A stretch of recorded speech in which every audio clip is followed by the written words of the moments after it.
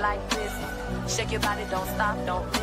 All you ladies pop your pussy like this. Shake your body, don't stop, don't miss. Just do it, do it, do it, do it, do it, do it, do it, do it, do it, do it, do it, do it now. Lick it good, suck this just like you should. Right now, lick it good, suck this just like you should. My neck, my back, lick my pussy and my crack. My neck.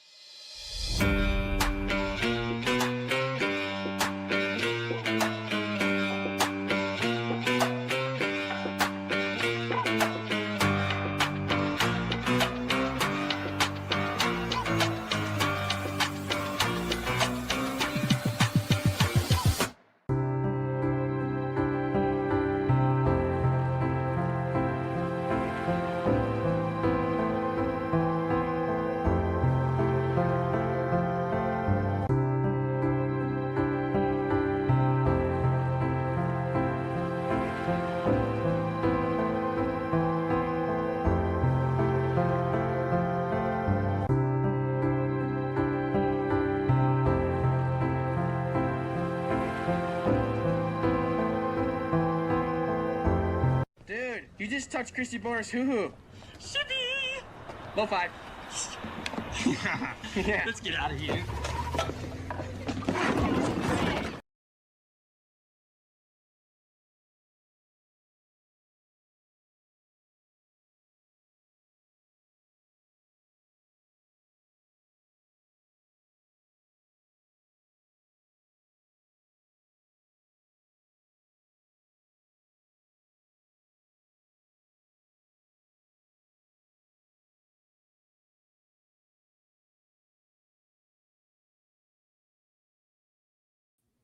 I wasn't even on stage there. I was talking a little bit, not much.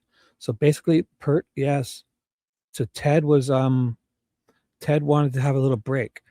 And so he took some time to he's gonna take an hour or two maybe, and he's gonna do a Nancy Guthrie big update, whatever, live stream, and I'm gonna join him and then dual stream again. And because it seemed interesting and that's what I want to do. And so I was just going to I've covered the whole Dale Warner case. So I figured if there's anything we can want to do for updates or anything, if you guys, that's where I'm at. All right. So what is up, guys? Did you enjoy that? Did you hear that person talk to me like somebody called me an idiot or something, or said I was a moron taking over Ted's stream? And meanwhile, like Ted asked me to share, I'm sharing my screen for him and I'm on his show as a guest, dual streaming. Somebody called me a moron. Whatever.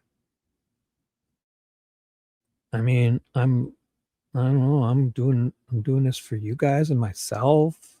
I'm not a professional. I'm dope. Just some guy. I work. I'm an HVAC guy. I work construction. I'll fix my car. I have grandkids. I'm a grandpa. I'm a security guard. I play with RC cars in my business all night. And I'm doing this live streaming all night because I got to stay up. And some ungrateful person yelled at me in Ted's live, said, "Ooh, you're gonna let this moron take over." I guess they want to do Nancy Guthrie stuff. But again, to that person, Ted wanted to cover the Delphi stuff. I wasn't taken over. So that inconsiderate, ungrateful person, Ted wanted to do Delphi to have synergy between his Nancy Guthrie, to introduce Delphi to his Nancy Guthrie fans. And I guess that's a Nancy Guthrie somebody wants to cover the Nancy Guthrie stuff, didn't want to hear about Delphi, and they felt like they needed to let chat know, which was extremely rude. And if they see them show up here again, I'm going to disappear them forever. So, because I mean, you don't have people, you guys are great. And that person didn't have to they can go and watch something and come back when it's, Nancy Guthrie, but oh my goodness, that was pretty ungrateful. That person, not you guys, that other person. So, you guys, I have a playlist of recaps. Bert, do you know about it? I can play all the recaps for this trial to catch you up. Because, there's so much that's happened. Basically, it's what is it now? It's Monday, technically, right? Yeah, it's Monday. And Tuesday, because Monday is a holiday for you guys in the States. I think something's up, right? Let me double check. Something's up. I'm checking right now. Oh, no. Is it a holiday for you guys in the States today or something? They said the jury is coming back Tuesday in the Del Warner case. So the jury went out on Thursday. It's amazing. Here, I'll show you the jury stuff. Oh, my God. So basically on Thursday, the 13th deliberation day, the jury went to deliberate. And then the judge sent the alternate jurors home and didn't give them instructions not to talk to people or watch social media or news or anything. And then it turns out Thursday night, they all did. They went and talked to their family. They went on social media, watched news shows about the Del Warner trial. And then on Friday or something, they had an emergency with one of the jurors. And they needed the alternates. And then when they called 3 of them back to interrogate them to see what they talked about and stuff. So, and during the trial, a juror fell asleep. So one of the jurors fell asleep during Del Warner's trial and therefore probably missed a bunch of stuff. And how can they sit there and say he's guilty or not guilty, right? If they're sleeping. Somebody fell asleep during the trial, a juror, and I don't think anyone noticed or something. Or I don't know how long it went on for, but the person literally fell asleep. A juror. So, do you want that kind of updates? Or how would I'll make a playlist. It'll include the updates and those quick snippets of this trial if you want to get an update. Okay. So give me a second and I will share my screen. Okay. If that's, hey, what's up? Yes. What are you doing up so late, Rebby? How dare you, young lady? Yeah. Get your butt to bed now. I'm commanding you to bed. In the morning, I'll be on with Ted. Rebby, Ted's going to do a Nancy Guthrie at around 4:30 a.m. And I'm going to go back as a guest on his show and then do a live stream. And he's going to have a bazillion people. So I'll probably get a bunch of new people coming to me if they'd like to do stuff like Del Warner and Delphi also. So Ted says he's going to have a nap for an hour or two or whatever. Maybe a couple hours. He said around 4:30. Maybe he's going to have a couple hours sleep. We may never see him again until 12 hours. He may zonk out and never come back. I'm not sure. He said he was going to start a new live stream in a couple hours. And I'm going to go on as a guest, help him out. I'm going to run the screen, do all this kind of stuff for him. And hopefully no other people yell at me for taking the time to share with them. Ugh. The person who gave me, they said I was a fucking moron taking over his show. Oh my God. Ted asked me to do that person. And I was sharing my screen and helping Ted run his show. Upon his request, he wanted. So basically, when that person is insulting me as a guest on Ted's show, they're really insulting Ted because Ted asked me to do that. I wasn't taken over. That was such an ungrateful comment from that person. Oh my God. Yeah, you should have fucking hit him forever, not timed him out. If you see that person here, time them out forever. When you hide somebody, they're gone forever. You time them out, they can come back. And if you see that person on my thing, hide them. Do hide. They're gone forever unless I unblock them. So that was extreme. If you just do, how long did you time them out for? Because they can come back. That's pretty rude to Ted, being rude to me on his show. I was helping Ted, and I was doing it at Ted's request. How could they say I'm taking over anything? So fucking ungrateful. I'm using my resources, my time, my computer. I was a guest on his show. He asked me to talk about Delphi because he wanted to have some crossover with his fans to maybe see if they were interested in Delphi. We were taking the time. I'm not a professional, and that was so goddamn ungrateful. Oh my god. Well, they'll be back. I don't know the name. I forget the name. I'm sure I can go find it in Ted's live stream. But whatever, it was so goddamn ungrateful. Yeah, it's usually, see, they love doing that. Could be a troll coming in just to do just what they're doing now, to piss me off and maybe cause strife between, and then they disappear and we may never see him again. Right. So I'm gonna move on. Right. For TJ, for you guys, I'm totally moving on. Good point. Yes, because that was definitely something like an intentional troll would do, because they don't want Ted and I talking about Delphi. They don't want Ted talking about, some people, these people, probably a Delphi person on the prosecution side that wants to just cause trouble because they see a huge team of Ted and Shibby and Ted joining forces and getting the truth out and awareness, just the awareness. Yeah, exactly. They don't want that. So I won't let it get to me. Thank you for lasting. Well, thank you. You don't have to, but thank you very much for saying that. Just I do this because I enjoy it. I'm kind of technically working all night. I have to stay awake. I'm doing my security job, and I'm watching paint dry on some RC bodies I painted again. I could be doing other things, but I'd rather be here with you guys because my main gig is doing my security job. I have to stay up. So I'm drinking coffee. I slept a wonderful sleep. Like half an hour before Ted's show, if you missed the beginning, I woke up to my alarm and I fucking, the boing, boing, like the iPhone, boing, boing. I use that because it always gets my attention. And I was like in the REM sleep at about 7 hours and 37 minutes because I put a sleep timer on to see how much sleep I'm getting. So I use my old iPad on my bed and I hit it before I go to sleep, and it keeps track of if I'm getting good sleep or moving around and all that. And when I woke up, I stopped it. I looked at it, but my iPhone I use as the alarm, and I keep it beside me, laying on the bed also. And it was I think it felt like for 5-10 minutes, right before I woke up, I was like listening to that alarm going boing, and it wasn't bothering me. I was so deep in sleep. It was like wasn't bothering me. You think that boing, boing, and the vibrator is on my mattress, so I could hear it going, and I swear I could have been listening to it for at least 5-10 minutes. You know what? Actually, I should have double checked what time I woke up at exactly, because I set my alarm for like 8:25 or 8. Yeah, and I woke up around 8:35, 8:30. So I could have been listening to it for 10 minutes and not cluing in until it's like, oh my God, that's my fucking alarm. Like I was so deep in sleep. I was literally in REM deep. What would you like to hear? Oh, yeah, for TJ, you spent so much time with me the other night. We're going to do anything you want. But also, if Ted goes live, I'm going to go back on his show, okay, guys? Because he's doing a Nancy Guthrie thing, and I'm going to get to go on and help him with it. And I'm going to dual stream it to my channel. And he's going to send me a bazillion subscribers or something. Because the one time Ted and I were talking, he had like 2,500 people listening at one time.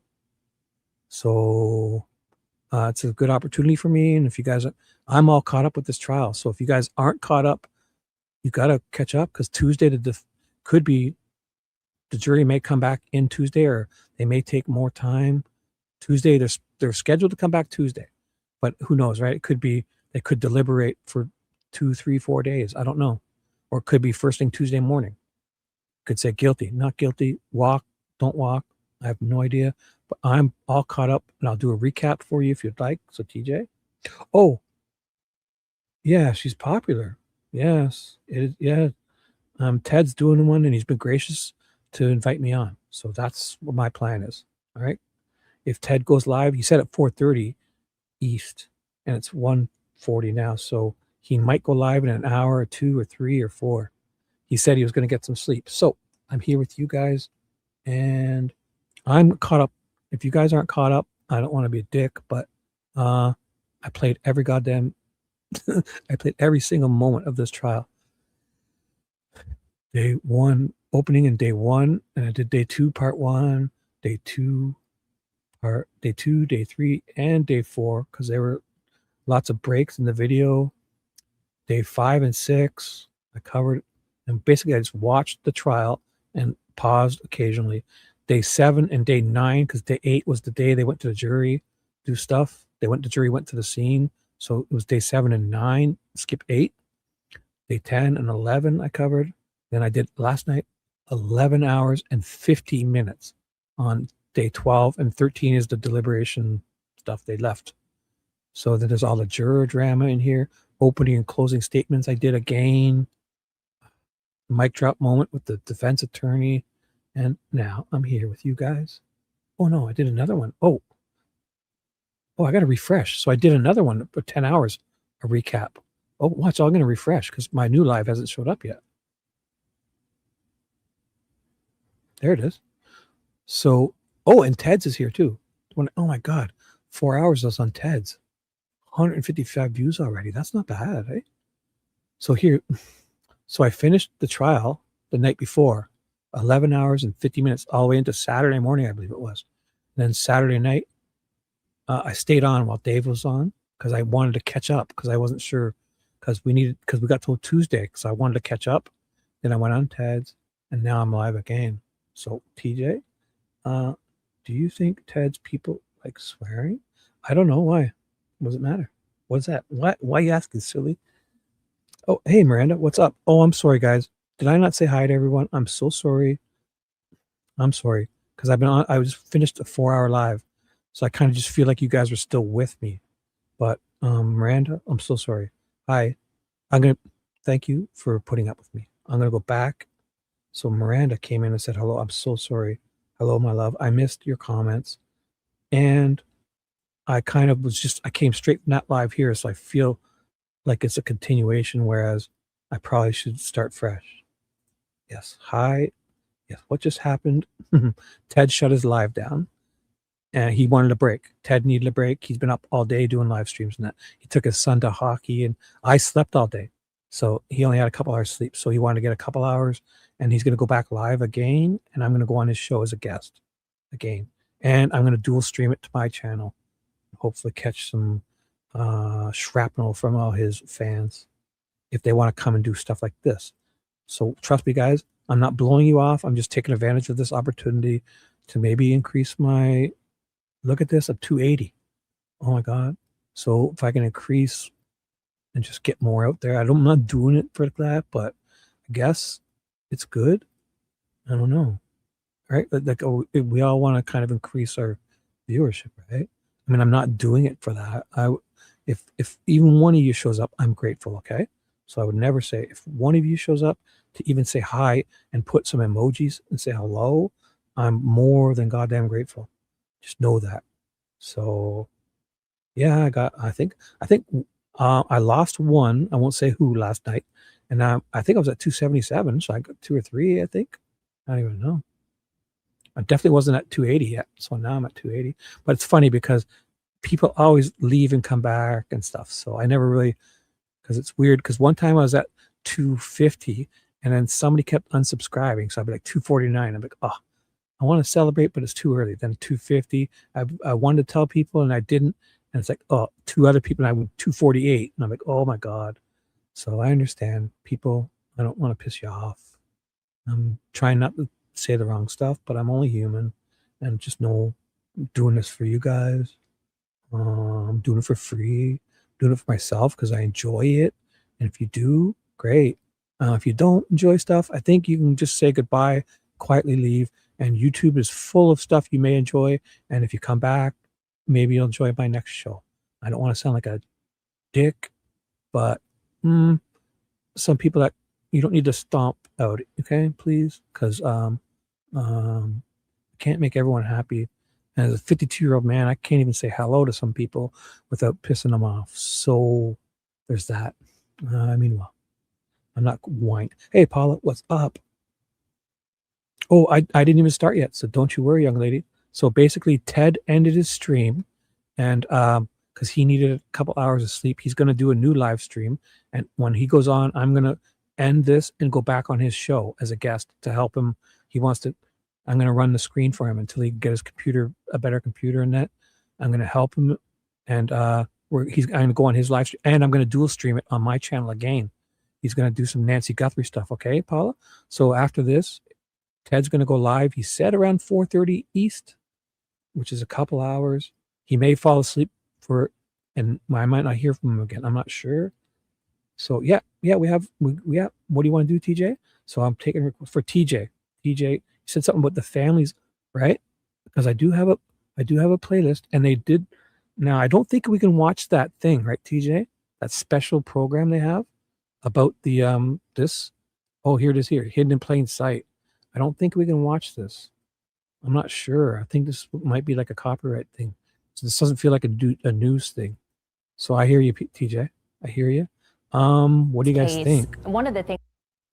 Is this news? Is this something I can watch? This sound like a program because they have two parts, right? And so I'm not sure if there's a part 1 and 2. This is probably part 2, I guess, because it's 25 minutes. Dee's son. Yeah. Oh, the other one? This one? Look like he's in this one, right? Watch when I hold it over. Is that one of the sons? That's not that Zach, is it? No. Who's that? So you want to hear from Dee's son? I don't know if I can watch this. Oh, here he is here. Who is this? She probably had a few sons, right? I could probably find just the clips, which would probably be safer. Because I don't want to get a strike. I don't want to steal from them. But yeah, this looks like him, right? His testimony didn't match his wife. Oh my God. So you've been learning about, yeah. So I need to hear, I have that. Okay. Yeah. This guy, not the first one, right? His first testimony, Zachary Bach. He was on basically day 1. But he was day 2 or 3, right? I have it. Zachary Bach. They have it. I'll find it. Or maybe I didn't put it on his playlist. He was definitely Dale Warner, day 3 recap. He must be in here. If I didn't, I'll go find it. Because this day 1 is the daughters. 2 daughters, the eyelash technician, and Amy Jo, the sister-in-law. So I'll find it. I have it. Yeah. Do this for TJ. The real trial. Right. Okay. I'm on it, TJ. Let's do it. Thank you for being here. You've definitely put up with me, and this is dedicated to you. I'm going to find it right now. Oh, maybe it's in the videos, right? I should just play the day 1 and I can find it, right? Oh, right. That's it. Because no, he's day 2. What day was he? I should look at that. You know what? I'm going to bring up the this website. This is it. They have all of it here. The days. Daily try. So it goes in reverse order. It starts. Beginning was he was day 2. Yeah, Zachary Bach is day 2. Now, I'm trying to put a little video out tomorrow on the trial, like a synopsis. How long is it? The jury went out deliberating on Thursday, Miranda, and then they had an emergency. The alternate jurors were called back, but the judge released them too soon, and they went and talked to people and watched social media stuff, and they went and watched news and talked, and they weren't supposed to. But then on Friday they had an emergency, and they needed an alternate juror to come back, and he had to interrogate them all. I'll show that later if you want. There's a whole jury drama, and one of the jurors fell asleep during the trial. Literally, they talk about it. So, Zach. So I'll find that. This is for you, TJ. It's got to be in the videos. So give me a second. They have lots of videos, so I'll have to go back. You know what? How about I just do this? I'll just search it.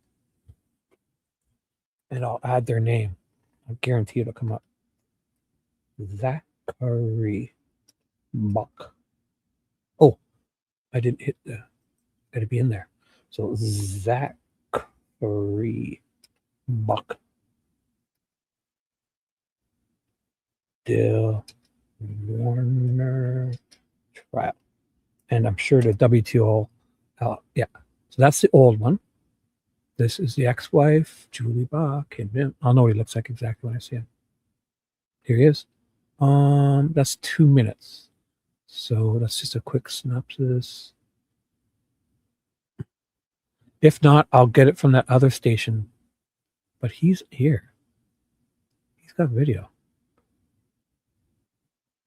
I know it. Why?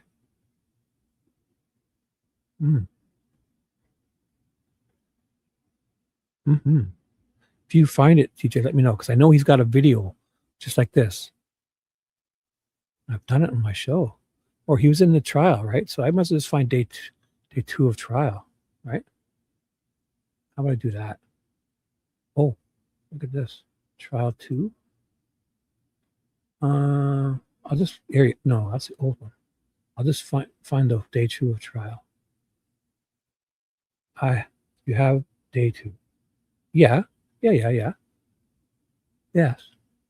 Because we only missed parts of day 1. It's basically my first live stream. Why don't I just play that?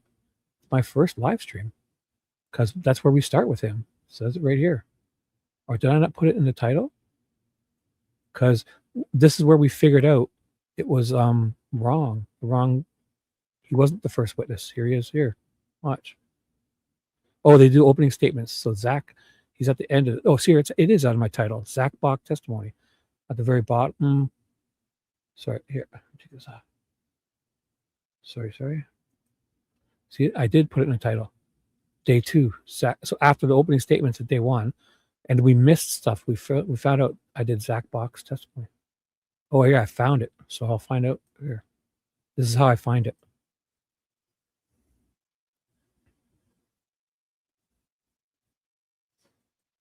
Let me shut down this live. This is my live stream from the other day. So it's here. Definitely first thing I did, basically. And when he finished, here he is here. So I'll play this. Now I'll take my chat off the screen. Just know that in this video is the chat from the day I played this. Okay. Is everyone clear with that? Okay, just slow. It's okay. Just slow down a little. Oh, am I talking too fast? I'm excited. This is fun. Sorry. Here we go. Good morning. Can you state your full name and spell it for the record? Zachary Christopher Bach, Zackery, Christopher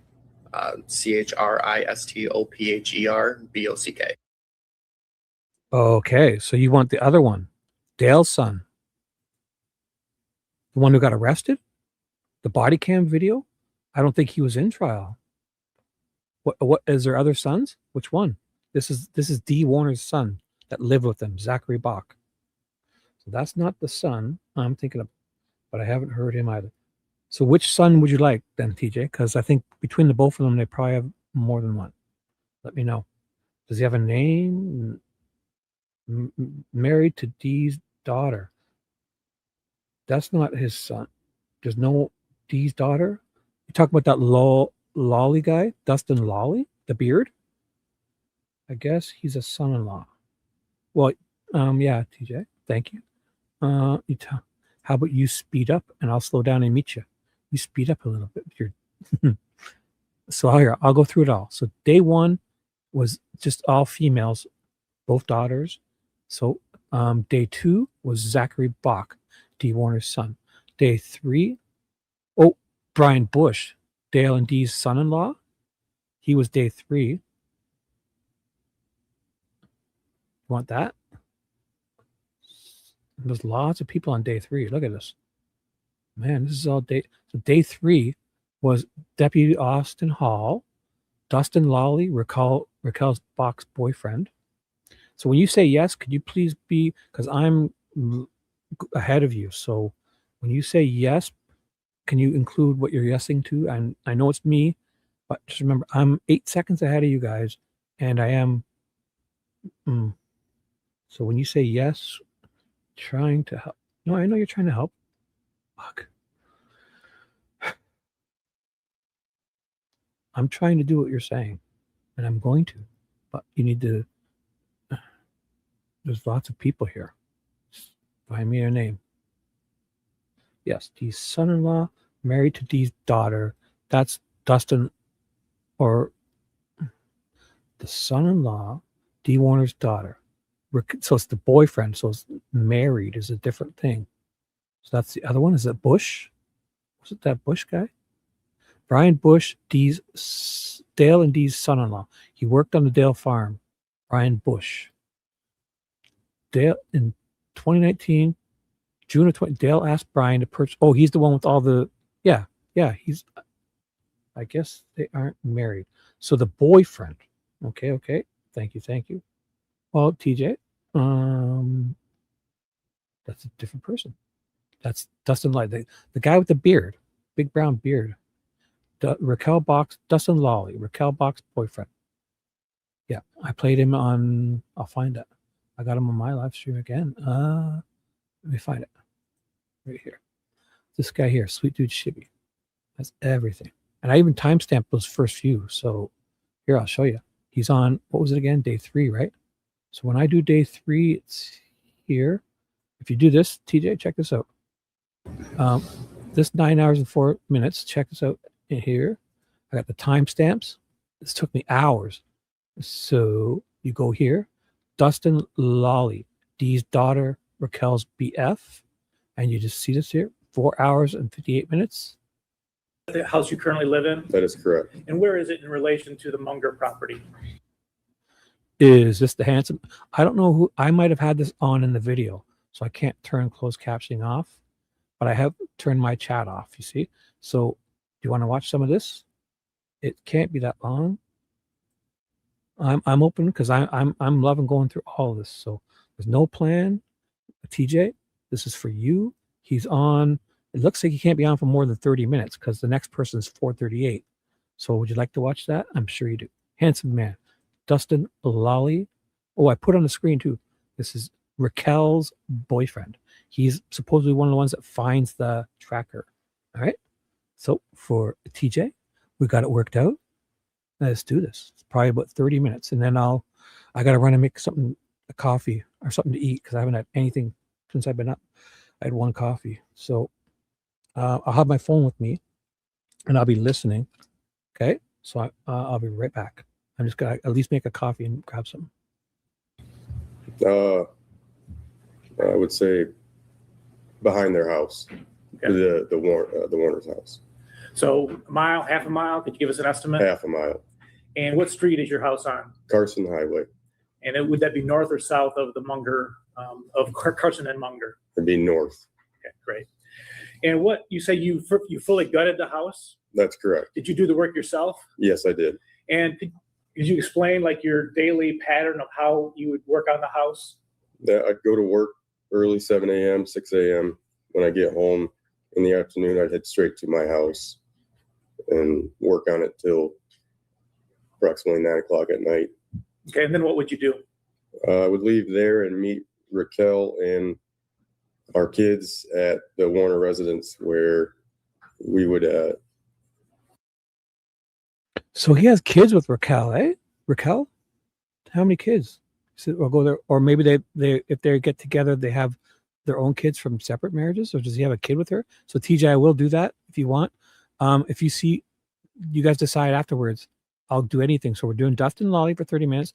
After Stacy Brody, Dee's massage therapist. Before it was a Deputy Hall with all that body cam, tons of body cam. Austin Hall. Then there's Stephanie Volkel, Dee's employee of 5 years. Kyle from day 3, Kyle Wagner, the IT guy. Day 3, Brian Bush, Dale Warner's ex-son-in-law. And I played day 4, Michigan police analyst, Georgia Ziegler. Day 4 is that, he's the GM OnStar guy, Devin Newell, GM senior manager.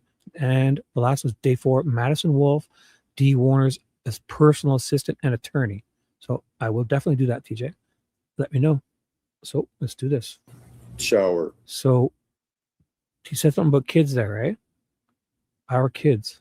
So I don't know if they have kids together or they have their own kids bringing them together as boyfriend and girlfriend. And eat dinner, and then we would head from there to where we were staying during the project at Raquel's dad's house. Okay, so you weren't living at the house while you were gutting it. That is correct. And explain where you were living then? Wheelan Road, Tim Bach's house, Raquel's father. Okay. So how long did this go on where you would go to work, work on the house, and then go over to the Munger farm for dinner and family time? How long did that go on? A very long time. I worked on the house, well, from 2020 is when I tore it apart until 2022. All right, so up until April 2021, the pattern is still going on. Correct. Okay. And does this conclude weekends too? Yes. From the weekends, it'd just be from when I woke up till maybe 10 or 11 at night. And when you went over there, you said generally it was around 9 p.m., is that right? To the Munger house? Yes. Would everybody had waited for you to eat or what? Nope. Everybody's already ate. Usually our daughters would be bathed and ready for bed. I would walk in and I'd eat by myself at the kitchen table, or I would be the only one eating. Yes. Okay. And just describe for the jury a little bit the room that you would be sitting in. You said you were at the kitchen table. Kitchen table that's connected to the kitchen, obviously.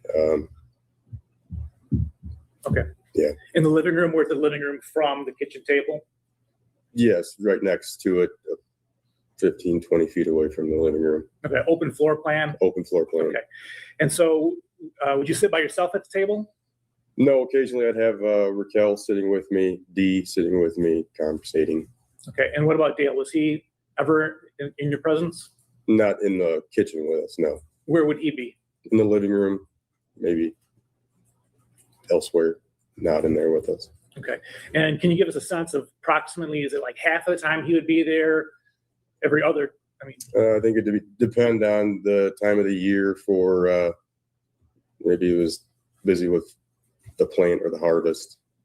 Wintertime, he'd be there. okay. So were you around enough to know like the different seasons of farming? Yes. Okay. And you just mentioned planting. Could you explain what that means? Spring, we'd be getting tractors ready, planting crop.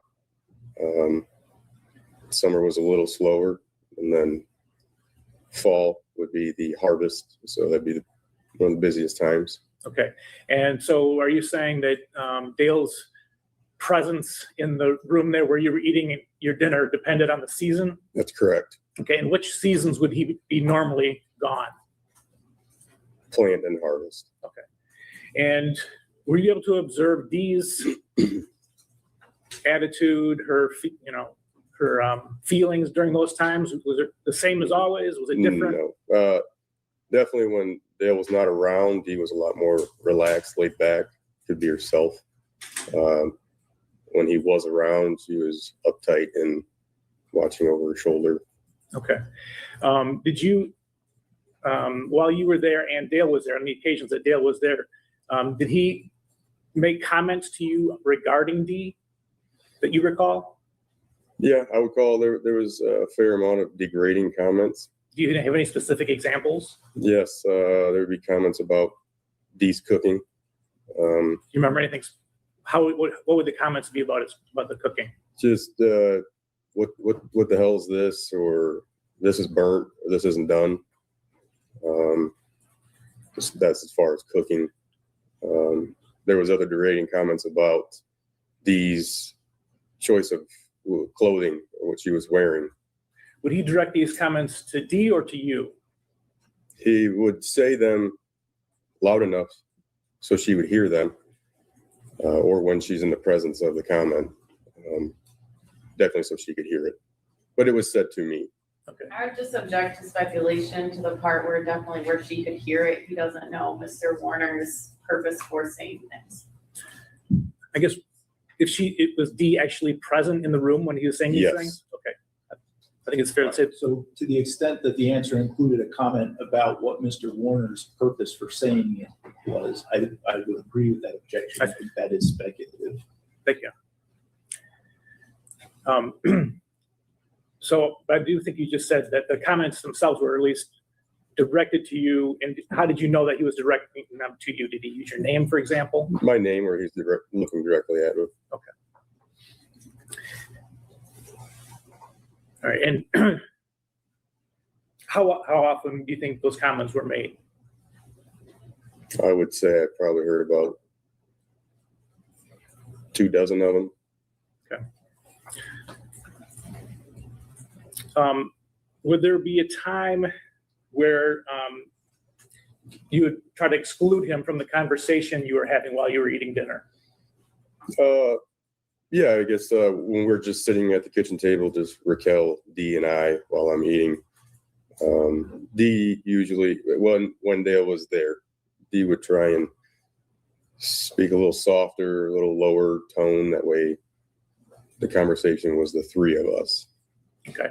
And then did Dale do anything that you saw to try to get in the conversation? Yeah, there's one time I can remember specifically where we were eating. I was eating.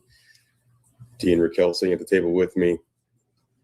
Dale was sitting in the living room, and he would walk to the pantry behind the kitchen table, and he would get 2-3 M&Ms, and then slowly walk back by. Did you guys hear that? That was a weird, if that's true, going to walk by to get a couple M&Ms and then going back and eating them, and he kept coming back and doing that. That's definitely, if that's true, like, that's very weird. Go sit on the couch and then get back up and then walk past us to 2 or 3 M&Ms, and then so on and so forth. Slowing down at the kitchen table. Okay.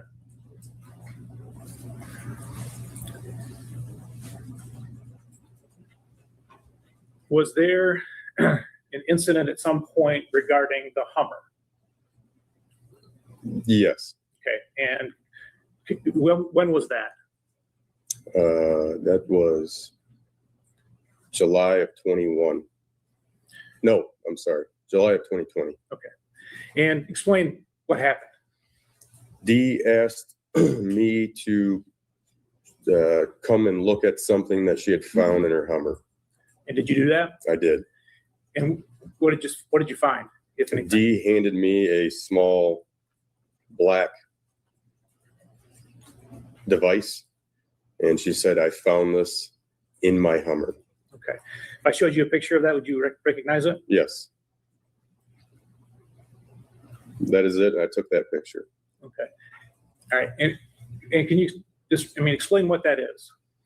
It plugs into the OBD2 sensor that all vehicles have. It's a port, not a sensor. He misspoke, but it's a OBD2 port. Every car has it. It's near your knees under the steering wheel, and it's very obvious if you're trying to track somebody, you wouldn't do it through that, because you can hardwire it to a 12-volt constant anywhere in that car. The wheel well, the spare tire compartment, inside the dashboard, under the seat.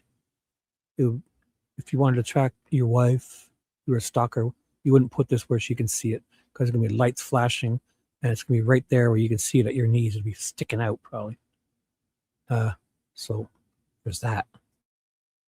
Down by your left knee area in the vehicle, the driver's side. And like I said, Dee gave that to me, and that. Yeah. Inside my Camaro, the rear quarter panel is the tire well. I can open up my trunk, and I have access. I could stick it inside there, where the spare tire is in my rear. My Camaro has a right rear quarter panel. That's a tire well. The tire and the spare tire stored there, and it goes over my rear tire, my right rear tire. So I could wire it into a 12-volt constant wire and hide it and put everything back, and you would never know it's even there. So yes, the tire well, not on the outside, on the inside. There's wells are in the inside of cars too, behind panels, in the trunk, under the seat, anywhere in the dashboard behind, like you open up the glove box. If you push it, you can open up glove boxes like to hang down, get behind them. You can hide it up under the dashboard. You wouldn't do it this way if you're trying to track someone and them not know. This is extremely obvious. It pops out. Got lights probably on it, the flash. Ask me if I know what it is. Okay, and did you know what it was, or did you find out? Offhand, I did not know what it was. I did Google one of the numbers that are on the screen there to find out what it was. And what was it? It said it was a tracking device. Okay. All right. And so did you tell Dee what you found, what it was? Correct, yes. All right. And then did you do anything with it after that point? I asked Dee what she wanted to do with it. Okay. And what did you do as a result of talking to her? She wanted me to, Objection, hearsay. That's fine. That's fine. I'll re-ask the question. I just want to know what you did in response to. okay, the top button, I pushed it in. The device came apart in two halves, and there was an SD card inside of it. I removed the SD card, put the two plastic halves back together, and I handed both the SD card and the device back to Dee. Okay. And did you see it from that point what she did with it? Yes, she put the SD card back in her pocket, or she put it in her pocket, and then she turned around to head back to the garage with the device Okay. And do you know where the Hummer was at that point? in the garage.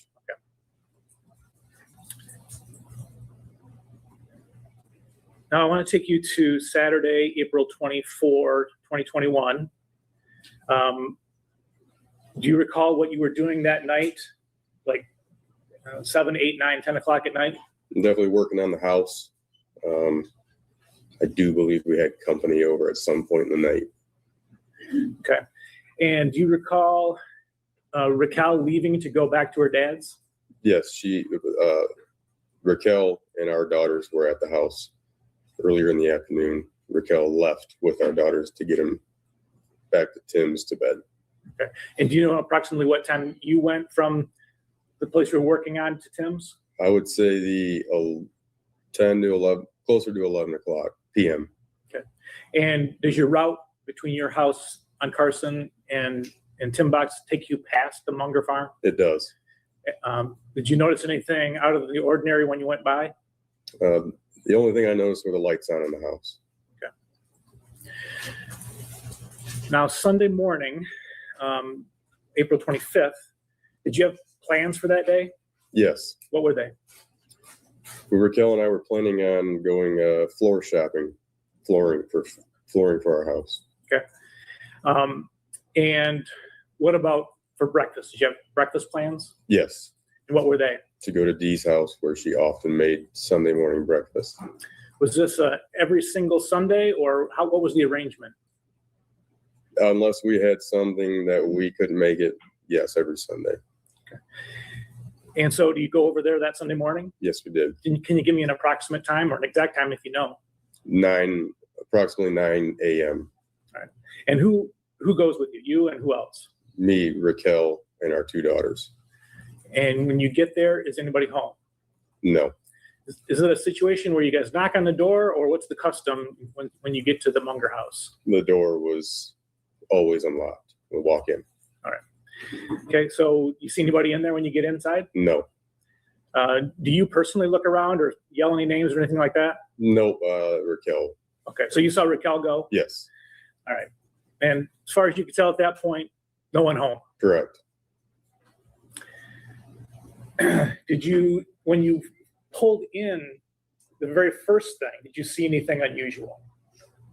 I did notice the Hummer and the JCB telehandler parked down at the office. So the JCB, the front end loader, right? Correct. And the Hummer were both up or down, however you describe it, but they were positioned at the office. Correct. Okay.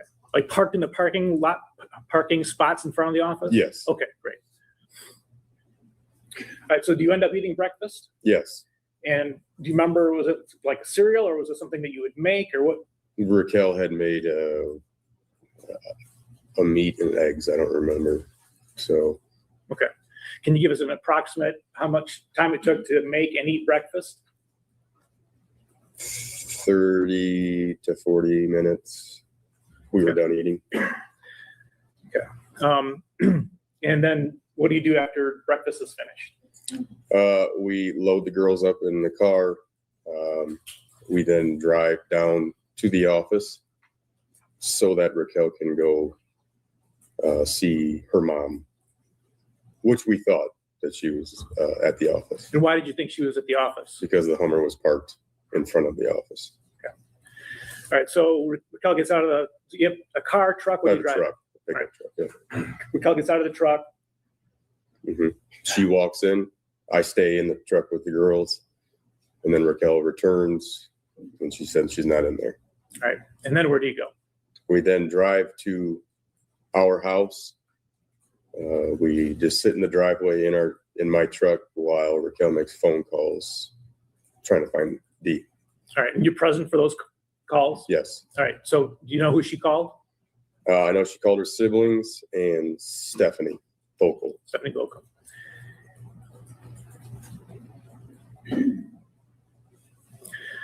And had anybody seen Dee? No. No one knew who she was? No. Okay. So now what do you do? So then after And- the phone calls, we then drive Had back anybody seen Dee? to No. the Warner No one knew who residence. she was? No. Okay. So now what do We you do? pull into So then we the pull new in, shop. We then Had drive. anybody seen Dee? I Had get out of anybody my seen truck to No. the Warner Because I residence. know that the Okay. So now what do you do? pull into the motorhome is parked in the new shop. I get out and I walk in to see if possibly Dee slept in the new camper that night, or not the camper that night.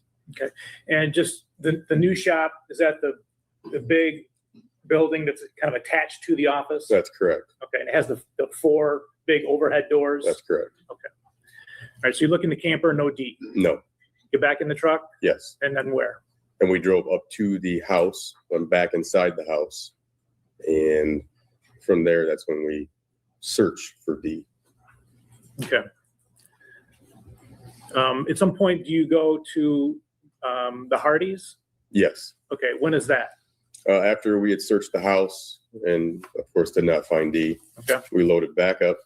We drive down to the Hardee's Event Center, where there's 2 bedrooms located in the barn.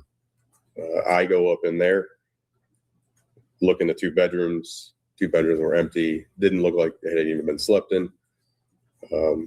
And then we proceeded on to the Hardee's residence. So the event center, how far approximately from the Munger farm? A mile, if. And and then the Hardee's residence, how far is that from the event center? Once again, a mile. And do you contact anybody at the Hardee home? Yes. Who's there? Shelley Hardee. What about Greg? No, he wasn't there. And did Shelley have any information about Dee? None. And so then what do you do? So Shelley gets in my truck with us, and we go to what we call the Cedar Point property, which is M50 near Onset Highway. And there's a barn on that property with a bedroom in that as well. Okay. You searched there? Yes, I got out of my truck. I walked in and searched that bedroom. Okay. Anything at all? Not as far as Dee, no. Okay. Anything else? Anybody there? Yes, Who's there? Brian Bush and one of his friends. Okay. Hunting.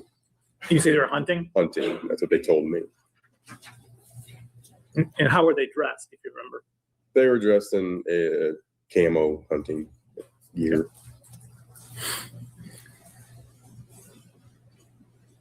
All right. So then where from Cedar Point? So from Cedar Point, we then went back to the Warner's office, where we joined up with Zach and TJ, and attempting to look for Dee on security camera footage. So do you remember what Raquel does? Does she go in the office with you, or does she go someplace else? Raquel and Shelley go back into the house.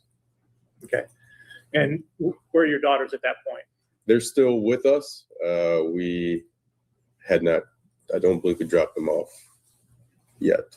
Okay. At some point, you do drop them off? That's correct. Okay. All right. And so approximately how long do you think you're in the office from that point? It was a couple hours. Okay, and what was going on in the office while you were in there? We were making phone calls to anybody and everybody looking for D. And once again, Zach is attempting to find security camera footage to see anything that happened. And you were in there that time while he's looking? That's correct. Okay, did he ever point anything out to you that, okay, here she is, or here she is, anything along those lines? No. Do you ever see Dale? Yes, a couple of times. And when was that? While we were while Zach is going through the security cameras, Dale comes in and out a few times. Okay. And does he make any comments or anything happen when he's in there? He was just talking about she probably took off. Not sure where she went. She was sleeping when I left this morning on the couch. And you said he was in and out various times. Did he tell you when he was leaving out what he was going to do? Yep, gonna go spray is what he had said two times that he left. I'm gonna head out and spray. Okay.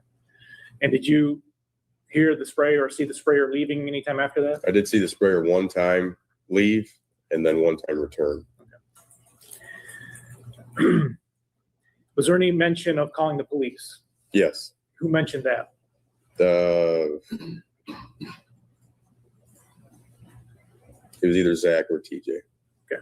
And was Dale there when that was mentioned? Yes. Did he have any response? I wouldn't get ahead of yourself along those lines. Okay.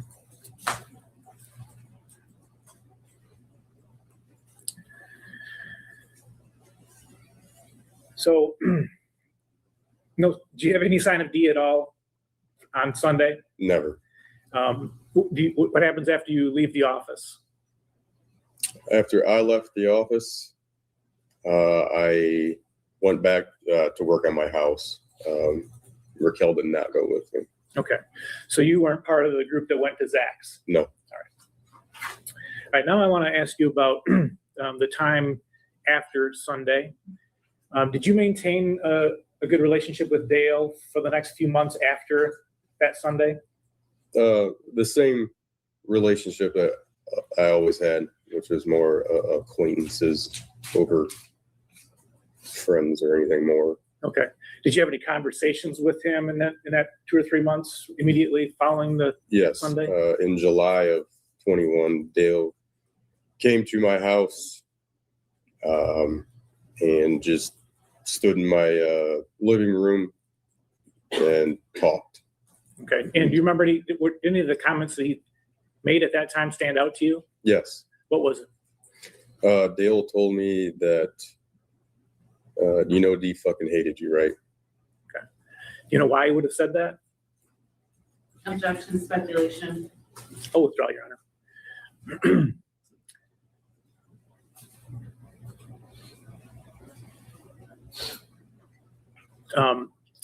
Was there ever a time, or maybe it was the same time, when he made other comments about Dee's marital faithfulness? Yes, that also was something that he spoke of about. She probably ran off with another guy. Okay. Did he say whether he had any knowledge of any past marital infidelities? No, not to me.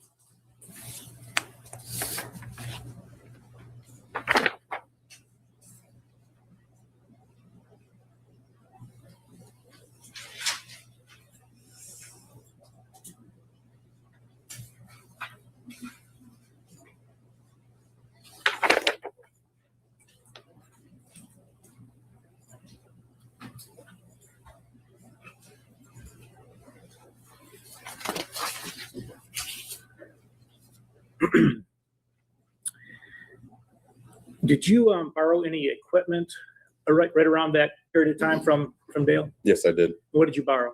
The JCB loader. All right. And do you remember the comment he made around the time that you were asking him to borrow that regarding the investigation? Yes. I did go over to ask if I could use it to move insulation at my house.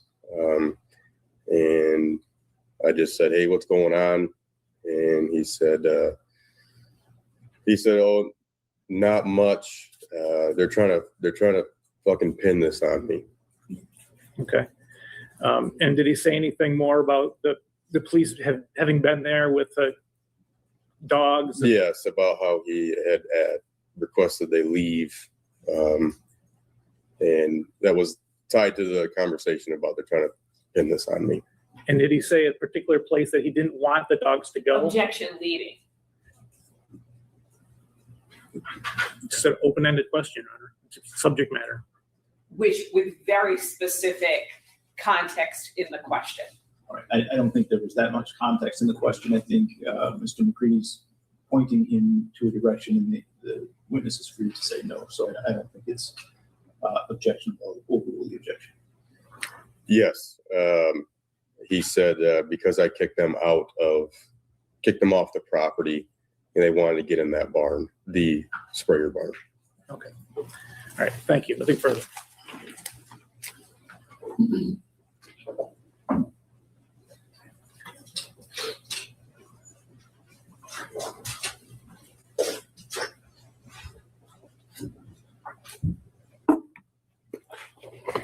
Good morning, Mr. Ali. My name is Marissa Sabinsky. I represent Mr. Warner, and I just have some questions for you. In regards to the comments Mr. Warner would make about Miss Warner's food being burnt or not liking the food, what would Miss Warner say back? She would roll her eyes. Every time? Yes.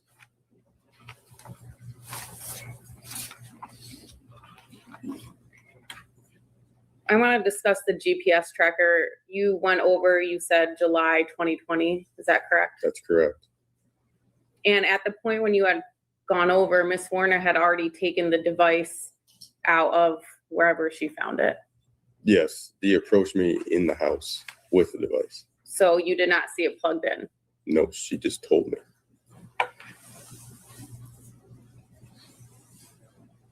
You have no personal knowledge of where Miss Warner found the device? No. And you testified you didn't know what it was? When she initially showed it to me, correct, I didn't know what it was. And you had to Google to find out information about it? Yes.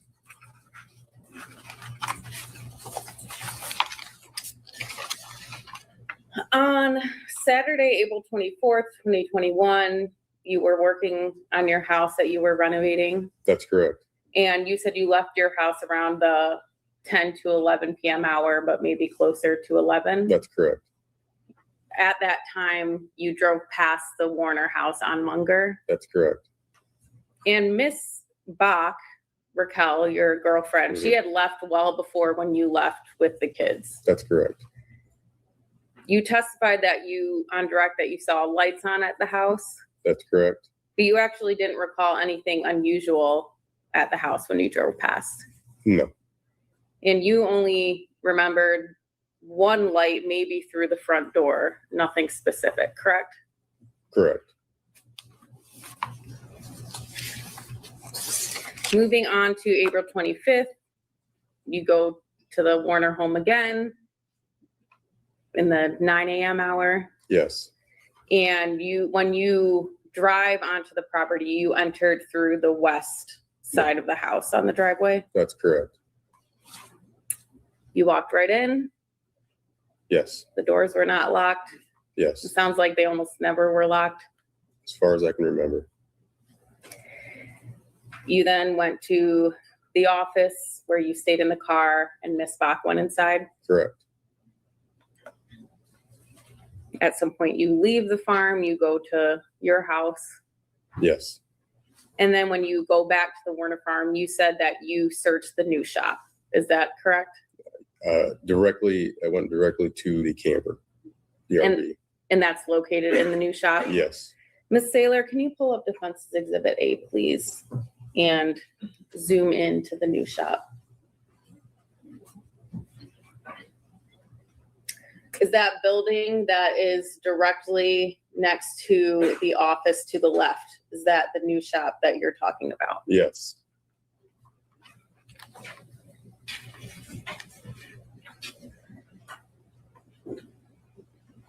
And then you testified you went to the Hardy's house at some point after that. Yes, Greg Hardy was not home. It was just Shelley Hardy there. that's correct. And then at some point after leaving the Hardy farm, there's a lot of properties, so I understand, but you actually checked, there's a vacant house on Carson Highway. Is that correct? Yes, And you went to this property, and the property is across from the Warner farm. yes. You seemed a little hesitant. It's not directly, it's across on Carson, yes. Directly across, kitty corner, diagonal, Somewhat kitty corner, and about how far away would that be from the Warner farm? 200 yards. 200 yards. So you went to that property, the house was vacant? I couldn't even get in because it was locked. Okay, you didn't get in.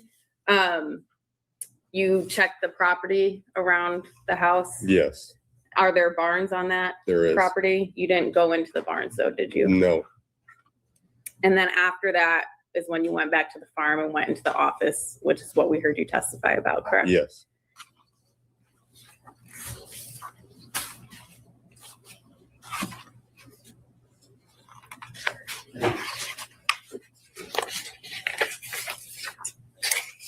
Lastly, after April 25th, 2021, you were involved with searching for Miss Warner, correct? Yes, There was a volunteer search about a week or two after she disappeared. yes. Is that accurate? Did the search team that volunteered to get together, did they split into multiple groups and go to multiple different areas? Yes, we spread out throughout a field and walked. And one of the places that was searched was Greg Hardy's property around his house, correct? That's correct. That's Miss Warner's brother. That is correct. Who was involved in that search team, if you know? I do not. I do not know who specifically. I remember seeing people on there, on Greg's property. Did you ask Mr. Hardy if people were able to search his property? Greg headed up this search party, so he told everybody, walk from here all till we get to Tipton Highway, which includes walking through Greg's property. If you know, was he part of the search that was around his house? I do not know.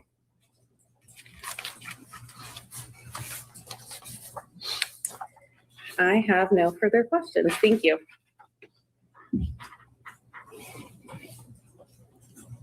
I don't trust this guy. Beard's too perfect.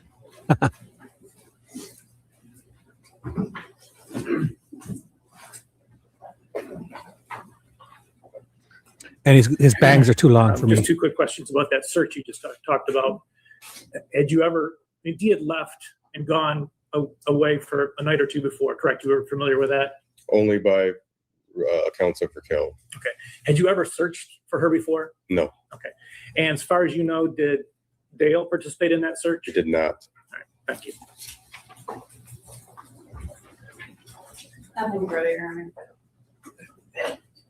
All right, are we, oh, I'm sorry.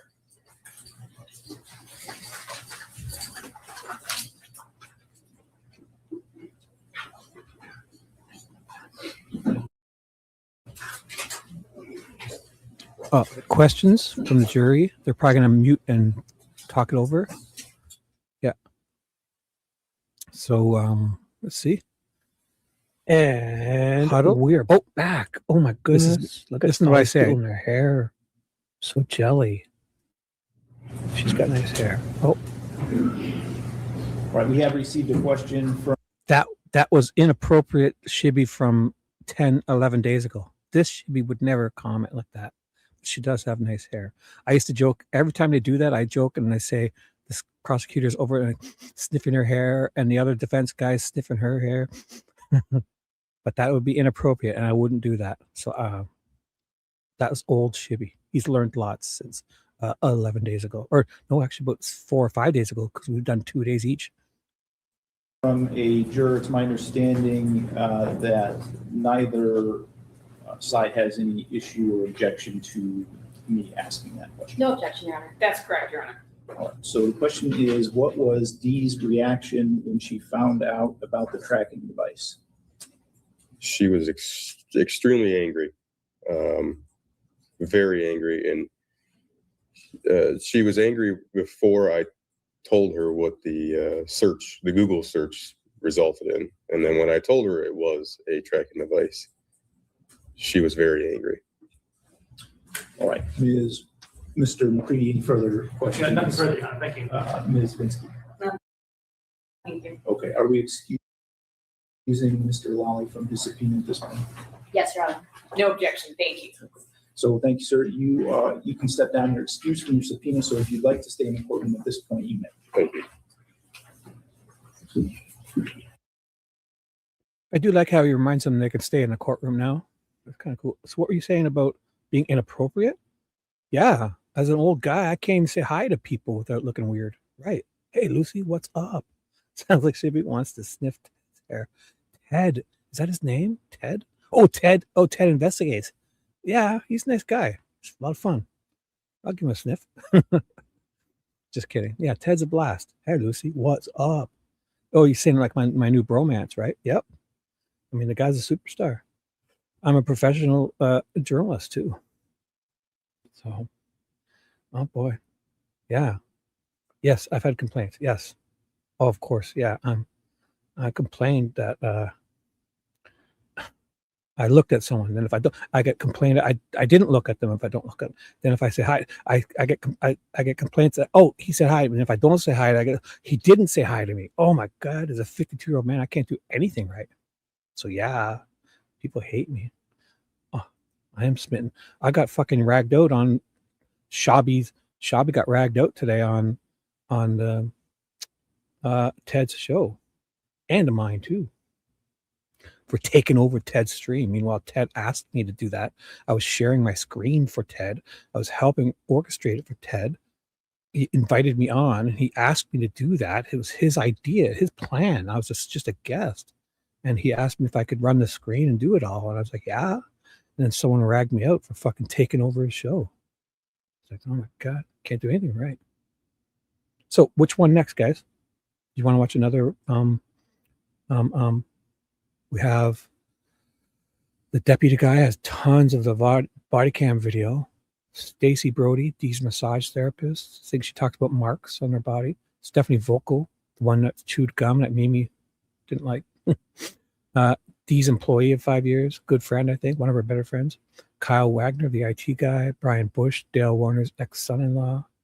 The Michigan police phone analyst, George Ziegler. That was kind of not very interesting.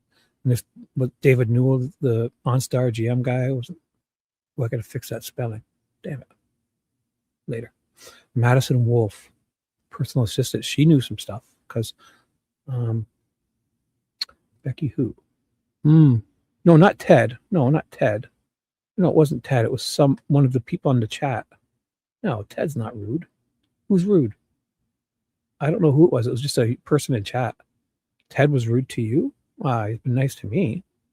I mean, he's going to be like my co-partner, so I think we're going to team up and take over the world, guys. He's not rude. He might be gruff. He definitely has lack of sleep, so he's probably, but whatever. What do you mean he doesn't? Oh, thank you, Becky. Thank you. I appreciate that. You're back in the house. You're back. Yes. You don't have to sleep on the couch tonight, Becky. I'm kidding. Thank you. I appreciate that. Ted's good to me.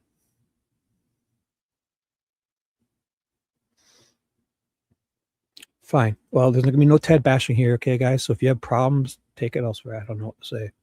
But yeah, he's been rude. He's nice to me, and he's been nice. I've not seen him. He gets a lot of flack, too, and there's a lot of misunderstandings, guys. So let's move on. What do you want to listen to? Let's go. Because I'm leaving this live stream to go back on his today, too, if he goes back on. So that's been the plan. That's what I want to do. He's going live. He said at 4:30, probably in a couple hours. So, and I'm going to dual stream again, but it's going to be a Nancy Guthrie thing, right? Yeah. Well, this person jumped. I think they were just jumping on to just cause little, because it did catch me off. It did catch me off guard. I almost took the bait and went off, but Luckily, I didn't. I did address it, but I didn't get stuck on it. So. But it was, yeah, sniff, sniff. Lucy, you're a howl. You're a lot of fun, Lucy. A sniff for Lucy. Anyways, so I want to pick one. Oh my goodness, put me on the spot. Who does anybody want to hear? Do you want to go? Oh, we can watch that body cam video. That was so good, eh? What was it? That was I'll watch the defense's closing statements again, guys. For V, it's like a mic drop, and V loves watching it, I'm sure, because she thinks he's guilty now. No, or maybe. Oh no, yeah, V is convinced he did it, and I can't see if you watch this. Hey, what's up, Miranda? Oh, thank you. Look at this. Compliments. Thank you. I'm not fishing, but thank you. I'm not fishing for compliments, but thank you. Thank you. Oh, thank you. More than nothing. Your channel will still. Yes, that's the whole fun of it. I got to work all night, so I'm doing this. I enjoy it. I'd be doing this alone, watching true crime stuff, probably while I'm not doing what I'm supposed to be doing and watching my security cameras. Oh, I got a playlist. This here. Here we go. This is a good one. No. Oh, I can go over the recap stuff. Oh, I made this. This is the recap of all this woman. It is day 7. This is the one from WTOL. She did like recaps from the jail or from, I never covered any of hers. So if you want, and I added all the recaps, but I was here. So I'll go back. The playlist is this one. I have everything on. I made a bunch of playlists. Here we go. So let me know. The whole truth. You don't love what?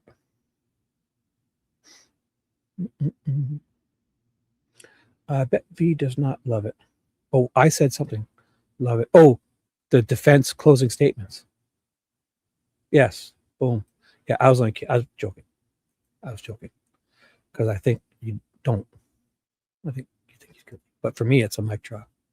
So you want to watch that? I fucking love it. It's an hour long, too. Goddamn mic drop.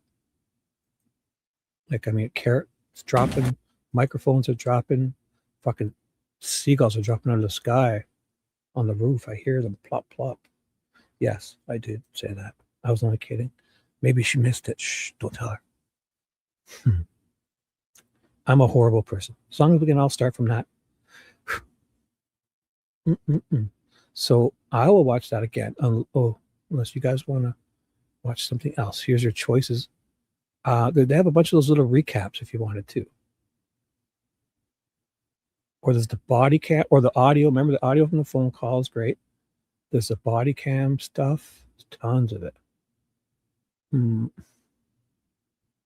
For you, Miranda, you're the one who notices I do that. I don't even know why I'm doing it. So this is called the Miranda. It's the Miranda. I have no idea. Definitely been doing that a lot. Only since I've been live.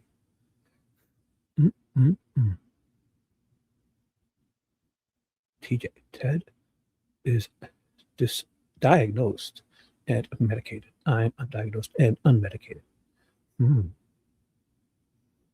Be no misunderstood. I think I definitely am myself. Oh, neurodivergent. Not me. I'm perfectly normal. I was like, when I was not even 1 year old, I took my walker down the stairs. Nothing but perfect life since I got down there. I got some fresh paint chips to crunch on. I took my walk. I was born in 73. At around 74, I couldn't walk yet. I couldn't even stand by myself. My mom and dad said, here, take this car with wheels, this walker. It's got wheels. Go fucking run around the house. You can't stand up by yourself. You can't walk or nothing. But here, fucking take this car and go drive around the house. So I did. I ventured out, young shibby, 1 year old. And I found the stairways and I looked down. I said, that looks fun down there. So when I went to go down, I guess the walkers aren't good on stairs. You know, those old roller walkers. Paint chips? Oh, I like yellow. The ones that are, I have yellow and white. And I think the yellow is kind of a banana flavor. Yes. And the white has more asbestos to it. So it has a better flavor. Yes, yes. And I think there's some with MK Ultra too, but that's like the red stuff has MK Ultra on it. I only do that on weekends. Here we go. So what do you guys want to do? I'm not reading.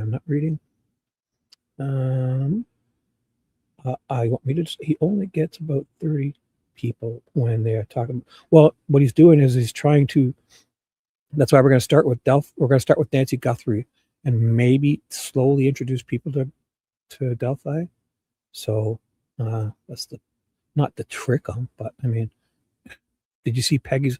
I think I did my best version of Peggy's display presentation. I tried so hard not to get distracted, guys. Oh my God, I tried to get through it, do Peggy justice, and she has granted me permission to help with it. But I mean, it's fucking amazing that presentation she put together. It's so goddamn awesome.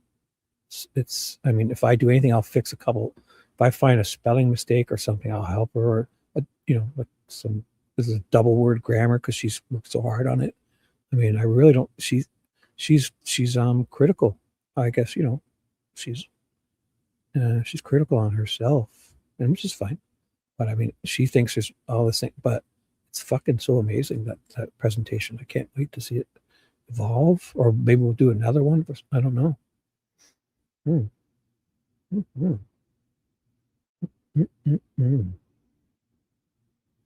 not reading comments as much as I should. I don't know anyone with a, me, I have it, I think, who are rude. I really don't buy that as my kind of excuse. Oh, I'll be, don't you worry about it. You have no trouble here. I'm going to dual stream, so stay here on my channel if you think he's rude, and I'll dual stream here. Okay. Let's go.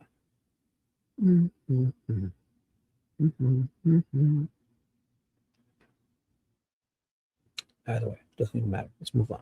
So let's go. So my vote. So if you guys want defense statements, let me know. I'll find other things.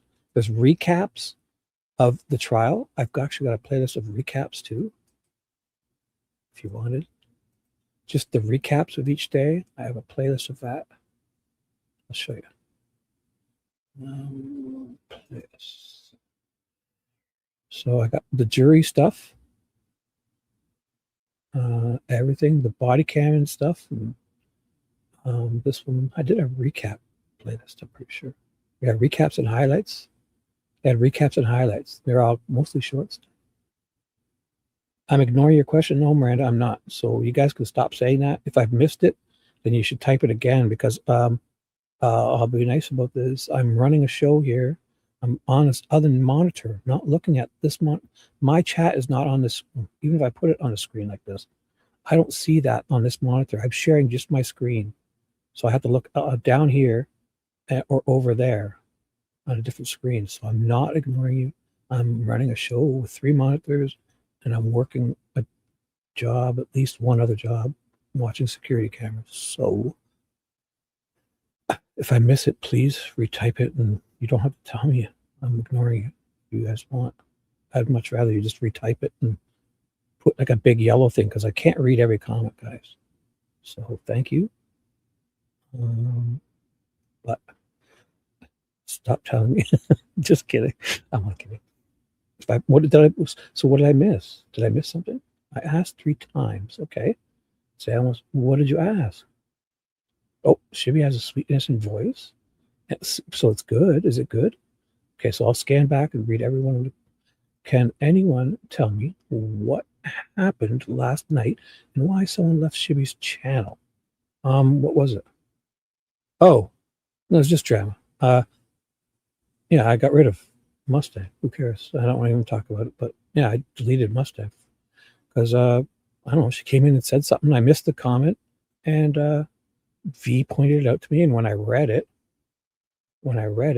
I just thought Maybe I mistook it, but I thought she told me to go and tell somebody something, to go and warn somebody about something. And I said to V, I wasn't going to run around and doing that right now. And then she came back on an all, or I don't know. I don't even know. So doesn't matter. Well, I'm glad I'm still here too. I'm glad you're here. It's just that.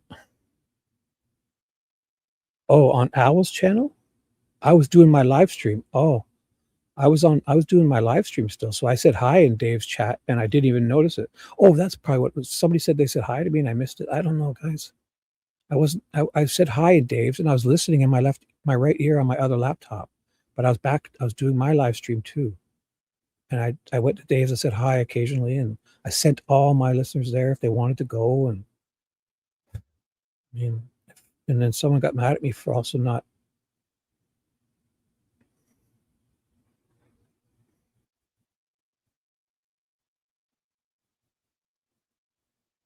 I don't even have Snapchat too, so I don't even know. But I mean, I just unblocked Mustang Friday. What's today? Yeah, Friday. Because Louise asked me, and I did. And I don't enjoy that stuff.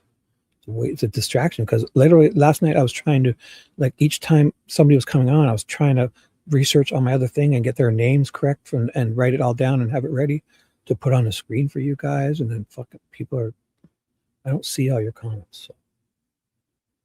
No one got mad at you. Not here. Anyways, let's move on, guys. This isn't what I want to talk about. So move on. Talk about this. What do you guys want to watch? What do you want to do? Tell me what you don't like. Tell me what you do like, please. I want nice stuff. Right? So that's just going to lead. I don't want to be bashing people. Maybe it's a misunderstanding. So do you guys want to watch more stuff? I'm new here. Oh, hey, Sharon. Yeah, you're new. What's up?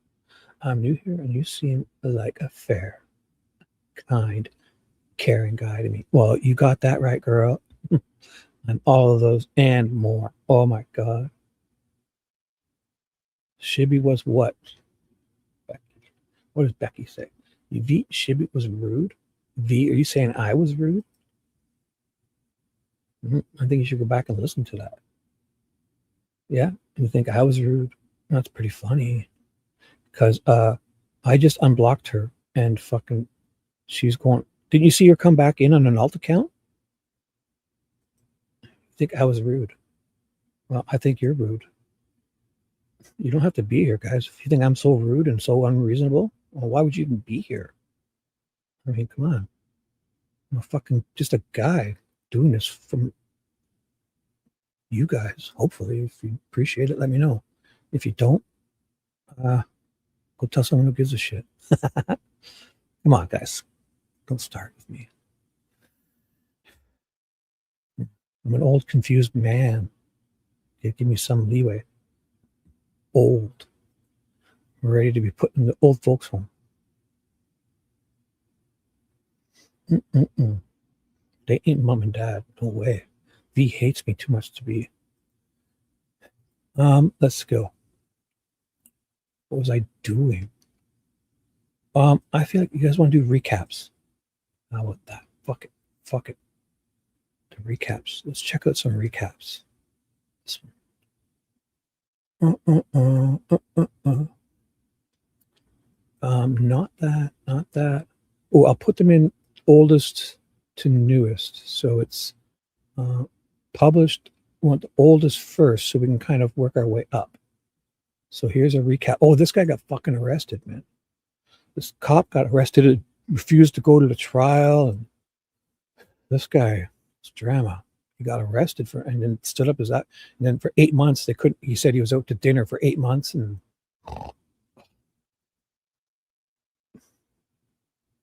yes, V, yeah. Can you just fucking let it go? I don't care. I wasn't rude to her. I do what I want. Why would you tell me what I have to do? Harry, how about you make a live stream and do what you want to do? I am doing what I want to do. I did what I wanted to do. Thanks. Pointing it out again. Twist in the Dee Warner case. A former sheriff detective who once helped investigate her disappearance is arrested ahead of the high-profile trial. This man right here, Kevin Greca, was arrested last. There, the LOLs, you see? If you put the LOLs, oh my God. I told someone to use LOL and emojis the other night, and in Ted's chat, you know what they said to me? They called me a fucking, what is that when you, there's a name for it. Illiterate. They said, oh, okay, I'll use illiterate emojis for you, you moron, or something like that. I was like, what? I asked her, are we friends and I don't know?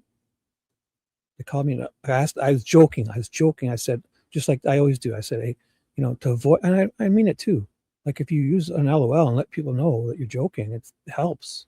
If you are being, you know, sometimes sarcasm is hard to, you know, express in typing in chats. So a little LOL and emoji goes a long way, especially if you're sarcastic and joking. And I joke, but I'm serious. I mean, it helps. And this person said I was a fucking illiterate moron. Last week in Ohio by U.S. Marshals after being accused of fleeing Michigan to avoid testifying. This case has gripped the community since 2021. That's when Dee Warner vanished without a trace. Her husband. Holy fuck. Yep. Wait, you said I haven't told you what to do. Wait. So V hasn't told me what to do, right? Okay. There's it. She came back on out when you banned her for no reason. All you had to do was say, so all I had to do was say, so V's not telling me what to do, guys.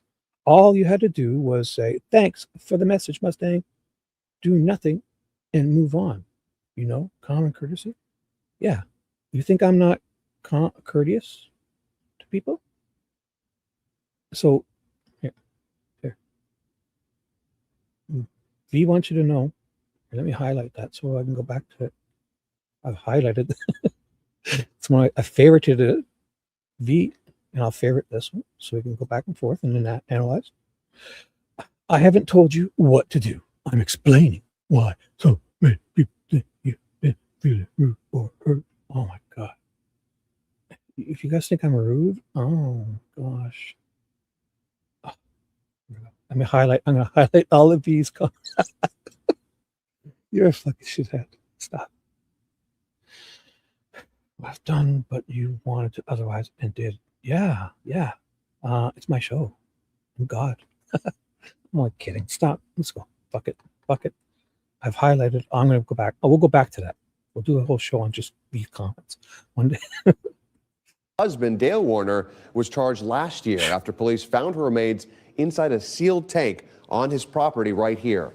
Lauren Kostick is in Lenawee County tonight with the very latest on the case. This is very unusual. The prosecution said they spent 8 months trying to find this former detective, and he... Did you hear that? 8 months, and they can't get a hold of this guy. And every time she called him, he's out to dinner. He kept saying, he literally says it. Like, they say it in this trial, too. He gets fucking arrested. is listed as a material witness, meaning his testimony is crucial. That's what it was, because he retired and it was only $10 a day or an hour or something, and it wasn't enough money for him to come in or something. Obviously, there's more to it.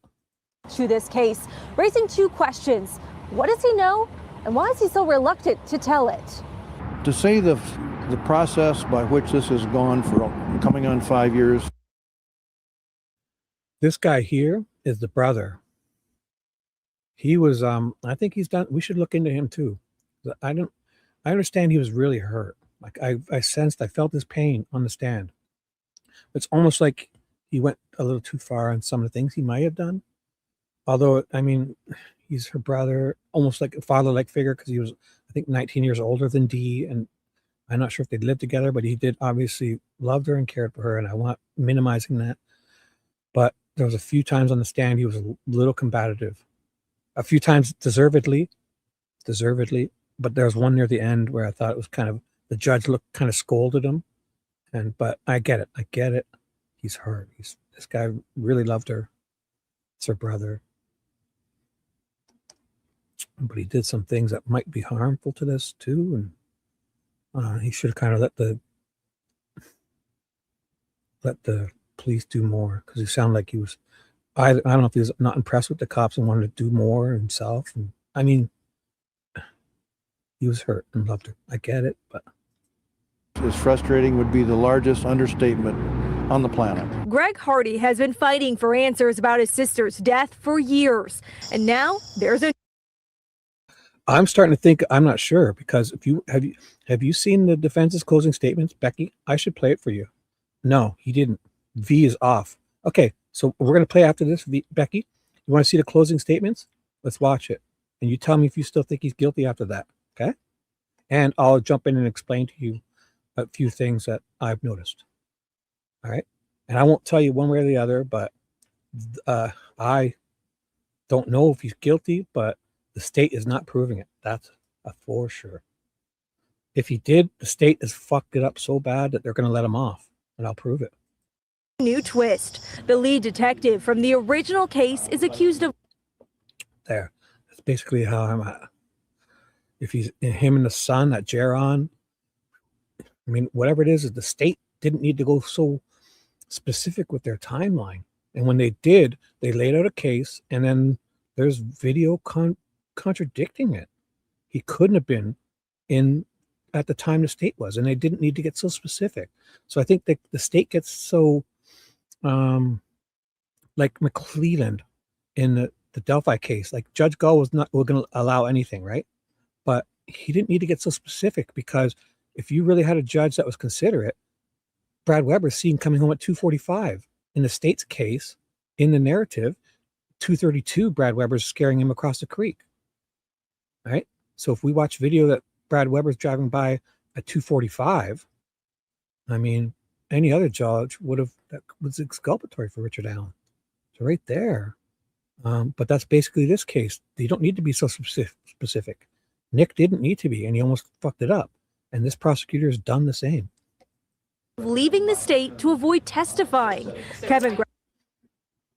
What? That could be possible. The state. That's what I've been saying since the beginning, though. What? I don't know, you're so angry you're either not hearing me or what? Greco worked for the Lenawee County Sheriff's Office Scorn? I'm only kidding. before retiring last year. U.S. Marshals picked him up in Ohio last week. Like, fuck, you wouldn't know this guy's a police detective. Look at this. This fucking guy's done some shady shit. My spidey sense says. I have no proof. No proof. My spidey sense. This is a fucking cop. After a judge issued a warrant to bring him in as a material witness. This idea that he was a fugitive from justice, under the definition of a fugitive from justice. Ooh, that Morphew guy. Man, when I heard he was shooting chipmunks with a freaking dart gun, he was shooting chipmunks with a dart gun. What a dick. Chipmunks are so goddamn adorable. Morphew, oh my God. And with Dale, yeah, you're allowed to believe that. It's hard. It's hard when they just kind of so blasé about this evidence. The prosecutor's like, this steel, 6,000 steel tank, you just get a grinder, cut it open with a grinder. Just so easy.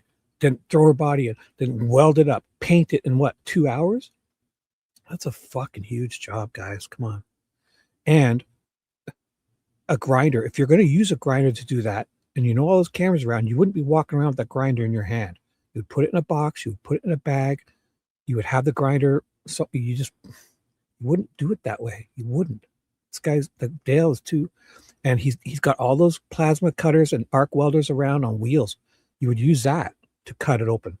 I'm thinking Jaron, an inexperienced person, would cut that open with one of those grinders. That would be a lot of work, especially when you have plasma cutters and welders on wheels, 3 or 4 of them at your disposal. Okay? So if you think someone's going to grind that fucking cap off, it's doable. You can do it. It would be very labor intensive, noisy. That empty tank, when you started getting that thing half cut off, you know how much noise that would make grinding that inch steel or half-inch steel. Come on, guys. Let's just think about practicality here. Dale is not doing this. Is a hack job by another person. And Jaron looks like a perfect type of person who would think to use a fucking grinder to do that type of job. Because if you got access to a plasma cutter or an arc welder, it'll blow right through that fucking steel. And it would be such a nice thing to be able to weld two and two back together. And the grinder is messy, loud, hard, slower. It's doable. It's doable. But it's just ridiculous to think he would use a grinder and walk past 10 cameras holding a said grinder and then stuff his wife in a tank that's been all used a grinder to cope and whatever. Justice simply doesn't apply. The fact that he's hired an attorney and he has appeared today does go a long way, but it doesn't change the fact that we had to look for him for 8 months. Greco. No, he couldn't have, because she was welded into the tank. The tank was cut open and welded back inside. She was in a tank, guys. Are you saying, or she could have been passed long before? That's all possible. Yeah, she could have been unalived way before, for sure. I don't even know, but the way they said it, they're a little too blasé about this. Way too blasé about how this would work. Way too blasé. This prosecutor's like, you're just gonna fucking slice this end of this tank open. Like, this is a metal tank, 6,000 pounds, empty. You're just gonna slice it, or I don't know if he did the front or back end. I think he probably did it here and put her this way. Whoever did it, and if he's involved or if he did it, the state is bumbling it. That's all I have to say. No, cut the tank open and another one day maybe. I don't know. It's not an easy job. The prosecutor made it sound like you do this in 2 hours, no problem. And so connect it to a forklift, weld the chain onto it, then with that grinder cut through, I guess it's probably 1/2 inch steel all the way around. And it's doable. You can do it. Those grinders are powerful, noisy, hard. It would be, the discs would constantly be going, and you'd be going through those discs pretty quickly. They're strong, they're tough, but not. And then it would be to suspend it on a chain, then to what? Get it back line, and then to weld it. Oh my God. And then paint it without any paint being dripped, or, I mean, he wouldn't do it like this. He would do it in the middle of the night. Nobody would see him on camera walking around with grinders. Dale would have done this in the dark of night. He would have snuck out past cameras and gone into a little area he knows where there's no cameras. He would have had this. If he did, you're not walking around during the day and just blowing this off in 2 hours like the prosecution made it sound like. And then it turns out that they say that the back of the field has been tilled between that time starting and finishing. And if he's the only one proven to till the up to turn the field up, he could have done that and all of this in that time. I don't even think he could have done all this in that time. This is a big job, guys. 6,000 pound tank. A rookie, a hack would use a grinder when they have a fucking plasma cutter or an arc welder at their disposal. Okay? So I agree. You're allowed to think what you want. And I may change my mind soon. So. Agreed to cooperate and also posted bond. When we tried to talk to him. I have to go through my attorney. Thanks. Good night, Paula. Did I miss? I'm sorry. Night, Paula. About your no comment. In a statement, the Lenawee County Sheriff said this is not normal, adding the need for a detainer should not be necessary. Returning to testify as needed is the right thing to do. This could have been avoided had Greca simply made himself available for subpoena service on the multiple attempts by our deputies. That's really the question, is why, okay? Why would you, as a detective, not be willing to be forthright, honest, and tell the truth about Oh, so it's the brother that's pissed at the detective, right?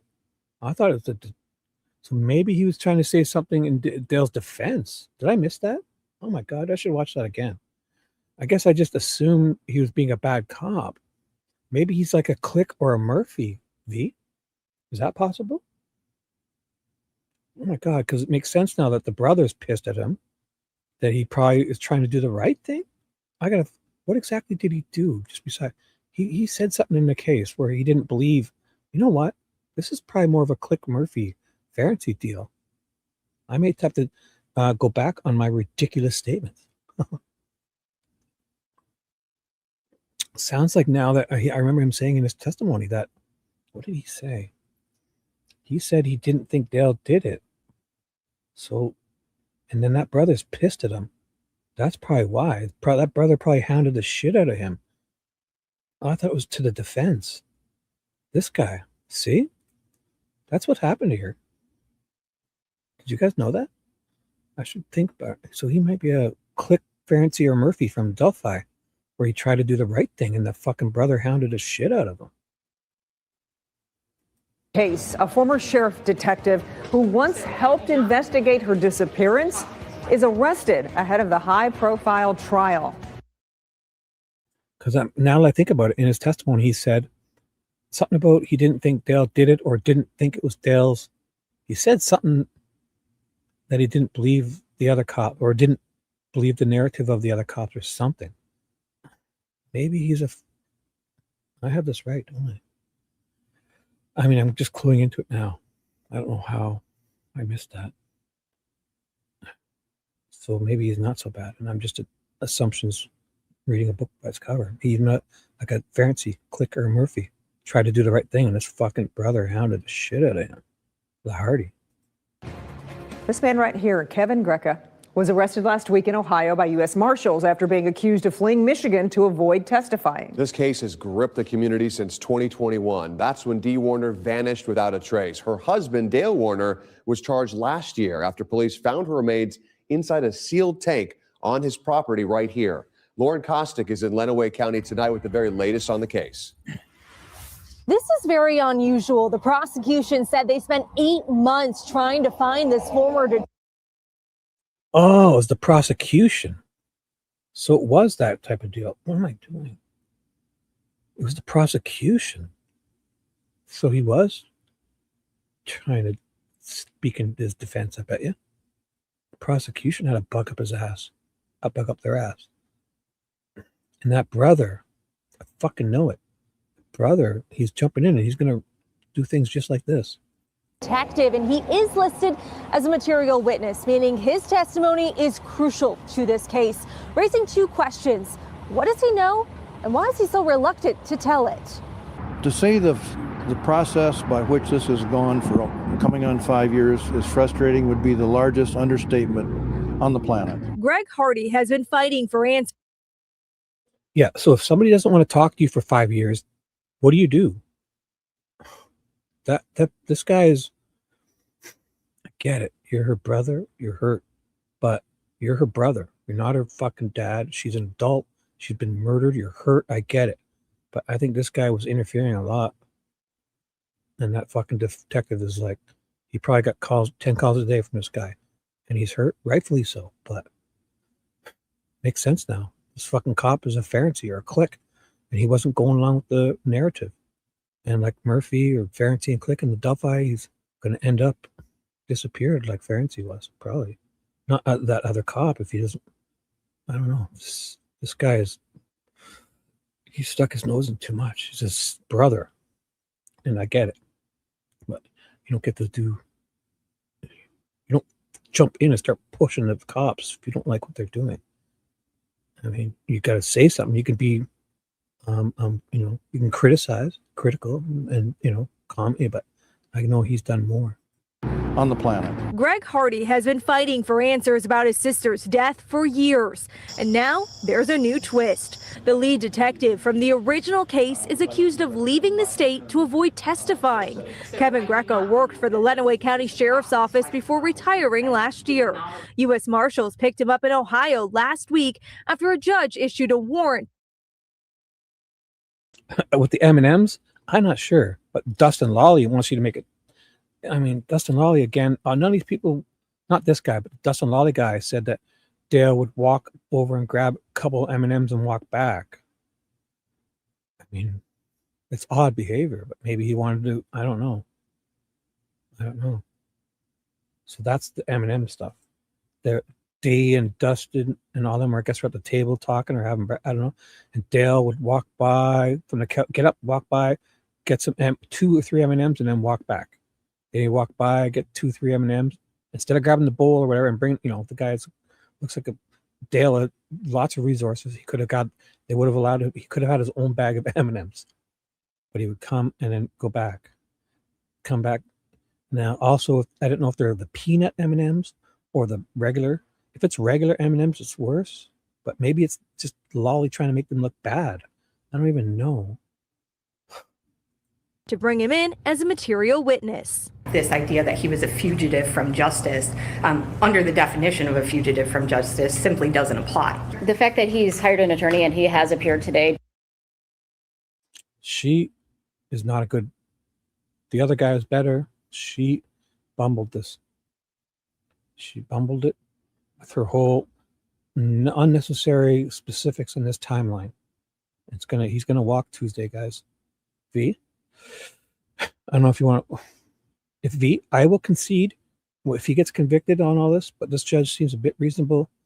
I mean, it's obviously not in his favor because, the power of the state and like when they come together, like Gull, if Gull assists them, but I don't think this judge is treating her like Nick got treatment with Gull.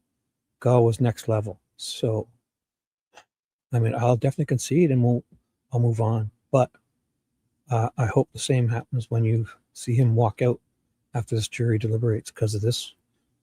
Her specific timeline was just unnecessary. So even if he did it, I think he's welcome. Does go a long way, but it doesn't change the fact that we had to look for him for 8 months. Greca agreed to cooperate and also posted bond. Right. Now, who said that? Was that on video? Did they agree to it, or is it just Lolly? Because this Dustin Lolly, he was a controlling asshole, right? Right. Was he that controlling?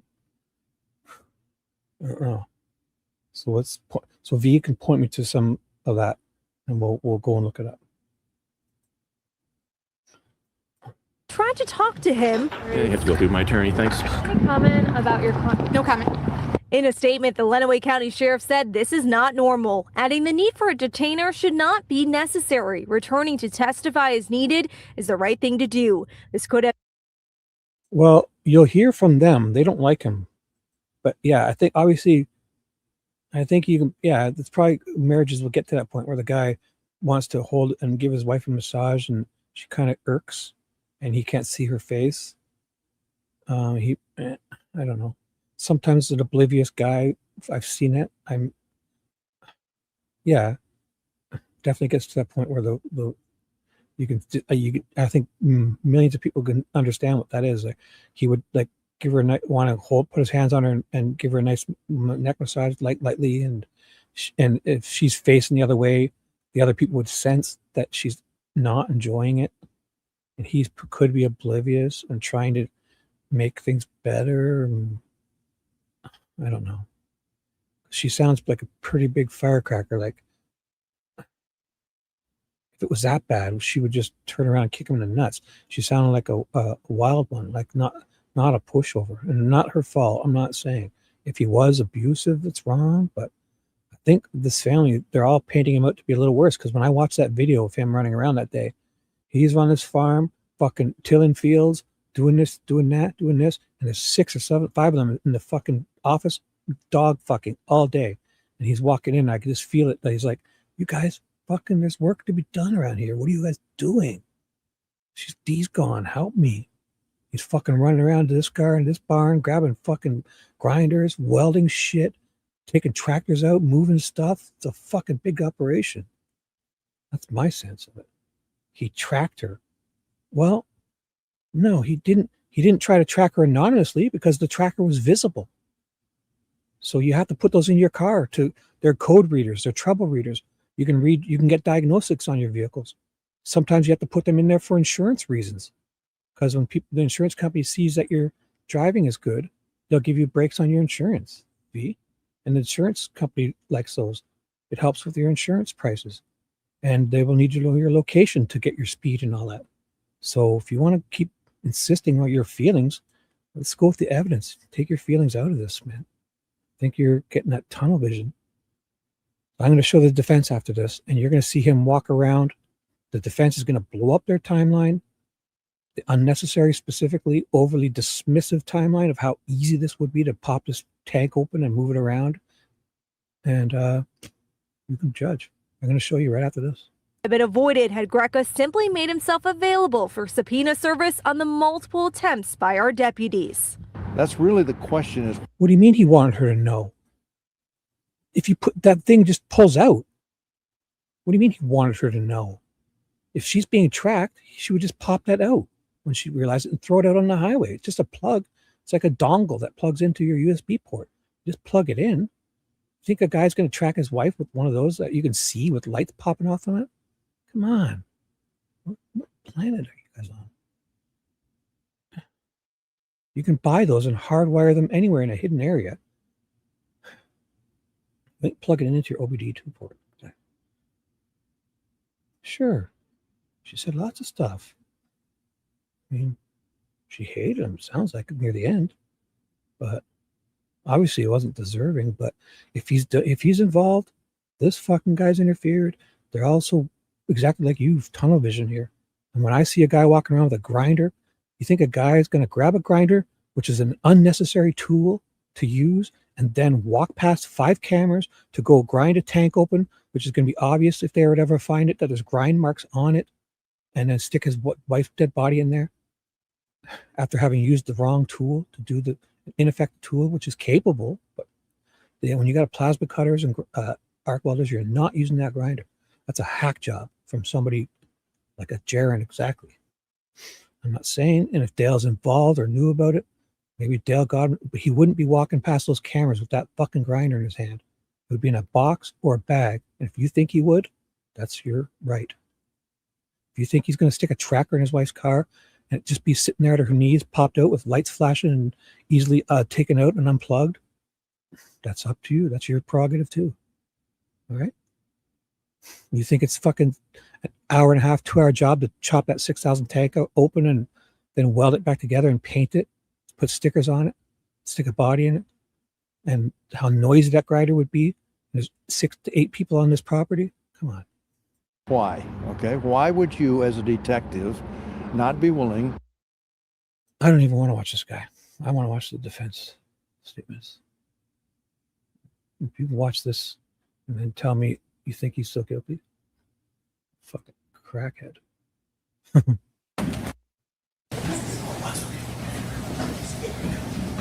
Okay, are we ready to have the jury brought back? Yes, Your Honor.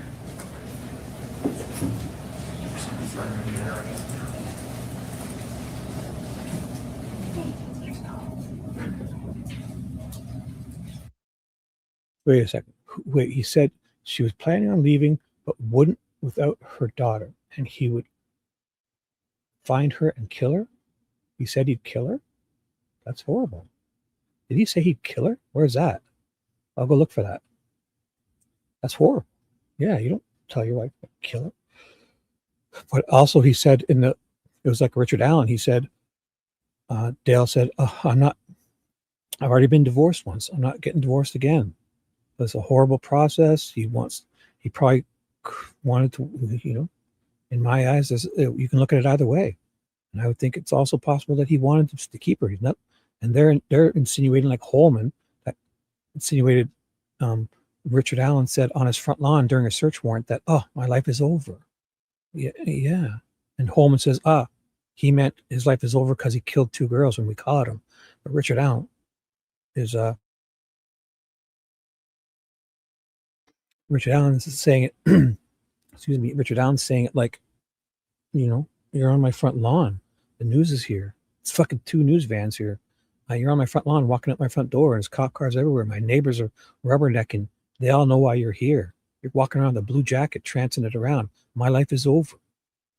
Even if Richard Allen's 100% innocent, in my opinion. Yeah, his life is over at that point. Because even if they printed a retraction the following day for Richard Allen and said, hey, we think we were wrong. He has nothing to do with it. He didn't do it. We can prove he didn't do it. That still those people, half those neighbors would just always look at him like that. Would always follow him. So, yeah. So if you want to look at the way those cops made it sound like, I'm not getting a divorce. Again, I've been through that once. I'm not doing it again. Like as if he's saying to those cops, and there are 3 of them sitting around, like, you think he's going to be so nonchalant about admitting he's murdering his wife in front of the cops? 3 of them? Fuck. Oh, you guys. I appreciate you. It's a great, valid points. Valid points.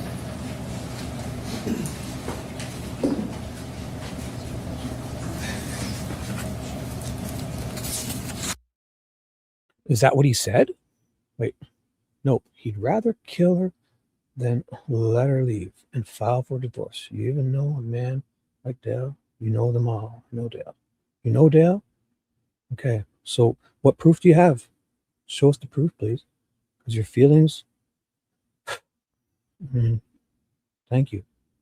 I appreciate you. You say he'd rather kill her. Okay. I mean, that's a great opinion. I mean, possible. I mean, I can see it too. If an abuse, I know you guys, 90% of it, 80% of the abuse is male to female. I'm not minimizing it. So please don't think I'm doing that. I don't feel it.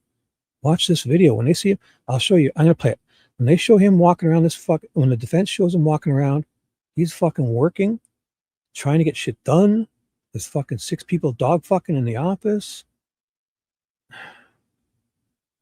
And a field gets tilled at the time. This prosecution insists he's just cutting this 6,000-pound tank open so easily, throwing a body in and welding it and painting it in under 2 hours or something.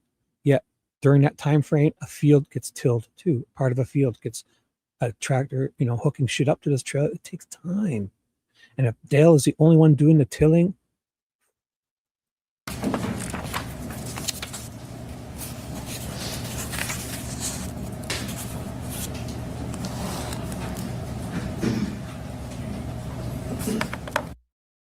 I agree. But is there possible?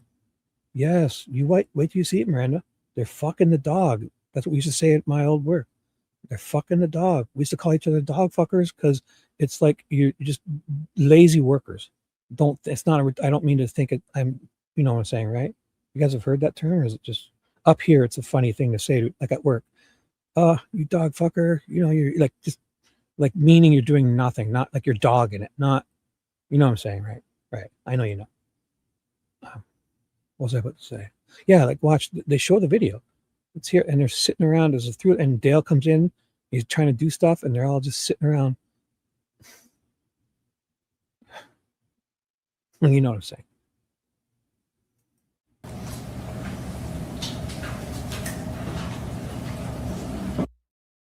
It's the dog, as in they're dogging it, doing nothing. I don't know if it's a common term for older people. Well, yeah, he might be guilty, Miranda, but the defense got too specific with their timeline and too dismissive about how easy this would be. So it's possible. It's highly possible. But with this, she dropped the ball, and they're going to have to retry this, or I don't know what, because he's walking, if they stick with this. Because this lady right here is going to show you. If Dale is the only one who worked that tiller in the background, the field has been tilled during the time she says he's doing this 2-hour job, which I think would take fucking a day or two. You aren't just chopping this tank open, and you ain't doing it with a grinder when you got a plasma cutter. There's so much wrong with this that a person like me, my dad's a tool and die maker of 40 years. I fucking know tools. I've worked with tools. I'm an HVAC installer. I have my gas tech license. I worked as an electrician on construction sites. Okay. I worked in my factory as an auto worker for 10, 15 years. Since the ages of 14, I've fixed cars. 15, I was taking my dad's car. 16, I was all through high school. All I do is replace my transmissions and fix motors. I know this shit. You ain't using a goddamn hand grinder to cut that tank open. You can, but you ain't. If you got a plasma cutter and an arc welder on wheels available at your disposal, it ain't happening. 0% chance. This is a fucking Jaron hack job or something. And maybe Dale got him to do it. And he's involved, but this lady's way too specific with her time. She's fucked it up.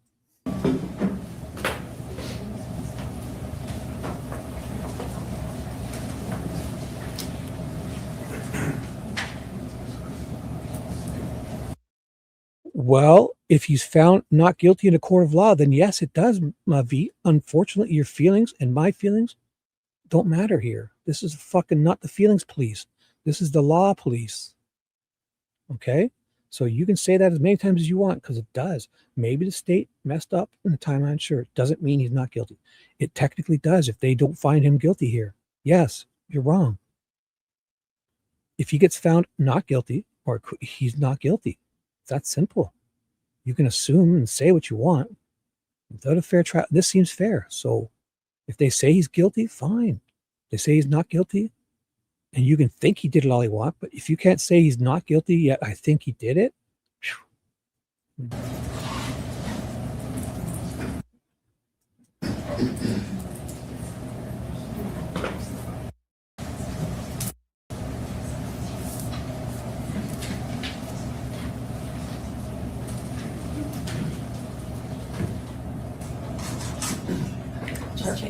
Okay, great.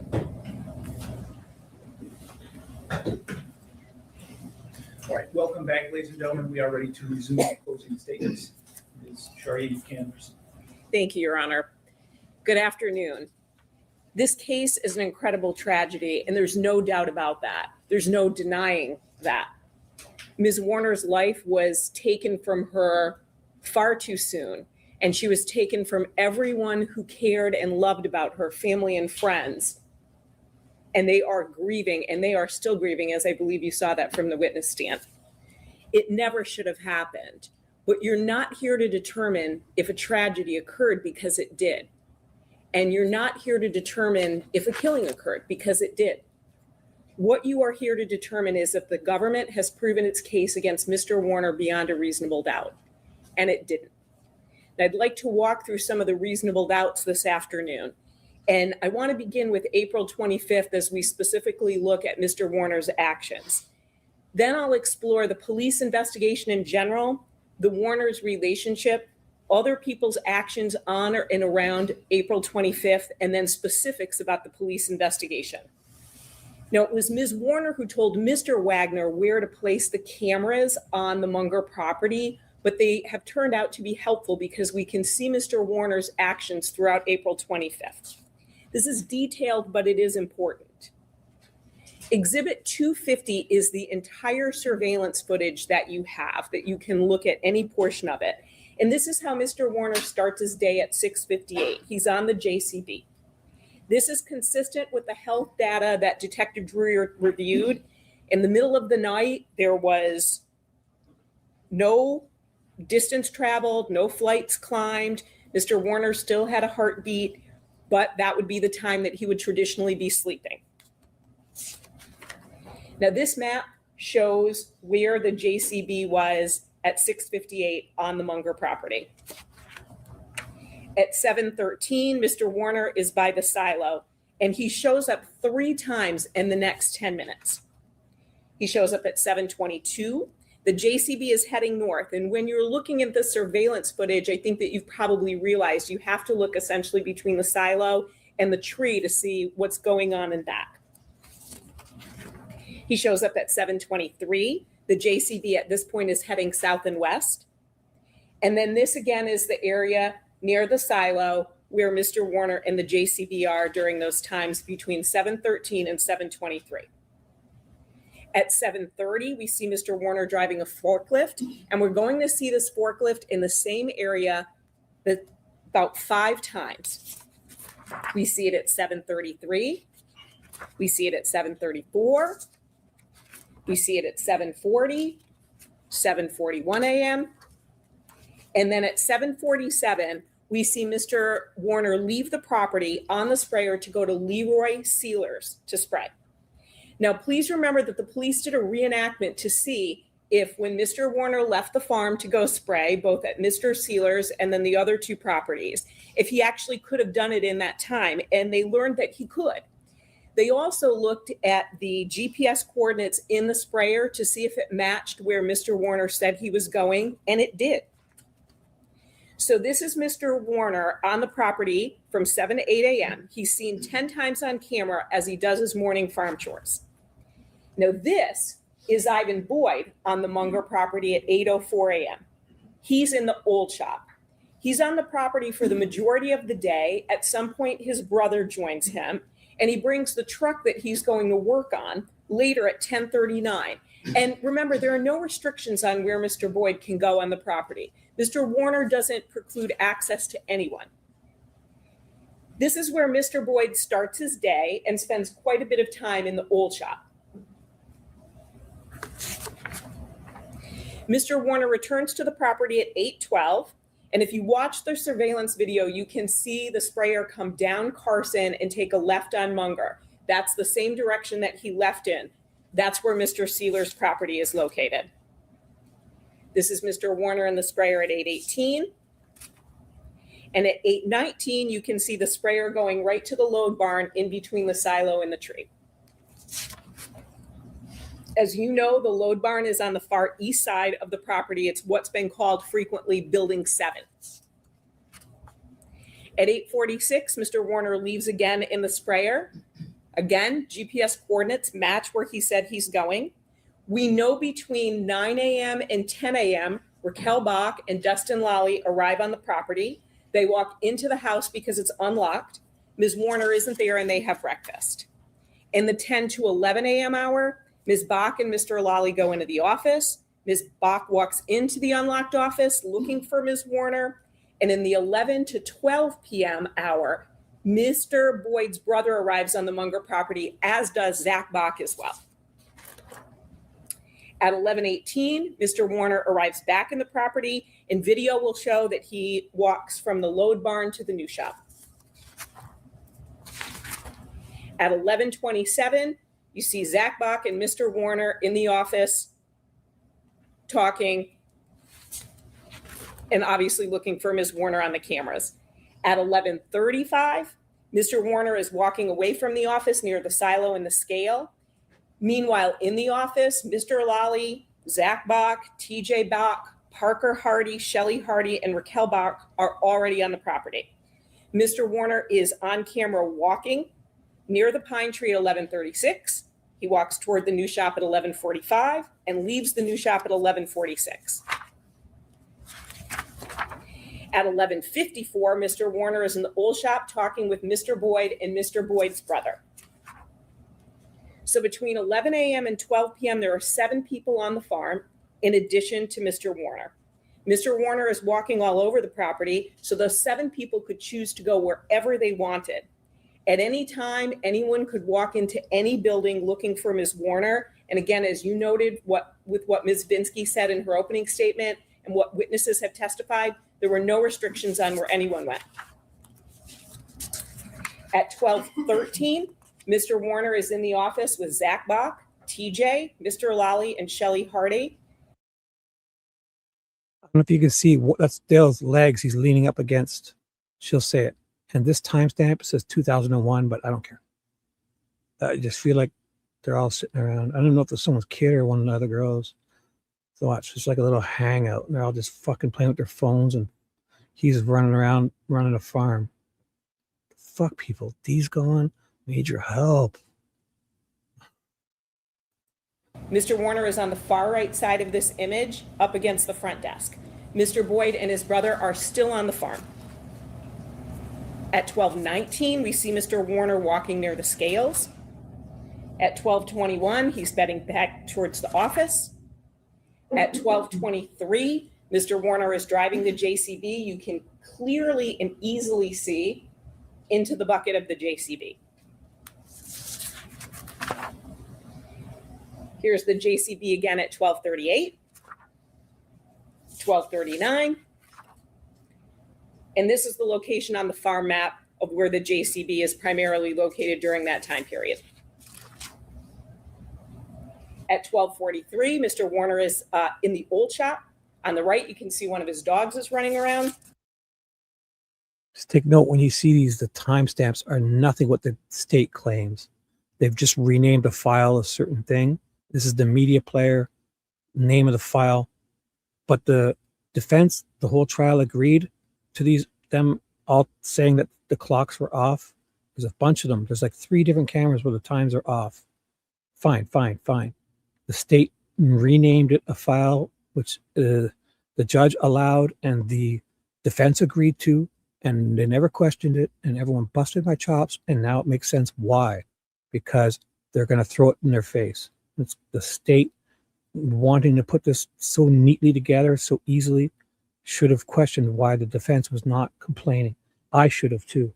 We all should have, because you guys are busting my chops. Well, why would? And I was like, I don't know. And then when I heard this, I was like, fuck, I know now. because it's going to help them. The state's committed. It's in the record. This is fact. These timestamps that they've renamed these files. So it's going to get them off. So the state fucked up. From 12:51. Night, Becky. Did I miss? Sorry. Night. Catch up tomorrow, and I might go on Ted's later if he goes live. I'll dual stream from Ted's, okay? About Nancy Guthrie, and I'm not even sure what he wants to do. So nighty-night. At 12:52, he's in the old shop. This is where Mr. Warner has a 12:52 or 12:32. This says 8:52. grinder and 2 grinder wheels. Now, this will become relevant when we talk about the welding expert who indicated. Like, you think he's going to fucking walk around with this grinder in his hand and go commit a fucking, basically a murder, hiding a body with a grinder, when a fucking plasma torch would melt through that with ease, would be the tool? And a guy like this is walking around, these welding blades are falling off in the field, and he's got to stop and grab his welder and bring it out there and weld in the middle of a field and stuff.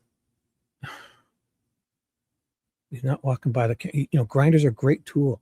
Hand grinders, angle grinders are awesome. They could do it, but it'd be so noisy and time consuming and hard. You just wouldn't. It's a hack job. Like a fucking Jaren hack job, in my opinion. That the number of wheels to cut that tank would take between 6 to 8. There's no indication that Mr. Warner ever took more than what he has in his hand right here. At 12:52, this is the Kubota that Mr. Warner would predominantly drive. We see it again at 1 o'clock. In between, at 1:13, in between 1:01 and 1:13, the videos of the Warag lobby show shadows. Now, if you watch that video, you can't see anyone come into the office, but it matches up with the Kubota heading towards the office and then later seen back by the fuel tanks. So one could presume that the driver of the Kubota went into the office, maybe had lunch, and then carried on their day. We see the Kubota again at 1:14. From 1:14 to 1:15, we see Mr. Warner in the old shop. At 1:16, the Kubota pulls in to another part of the old shop. Ivan Boyd and his brother are there. And please note, Mr. Warner knows that Ivan Boyd and his brother are in the old shop. He takes actually absolutely no actions to hide anything that he's doing. He also knows there are cameras, but he takes no action to hide what he's doing. We see the Kubota again at 1:23, at 1:26. Now, during this time frame, there are also multiple other workers on the farm that the police don't mention. You can see this gentleman at 1:36. He leaves the property at 1:44. You can see this gentleman at 1:42. He leaves the property at 3:15. During this time, Mr. Warner can be seen on video with a sprayer and walking on the property. This is the sprayer at 1:48. At 2:19, this is an image between 2 and 4. There are multiple people in the office. Again, very similar to earlier. Raquel Bach, TJ, Zach, Parker Hardy, and Shelly Hardy. At 2:19, Mr. Warner is in the lobby. At 2:27, he leaves the reception area. Roughly, it's almost. Come on, don't you get that sense? Even if he is guilty, he's trying to get the farm work done too. And they've been fucking like hanging out like a little clubhouse. This guy's playing on his phone. She's up in the fucking. This guy's on his phone. I don't know if that's one of their kids. Might be. I won't. Might be one of the kids. I don't know.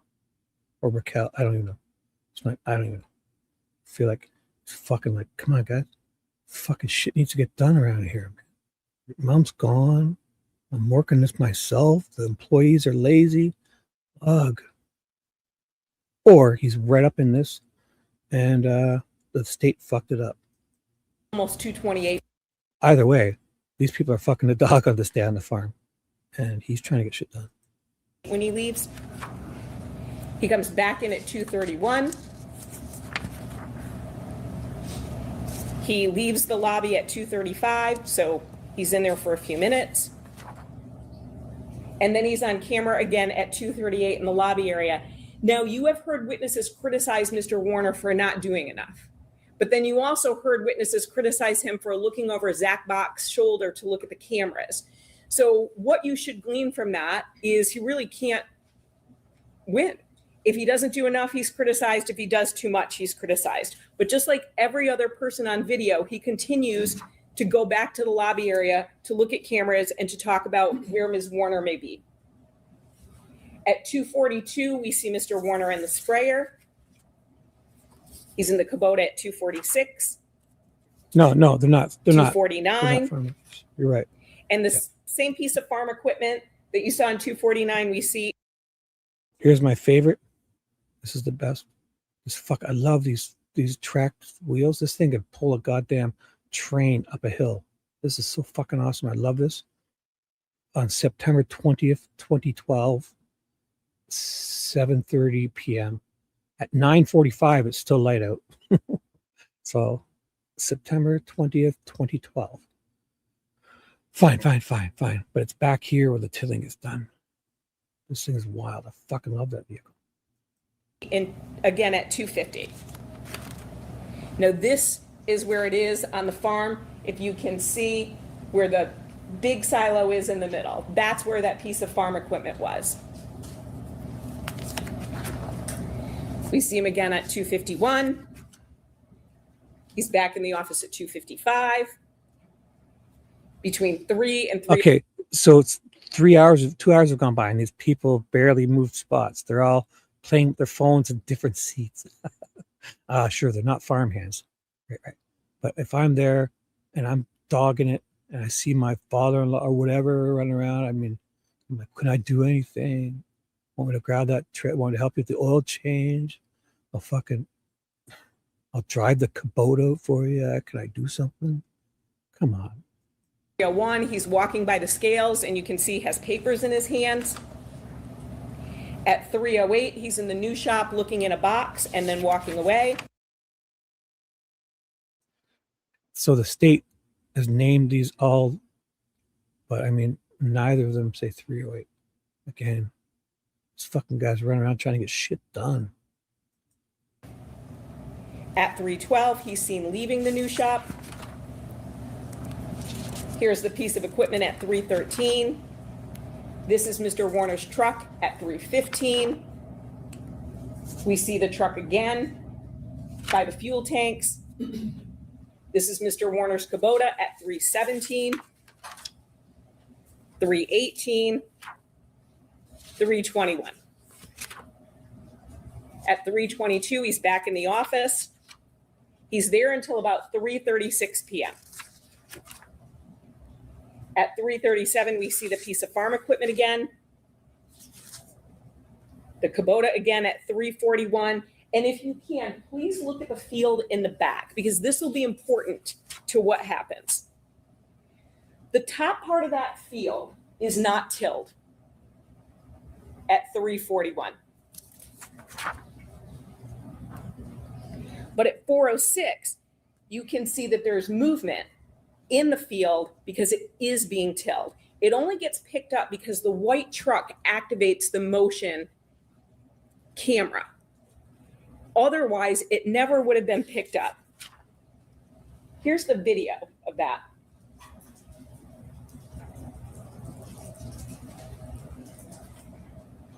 If you look at that red box, you'll see there's movement in that.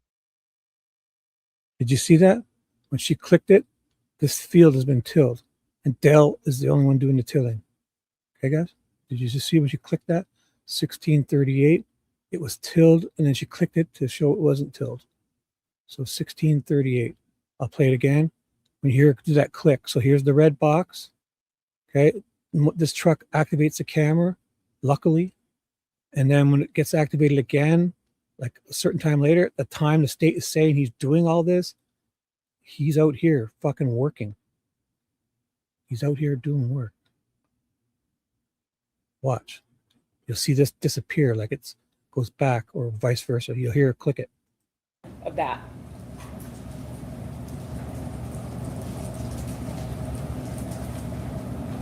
If you look at that red box, you'll see there's movement in that field.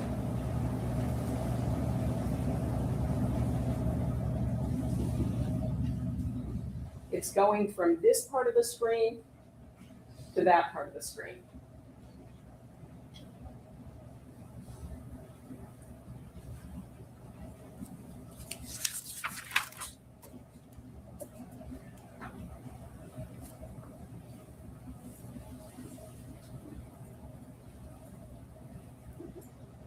So we wanted that.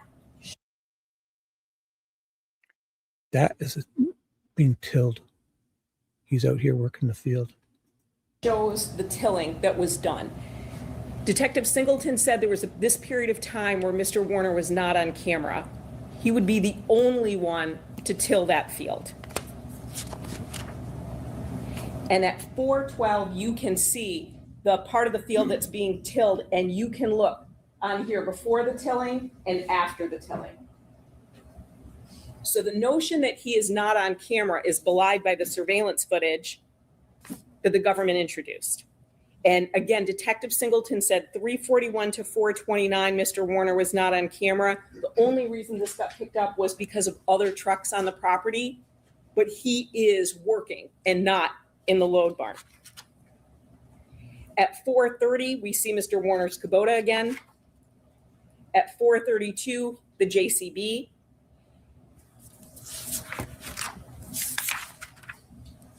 At 4:37, it's the JCB again, where the inside of the bucket is clearly visible. 4:52 to 4:53, Mr. Warner is in the old shop. The door is clearly open because you can see the light shining in. This is where Detective Singleton said he was ducking down and trying to hide. You saw the video.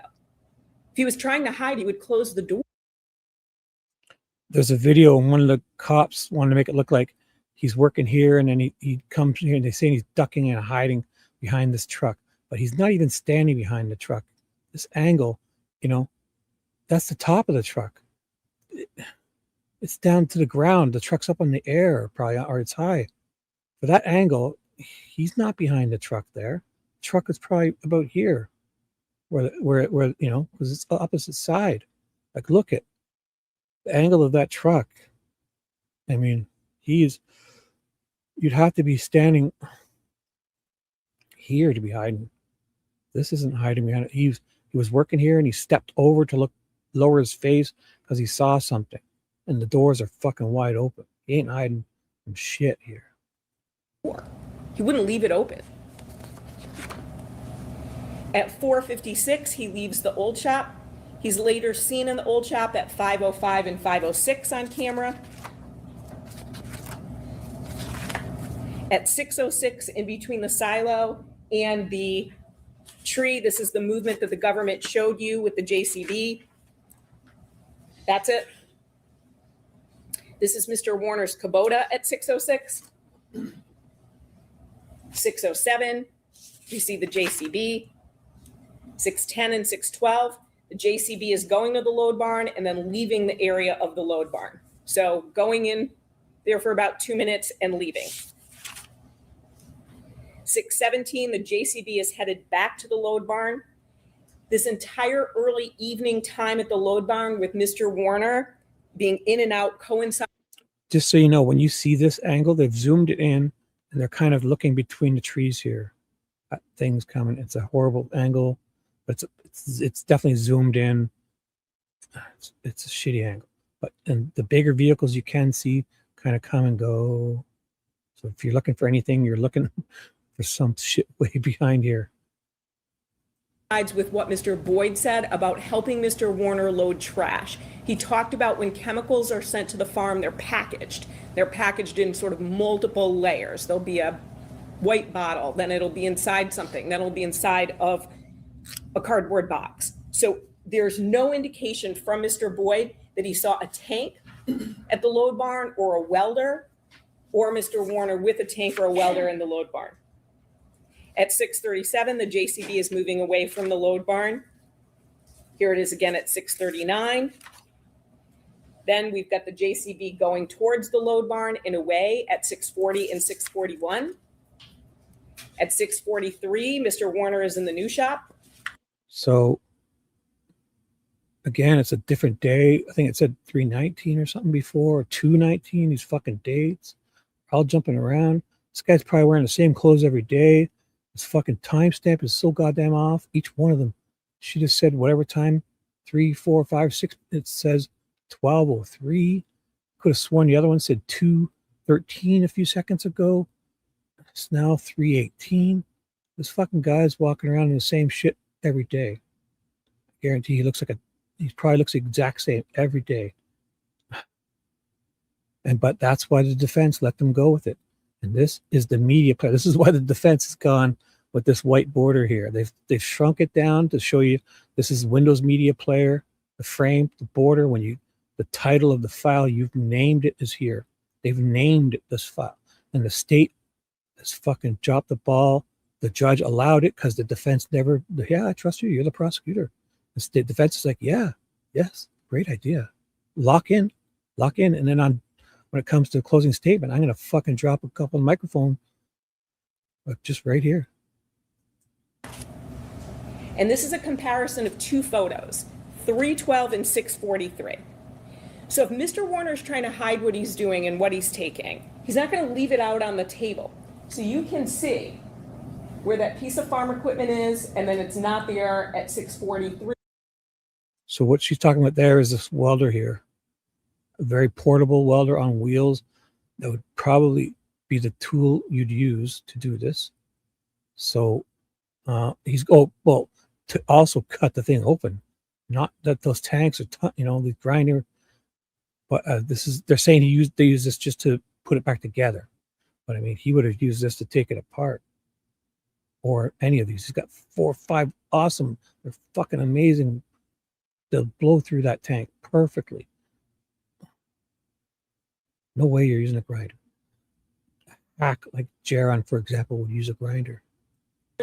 But you can see that table. The first table, there's nothing on it. The second table are items that Mr. Warner had taken. And you also heard Mr. Nayrink tell you that Mr. Warner would do small welding jobs on the farm, especially if something was broken. So if there's a piece of equipment, a tilling tool, he said frequently broke down. It's a Sunday, there aren't many people there to do the welding. He wouldn't be surprised if Mr. Warner did it. And this is the end of the time period on April 25th, 2021, which is so significant. And the reason I went through all that time is because this is critical for what the government's claim is. The government wants you to believe that during this time frame, Mr. Warner killed his wife and then welded her in a body in a tank. Now, after 6:43, Mr. Warner is on the property doing more farm chores. He's collecting trash, using the Kubota, and tilling. And then again at 6:54, it's when Deputy Hall comes and talks to him. But that time frame is absolutely critical for everything that Mr. Warner would have to do to go along with the government's theory. Now, I want to walk through some of the specific reasonable doubts with you. Mr. Warner is captured on video throughout the day, morning, afternoon, and evening. As Ms. Vinsky told you in opening, the government's own timeline will fall apart upon close examination. So by 6:40 p.m., the government's speculative theory is that Mr. Warner killed Ms. Warner in the house while not leaving a single trace of physical evidence. Not a drop of blood, no bodily fluids, no signs of a struggle, absolutely nothing. And then at some point, he supposedly grabs a tarp and duct tape, but there's no camera footage of that. We know that the blue tarps are kept in the dry fertilizer barn, and the duct tape is in the load barn. But there's no evidence that he gathered these items, then went back in the house, presumably, and wrapped Ms. Warner in those. The government hasn't even addressed how Mr. Warner would get those items on April 25th. And then again, at some point, he supposedly duct tapes her body, wraps her body in a tarp, duct tapes the tarp. But again, there's no evidence of when that supposedly occurred. Then Mr. Warner supposedly moves the body, but there's no physical evidence of that. Nothing to show that she was ever in the JCB at all, only speculation. There's nothing on camera and there's no physical evidence. And while Detective Dreyer said, well, it was too late for them to look, They didn't even try to look. They want you to then assume that Mr. Warner keeps Ms. Warner's body in a safe, despite rigor mortis, as we heard from Dr. Cho. There are no physical signs of this at all. There are no physical signs with her body that she was kept in the safe. There's no physical or forensic evidence to support this theory whatsoever. Then Mr. Warner moves a tank without being caught on camera into the load barn. But again, there's no evidence of that happening. We see on the surveillance video that he doesn't take the grinder and the two wheels until 12:51 to 12:52. So all the rest supposedly happens after that time. In the load barn, without anybody noticing or hearing, he maneuvers the chain and the hook, welds that hook supposedly to the end cap of the tank, runs the chain through, connects it to the hook, tilts the tank so the chemicals don't run out. There's no evidence about how long it would take for that hook to be welded to the end cap so that it was structurally sound. It's not just a matter of welding it. It needs to be able to support the weight of that end cap. Mr. Boyd said those tanks were 6,000 pounds empty. Then Mr. Warner supposedly cuts open the tank. Assuming that she's in the safe, he has to go move her from the safe to the tank, lift her to get her up, then position together the end cap and the rest of the tank and weld it together. After that, he's got to remove the hook, remove the chain, sand the tank down so he can paint it. He then supposedly paints the tank. And while Mr. Schmidt said, well, that would dry quickly, you can look at the Rust-Oleum can. It's not immediate. And even if it was dry to the touch, we all have painted something. It's still going to be tacky. Things would still stick to it. But there's not one drop of paint in the load barn, not one drop of paint that was found on the chain or the hook, not a paintbrush, not the farm equipment, no debris on the tank. So if it gets moved out to the back, no dirt, no grass, the wind is blowing things, nothing is on it. There's no evidence whatsoever to support the theory. So while the government has shown you videos of Mr. Warner doing his chores and moving about the farm, they have shown you no evidence to support their theory of what actually happened. Assumptions are not evidence. Now, as you know, as it relates to searches, there were extensive searches for Ms. Warner in her property. Over 3,000 acres were searched, and that's one search alone. Searches occurred for years. Land, water, homes, buildings, vehicle. They were thorough. They searched in multiple towns and cities. Mr. Warner continuously consented to these searches over the years. The police searched every piece of land that Mr. Warner owned, leased, rented, or was even associated with. They searched land and homes that belonged to family members and people he knew. They didn't find Ms. Warner or any of her missing items. The police also searched Paragon South. They searched both north and south. South is where the tanks are. Nothing out of the ordinary was seen. There were multiple searches involving dogs, both cadaver dogs and tracking dogs, at least 7. There was lots of discussion about cadaver and tracking dogs, but you know from your common sense, a tracking dog is meant to track. So once it gets a scent from an article of clothing or whatever it might be, it is meant to follow that scent. The person doesn't need to be right there. Otherwise, it wouldn't be a tracking dog. Ms. Warner and her belongings were not located by those dogs.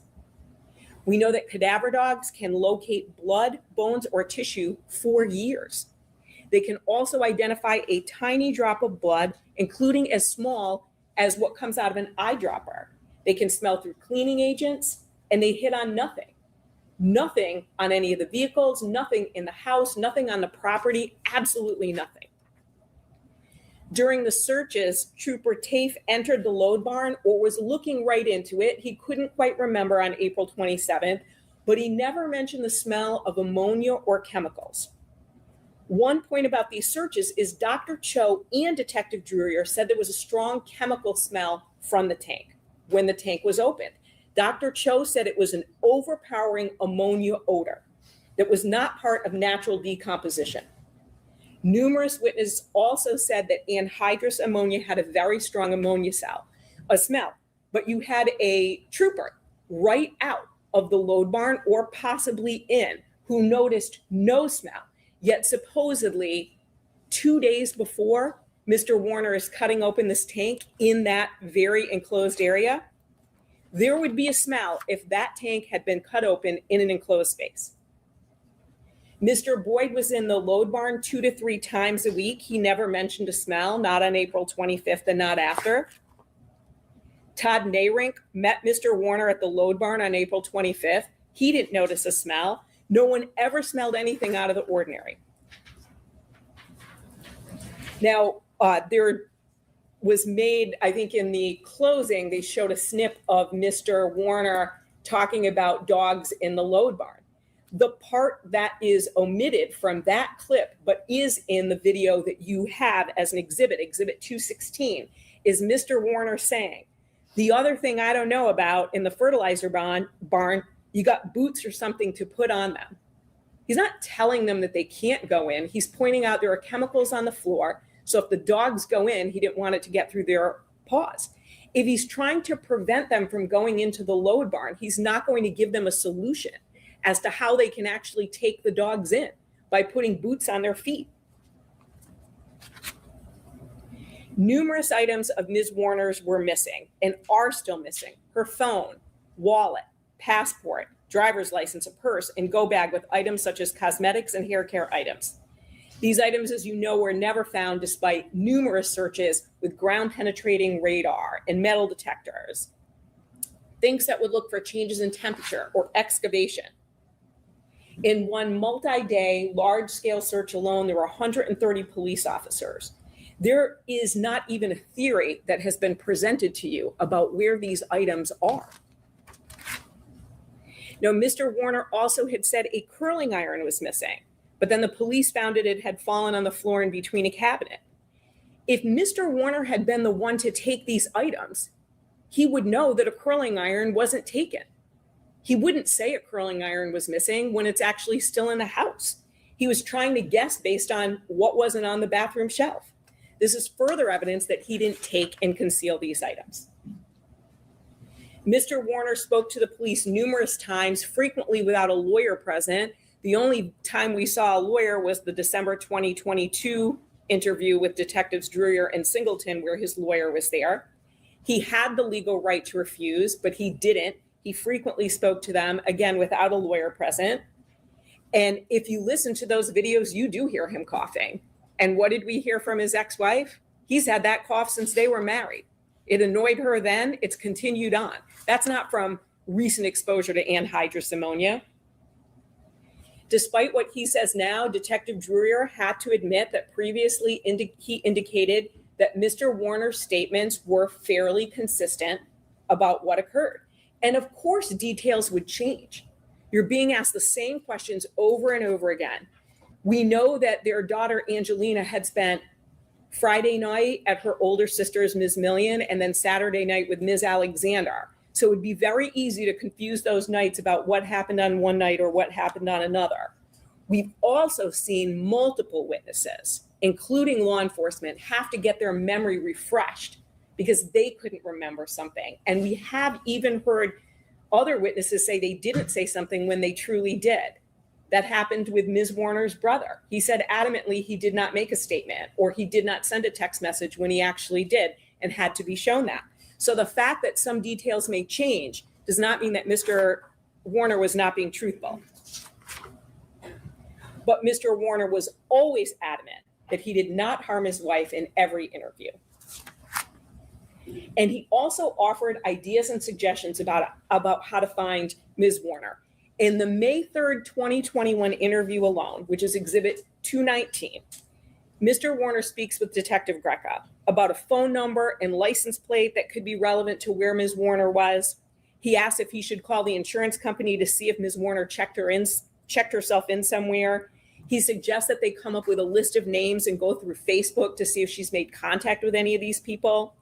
He gives the detective names of Ms. Warner's friends and who to reach out to. And he asked Ms. Warner's best friend, Stephanie Vogel, if she knew of anyone who may have picked Ms. Warner up.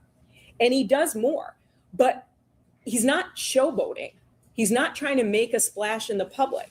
The government wants to present Mr. Warner as someone who did nothing, but that's not true. He tried to offer assistance in the background, and he tried to keep his daughter's life as stable as possible because her mother was missing. Now, in his private journal, which the police found in October of 2021, he goes further and he writes down ideas of where Ms. Warner may be, what aliases she might be using, ideas to try to find her. These are the private actions of a man who wants his wife to come home. He's not going to be journaling that if he knows where she is. And during that May interview, Detective Greca also talks about the importance of Mr. Warner taking his daughter to a soccer game in order to give her support and keep her life as stable as he could. That goes along with why he might not be participating in a search, because he's got a 9-year-old he's trying to take care of. In the interviews that you listened to, Mr. Warner also turned down theories offered by the police that he would have seized on if he was trying to misdirect them. For instance, Detective Greca talks about gambling. Mr. Warner said that's not Ms. Warner. He talks about suicide. Mr. Warner says, while she may have made some comments about that, he didn't think that was a real possibility. If he's trying to misdirect the police, he's going to send them down all different kinds of paths. And these are theories being offered by the police. And we heard a lot about Jamaica and Mexico. Mr. Warner is prompted by investigators to discuss Jamaica and Mexico numerous times, instead of Mr. Warner consistently bringing it up on his own. Now, in the December 2022 interview, at this point, his wife has been gone for over 1.5 years. So it's probably pretty clear she's not just in the next town over, and it's very clear she's not at her son's. So of course he's trying to come up with any possibility of where she may be. And in that full interview, he doesn't say, oh, I think she's in the hills of Jamaica living with the cartel. He talks about why. She liked Jamaica. She made friends with the concierge. She liked the mansion. She thought it was beautiful there. Even Detective Drewer on the stand said that Mr. Warner seemed convinced that Ms. Warner was in Jamaica. Mr. Warner also told Detective Greca that if Ms. Warner left or was picked up by someone, there was not that big of a window for Ms. Warner to get out of the house. If he had harmed her, he wouldn't want to shorten this time frame. He would lengthen it. He would say, I heard the door close at 1 a.m. or I looked out the window and she was walking out at 2 a.m. He would lengthen the time that she was gone, not shorten it and say to the police, it's not a very long period of time for her to get out of the house. While he believed that Ms. Warner had left as she had done before, he also said that there were differences this time, and he was candid about that. The vehicles were there. She didn't take their daughter, Angelina. She didn't notify anybody, and the ring was on his desk. He didn't have to say that, but he was frank about the differences. He also repeatedly said to both the police and others he wanted his wife back. Detective Greca said that Mr. Warner showed emotion during the interviews when talking about his wife. Throughout all the interviews, I don't know if you picked up on this, but Mr. Warner always refers to his wife in the present tense. She is a fixer. He doesn't say she was a fixer, which he would say if he knew she wasn't alive. He refers to her in the present tense. And Mr. Warner saying he doesn't want to get divorced doesn't mean he killed his wife. It means he loved his wife. They had been seeing a counselor, Craig, as you saw from the text message exchange and Detective Drewer said, which shows his willingness to work on issues with the marriage. And he was frank about the fact that they fought. Tensions could run high. He told the police that. He also wrote about this in his private journal. If the inference is, oh, well, this is staged, what he's writing about, why wouldn't he turn it over to the police? Why wouldn't he say, hey, I've been keeping a journal? The police find it in a vehicle in October of 2021. And in that, he talks about comments that Ms. Warner made and troubles that they have in their marriage, that Ms. Warner says that he's mean to her, that essentially he doesn't appreciate her. He wouldn't write that if he wanted the police to find it and think everything was fine in their marriage. He would try to present their marriage as being more peaceful. Now, we know that Ms. Warner had talked about ending her marriage for years. This was nothing new. We heard this from numerous people.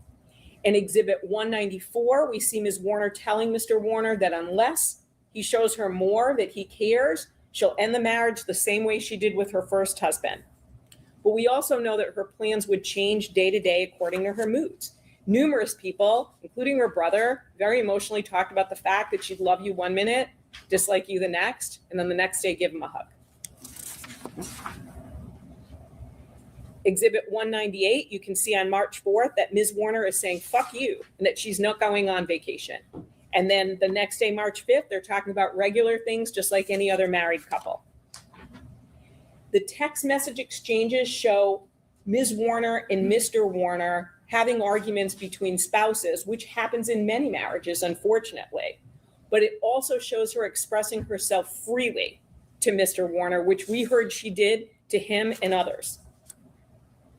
She would express her feelings. She wouldn't hold back, even if that meant raising her voice to Mr. Warner and to others. Numerous people testified that Mr. Warner is not an emotional person. He's laid back and easygoing. Ms. Million said that Mr. Warner's response to Ms. Warner when she said she wanted to sell everything and be done on April 25th was, okay, whatever, D, because he had heard similar comments before. Despite the fact that Ms. Warner would regularly say she wanted to end her marriage, she asked Ms. Volkel to book vacations for her and Mr. Warner, 2 in 2021 and 4 in 2022. Her plan was to go on vacation with her husband and daughter, but one of the vacations was just for her and Mr. Warner alone, to just have a couples trip. This shows again that her mood would change. She would be angry at him, but she would also want to spend alone time with him.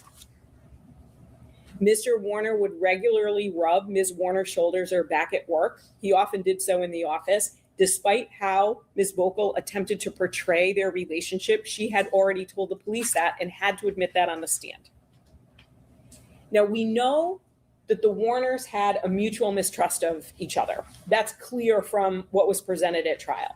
Ms. Wolf said that Ms. Warner would drive to the farm fields to see if Mr. Warner was where he said he would be.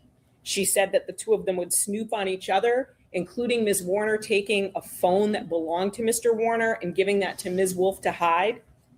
Mr. Lally said that Ms. Warner would speak in quiet and hushed tones to himself and to her daughter when Mr. Warner was in the house to intentionally exclude him from conversations. There was a safe where she and her son were hiding things from Mr. Warner. Ms. Wolf also admitted that Ms. Warner was having an affair. So Mr. Warner, wondering if that had been going on, actually had a basis in fact. He wasn't just imagining it. Ms. Wolf, who was also Ms. Warner's personal assistant and nanny, said she would see Ms. Warner drink alcohol every day. And this supports Mr. Warner's concern about substance use. This is Exhibit 210. That cabinet are the pills that she had in her home. And look at the details, please, of what the government characterizes as stalking behavior. The cameras that Mr. Warner spoke to Mr. Bush about were about 4x6, and they had an antenna on the top. Those aren't cameras that are going to be hidden from any person. The OnStar application shows an average of 4.2 vehicle location requests a day. But Mr. Newell said that the app doesn't show a vehicle moving. So if you're trying to track and see when someone is coming home, because you want to know when they're going to be there, you want to have dinner with them, whatever the situation is, you're going to keep refreshing the app. The Get Vehicle Location can also be used as a navigation tool as well. So if they were driving together and he wanted to see where they were going or how to get someplace, he would use the app. Ms. Volkel also said that she saw the entry on Mr. Warner's credit card for the Binks device, the device that had been in the Hummer, and that she and Ms. Warner looked it up to see what it was. That's the GPS and diagnostic device that was found. But we heard from Mr. Bush that he paid for the device and the government showed you an Amazon image. This discrepancy goes to witness credibility and the witness's desire to present the case in a particular way. And it makes sense because they all loved Ms. Warner. There's no doubt about that. And of course, they want to present her in the most favorable light and Mr. Warner in the least favorable light. But the facts matter, not assumptions. And the other thing presented by the government is, well, when Mr. Warner wrote in his journal that Ms. Warner left in the middle of the night, he didn't check OnStar. But if she didn't take the Cadillac, he'd have no reason to check OnStar. If Mr. Warner was truly stalking his wife, he would have insisted on access to the surveillance cameras long before she went missing. He couldn't even view the cameras on his phone until after she went missing. Mr. Wagner told you that it had been about a month or two where the IP address had changed on the Munger property and that Mr. Warner had no access to those cameras. So while he might have tried to access the app on the morning of April 25th, he couldn't access the app to see those cameras. We also know about the phone that Ms. Warner was in the hospital. That's what Mr. Wagner said. He was also Ms. Warner's friend. Mr. Warner wanted the phone for business purposes. He didn't ask him to keep it a secret from Ms. Warner or try to keep it private. In terms of accessibility and transparency, Mr. Warner also allowed Detective Greca to talk to his minor daughter even when he was not present. And if he was trying to hide the true nature of their relationship, he never would have allowed that. Angelina wasn't there the night of April 25th, but she lived in that house with them. A 9-year-old is going to know what that relationship is like. She would have heard verbal disagreements. She would have known if there was any other sort of physical disagreement. She would be able to share that with the police. He put no barriers to their access with her at all. Now, as it relates to any sort of physical violence, Ms. Wolf never told Detective Greca about seeing a bruise on Ms. Warner's forehead. If she truly witnessed this, it would have been the first thing she told the police when she spoke to them. Ms. Brody also didn't document any of the supposed bruises she claimed she saw as a massage therapist. She had twice testified under oath, and at neither of those court appearances did she ever say anything about a handprint on an arm. And it's worth repeating here that you are not here to judge Mr. Warner as a husband. You may think he was a bad husband, a not very attentive husband, whatever you may think of him. Your oath requires that you only assess the government's case to determine if it has proven beyond a reasonable doubt that Mr. Warner killed his wife and tampered with evidence. Now, we've gone through April 25th and an overview of the Warners' relationship, but I want to also move on to what else is going on between April 23rd and immediately after April 25th and the police investigation as well. On Wednesday, which would be April 21st, Ms. Brody, Ms. Warner's friend and massage therapist, said she saw Ms. Warner and Ms. Warner was distraught and shaking. We know Ms. Warner was a person who had strong emotions and she felt them, but there's absolutely no justification for what's happening here. According to Ms. Brody, Ms. Warner said she wanted to see a lawyer and it was time. But we know the fight with the Terrys, Terry and Terry Nayrink, wasn't until Friday. So there's no indication of what was going on Wednesday. And there's never been an explanation for this. Again, on that Friday, April 23rd, Ms. Warner had a verbal disagreement with Todd Nayrink, who testified. You also heard that Ms. Vocal heard them yelling at each other, but then she also said Ms. Warner seemed happy when she left work that day. So in addition to the fights with Todd, she had the fight with Terry and Terry. Mr. Nayrink, Todd Nayrink, said that on Friday, Ms. Warner was not dressed as she normally would. She was in sweatpants. Mr. Hawkins, who worked on the farm for the Warners, spoke with Ms. Warner at about 6:30 p.m. on Friday, and he said she sounded normal. Ms. Alexander saw Ms. Warner at 7:42 p.m. when she went to pick up Angelina. She said that Ms. Warner kept putting her hands up to her head, and she was talking about a fight she had with Terry and Terry Nayrink. Earlier, Ms. Warner had said that she had a migraine, so that would be consistent with her having a migraine, and we know she was being treated for migraines. Later that night, Raquel Bach claims that she drove by at 10:30 p.m. and saw all the lights on. But closer to 11 o'clock, Dustin Lally drives by. He said Ms. Bach had left well before him, and on cross-examination, the only light that he had said was on was one light. He didn't remember anything unusual about the house, which matches with what Todd Nayrink said when he arrived on the property in the 3 a.m. hour. There was only the light on over the kitchen above the sink. Now, on April 25th, 2021, the OnStar report shows that Mr. Warner's phone app accesses My Cadillac to get vehicle data and then supposedly hits unlock the doors at 7:08 a.m. Get vehicle data is to check on things like oil, tire pressure, fluids in the car. The government's theory is that Mr. Warner had killed his wife by this time, but then he decides to check on how the fluids are in the car or the tire pressure. It makes no sense. And this is part of what Ms. Vinsky also said to you in opening statement. The government dismisses and ignores facts that conflict with the narrative that they are trying to present. Mr. Warner uses Find My iPhone at 8:48, 10:28, and 2:30, and he would not need to do this if he knew where the phone was. And if the government's theory is that, oh, he was trying to see if you could find it, well, he would have checked it at 8:48, can't find it, checked it again at 10:28. He wouldn't need to keep doing that. He would know at 8:48 the phone can't be found. He did it because he was trying to see where Ms. Warner was. And while at 8:48 he would not have known that Ms. Warner was missing, it's not unusual for a spouse to check Find My iPhone to see if your spouse is up, or are they at the office, or are they at the grocery store. And while the Milestone app, again, was accessed at 8:49 and 9:04, we know from Mr. Wagner, Mr. Warner couldn't see anything on the cameras. Now, Mr. Lally said that when they went over to the Munger property, it was the same as what they had done pretty much on every Sunday. They would go over and have breakfast.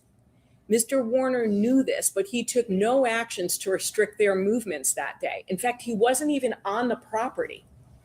If he had killed his wife, is he really going to leave the property and let people roam around wherever they want?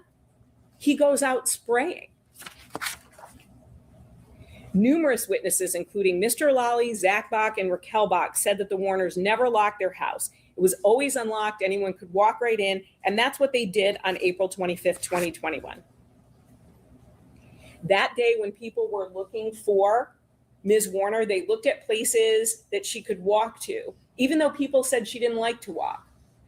They went to the Hardee's Event Center and home. They went to the Cedar Point property. Mr. Lally looked in the camper. But we know from Ms. Wolf that Ms. Warner would walk to the office, contrary to what other witnesses said, and that she was starting to walk everywhere because she was getting into fitness. Also, witnesses support that Mr. Warner was in fact spraying. Not only the GPS data and the reenactment, but Parker Hardy said that when he was at the house with his mother, Mr. Warner drove by on the sprayer. Now, Ms. Warner's phone last connected to a cell tower at 7:14, and the last internet connection was 7:01. So as we turn to the police's review of activities, which is essentially the last section of my closing, I want to talk about this a bit. This is part of the PowerPoint that was presented to you. Ms. Ziegler said that Ms. Warner's phone connected to two towers that morning, 226601 and 226609. This is an example of that portion of what she said during her testimony. And Ms. Ziegler said these were the two towers, north and south. And I specifically asked her that question. Are you saying the towers are north and south? Yes, they are, she said. And this was the slide that she used to conduct her analysis. You'll have this as an exhibit, so it might be hard for you to see, but the north tower is not 22601. It is 226543. 22601 is to the east in Tecumseh. So the analysis about the phone's location is flawed because the two towers that should have been used would have been the south tower and the east tower. But Ms. Ziegler used the south tower and the north tower. But one thing about her testimony that is correct is that she can't distinguish any movement from the phone, because we know that a phone will connect to a cell tower even if it's not the closest tower, for numerous reasons that have nothing to do with movement. Now, moving to April 27th and the tank, if Mr. Warner wanted to secretly move a tank on April 27th, he would have done it when the police left for the day. Remember, they were there in the morning, and then he walked around with Detective Greca for a period of time. And then he said, I have to go to work. If it rains, you can come back or come back tomorrow. And then they got a search warrant and they showed up later on that day. He knew that they were there with drones and a dog. If he had a concern about that, he wouldn't have just gone to farm. He would have moved the tank that everyone is saying he's trying to hide. He would have done it when the police weren't around. He also could have or would have moved it on April 26th. And again, not waited for the police to come back to his property. There's also, again, no issue with the fact that he asked the police to leave earlier. That is his legal right. And he explained that to the police. Now, just as earlier mentioned, where people didn't notice any smell of ammonia in the load barn, Detective Sharp, who was in the load barn or in front of it for an extended period of time, also did not indicate that he saw any or smelled any sort of chemical smell.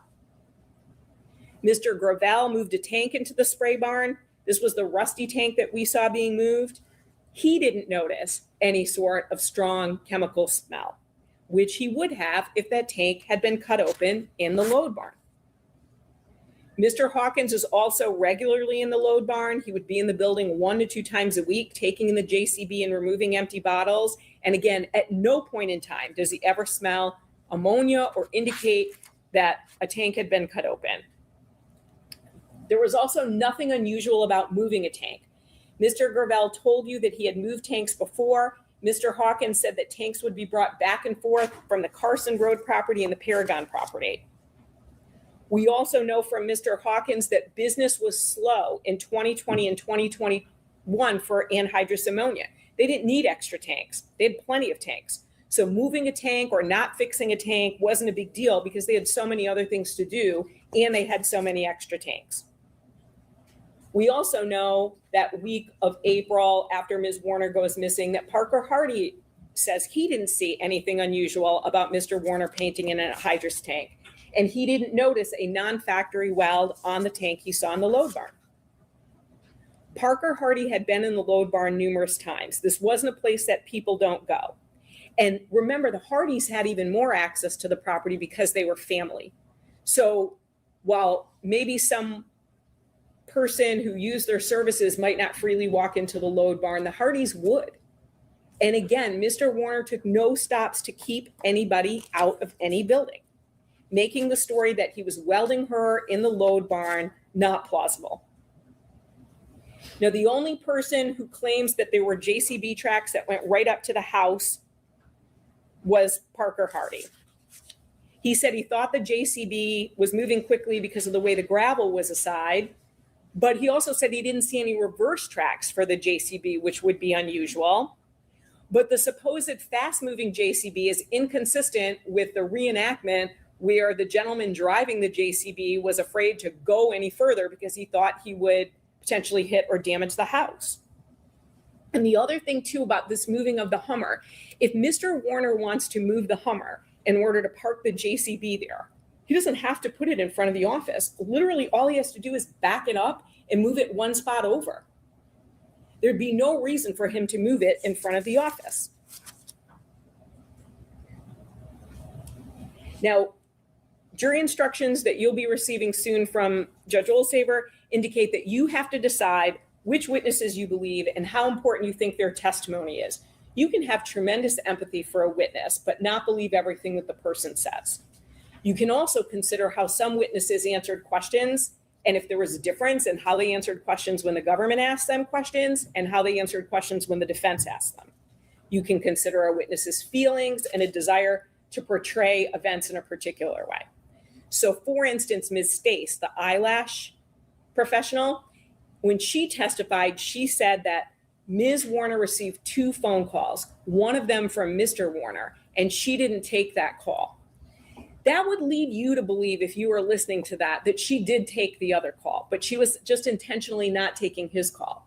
But the reality is when asked on cross, she said, oh no, Ms. Warner didn't take either call for whatever reason. She's getting her eyelashes done or she just doesn't want to talk to anybody. And even consider Detective Sharp when he testified.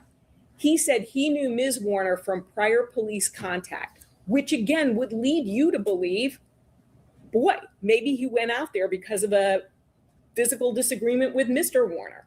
It was only on cross-examination that Detective Sharp indicated that it had nothing to do with Mr. Warner. They weren't even together. It was solely related to Ms. Warner. Now, as it relates to Dr. Cho, please remember that he said he could not tell by the condition of Ms. Warner's body what the date of death was. He couldn't tell the date, the month, or the year. One of the things that the government has to prove is that these crimes were committed on or about April 25th, 2021. It's a little leeway there, but Dr. Cho can't even tell you the year based on the body's condition. The only way that he gets to April 25th, 2021 is because that's when people tell him was the last time that Ms. Warner was seen. But that's not objective evidence of the date of death.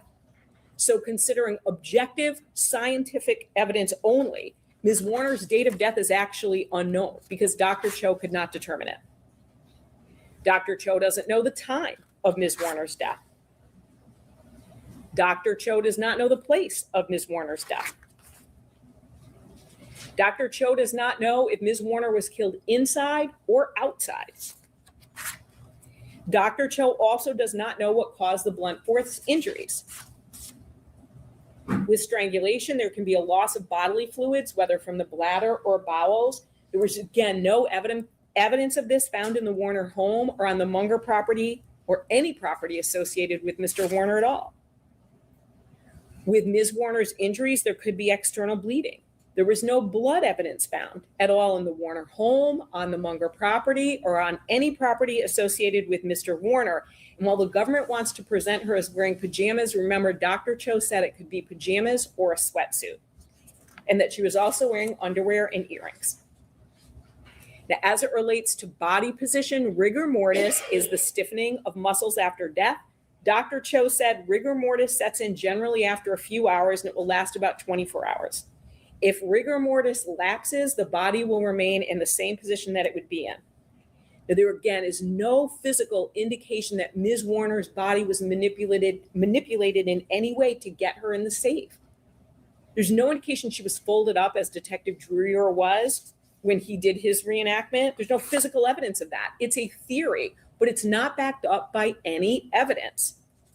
And the government has never said when this supposedly occurred on April 25th. And also note, Mr. Warner willingly opens the safe for the police. They say, listen, we have a warrant. You can either open these up or we're going to cut them open. And he's like, oh, that's all right. I'll open it up for you. Would he really do that if his wife had just been in the safe? Now, on the welding theory, Detective Drewer and his former partner, Detective Singleton, claim that they had a welding theory as early as April 22, yet they never shared this with Lenawee County Sheriff's Detective Kevin Greca. And respectfully, this makes no sense whatsoever. They are literally looking for a missing woman. She has children and a family who want her to come home. They've got this theory, but, well, they don't want to step on any toes. It would be awkward. It would be impolite. You would present the theory. If Detective Greca didn't act on it, okay, that would be on him. But they wouldn't shut themselves down from even mentioning it if it truly had happened in April of 2022. And Detective Drewer saying, well, we were concerned about a leak. That leak supposedly occurred in March of 2022 at that family meeting, which we'll get to in a minute. But the leak wasn't with the Lenawee County Sheriff's Department. The leak was with a federal law enforcement officer, a U.S. Marshal. So again, maybe you don't want to tell that Marshal, but you certainly would tell a Lenawee County investigator about your theory. They are actively working to find her. They are following up on psychic tips. Yet they're not willing to share, hey, we think she might be welded in a tank. As it relates to the tank, Mr. Schmidt examined that tank multiple times. It was only in his final meeting with the detective and an assistant prosecuting attorney that he suddenly thought that the weld on tank 34 may be similar to the weld seen on Detective Greca's body camera.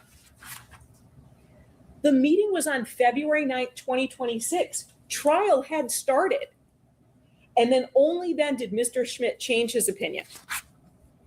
At a meeting on September 24th, 2024, he was shown an enhanced image from April 27, 2021. And he could not make a comparison about the weld in the photograph and the weld that he had viewed personally. Mr. Schmidt also admitted that cutting the tank would be faster with the plasma cutter, which was right next to the welder on the Munger property. And the purpose of a plasma cutter is to cut through metal. Again, Mr. Warner is shown with 2 grinder wheels, but Mr. Schmidt said it would take 6 to 8 wheels to cut the tank open. Mr. Schmidt also said that cutting with an abrasive wheel would be loud. You would have to wear protective hearing. Anyone could have easily heard Mr. Warner if he was cutting and then welding that tank. But nobody did, even though there were people on the farm. Now, no one can match the hook or the chain that was supposedly attached to the tank and used to lift it up. It's just speculation that this even happened. It's the same with the forklift claim. There's no evidence that it actually happened. And this, again, Mr. Schmidt only came up with in January 2026, when trial was starting at the end of the month. Suddenly, he's got a theory about a hook and a chain. It's the same with the welding machine. Mr. Schmidt can't say that that welding machine was used to make that weld, and he can't match a weld to a particular person. He also can't say how many machines exist that you could do that with, that would fit the parameters. Mr. Schmidt also didn't use a student to come up with his time estimates, and that's what he should have done. He has over 20 years of experience as a welder. He is an instructor on welding. Of course, he would be able to go significantly faster than a regular person. But even with what he said, the welding timeline doesn't fit with Mr. Warner's actions on April 25th. The tank circumference is 128 inches, and that steel is thick. Even if we use Mr. Schmidt's calculations, he said to cut the cap off, it would be about 2.5 inches per minute. This is, for him, 51.2 minutes with the grinder. And then high spots would need to be ground down. That's about 5 minutes.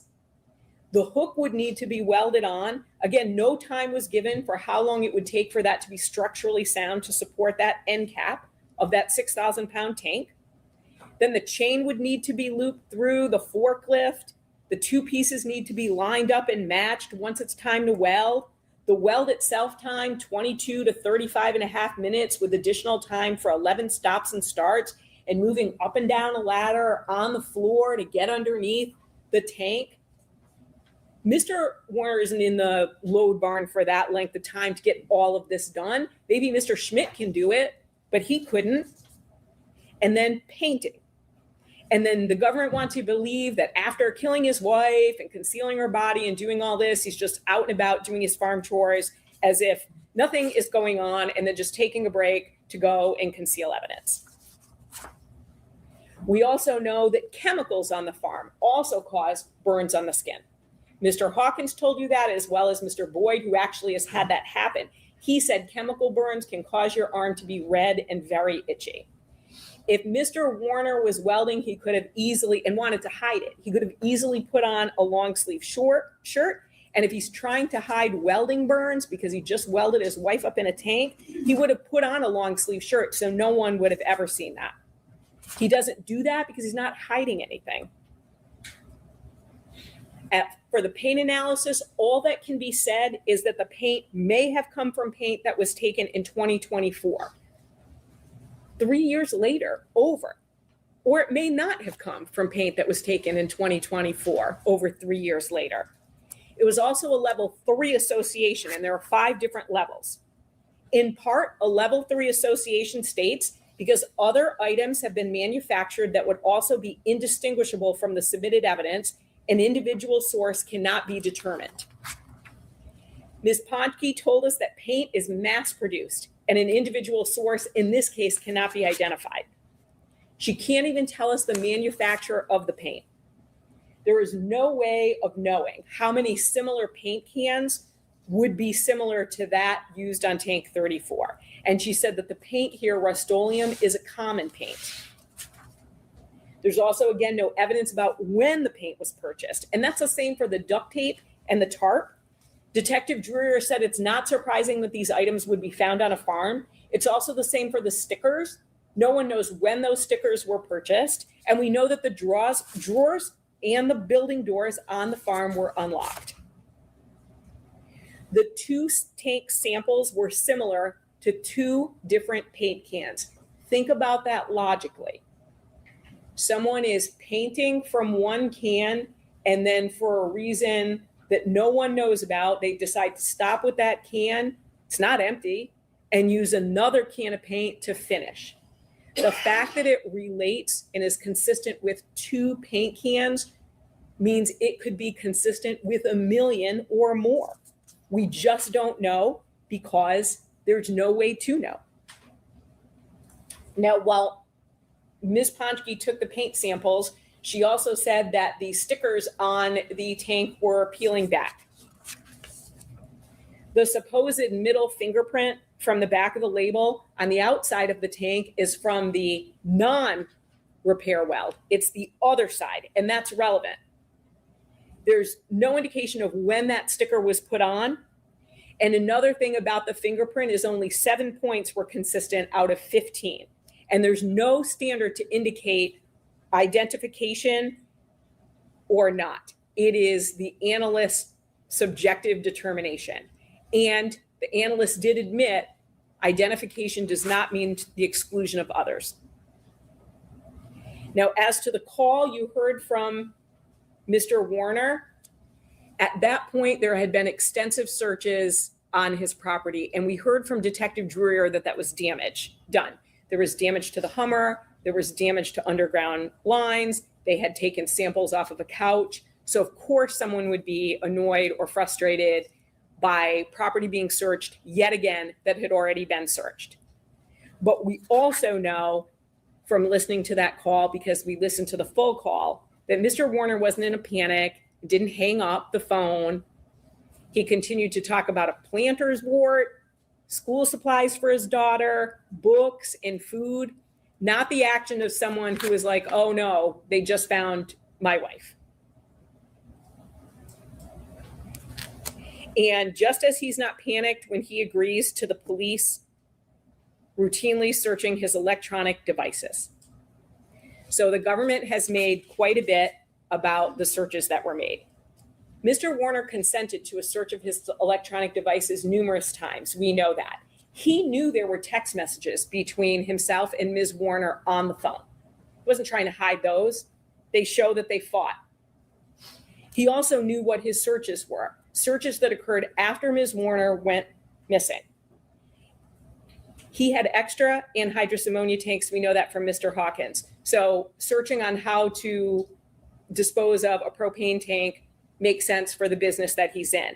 And this chemical cremation search, if he's trying to find some way to dispose of his wife's body, why would the search be chemical or liquid cremation and he's searching, is it illegal?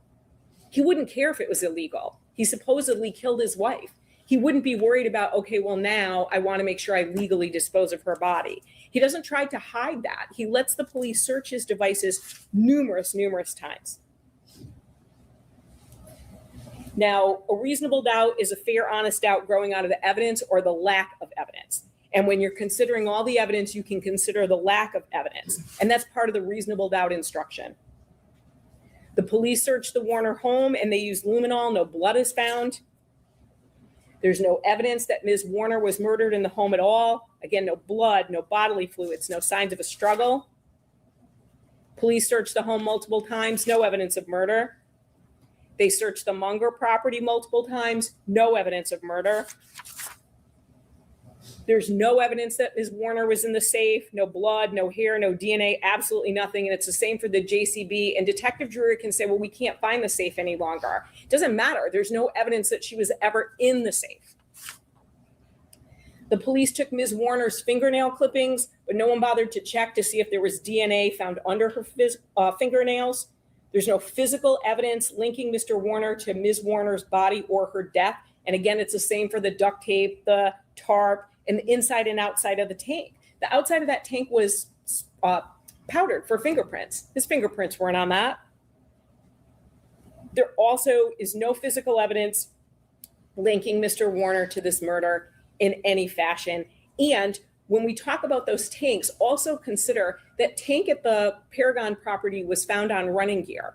But when you look at all the video footage from the search of the Munger property, there's no extra running gear that tank would be placed on. The tank, the tag on the tank, the police take no steps to determine if it's Mr. Warner's handwriting. They want you to do a sort of line by line comparison yourself, but no expert has ever taken a look at it. You can also consider other things that the police didn't do. Now, the Hardy farm is right next to the Warner farm. They only searched that farm years later and only because of consent searches. Now, is anyone saying that Greg Hardy or a member of the Hardy family harmed Ms. Warner? No, absolutely not. I want to be clear on that. But what we are saying is that Mr. Hardy did engage in some unusual conduct, as we heard from Detective Druyer, which I will get into. They should have at least looked into that to rule someone out. And I say that because the only person they appear to have ruled out is Ms. Warner's affair partner. They should have followed every lead, but they started this investigation with blinders as it related to Mr. Warner. We know that Mr. Hardy claimed to the media that he told the police about a particular tank to look in to find his sister. Now, again, he didn't say tank 34, but he said, I want you to look for a particular tank. And Detective Druyer said, no, that didn't happen. That was not true. So they should have at least looked into that further to say, like, why on earth is he saying that? He said he was getting insider information from a federal law enforcement officer. He and his private investigator who he was working with, Billy Little, and a podcaster called Detective Druyer and Detective Greca out of a family meeting. And what's the reason for that? They wanted the police to pretend that Mr. Hardy was giving them his phone for a download, but really he wasn't. So he wanted this like false narrative of that he was engaging in this. But Detective Greca and Detective Druyer refused to go along with that lie. He also revoked consent to listen to interviews that had been conducted. And he expressed concern about liability if there isn't a conviction against Mr. Warner. Now, again, they should follow every lead to rule people out. It doesn't mean that anybody was involved. So it doesn't mean that the affair partner was involved, Mr. Hardy was involved, another third party. Doesn't mean that Todd Nayrink, none of that, right? But those are individuals who should have at least been looked at thoroughly, because when people are engaging in suspicious behavior, you should look into them to do a thorough investigation. Finally, this is the burden of proof chart that visualizes essentially how high that beyond a reasonable doubt burden is. It's not whether you think someone is probably guilty, likely guilty, there's clear and convincing evidence of guilt. That's not the standard. It is whether the government has proven the case beyond a reasonable doubt. And I've shown you multiple reasonable doubts this afternoon, and you likely have more that you will come up with as you deliberate. But the power of the government to prosecute someone should never be fueled by assumptions and speculation and innuendo. It should only be fueled by facts. Otherwise, devastating results can occur. Assumptions blind people to facts, and they blind investigators to follow leads that they may not think might bear fruit, but they certainly should look into.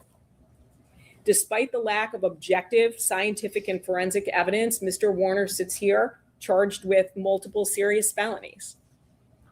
Now, I don't believe that Mr. Warner should be, we're presenting to you that Mr. Warner should be convicted of any felony. But if you consider premeditation, it does not exist here, because if he had premeditated this killing, he would have had the items that he needed already. He would have had the welding. He would have had the tank. He would have had the wheels. He wouldn't be gathering those on April 25th. So their theory is that he's gathering these after the murder, which guts the premeditation element. Because the government has not proven their case beyond a reasonable doubt, we ask that you follow your oath and find Mr. Warner not guilty on all counts. Thank you.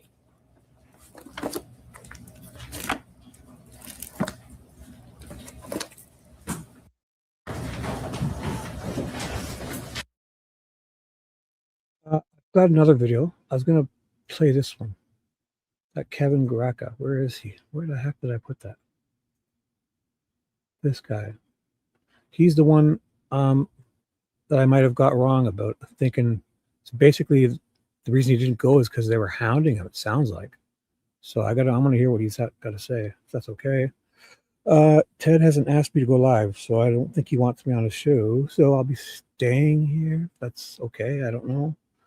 I thought I don't think we planned it. I thought if he was going to ask, I said if he wants me to come on, let me know. But if he's not, then I'll probably stay live. How's that? What's true penalty for? I do. This is interesting because it has lots of body cam stuff.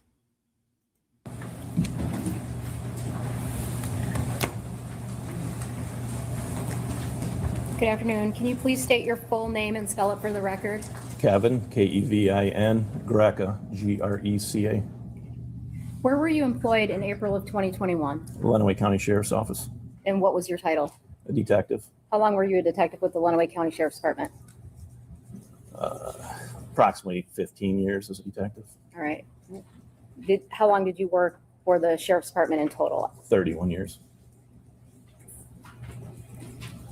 At some point in time, you became involved in this case, correct? That's correct. Prior to your involvement in this case, did you know Dee Warner? I did not. Did you know Dale Warner? Neither of them to the best of my knowledge. All right. How did you become involved? Detective Sharp is a colleague of mine, and he let me know that in the morning that there was a missing person, and he was looking into it, or I believed he was looking into it. Okay. And then the day progressed, and I really didn't think anything had really occurred on the case. And I believe I got a phone call from Officer Wolf from the Tecumseh Police Department. His daughter worked for the... Objection, hearsay. I don't want to know what anybody told you. I just wanted to know what the first thing you did was, okay? Okay. Then I contacted Zach Bach, who was a son. Okay. And when I spoke to Zach, I asked him if he was on a bank account with Dee Warner. I'm gonna stop you. Do you remember when you contacted Zach? Approximately 3 p.m. Okay, and what date was that? The 25th. Was it the 25th or the 26th? She went missing on the 24th. It's the 26th. Yep. Okay. She was reported missing on the 25th? Correct. To Okay. Deputy Hall. Okay, and so you contacted Zach, and about 3 p.m. you said? Approximately. Okay, what'd you guys do? He did say he was on the bank account with Dee. I wanted to see if there's any activity on her credit card. So we went to Tecumseh where they banked, spoke to an individual there, one of the employees, and stated there had not been activity on the account. I believe the last one was like whether it's a massage or getting nails done or something like that, but nothing since she was reported missing. Okay. After you left the bank with Zach, where did you go? Went to the Warner residence on Munger Road. What was the purpose of that? Touch base with Dale Warner. Did you make contact with him there? I did. Did you have a conversation with him? I did. Interviewed him? I did. Did Dale Warner tell you that he believed his wife was at Zach's house? I don't recall that. Okay. Had you been to Zach's house? No. During the course of your interview, did Dale tell you that there was money missing He from did. his safe? Sorry, he did. No, it's okay. And did he tell you approximately how much was missing? He did. Okay. And do you recall what that amount was? I want to say in the $50,000 range. He did give two numbers. I don't recall what they exactly were, but Okay. Do you remember if it was 50 to 100,000? that does sound accurate. Okay. Did you count the money in the safe to confirm how much money was there? I did not. Okay, but there was some amount of money left, correct? I don't recall seeing any money. I asked about a gun. I'm not sure it was that day or the next day, but I believe it might have been that day. Okay. If she has any firearms and if the firearm was there. So the defendant never showed you any sum of money at all that day or any day? There was money everywhere throughout the house, in the vehicle. Okay. As far as him actually bringing it to me, I don't recall him ever bringing me money to see it or count it. Okay. And you discussed going to the safe to look for a firearm? We were in a room just off the bedroom, and he spoke of a firearm, and he said she does have one, because I asked if she has a firearm, whether it's suicide or something like that, was kind of where I was going with it. And he said yes, she does, and he goes, it's right here. But it was just the safe. It wasn't, I said, well, could you please open up so I can confirm it? And he did. And there was a firearm there. Okay, and you confirmed with him at that time that he hadn't yet checked for the gun before you got there? My perception of it was that. That's correct. Okay. Objection, then move to strike if that was his perception of it. It would be what he knows, not what he's perceiving or speculating. Your Honor, we can play the interview from the 26th again if we want to, where Mr. Warner tells him he hadn't checked the safe yet. So. Okay, well, I would agree with Ms. Sherry at this point that he's required to testify from his personal knowledge, and I don't think that a perception of something constitutes personal knowledge. Okay. How many guns did Mr. Warner show you that day? Do you remember? My recollection of the events, I was there on multiple days. I would say a minimum of 7 days. I had been to Mr. Warner's residence. So for me to differentiate what day from 4 years ago, I apologize. I don't recall. If you certainly, my body cams would be on, they'd be there. But okay. I recall seeing several long guns in the basement, kind of up on a wall, nicely displayed. Underneath the stairwell, I think, was another section of firearms. And then in the closet, if you will, walk-in closet, which is where the safe for the money allegedly was that handgun.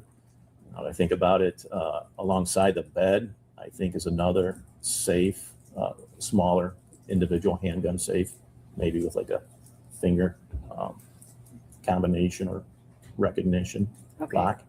And at that point, did the defendant express any concern to you that any of the firearms were missing? He did not.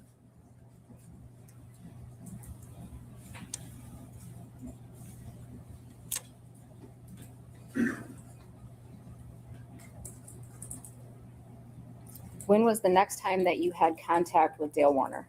It would have been the next day. Do you know approximately what time?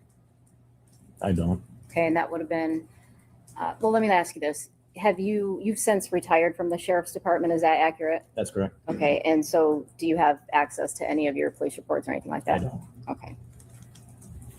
So can you tell me again approximately what time you believe you don't know? I don't know. Okay. Do you think it was early in the day? It could have been. All right.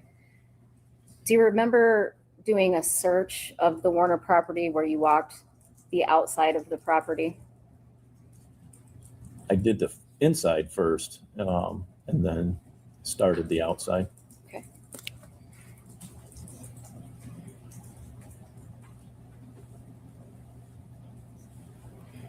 I'm going to show you People's Exhibit 211.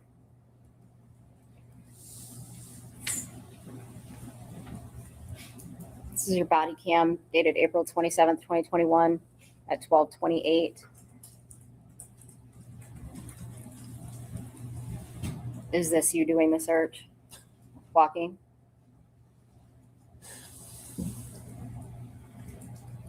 Yeah, that'll be my hand. Yep. Yes. All right.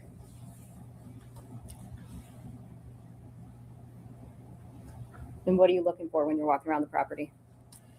Literally anything. For the most part, D. Warner is really the primary.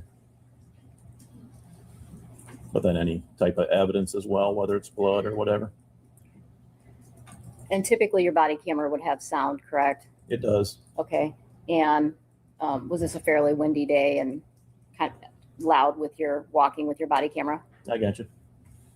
Was it? Oh, I'm sorry. I don't recall that, Okay. but that is a common problem. We've got a dead chicken here somewhere. Okay. Searching the chicken coops.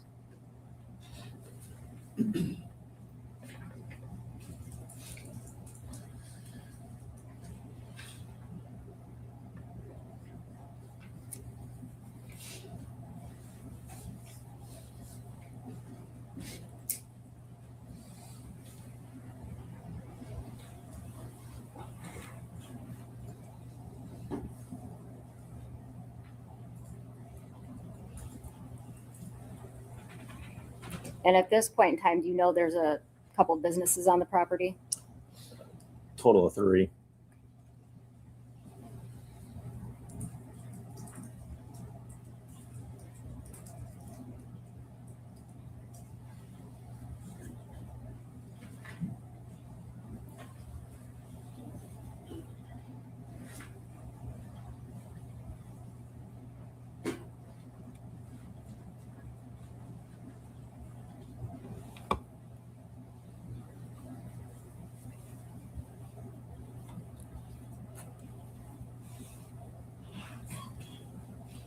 What are you searching all the semis for? D. Warner. I would tap on the side of the aluminums first to see if I could, if they were solid or not, hollow. Because if I were to open that door, all the grain would come out. So Okay. check the cabs as well.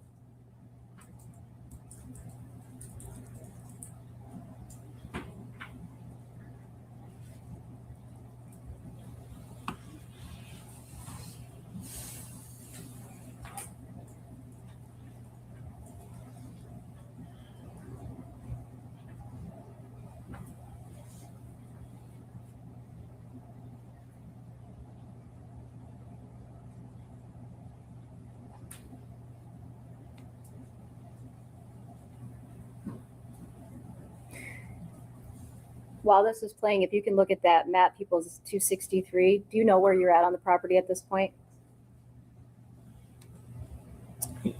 Yes. Oh, here's where the semis are parked, so over in that area. West side of the property.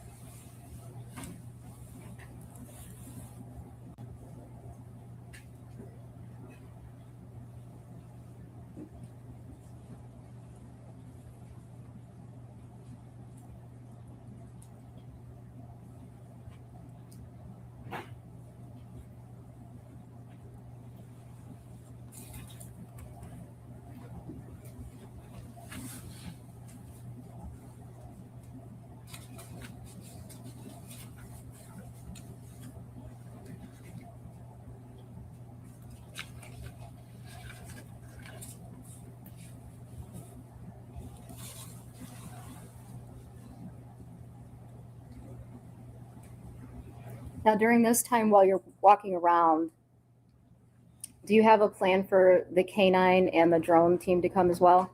I did. Mr. Warner was not aware of that at that point, but I did. At this point, he wasn't aware? I don't believe he was, correct? Okay. Okay.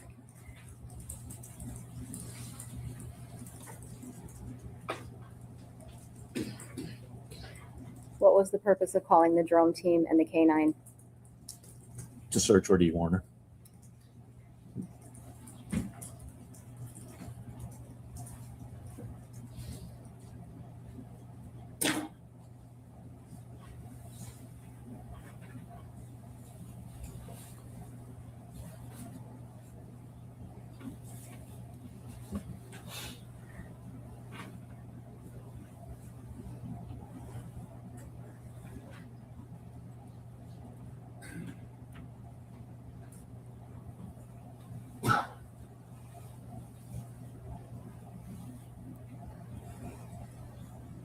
Do you know what area you're heading out to now on the map?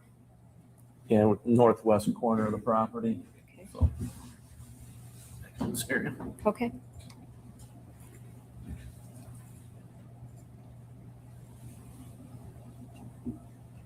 Can you describe the items, some of the items that are in the back northwest corner of that property? Pretty much a standard farm operation.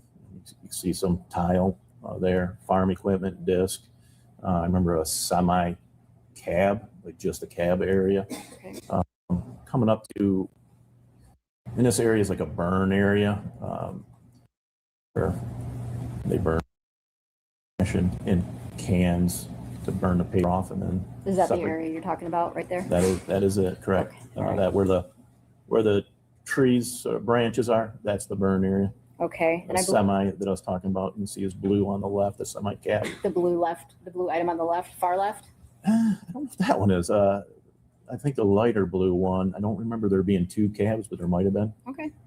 And you also said it was did you say trash pile too? Yeah. Okay. Yeah. Well, I don't want to put words in your mouth. I thought I No, heard that's you correct. say, okay.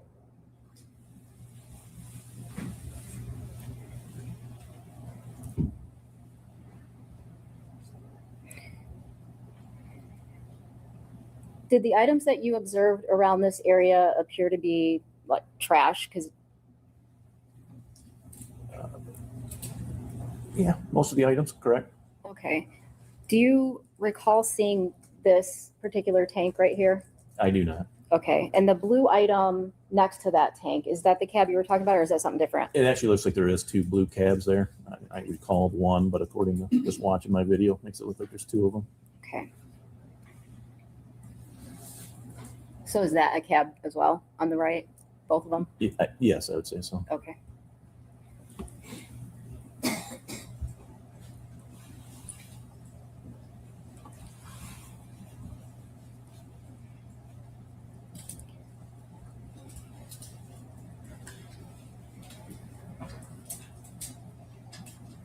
All right. And do you see off to the right the 3 cylindrical items over on the side? From my distance here, it kind of looks like one or two. The ones that are elevated, is that what you're talking about? Yes, behind that blue, it looks like a bed of a truck. I think I was looking further, just past the bed of the truck. Yeah, it looks like. Yeah. Again, sorry, I kind of see two from my distance here, and then the third one, if that's the third one, elevated, if that's what you're talking about. Okay. Okay. And did those items stand out to you either? They did not. I don't recall those. Okay.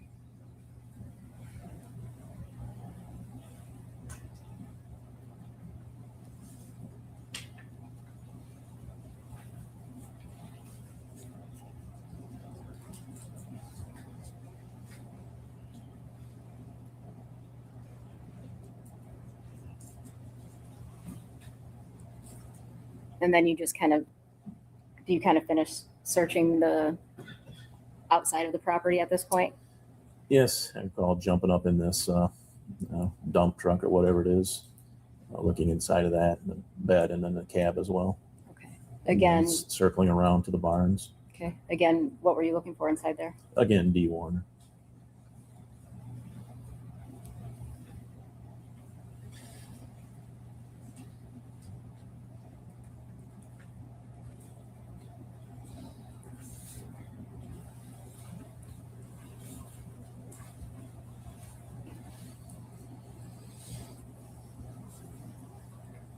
Did any of the tanks, the chemical tanks that you saw on the property, raise any concerns with you? They did not.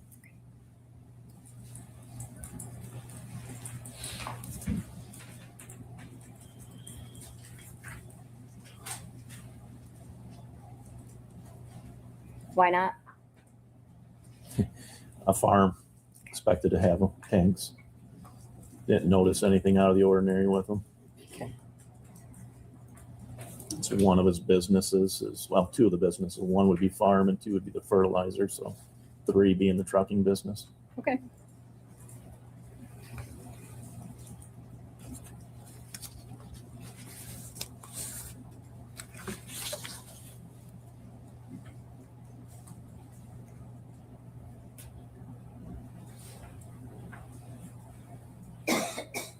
hairs.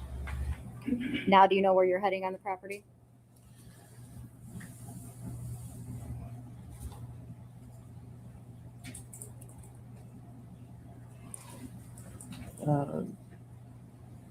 Yeah, heading towards, well, this one's more of a storage, or there's two maintenance barns, what I'd call maintenance barns. And this is smaller of the two. As far as maintenance aspect, it had a motor home inside of it.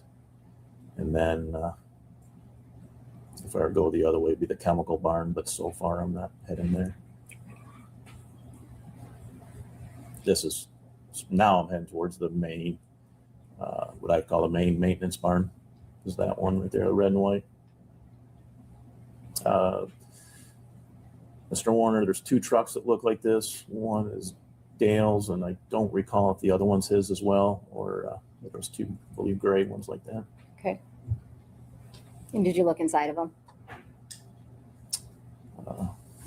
We'll find out here in a second. Yes.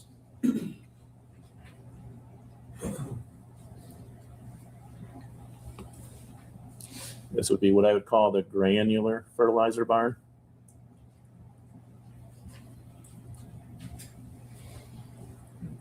On the left-hand side, there's several bays with what I expect to be different variations of grain. I'm sorry, not grain, fertilizer. Okay.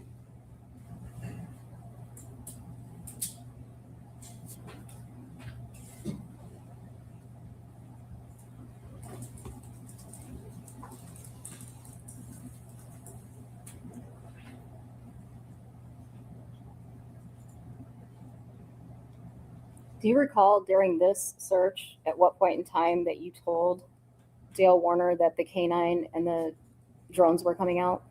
I do not.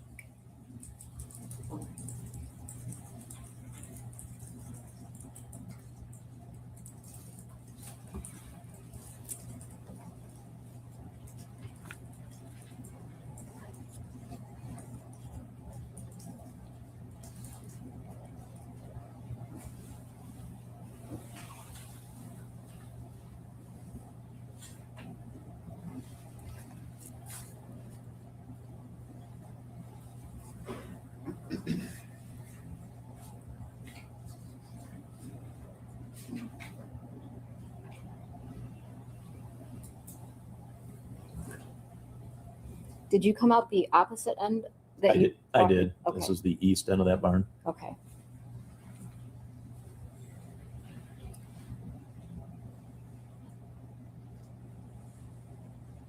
I think this is where all the cool What little building are you going into now? quad This things is what I would are. call more of that second maintenance barn where the motorhome will end up being in this building. Yeah. If it's there on that day. No. Maybe I missed it. Definitely had an area with all those little vehicles.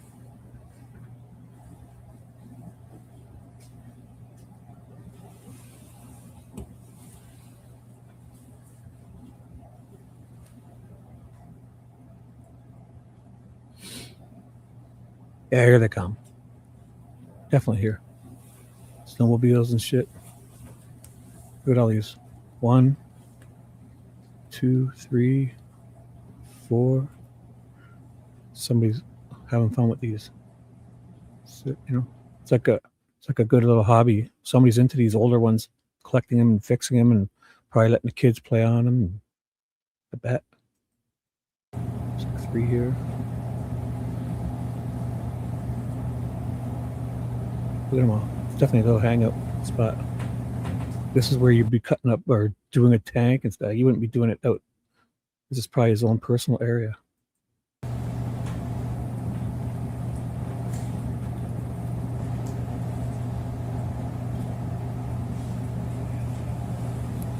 So throughout this video, it appears that the defendant's kind of walking you through the property to show you where things are, or is that accurate? That's correct. All right. And would this Did you notice that?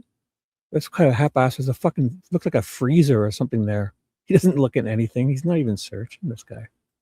Be normal for a consent search? Well, it could have had 10 That's bodies correct. in that fucking thing.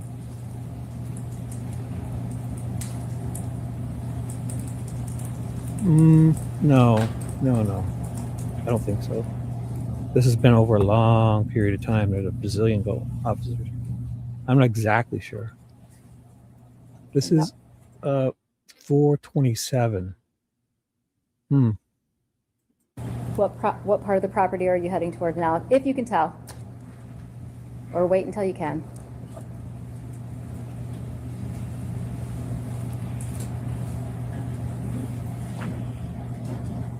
I believe we're going to be heading up towards the office area.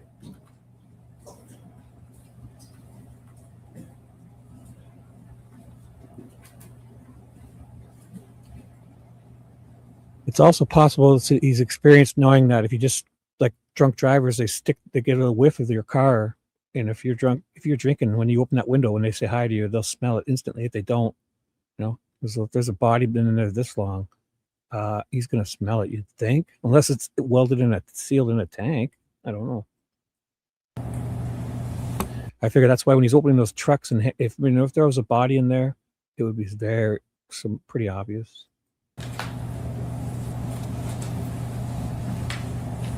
Because if it's 427, and they're saying, I think it was, so she'd been missing for about 2 months now. I think it was February 21st, they said it was, or maybe I'm wrong.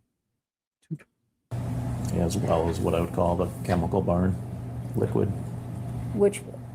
I want you to look at the map and identify which building you're referring to as the chemical barn. Like these trucks, he's not even going near the cab, or like, what? Like, there's a whole cab sleeper, probably bunk beds way up high. And I don't know, number 7. Which one? Thank you. Yeah, thank you. he's just taking a whiff, for sure. He's found bodies before. You would know instantly.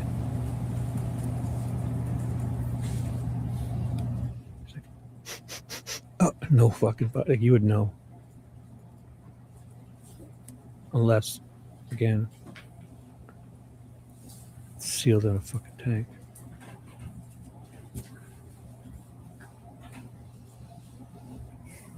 Which side of the chemical barn are you on at this point in time? This would be the north side. Like those gigantic silos and all that. Like, I mean, man, you could have 100 bodies in there, not to be more morbid.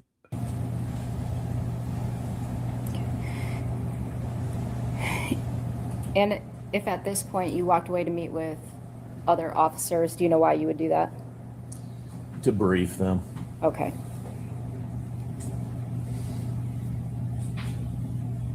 I would have transitioned myself from Mr. Warner to my supervisor, Lieutenant Reckner, for him to continue the search while I brief the 2 officers. Okay, so Lieutenant Reckner was walking around with you at this time?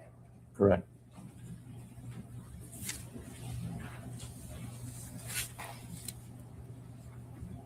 After you walked the property with the defendant, do you know what you did next? What I did or what he did? What you did? I briefed the drone operator and the K9. I believe K9 arrived first. I think they were pretty close to come at the same time. Okay, so did they get there at some point while you were walking through the property with the defendant? Correct. All right, and after you briefed them, what did you do?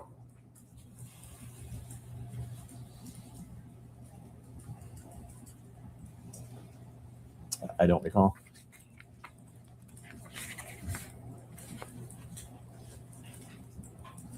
Have you watched the trial with me, or did you miss any of it? What do you mean? What are you saying, Luna?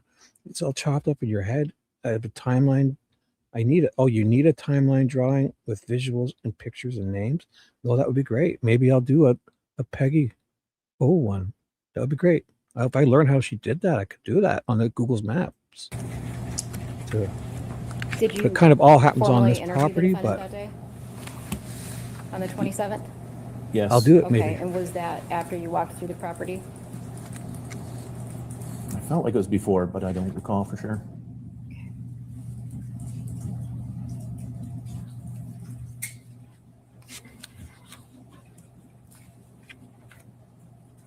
after you interviewed the defendant, did you intend to run the dogs and the drones through the property on the 27th? Yes, have them do their job, correct?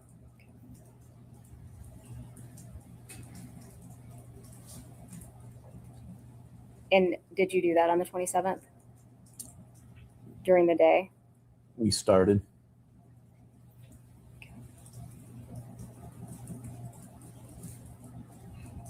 Well, silly goose, there's this guy named Sweet Dude Shibby who's covered every single day of this trial, every minute. Seems like you're not watching me long enough. I've done it. I put it on a playlist. Every single minute of this trial is covered on this channel. I'm recovering. So I'm recapping. The drone had just lifted up in the air and had just a short, brief time frame. Okay. Did you have your body camera on still at this point? I believe so. Okay.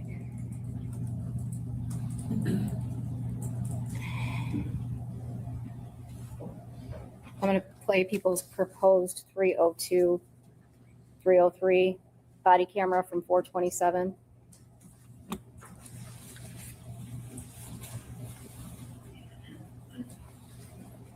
I want my wife back. Yep, no, that's where I'm at. You want to get it? Yeah.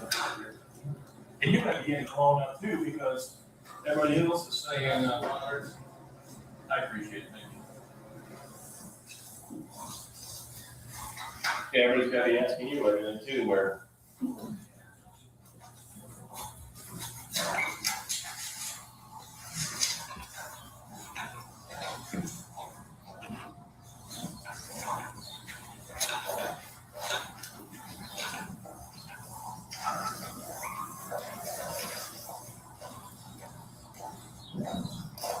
Oh, that's it. This one ours. Yeah. Oh, yeah.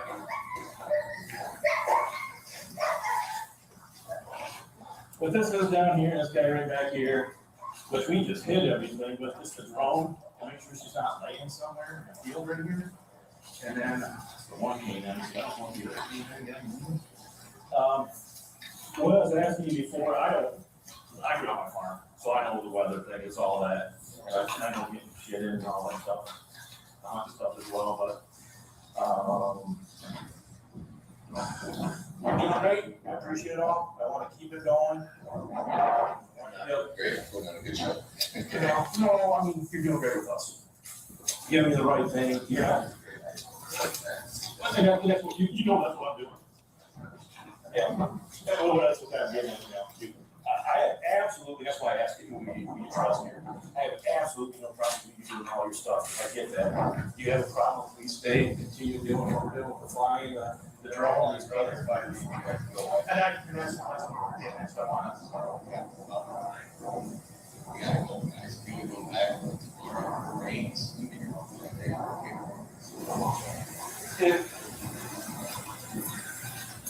Right here.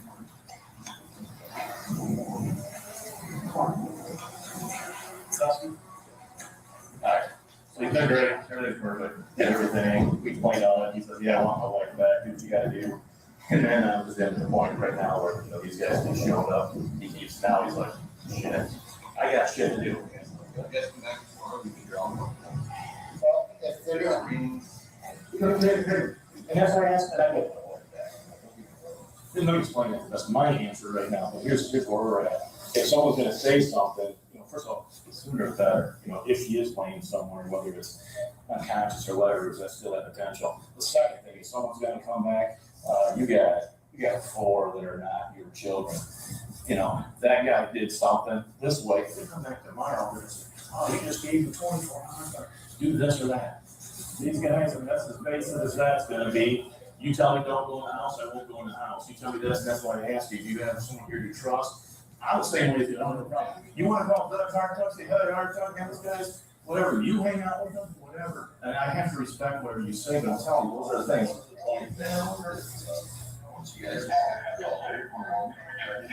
mean, we walked around and looked at everything. Yeah, you did. I appreciate it. I think the only reason that would take out the basically you don't know. Bridges and everything else, so if somebody's laying out there, that's all they're gonna do is fly. Well, and I understand that, but just tell it from my point of view, take 15 minutes for them to fly that, and with us for judge and due diligence. So if you could give us 20 minutes and. Okay. Okay, no was no, you said okay tomorrow, if that's the case, but the only, I just the other part, like, you get this part too, these guys, they came out, and now they gotta go back and then come back again, another thing. Okay. You guys were told me this morning. Yeah. You know, who's gonna go at 6? Yeah. Okay, no, yeah, I appreciate it. She left here. Right, no, I appreciate it, we'll do exactly what you said. All right. Yeah, guys.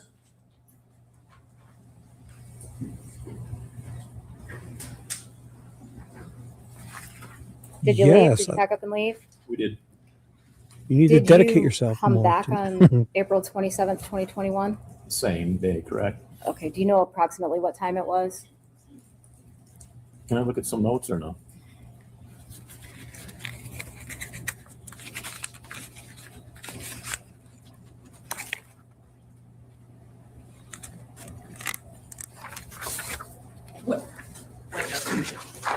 Says your report shows what time they came back.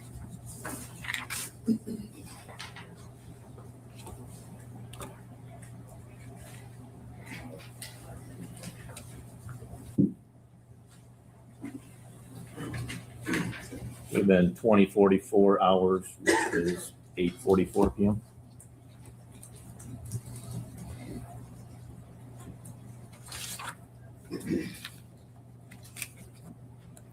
What was the first thing you did when you arrived on the property? Sorry, 4 years ago. I don't recall. Understood. Who did you come out there with to the Warner property, if you recall?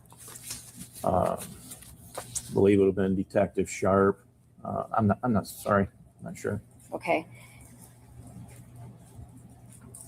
How many search warrants have you executed during the course of your employment? No clue. A lot. When you get to a residence that you're planning on searching, what's typically the first thing that you would do? Make contact, attempt to make contact with persons at the residence, primarily owner. Okay, and then what would you do? Depends on what kind of search warrant. As a narcotics officer, so those are a little different than this incident. But secure it, go through, depending on the threat, if there's potential threats there. Make contact with everybody. Again, a narcotics one, you'd secure the people. This isn't really that, so we were not intending to secure by handcuffing or whatever. Okay. Were you intending to secure the scene in any fashion on the 27th? There's two options that are provided to the owner normally, and especially in this situation, you can leave if you want to, or if you stay, you can be detained while we search to secure the scene. In this situation, we're dealing with a potential missing person or not sure. I don't really treat them too much difference whether it's a missing person or a homicide, but he was cooperative, so he was not secured. Okay. Do you recall if he was on the property when you arrived? I don't even recall that. All right. My body cam would show. Yep. We're playing People's Exhibit 214. Oh, wait.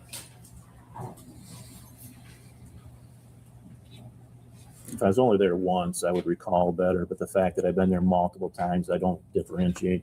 How many times do you think you were out there?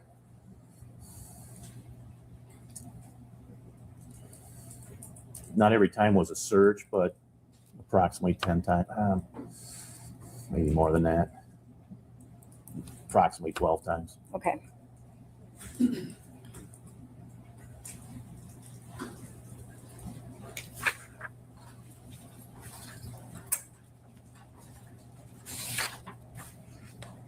I'm going to show you People's 214.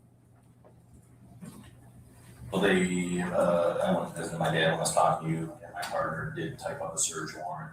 We do have that. I'm standing here with both of your daughters at the front door. I'm sorry, side door. And I'll explain everything to you. We do, it is for the dogs, the drone thing. So basically we saw it earlier. And as of right now, we're not going in your house. You know, we already went through there. So it's just a matter of the dogs just completely, let's see. My recorder's going right now. It wasn't for a second. It's going right now. So the whole thing will be recorded.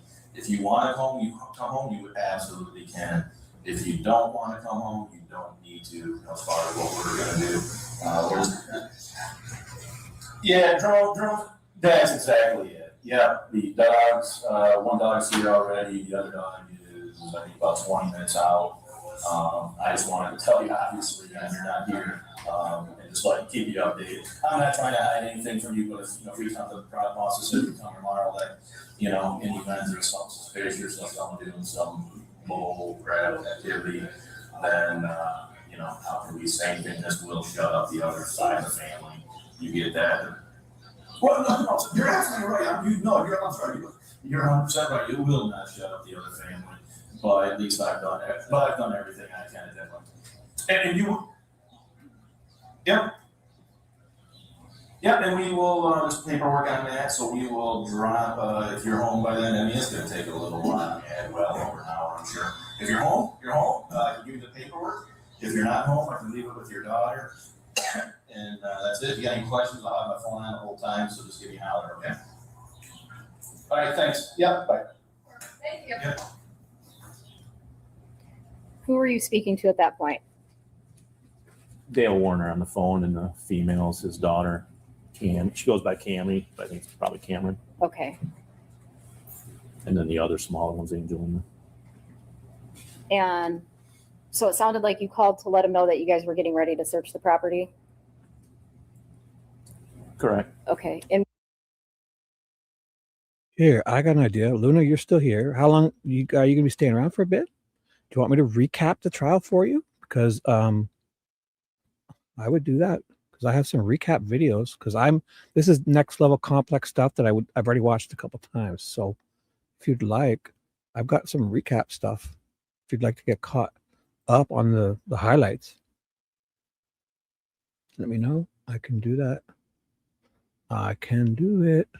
Where was I? On here. Not on this Sweet Dude Chevy. On this one here. I have some playlists. If you want to recap instead, because that's a lot. If you haven't seen it all, this can update you. I had recaps. So basically, a stunning twist in the D. Warner case. I would put it in playlist, publishing oldest to newest. So I'll skip this one's actually. This is too much. So I'll just put the short ones. Stuff like this, recaps of day 7. Oh, you know what? I'll go get the other. No, recap of day 11. Wait, date published. Oldest should have way more videos here, because I have tons. They got like these good little recaps, like of each person. That's Dale Warner recap every day of what? Full trial recap. Oh my goodness. You have 3 hours you want to spare? This one is a full trial recap. Oh my goodness. You got an extra 3 hours? Oh my God. I didn't see this one. Holy fuck. You want to watch it? I'll start watching it.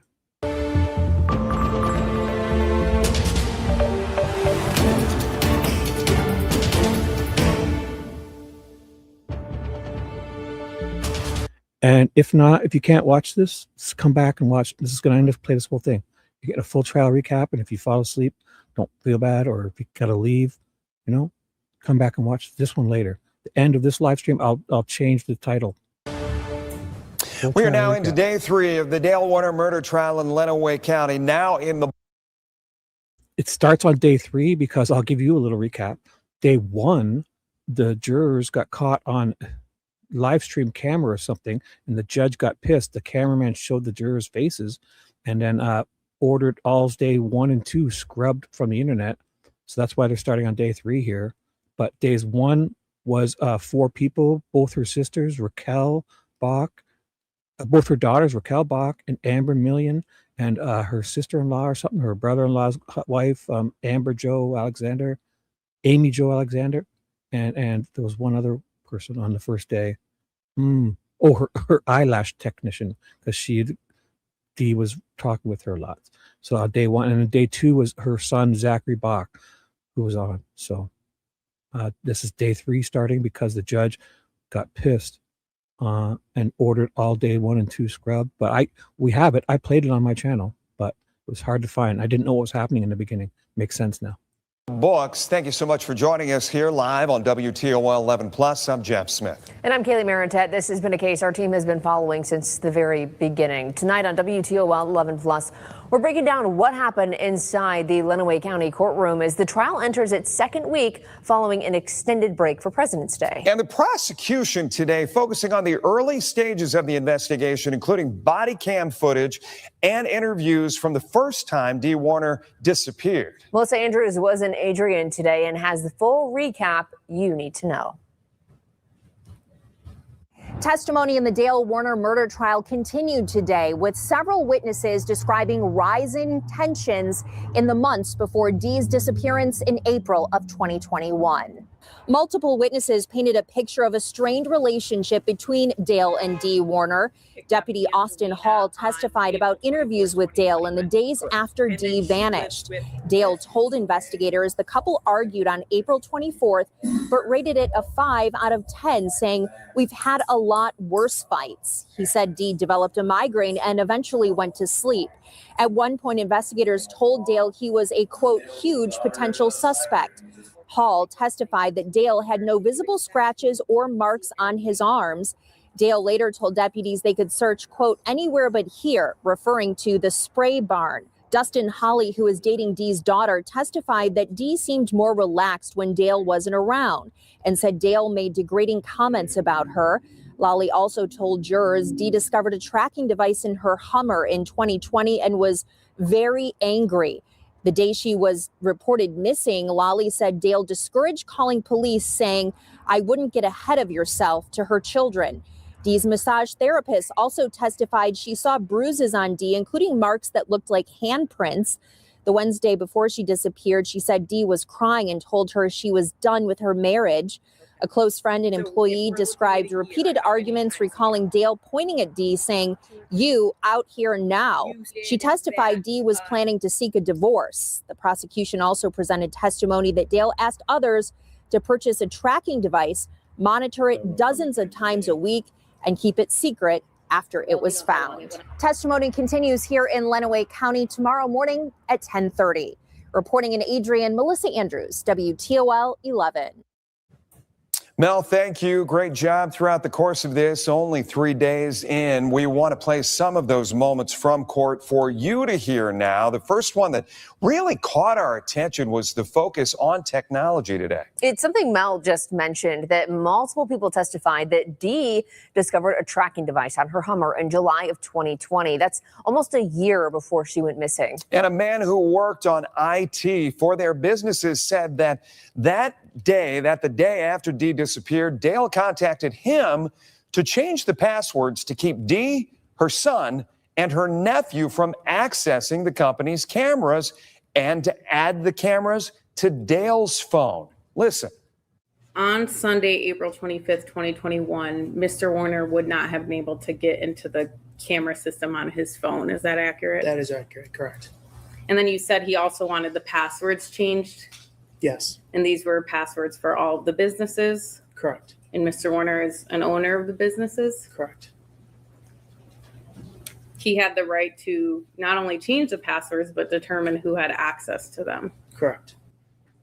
About any of the photographs or any. Now, Dee's daughter's boyfriend, I should say, also testified that Dee found the tracking device in her car. Listen to this. I pushed it in. The device came apart in 2 halves, and there was an SD card inside of it. I removed the SD card, put the 2 plastic halves back together, and I handed both the SD card and the device back to Dee. Okay, and did you see it from that point, what she did with it? Yeah, she put the SD card back in her pocket, or she put it in her pocket, and then she turned around to head back to the garage with the device.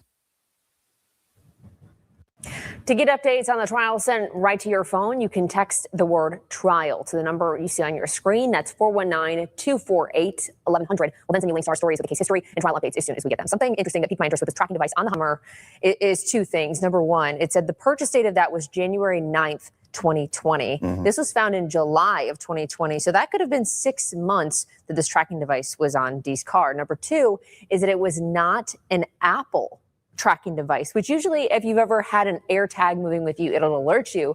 So I wonder if that's something that was thought about beforehand, not getting something that was trackable or would have picked up on her phone. It was also a vehicle diagnostics tool out in the open where it could be easily seen. It wasn't hidden. It's right out there with lights flashing on it and shit. It was a vehicle diagnostic tool too that you connect to your phone. You can try trouble code with Bluetooth, trouble code and get and all the, erase codes and find out what parts are having wrong and stuff. So it wasn't just a tracker. That she was being followed. We were talking in the newsroom and we were saying that we've had a lot of high profile cases that we've tracked over the last, just dating myself, 30 years here in the market. But I don't remember one specifically really honing in on technology like this one is. And it may just be a case that we're in that day and age now where this is factoring in for these jurors to consider the fact that, yes, you've got passwords, the mention of passwords being changed, or even the tracking devices that you were talking about, things that 10, 20 years ago didn't even exist. I think also what makes that a good point too is that this is a possible domestic case where I think we're in the James Worley case, these weren't as much as a relationship that he had with those women. So I think, yeah, this just feels so much more personal. The surveillance, the passcodes, all of that just ties into, I think, what the prosecution is And the cameras in the home weren't hidden cameras. There were big antennas on them. They were like IP cameras out in the, like they weren't hidden cameras. So this whole surveillance thing is a bit, I know people have I don't like cameras inside your home, but like my brother does that and his wife, they both, it's weird, but they're not hidden. And Dee would have, if she didn't want them there, she would have just ripped them out. She was no pushover. I don't know. They're really pushing a narrative. trying to show is that Dale was keeping an eye on her and tracking her. Yeah. I had an attorney earlier today leaving me. He didn't even have access to all those cameras or something. I mean, what if Dee's watching him? I don't know. I mean, if he was abusive, I get it, but they're making a lot of this look worse because I don't know. They're trying too hard to nail this guy. A message on the phone and saying they believe that the defense has an uphill battle. I don't know if I see it that way because it feels like the prosecution in this case has so much to prove of this circumstantial evidence, right? I mean, you're right. Yeah, the defense, I mean, I'm not an attorney, but a defense could say he thought she was having an affair and he wanted to see where she was. I mean, people hire private investigators to see if their spouse is having an affair. So I think that's maybe one of the arguments the defense could make is that he was just curious about where she was. You know, he said that in this case that she was at a Walmart for 3 or 4 hours. And, you know, he had said that he thought she was having an affair there. So, I mean, yeah, I think I agree with you on that with the defense. And we go back to what Gary, we had former judge, Lucas County judge, Lucas County prosecutor, former Lucas County Commissioner Gary Byers in here in the studio with us last week.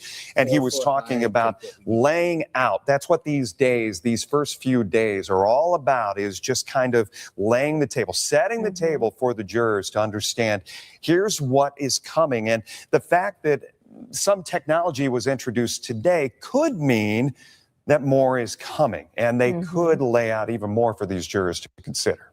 I think we have a long way to go for this trial. Yeah, the courtroom will be packed. We can guarantee that. Once again, tomorrow morning when the trial picks back up at 10:30, we are told that it will be another day of witness testimony. The prosecution is expected to call more witnesses, but it's not clear exactly who will be called at this point. Keep in mind, this trial is expected to last several weeks, And the state is still in the early phases of laying out its timeline and evidence, as we mentioned there, with the technology and introducing that. You can watch the entire trial live right here on WTOL 11 Plus starting tomorrow morning at 9 and all the way until the court is adjourned for the day. Plus, we will be back again Friday night at 6:35 with the must-see moments from trial as the second week wraps up. And what you can expect as we head into week 3 we will also be former Lucas County Judge and Prosecuting Attorney Gary Byers, as Jeff just mentioned, to bring you an in-depth legal analysis. It's all this Friday after the news at 6. Yeah, Gary said he was going to come back it will be a week removed from when he was here last time to see how everything unfolds, develops from week to week. Until then, you can stream. We want to remind you, can stream Hidden in Plain Sight, the disappearance and discovery of Dee Warner anytime on WTOL 11 Plus. 11 Investigates sat down with Dee's family and broke down the entire investigation. It is part of a special 30-minute presentation you don't want to miss. It'll help you out too if you need a refresher Some on backstory. some of this. Again, this is almost 5 years now we've been talking about this case. Well, that'll do it for us tonight. Make sure to follow us on our social media platforms. You can download our free WTOL 11 News app on your phone to get breaking news updates and alerts on this trial sent straight to you. And for Kaylee Marin, I'm Jeff Smith. Thanks for joining us here on WTOL 11 Plus. We'll have a good night. It is day 3 of testimony in the Dale Warner murder trial. I'm Melissa Andrews, a crime and investigative reporter covering the murder trial of Dale Warner. He's accused of killing his wife, Dee, in 2021 and then welding her inside a fertilizer tank where she was found 3 years later. So the judge started off today with a warning for the audience not to make any gestures or facial expressions because theoretically, this could be seen as communicating with the jury. So we're back on the stand with Deputy Austin Hall, who is on body cam with Detective Kevin Greca. You remember him?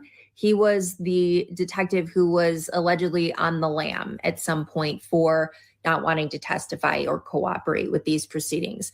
So it's Greca, Hall, and Dale in the kitchen. Greca asks if Dale has any questions. Dale says yes, but he doesn't remember them. So Greca talks about this girl who took Dale's phone and the iPad. It's going to the state police crime lab. Dale keeps saying he can't make sense of any of this. She's taken off 100 times. They have 3 businesses. It can be stressful. He says what's different this time is that she's had COVID. Zach had said that some charges appeared on some accounts. They'd been monitoring the accounts, but then those appeared to be monthly charges. The deputy says, basically, we're going to square one. It's been over a week. We're just going back through all of this. Dale goes back over that night. He said, we're not going to argue tonight. It was about the altercation between Terry and Dale, Terry and Dee. So she says, let's sell everything. He says, it's not your decision. This is our business. Dee was convinced Dale was telling people she was on Xanax. This was Saturday around 11 when Dee was at the soccer game. Dale says he got home at 8:30 that night. He went out to Findlay. He offers for him to cook for Dee. She refuses. She keeps wanting to talk about Terry and Dale doesn't. He keeps saying he rubbed her back and she fell asleep on the couch. Next morning, he says she was asleep when he left at 6. He goes through the whole story that we've heard already. Dale says Dee's relationship with Lena is love-hate. They bicker about things, but then Dee gives her ice cream and Panera every day. Dale says it's been hell with Dee gone because he doesn't know anything with the school, soccer, or dance schedule. They're still going to celebrate Mother's Day. He says on a schedule of 1 to 10, this wasn't even a 5 type of fight. They've had much worse ones. Greca says for the first time, you are a huge potential suspect in this for what it's worth. And then asks Dale for a picture of his arms. Dale takes his shirt off. They photograph it. Apparently, in later testimony, they said there were no scratches or bruises or scabs or anything. Greca says if someone was going to harm Dee, they wouldn't leave her ring on your desk. Dale says she wears $150,000 to $200,000 worth of jewelry. There was something about a check, PPP check in the car. Didn't quite catch that. The detective asked Dale if she's used substances or suicidal. He says, I can't put that out of the realm. Dale says he's still trying to figure out who could have picked her up. And he has heard many rumors of who's my wife been with. Greca asked if she could be a lesbian. They say there's got to be somebody who picked her He took up. his shirt off Dale for them. questions whether Dee has been Must have meeting missed someone at Panera and is gone for 2 hours. Suggests getting video from Panera. That looks He like a farmer's says it's tan. been choose your battles, don't ask questions. I don't Walking think around she's having outside. an affair, but I've heard so many rumors around. At this point, I see one of the jurors keeps nodding off. Juror number 11. He's an older man, maybe in his 60s, and he kept nodding off. The questioning of Hall continues. Cross-examination. Did Mr. Warner know this was being recorded? Hall assumes so. You didn't see any scratches or marks or Miranda's here. Hi, Miranda. anything like it was healing? No. All right. And then they talked about some blood found in Greg Hardy's barn. It later was confirmed it was animal blood, and that he had kicked the investigators off the property on the 27th, saying he had stuff to do prior to them getting there. Next up is Dustin Lawley. He is Dee's daughter, Raquel's boyfriend since 2016. They have 3 kids together. He says when Dale wasn't around, Dee was more relaxed and laid back. She was really uptight and watching over her shoulder when Dale was around. Dale would make degrading comments about her cooking, like, what the hell is this? This isn't done. This is burned. And comments about Dee's clothing loud enough to hear. About 24 times, he says. There was an incident regarding the Hummer in July of 2020. Dee asked Dustin to look at something she found in her Hummer. Dee handed him a small black device and said she found it in the Hummer. It plugs into the vehicle sensor that's like right by your knee in the driver's side. So next, he says the lights were on in the house late at night on April 24th. And then he says the door was always unlocked. That's something that we've seen the defense try to put in there. He said he noticed the Hummer and the front end loader were at the office. They went to the office because they thought she was there. So we've heard this story before about the searching and the searching. He also said Dale came in a few times and said, not sure where she went. Said he was going to go spray twice. The kids said, let's call the police. And Dale said something like, I wouldn't get ahead of yourself. He has maintained a decent acquaintance ship with Dale at this time. Dale came over in July and talked in the living room. And he said, Dee fucking hated you, right? And she probably ran off with another guy. He asked to borrow the front loader and asked what was going on. This is Dustin asked of Dale what's going on. And Dale said, they're trying to fucking pin this on me. He said, because he kicked them off the property and they wanted to get in the spray barn.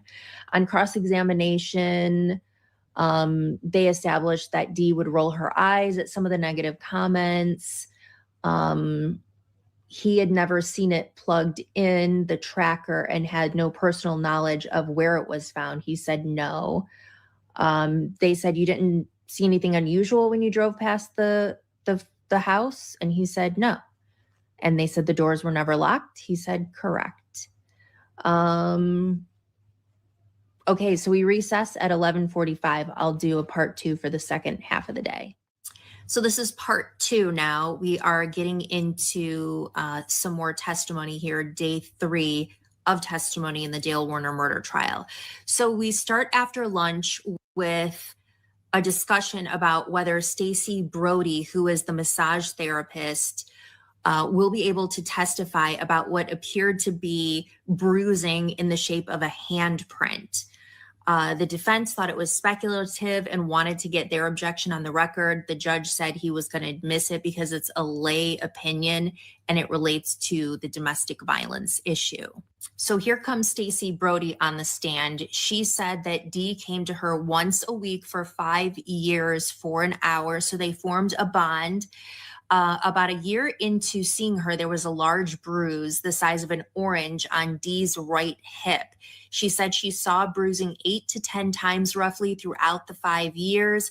She saw handprint bruises on her upper right arm.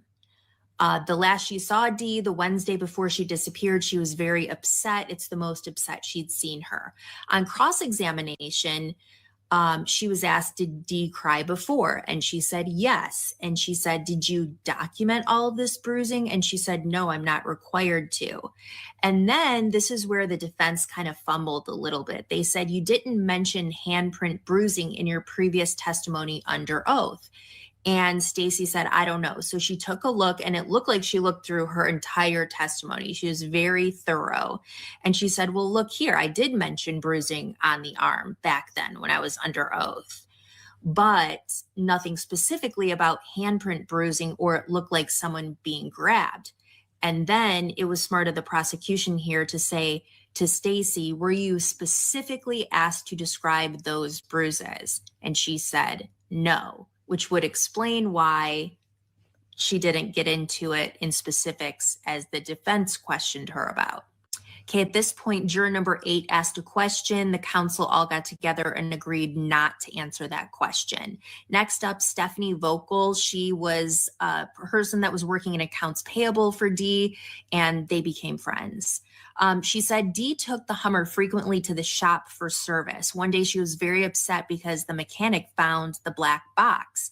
She never saw Dee with a secondary or secret phone. They sometimes hung out on the weekend, never saw her under the influence of drugs.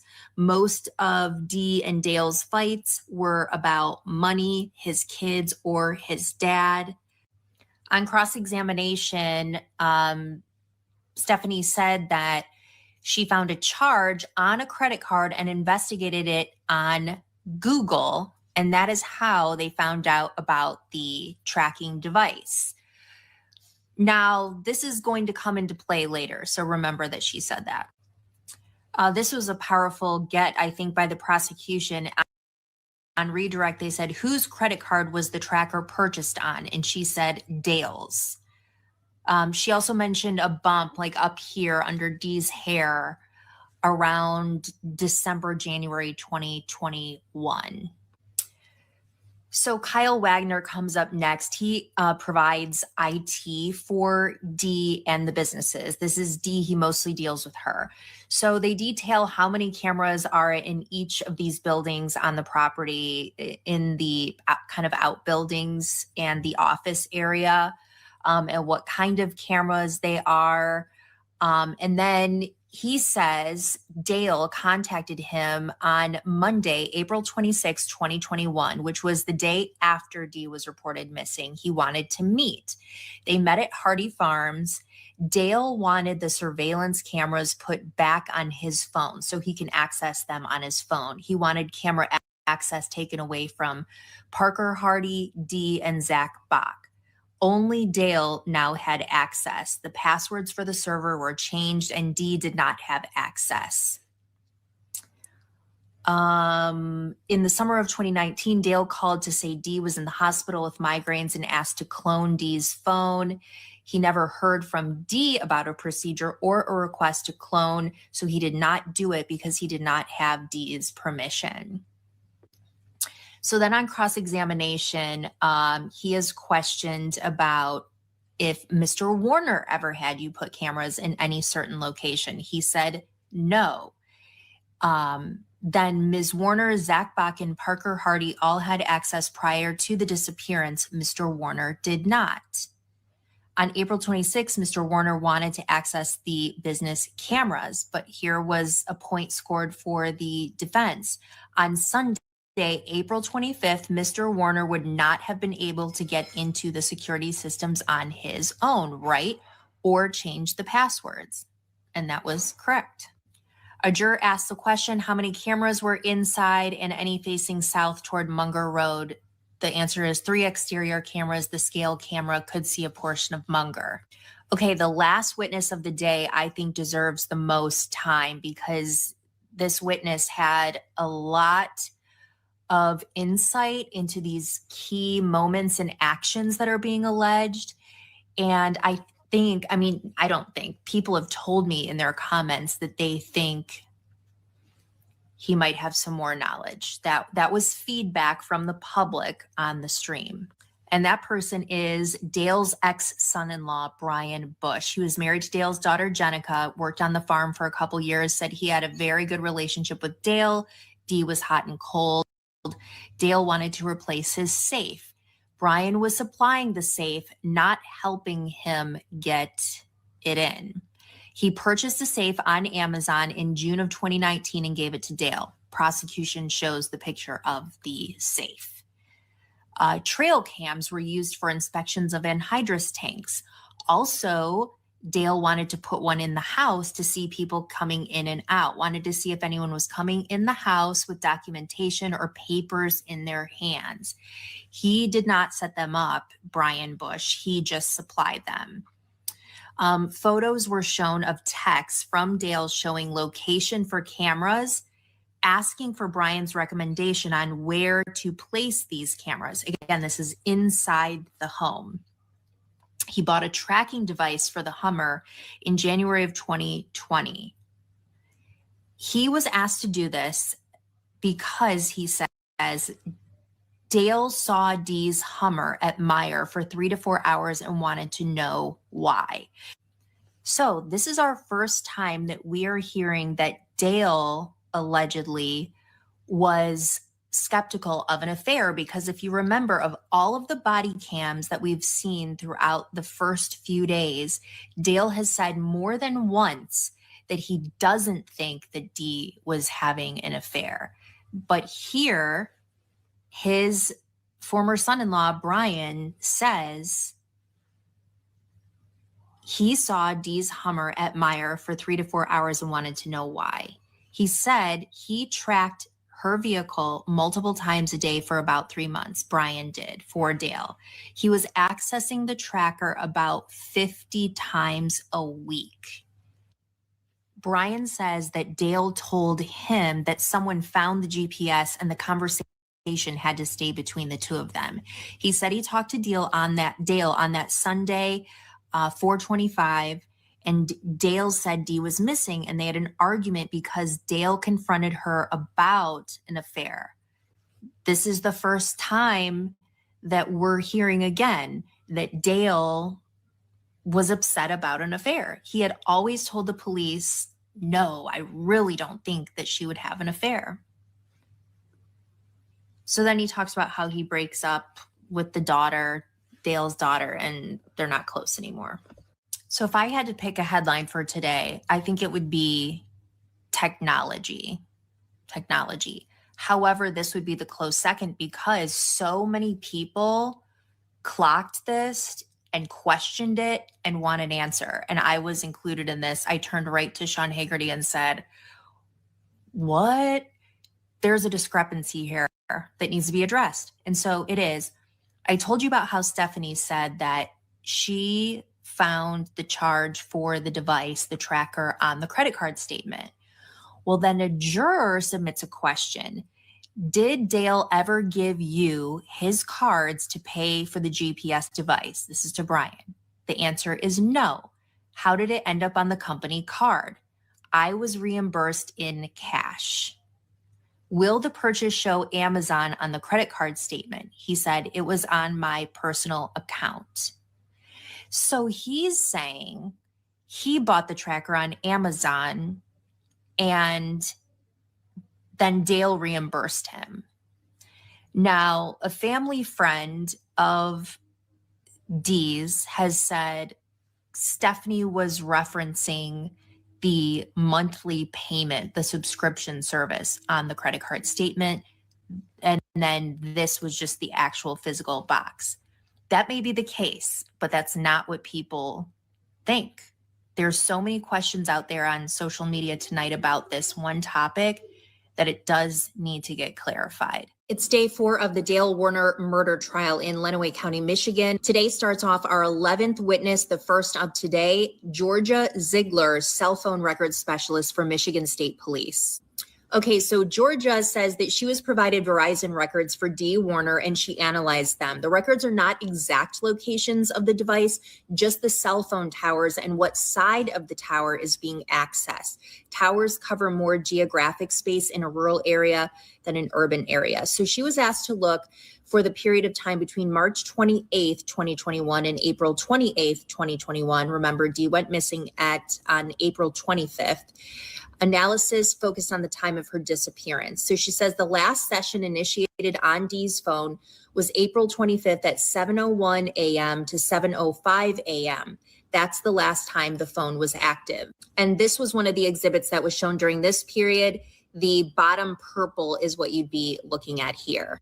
So they talked a lot about these arcs, and these are the two towers, and where they intersect at the time and where they meet is an indication of where the device was. And we're referencing this little blue mark right here. The last interaction with the tower was at 7:14 a.m. And then Dee's last outgoing call was Saturday at 4:47 p.m. All of the other calls were incoming and went to voicemail. She never made a call after Saturday the 24th. So these arcs come up again on cross-examination. Ms. Ziegler is asked if her work is peer-reviewed. She says yes.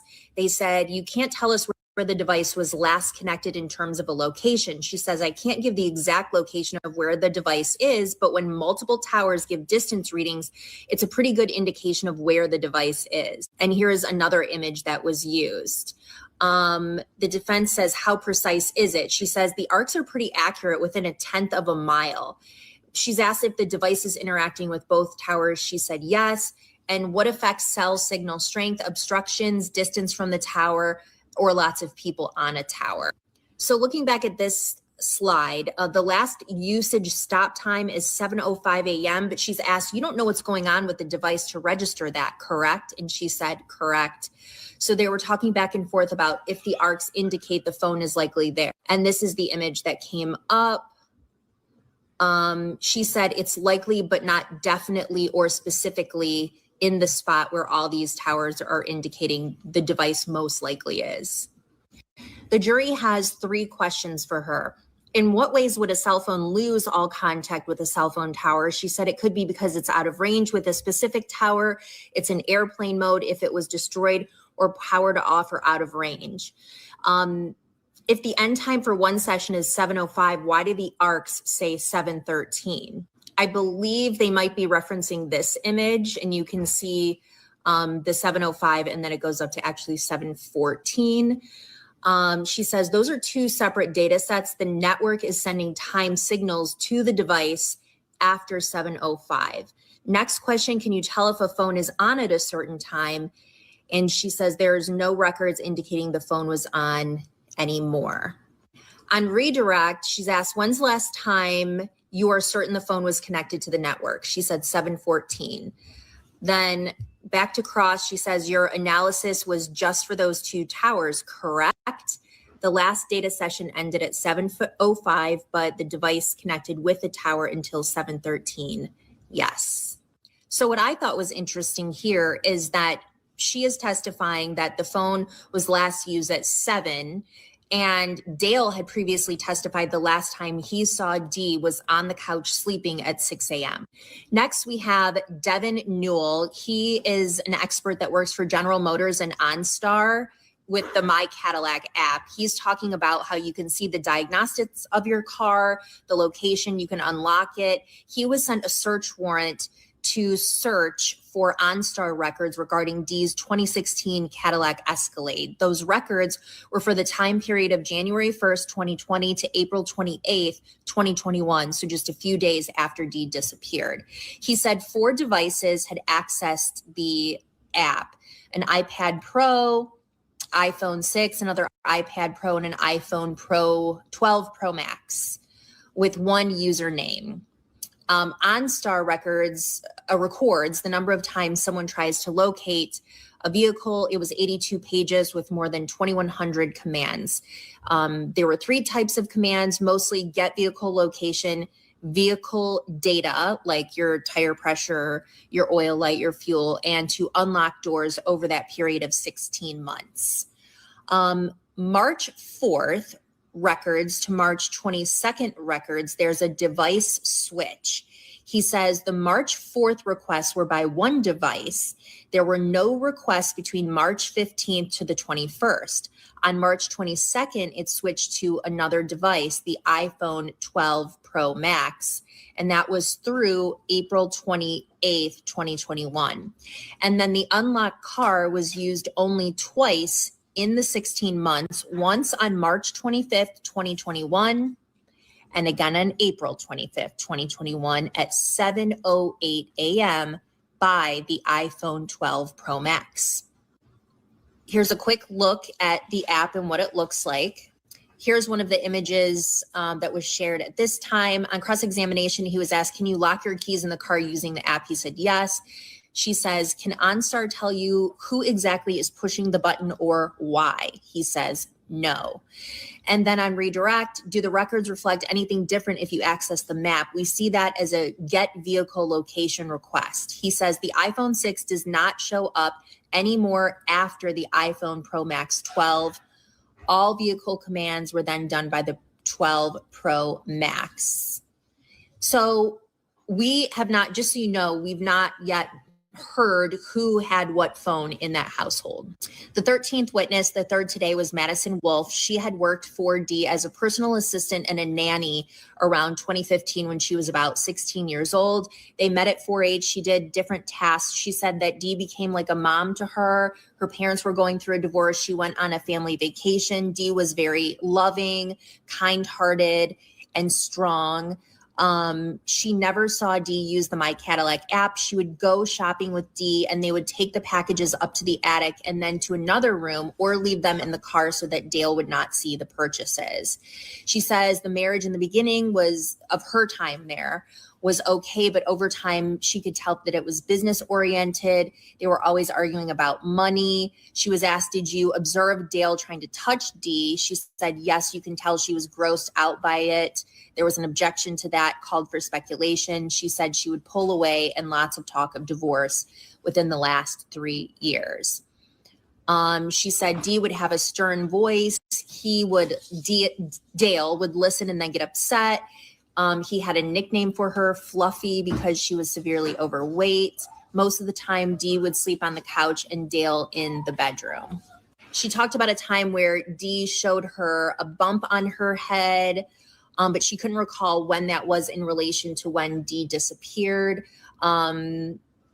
She said that Dee did tell her she was having an affair with someone for about a year until January 2020. She stored this man's name as Michael in her phone, but that was not his real name. She was brought into the whole conversation with Dee's trouble with the trucking employees on Saturday. And she was asked to look at body cam of Detective Greco walking around the house with Dale. And she said she noticed some burns.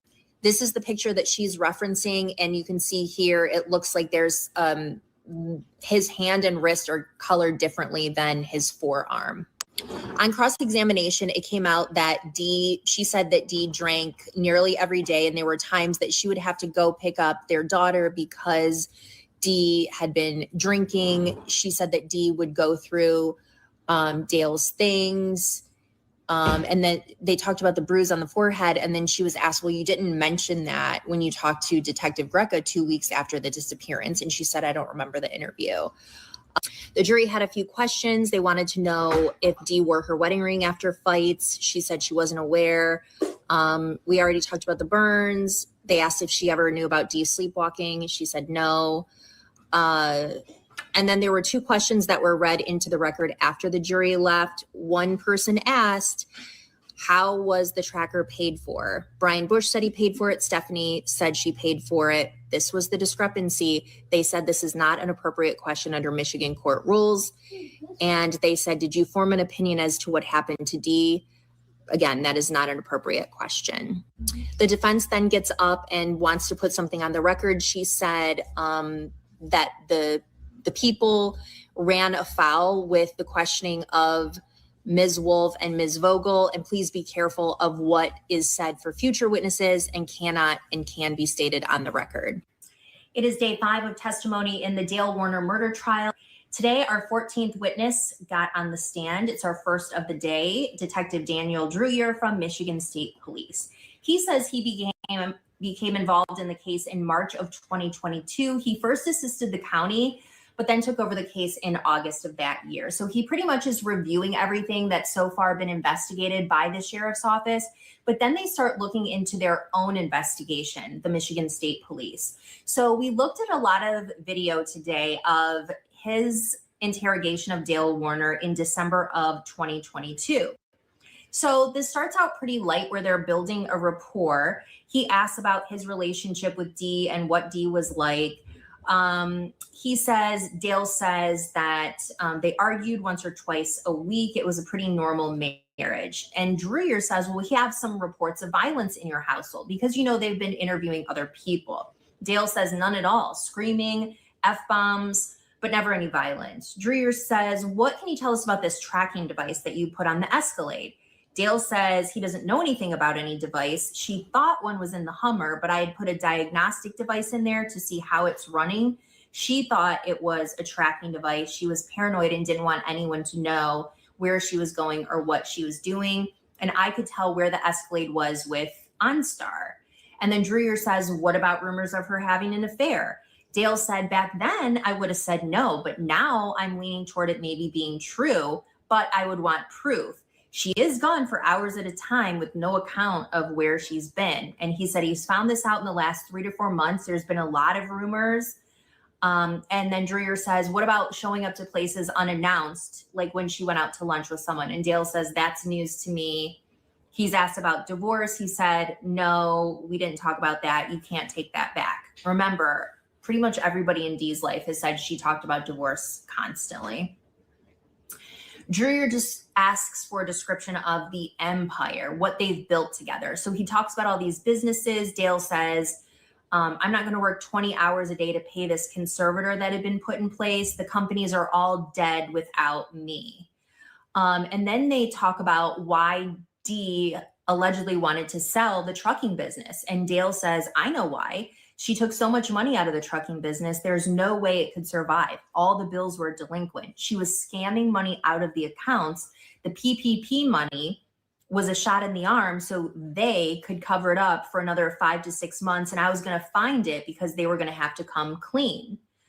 Druyer says, what year did things go negative in this vegetable farm? And Dale says about 2015. Finances were in turmoil. We lost about $20 million. He goes on to accuse Greg Hardy of basically bailing him out, but really taking 100 acres of his land and saying he's not such a great guy. This deal padded his own pocket. The trucking company was profitable. It looked profitable, he said, because things were being billed to the farming company. And then he references Dee and says, you buy a lake house unbeknownst to your husband, so you give them the financials from the trucking company. Dee tried to sell the trucking company in 2018 without his knowledge. He says, you guys crippled my ability to pay bills when you came in and took everything, referencing the start of the investigation and how it hurt him.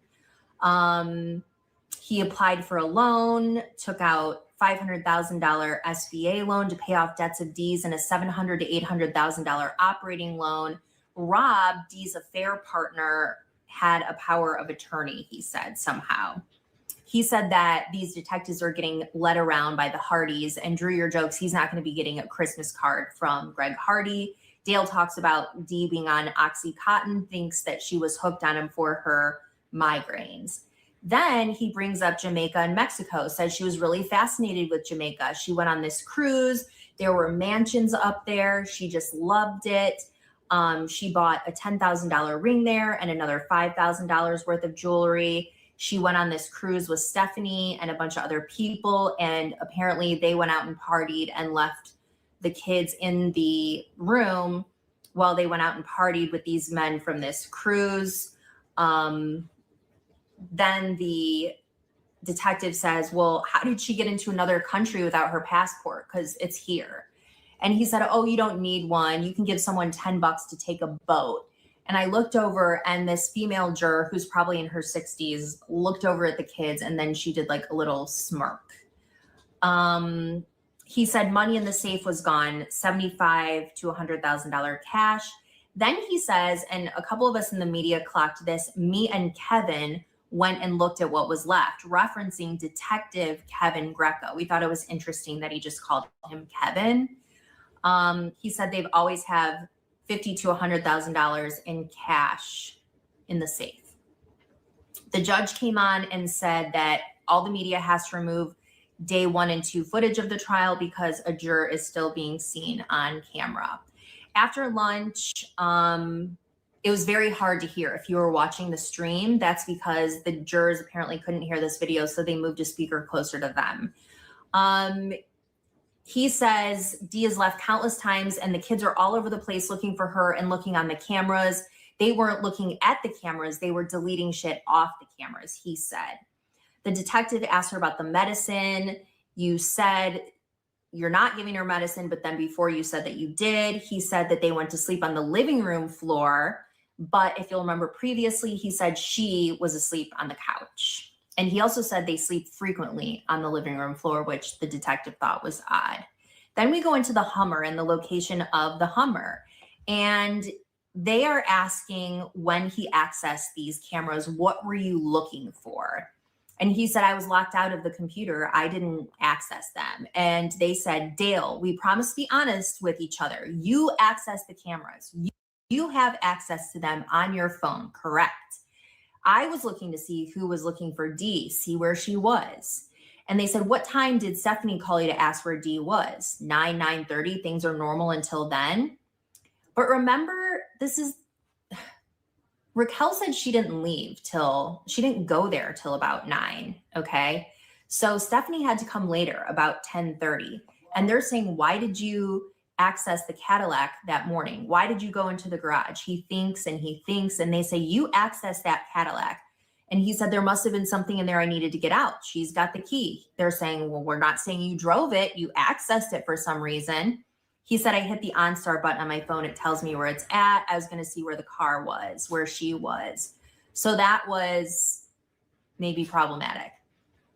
Then we start looking at, again, the location of this Hummer, and Dale had parked this front end loader, and he had marked, let me see if I can show.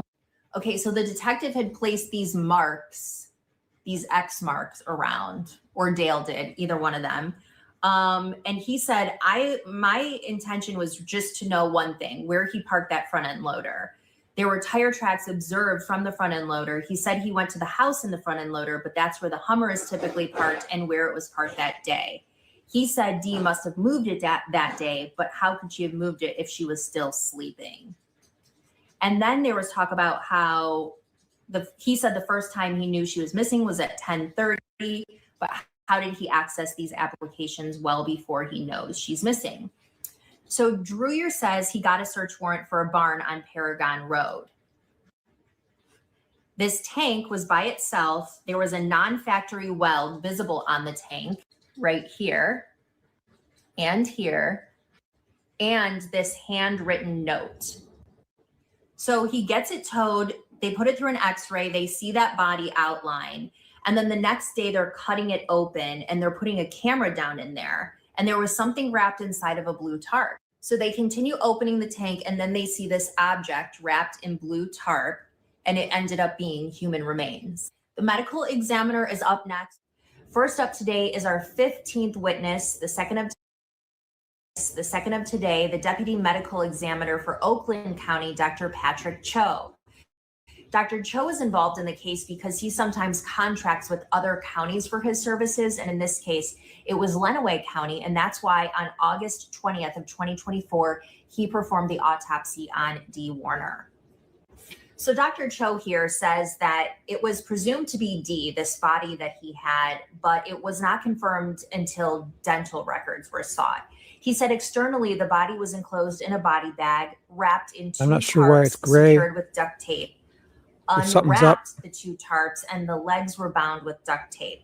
Her arms were bound to her torso with duct tape over her Something's nose, up. mouth, Sorry. and face, and there was also a red If you can hear me, debris I'll and fix sludge. this. She was dressed in pajama top Gray. and bottoms and underwear. She had on earrings and a very large ring.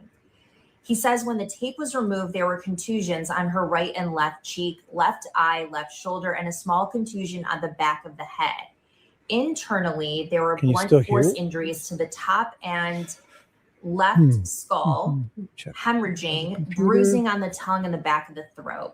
Yep. He said strangulation and multiple Don't know if injuries you to the can hear face me. and the head caused her death. Either one independently could have caused her death as well. He was Okay, you asked, can was hear there me? any evidence of oxycodone in Ms. Warner's body? He said no. The prosecution says she is fairly well I'll listen for a preserved. bit, but if I can't get He the screen says it back was a on. sealed tank with little to no oxygen. Oxygen would speed up decomposition. The date of death is on or around April 25th, 2021. On My monitor's gone cross-examination, gray. which lasted just The one that I'm sharing. minutes, they asked him I'll try to stop the her screen body sharing. condition, maybe. independent of I'll see if I get investigation, down. would not See give what you a happens. date, month, or a year of death. He said Something's not no. working good here. So had he not I'll be right back.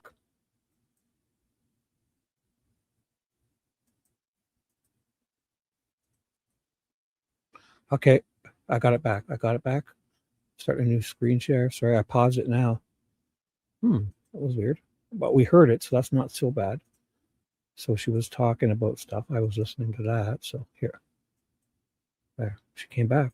2021, he said there's no way I would have been able to tell that. So that's strictly investigatory and not based on the medical findings of the autopsy. I did She have said like you can't 10 tell browsers. where she died. He 10 said correct. Firefox She says there and may be 2 two Google causes browsers of open on death, other strangulation screens. and blunt force trauma And both StreamYard running contributed. He this. said yes, but one could have independently caused the death. They talked about bodily fluid, brain bleed, rigor mortis. I don't know if that was supposed to score Not anything. anything I else didn't running, pick up on so. anything relevant there. I could be wrong. I think where they scored some big points though was with her poking holes in whether or not this was pajamas or not. So all of Dee's friends and family have always said Dee would never go anywhere in pajamas. So she wouldn't have just taken off. She was found in pajamas. But then And earrings. the defense says, That seems weird, no? you know, pajamas or sweatsuit. You know, he's saying sweatsuit or pajamas. So they pick up. Right. He's not sure it's pajamas. They said it could have been a sweatsuit. The guy, the ME wasn't sure. On that and say, you can't tell what type of clothing it is. Look at these pictures. And so he does. And he says, yeah, I can't tell, you know, specifically that it's pajamas. She said, you didn't do the toxicology testing yourself. He said, no, we sent it off. She said, you don't know who the perpetrator was, correct? And he said, correct. There was a juror question. Is it possible contusions can be from removing the body after death?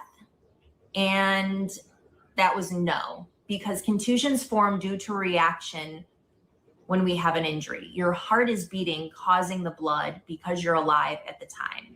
Another question was, You know what? I've got to pause this. I feel like something's on the edge, ready to go. I got to shut down Firefox and then open it back up because I've got something's wrong. It's like I'm at my computer's at like 95% RAM. Like if you look, I've only got this, and it's almost using up 100% of the RAM, which is not good. It should only be at like, I've got everything else is closed down except this and this browser and my StreamYard. So I think it's this Firefox. So I'm going to try to shut it down. Oh, okay. So look at how much it cleaned up there. Something was wrong. And it didn't shut this one down. There's a bunch of other Firefox tabs I had running. Look at 30% now. I released 4 gigs of, this is my RAM. So you only have like 16 or 32 gigs of RAM. I forget what this computer has. So there we go. Already better. Feels better already. I just look at 20. So something was up.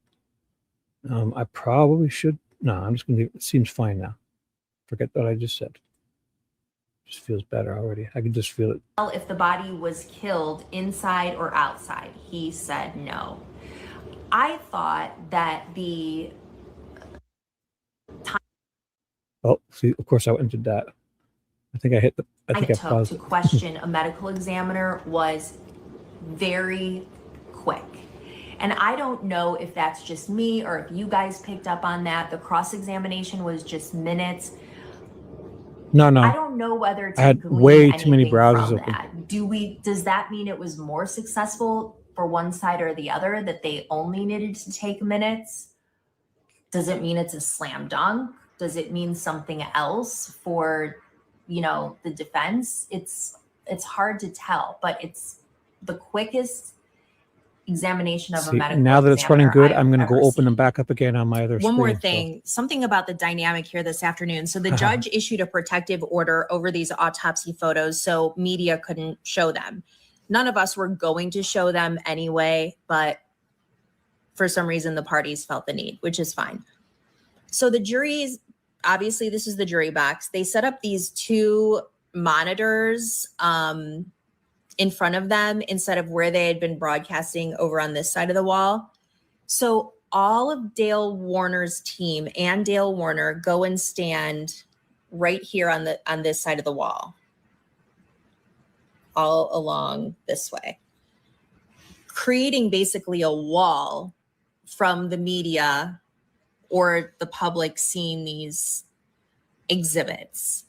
And then, that just by space alone, this creates such a small area. Dale Warner standing really on the other side of this wood from the jury and standing above them. So it was just an interesting few minutes with that as well. Court is now adjourned in Lenawee County as the second week of the Dale Warner murder trial comes to an end, but there is still much more ahead. Thank you so much for joining us here on WTOL 11 Plus. I'm Jeff Smith. And I'm Kaylee Marintet. This is a case our team has been following since Dale's wife, Dee, first went missing nearly 5 years ago. Tonight on WTOL 11 Plus, we're taking you inside the courtroom after what's been a jam-packed week of testimonies and uncovering many details for the very first time. Yeah, plus in just a little bit, we're going to be joined by former Lucas County Judge and prosecuting attorney Gary Byers to give you more in-depth legal analysis and perspective as to where this trial stands right now. But first, through just 4 days of trial this week, jurors heard from law enforcement, technology experts, friends, families, and today, farm employees about the state of Dale and Dee's marriage and the investigation into Dee's disappearance and death. Melissa Andrews begins our extended coverage tonight in Adrian, breaking it all down. More testimony wrapped up this week in the Dale Warner murder trial, with jurors hearing from technology experts, family, friends, and law enforcement, and today, farm employees about the state of Dale's marriage and the investigation into Dee Warner's disappearance and death. Earlier in the week, jurors also heard body camera video and testimony from Deputy Austin Hall. He told the jury Dale Warner described an argument with Dee on April 24th, 2021, rating it a 5 out of 10 and saying they've had worse fights. Warner said Dee developed a migraine and stayed on the couch while he worked. Hall testified Warner denied confronting Dee about affairs, but speculated she may have been. Investigators told him he was a huge potential suspect, and detectives documented no visible scratches on his body. Witnesses described a strained marriage. Dustin Lawley testified Dee appeared more relaxed when Dale wasn't around and said Dale made degrading comments. A massage therapist described bruising on Dee, including marks resembling handprints. A close friend said Dee spoke about divorce the day before she disappeared. Under cross-examination, witnesses acknowledged they never saw Dale physically harm her. Day 4 focused on digital evidence. A Michigan State Police cell phone specialist testified that Dee's phone last connected to a tower near the Munger Road property at 7:14 a.m. on April 25th. She received 75 calls that day and made none after the afternoon of April 24th. A General Motors expert testified more than 50 vehicle location requests were made from an iPhone in the weeks before her disappearance, but said there's no way to determine who is using the device. On day 5, Detective Daniel Dreyer detailed the 2024 discovery of Dee's remains inside an anhydrous tank on property linked to Warner. The medical examiner testified she died from multiple blunt force injuries combined with strangulation and ruled it a homicide, estimating her death occurred on or about April 25th, 2021. Today, day 6, jurors heard from Warag Farms employees. Ivan Boyd walked the jury through surveillance video from April 25th, identifying Dale operating heavy equipment throughout the day and later carrying welding gear. Boyd testified welding was typically done in the old or new shop, never in the spray. That was a grinder, and he'd never walk around with it on camera to go and obviously grind a tank open to put a body in and hold it. It would be in a box or a bag. It was a grinder. Never would he walk around with that in his hand and go do that on after being on 10 cameras. Spray barn, where there was also an anhydrous tank seen in one video. Longtime employee Jim Hawkins testified he prepares anhydrous tanks but has never cut one open, placed an out-of-service tag on one, or seen welding done in the spray barn. An out-of-service tag was found on tank number 34, the tank where Dee's body was discovered. The defense continues to challenge the timeline, the digital data, and witness accounts. The thing that bothers me is that tag is in Dale's handwriting, they say, but it's just twist-tied on with like a bread tie piece of, like when you close bread with those little twist ties. So, I mean, could have taken it from any tank. Dale wrote that off on and put it on that tank. I mean, no, I'm not saying it's not him, but the state's dropped the ball. Back in court on Tuesday at 9 a.m. Reporting in Adrian, Melissa Andrews, WTOL 11. From there, joining us now with some legal insight into all of this is former municipal court judge and former Lucas County Commissioner Gary Byers. We appreciate you once again. Thank you, sir. You bet, Jeff. We hope to see you soon. I scanned past him. It is day 6 of testimony in the Dale Warner murder trial. Today, the jury got to see videos of Dale in the hours after his wife first disappeared, when her children were searching for her on Sunday, April 25th. And those videos were introduced mostly through a witness named Ivan Boyd. He is the 16th witness of this trial, the first of today. And Ivan Boyd used to work on the farm for about 4 years. He is also he's also the state's handwriting expert, who they didn't want to get a handwriting expert, so they used that farmhand, Ivan Boyd, to say that they think Dale wrote the tags. Zach Bach's fiance, who is Dee Warner's son. Ivan's testimony was definitely the longest we've had so far. He says he was employed at Warag Farms for about 4 years. He said his relationship with Dee depended on the day. She had good days and bad days. He also helped out with the trucking company, would run loads with deliveries and pickups, sometimes when it was slow on the farm. Most of his work happened in the old shop, and that's where most of the tools and supplies were. He says that Dale was primarily responsible for chemical applications and anhydrous, planting, anything small and little that needed to be done on the weekends. He was asked, did Dale weld anything? He said once or twice. 2 others did the welding, including Jim Hawkins. So he met Zach Bach 2 months before working on the farm. He left the farm in June of 2021 and also left Zach, but then they reconciled in September of 2021. He said Dale would typically... Oh, so is that her son, Zach's boyfriend? What? Is that what she just said, implied there? That he left Zach. He said he left Zach. Oh my goodness.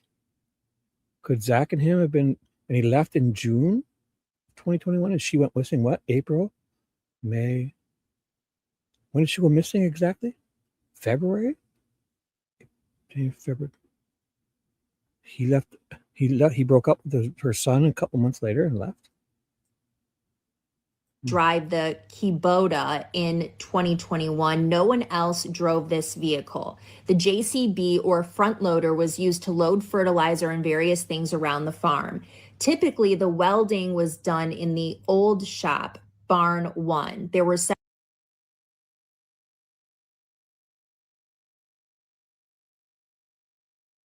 I'm calling major bullshit there because those welders have wheels on them and you could fucking take them out to the field and weld shit. You can weld wherever you want. Some good, the welding mask, gloves, preferably over like one of those coats, but you could take those welders anywhere. They're all on wheels, carts, dollies. I don't know what she's fucking saying. Typically. several welders in there as well as in the new shop. He never saw any welding or did any welding in the spray barn, but the paint was kept there. Bottles of gas used for welding and gloves used for welding and torching as well.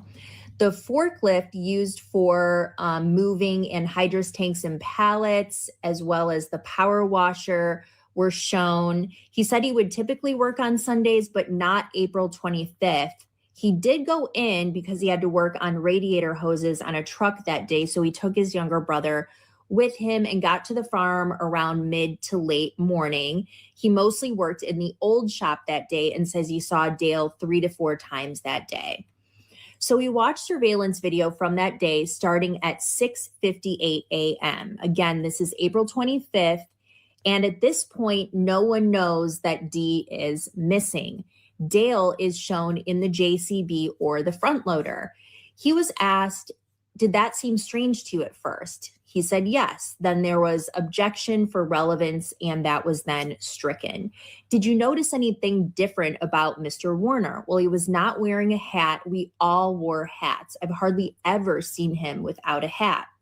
The next image we see is about 7:30 a.m. and Dale's going back to the spray barn at 7:42. At 11:18, Dale is in the sprayer. At 12:43, Ivan and his brother are in a video. When Dale comes in, he doesn't remember the conversation that day, except when Dale says he thought that D had left. Dale's Kubota is in this barn. He recognizes Dale based on the clothing and the posture in the photo or the video. At 12:51, the video is in the shop and Dale is in there. He is driving back to the spray barn in the Kubota.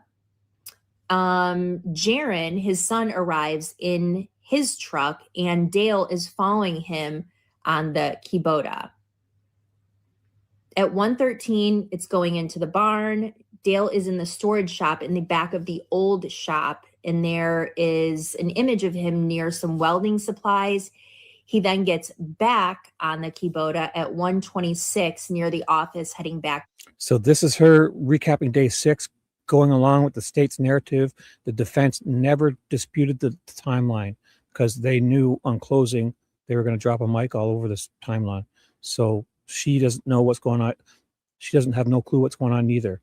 She's thinking they got him nailed to rights here with all this timeline bullshit.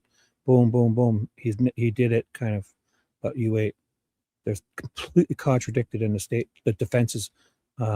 If he's the only one they can prove that runs that tilling to do the field, the state fucked up by being way overly specific and lackadaisy. They should have wondered why the defense was never questioning these timestamps. The little dumb old shibby was here questioning everything about that.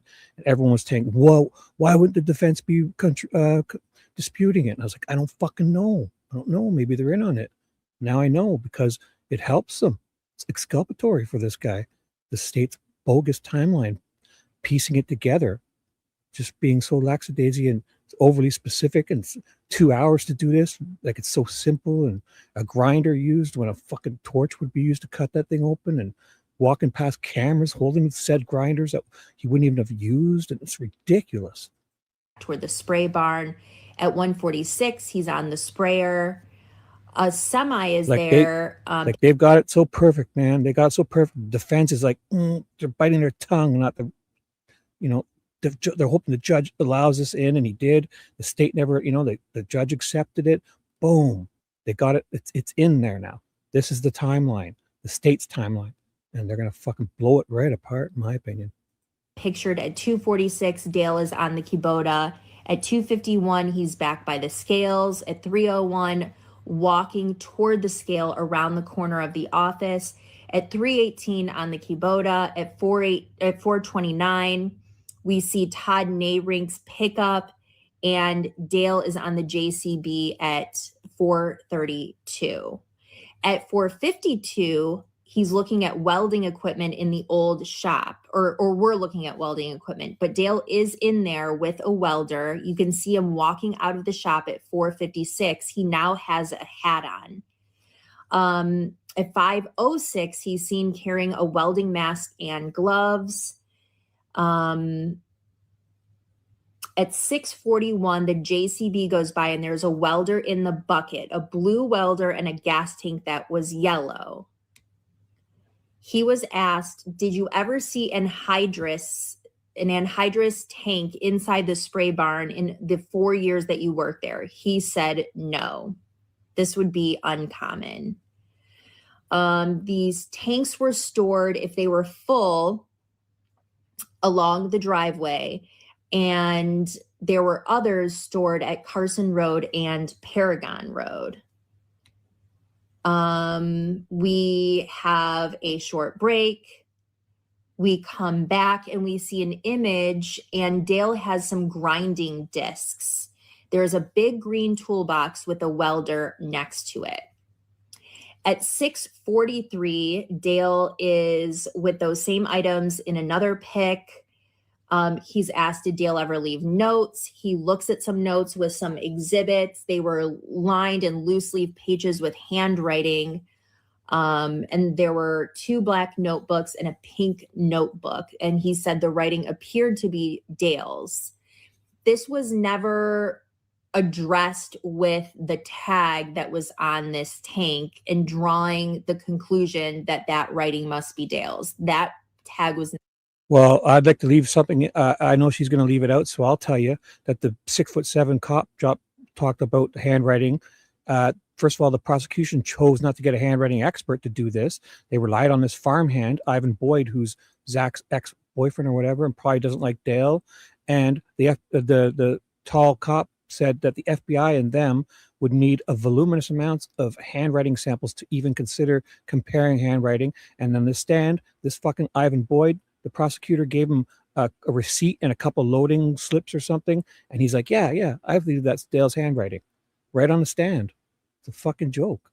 The state never bothered to hire a professional handwriting expert. They used Ivan Boyd, farmhand, ex-boyfriend or whatever. Never mentioned. And on cross-examination, they ask, did Dale ever get angry? He said maybe once, and that person absolutely deserved it. He apologized for it. He is laid back. He does not fly off the handle. He never lets his temper get to him, to get the best of him. The tanks were made of steel. When you work with the tanks and anhydrous ammonia, you want to wear eye goggles and gloves and work upwind because it can burn your lungs. A plasma cutter cuts steel. At some point, Mr. Warner chats with you and says Mrs. Warner is missing and he was concerned. Is that correct? Yes. Is it fair to say everyone was in and out of there all the time? Yes. You don't dispute talking with him or putting trash into the bucket in the JCB. He says no. Everything was ordinary on the Munger farm that day. It was just another day. On redirect, he was asked, did you ever see Dale moving tanks? He said very rarely. He was asked, he was told like, oh, you never. What does that mean? He's never, there's fucking tanks all over there. They're using them as sprayers or connecting them to shit as if he's not moving them all the time. Come on. Why would they ask that guy? He's hard, probably hasn't worked there for how long? Saw him have a temper, but were you around him a lot? And he said no. He said he wasn't expected on the farm that day. It was a planned day off, but obviously he had some things to do. They talked about Dale's shirt. It was a short sleeve war egg uniform shirt. Zach's personal farmhand. The prosecutor asked him, if you weld with a short sleeve shirt on, what will happen? He said, a welder burn. It's like a sunburn for welding continuously for about an hour. So they showed this picture. Yeah. He welded shit. He welded shit probably every day, every other day. Yeah, there's fucking 10 welders in this hub. It's a great tool to put things back together. It's a wonderful tool, especially for farms when those blades and shit's breaking. Fucking they're welding shit back together. He's got them everywhere. He should have one in his pocket if they were any smaller. He should carry one around on a backpack because he's probably using it so much. Yeah, he probably should have put a jacket on. He didn't. This fucking guy's got a farmer's tan from wearing gloves and he's welding. Yeah, he's welding a lot. The reason why you have fucking 5 or 6 welders in your shop, you probably got 10 of them around that place, different types. And then the defense objected to Sure, the picture yeah, being a guy who shown, welds a but lot is going the to have damage welders was already done. So Right, basically, right. they're showing Or the gloves picture out in of the the field, hand and what is working on fucking fences. allegedly Come on, a the fuck? welding burn Allegedly, that assumedly. Dale had They're from trying too hard to nail apparently this guy. welding. That's the Bullshit. allegation on that Apparently, day. apparently. He talked about the difference between an angle grinder and a plasma cutter.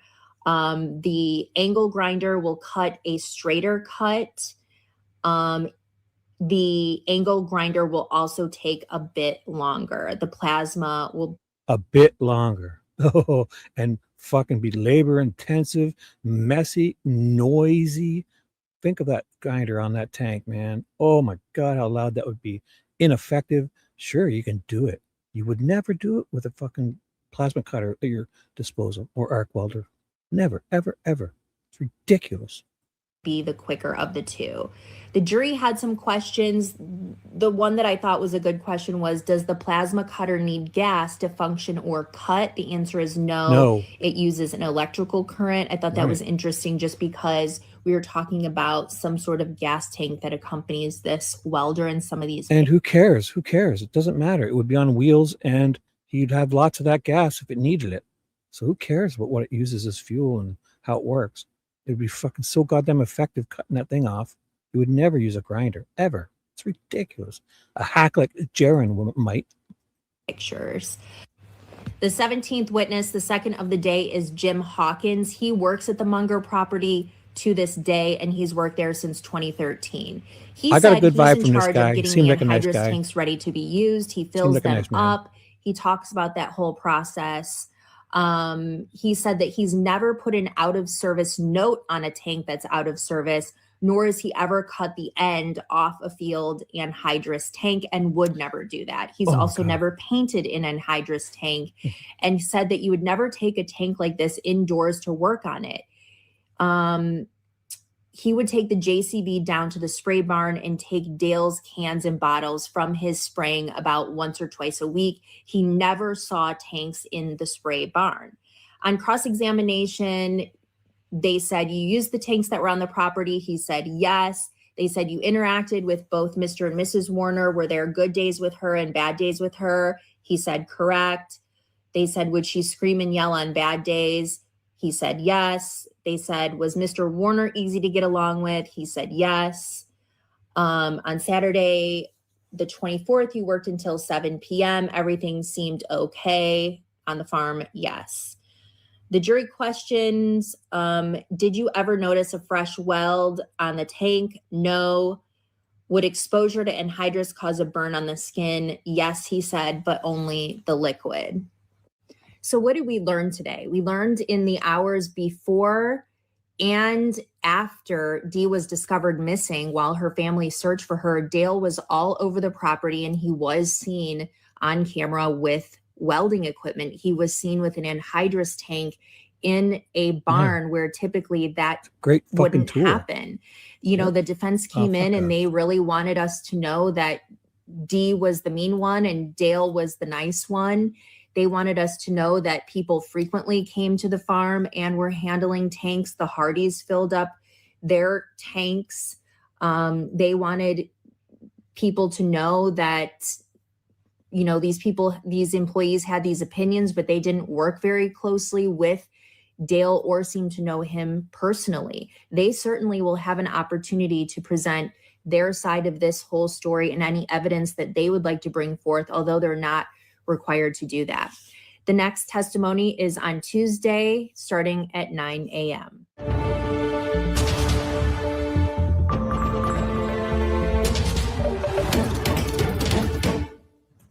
week of the Dale Warner murder trial is now underway in Lenawee County. Thanks for joining us here on WTOL 11 Plus. I'm Dan Cummins. And I'm Kaylee Marentet. This is a case our team has been following since Dale's wife Dee first went missing nearly 5 years ago. Tonight on WTOL 11 Plus, we're taking you inside the courtroom as testimonies continue and the prosecution works to build up their case against Dale. Plus, we're breaking down exactly what the strategy is for a case like this and what challenges. Hear this? What a dummy. She's like, the prosecution works to build their case against him mid-trial. Like, their case is there. They just got to present it, no? It's like they're working so hard to build up a case. Both sides will face day, what was it, 6 or 7 trial? It's almost over, woman. Over the next several weeks. All part of our in-depth analysis as we're joined by former assistant prosecutor and a current assistant professor of law at the University of Toledo, David Harold. But first, trial today focused heavily on anhydrous ammonia tanks, surveillance video, and forensic analysis. Melissa Andrews begins our extended coverage tonight, and Adrian with the new developments in court as we enter week 3. The jury has a field trip tomorrow morning. They will visit the Munger Road farm where Dee and Dale Warner lived, plus the Paragon Road property where the tank was found. So there will be no court and no streaming tomorrow. The first witness of the day, War Ag Farms employee Jason Gravel, testified that he regularly moved tanks on the property and believes he may have transported a tank to the spray barn on April 27th. But under cross-examination, Gravel acknowledged a prior brain bleed has affected his memory. When asked by a juror, he confirmed Dale Warner did direct him to move. This is my favorite. September 22nd, 2012. Let's do this. Move that tank. Dee Warner's nephew, Parker Hardy, told jurors he noticed unusual tire tracks for the front loader leading directly up to the Warner home the day Dee was reported missing. He also testified he later saw a rusty anhydrous tank inside the spray barn, something he described as unusual for the farm. Hardy says when he questioned Dale about it, he was told employees were bringing tanks in at night so he could repaint them because he couldn't sleep. He told me that he had some of his employees bring in some tanks at night or at some point so that he could. Yeah. When they get in this condition with all the chemicals, they're probably constantly doing it because they need to keep it protected. The paint protects it from rust and all that. You know, all that chemicals is probably eating it up. Yeah. It's probably a regular thing, man. Fucking guy can't sleep. His wife is yelling at him. Probably she's out on the couch or out somewhere else in the house, and he fucking goes and he's worried. I mean, if he's guilty, fine, but he may just be a guy who's fucking working his ass off too, right? I haven't seen anything to say that this guy's yelled. He's been just very calm and nobody said nothing bad about him. I don't know. He's involved. The state is screwing this up. Paint them at night. He said he was having trouble sleeping because he was worried about where his wife was. If he's painting him at night, why would he do all this? He would have this done at night. I mean, it's ridiculous to think it happened this way. An FBI digital forensic examiner testified he enhanced muffled body camera audio recorded on the evening of April 27th.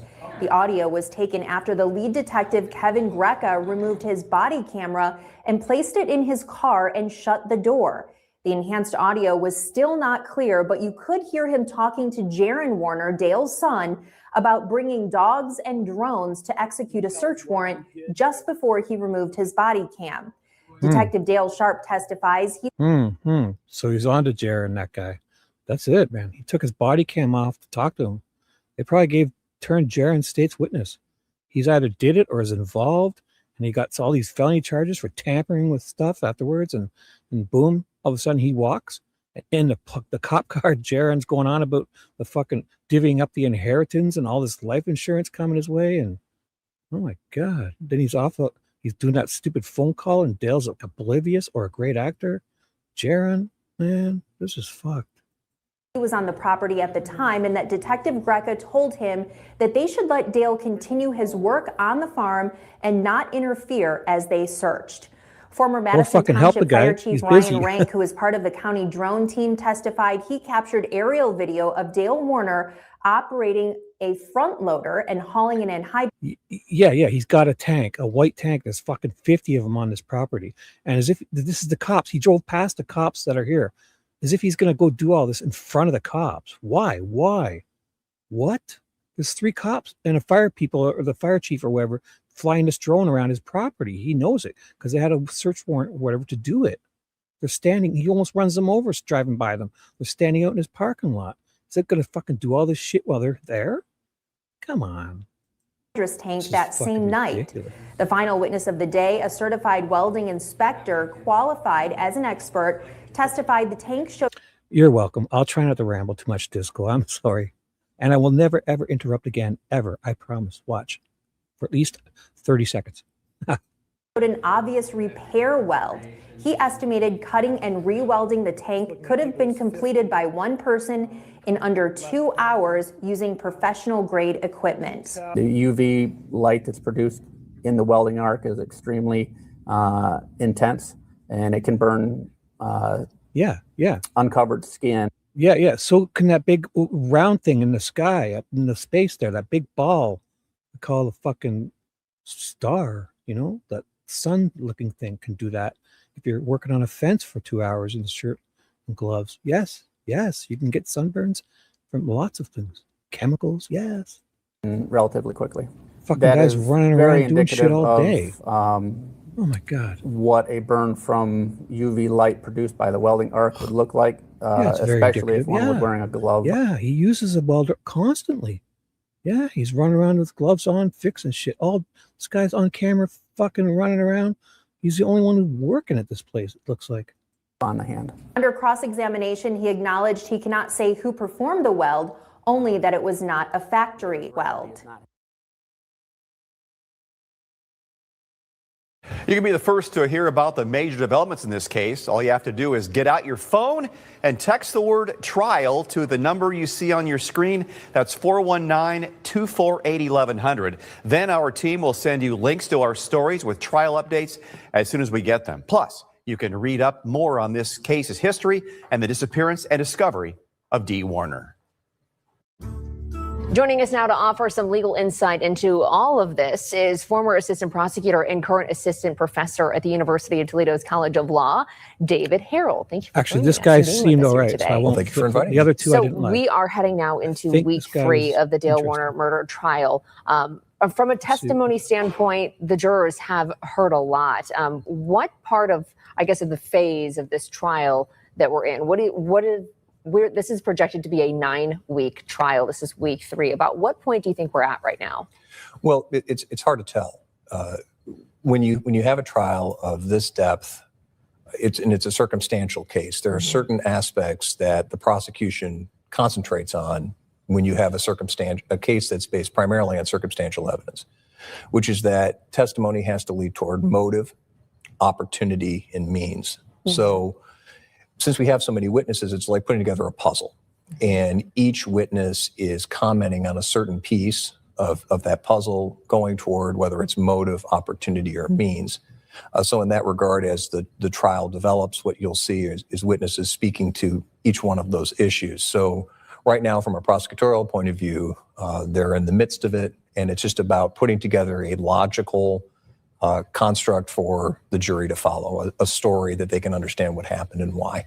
We were talking a little bit before that this, like you had mentioned, this is a circumstantial trial. No one was there when they saw Dee killed. How do you, as a prosecutor, prove something in a case that is circumstantial?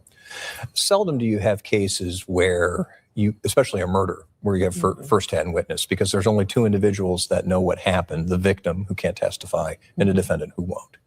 And in that regard, or very likely will not. And in that context, you have to put things together. You have to create that puzzle where different pieces are showing that. So you're, in a way, providing for the jury a way to envision what happened. So it's far more common, especially in murder cases, for it to be circumstantial in nature. I mean, there are cases where people witness crimes, but murders happen to not be one of those normally. I'm curious, you mentioned this as a puzzle, and I think that's very good visually, where you have all these pieces and you have these documents and these video cameras and these text messages. How do you even start when you have all of that in a case like this? What are some of the first steps that you think would be taken? Well, every prosecutor approaches a case in their own unique way. And a lot of it is just wrapping your head around the amount of evidence. And a prosecutor is going to look at all the text messages and read all of those and look at all the scientific evidence, go over the autopsy report. And once the prosecutor has looked and just make up their own timestamps for videos at all those pieces of evidence, that's when the charging decision is made, and you put together traditionally what's called a trial notebook, which highlights the different pieces of evidence that you want to introduce and how. Yep. What do you think? No wonder the defense didn't contest it. No wonder they knew. Man, what a mic drop. This prosecutor's totally screwed up. Oh my God. He's walking home Tuesday, guys. What are some of the biggest hurdles right now for the prosecution? Well, the hurdle remains the same, whether it's at the start or at the end of trial, which is proving guilt beyond a reasonable doubt. And what a prosecutor is doing during the course of a trial is, again, putting together the pieces of evidence to create that larger picture of what occurred. So the hurdles remain the same, and it's just an incremental process of illustrating proof for the jury. So it is week 3, and these jurors have heard a lot. There's been a lot of things shown to these jurors from evidence-wise and a lot of witness testimonies. Is there any psychology behind keeping these jurors? I would imagine day in and day out, you're sitting in the jury box listening to all this. Is there any psychology behind the prosecutors keeping these jurors engaged and making sure they're following along with this story and essentially this puzzle? Well, certainly. I mean, as each witness, because one witness is not going to explain the entire trial. So necessarily different individuals are going to provide the pieces of evidence that they have. And in long trials, and I will tell you that jurors actively want to follow along. They want to come to a fair and just result. So they're going to be incredibly attentive. And even in long trials, because as the trial unfolds, they're taking that information. Right, Disco. They think the whole preponderance has to be unreasonable doubt. They were tricked. The jurors in Delphi were confused. I think this happens very often, that they don't understand a reasonable doubt needs to go in the defense's favor.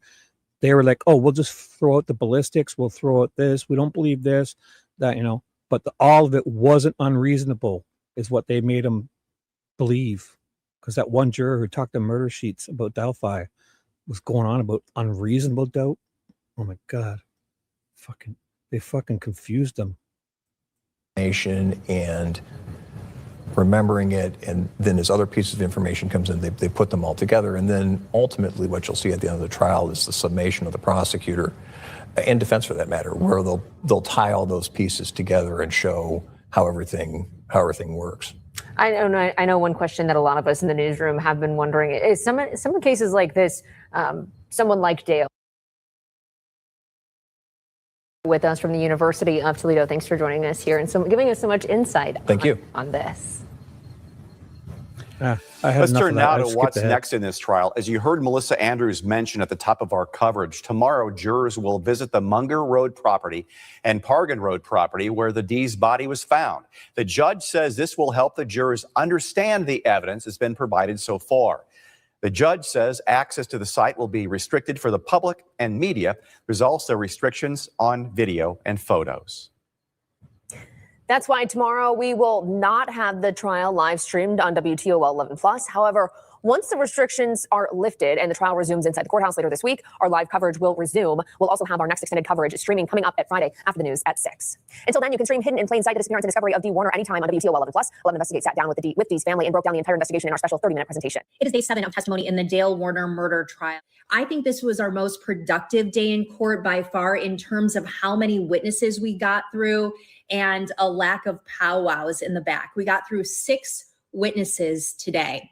So I'm going to divide this into morning and afternoon because these videos are getting really long and difficult to upload. So we started off this morning with our 17th witness of the case. The first for today, Jason Gravel. He worked at the Warner farm. He was a mechanic and did odd jobs.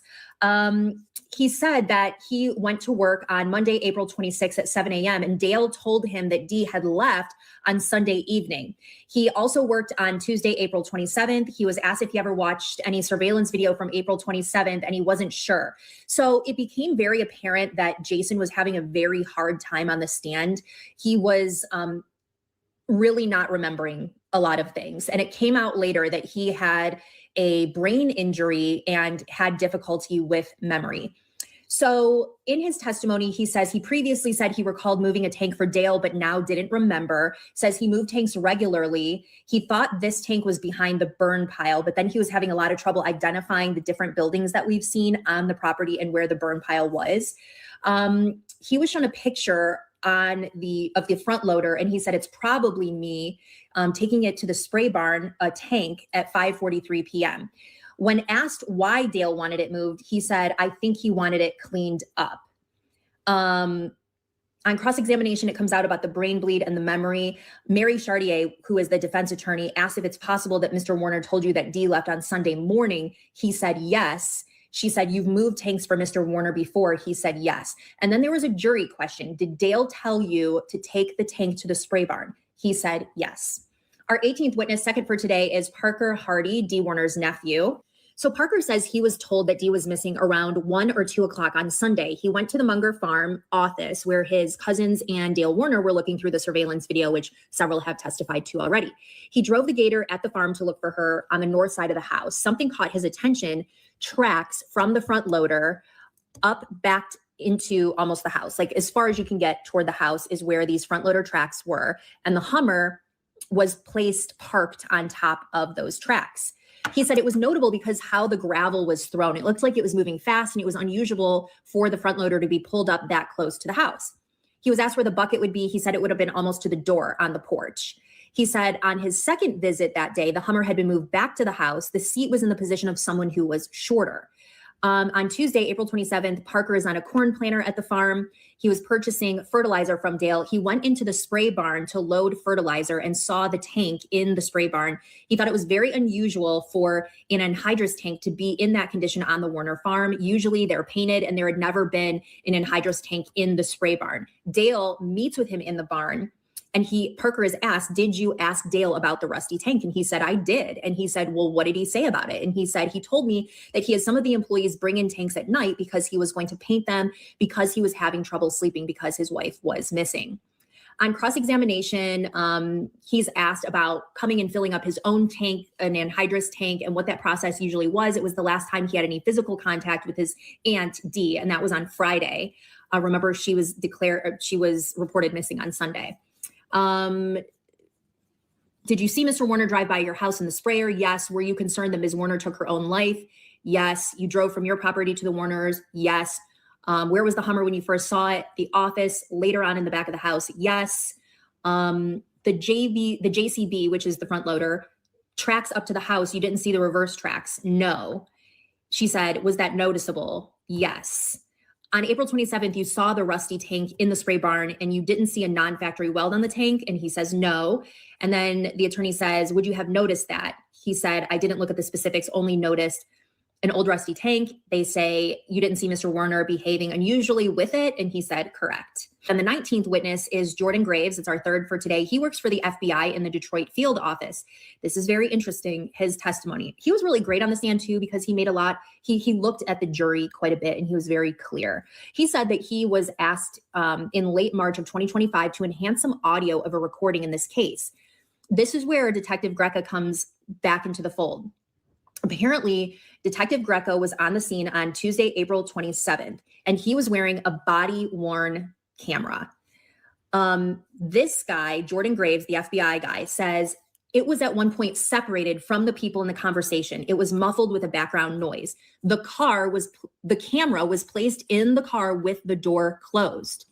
Why would a detective who's having a conversation and at this point is talking to Jaron Warner, we can see in the pictures, allegedly, we can hear dogs being mentioned. Dogs are being brought to Munger Road as part of a search warrant with drones. Then Detective Greco removes his body cam and puts it in the car and shuts the door. So the audio of when the camera is in the car. Now, I was just crossed my mind that what if Jaron said, I'll got some stuff I'll tell you, but I won't tell you on body cam. If you take that body cam off, I'll, I mean, why would this cop do that? Unless it was at request from Jaron. Why would the cop take it off? Why?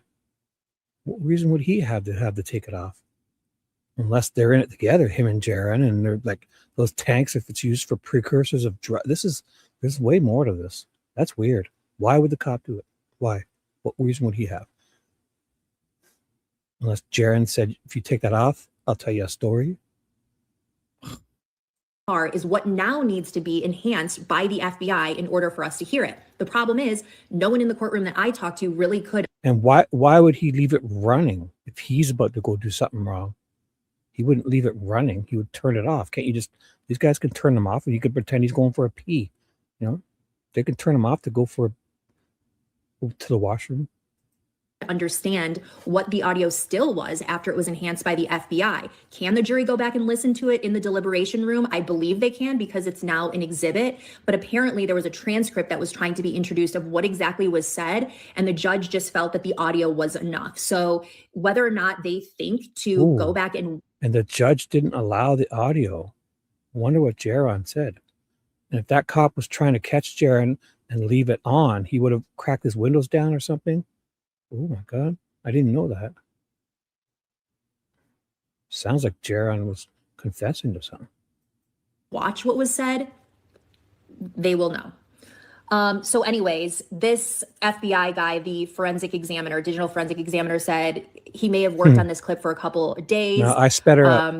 He said he doesn't clarify words. He just makes it easier to hear, and he does not change the dialogue. So I'm going to do the next three witnesses of the day in another video. In terms of Detective Greca, though, and his conversation, which apparently involved telling Jaron Warner that dogs were on the way to the property, how problematic is it that we have not heard from the lead investigator in this case?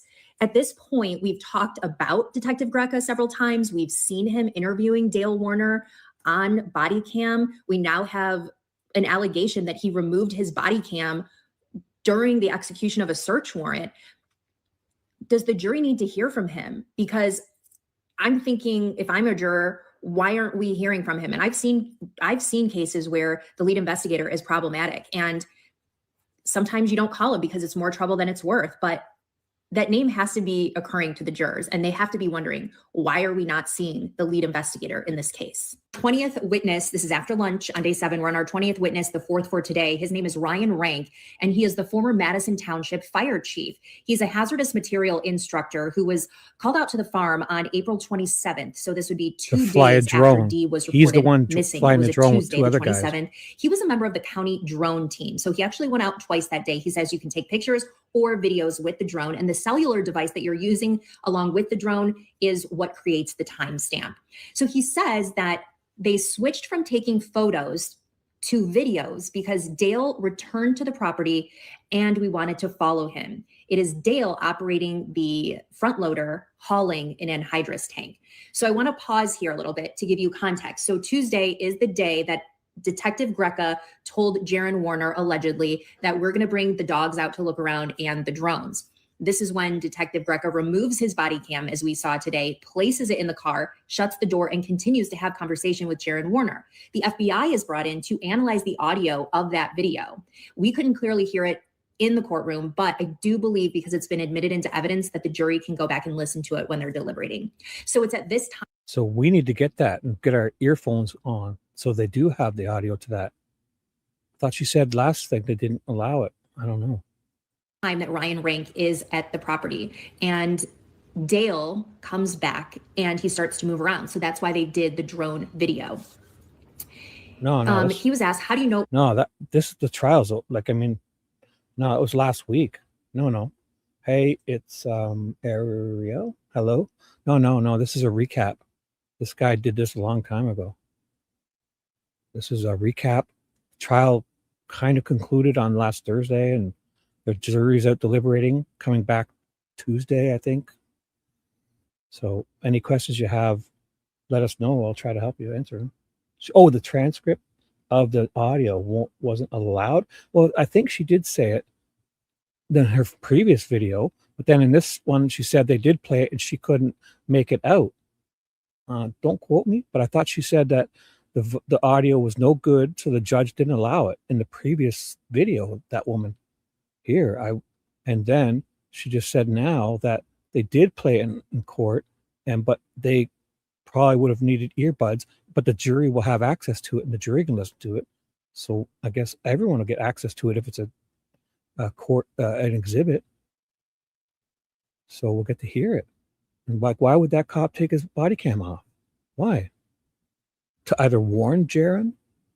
Jaron said, I got a confession or something? I don't know. Why would that cop do that? Sounds like this cop, the prosecutor was busting that cop's chops. The Hardy, Dee's brother, was busting that cop's, and he said he was out to dinner for 8 months because he didn't want to talk to them. Sounds like he wasn't towing the bootlicking, towing the line of the state. And just like Ferretz, Murphy, and Click in the Delphi case, this guy sounds like he's wasn't going along with their narrative, and they wanted to get a piece of him. Then he gets charged and all that, like Click did in Delphi. Sounds something's up here, man. Was Dale moving it? He says, from overhearing interaction with Detective Greca and a lieutenant earlier, he's asked, did you become familiar with anhydrous ammonia? He said, yes, due to my line of work. He talks a little bit about it, and then he is shown as a precursor for making drugs. Like, imagine that Jaron is selling those fucking tanks of that stuff to people. I don't know. Something's going on, man. This is complex. Feels like everyone else is involved except Dale. Almost, if you look at it, he's oblivious, running around trying to fix shit. Everyone else was in the fucking that little clubhouse sitting there playing with their phones for 5 hours straight. Dee's missing, and they're all just sitting on their ass playing with their phones. Something's not right. Dale's running around like, even though the farm's being sold, they're all thinking of divvying it up and collecting inheritances and life insurances. And oh my God, Jaron's going on about his life insurance he's going to get. They're divvying up the farm in the cop car while he's in handcuffs on body cam, getting arrested, talking about to the cop about, oh my God. So there's more to this, man. It's like everyone, I'm not saying it possible, but almost feels like Dale's oblivious and they're all, or just, I don't know, something's not right.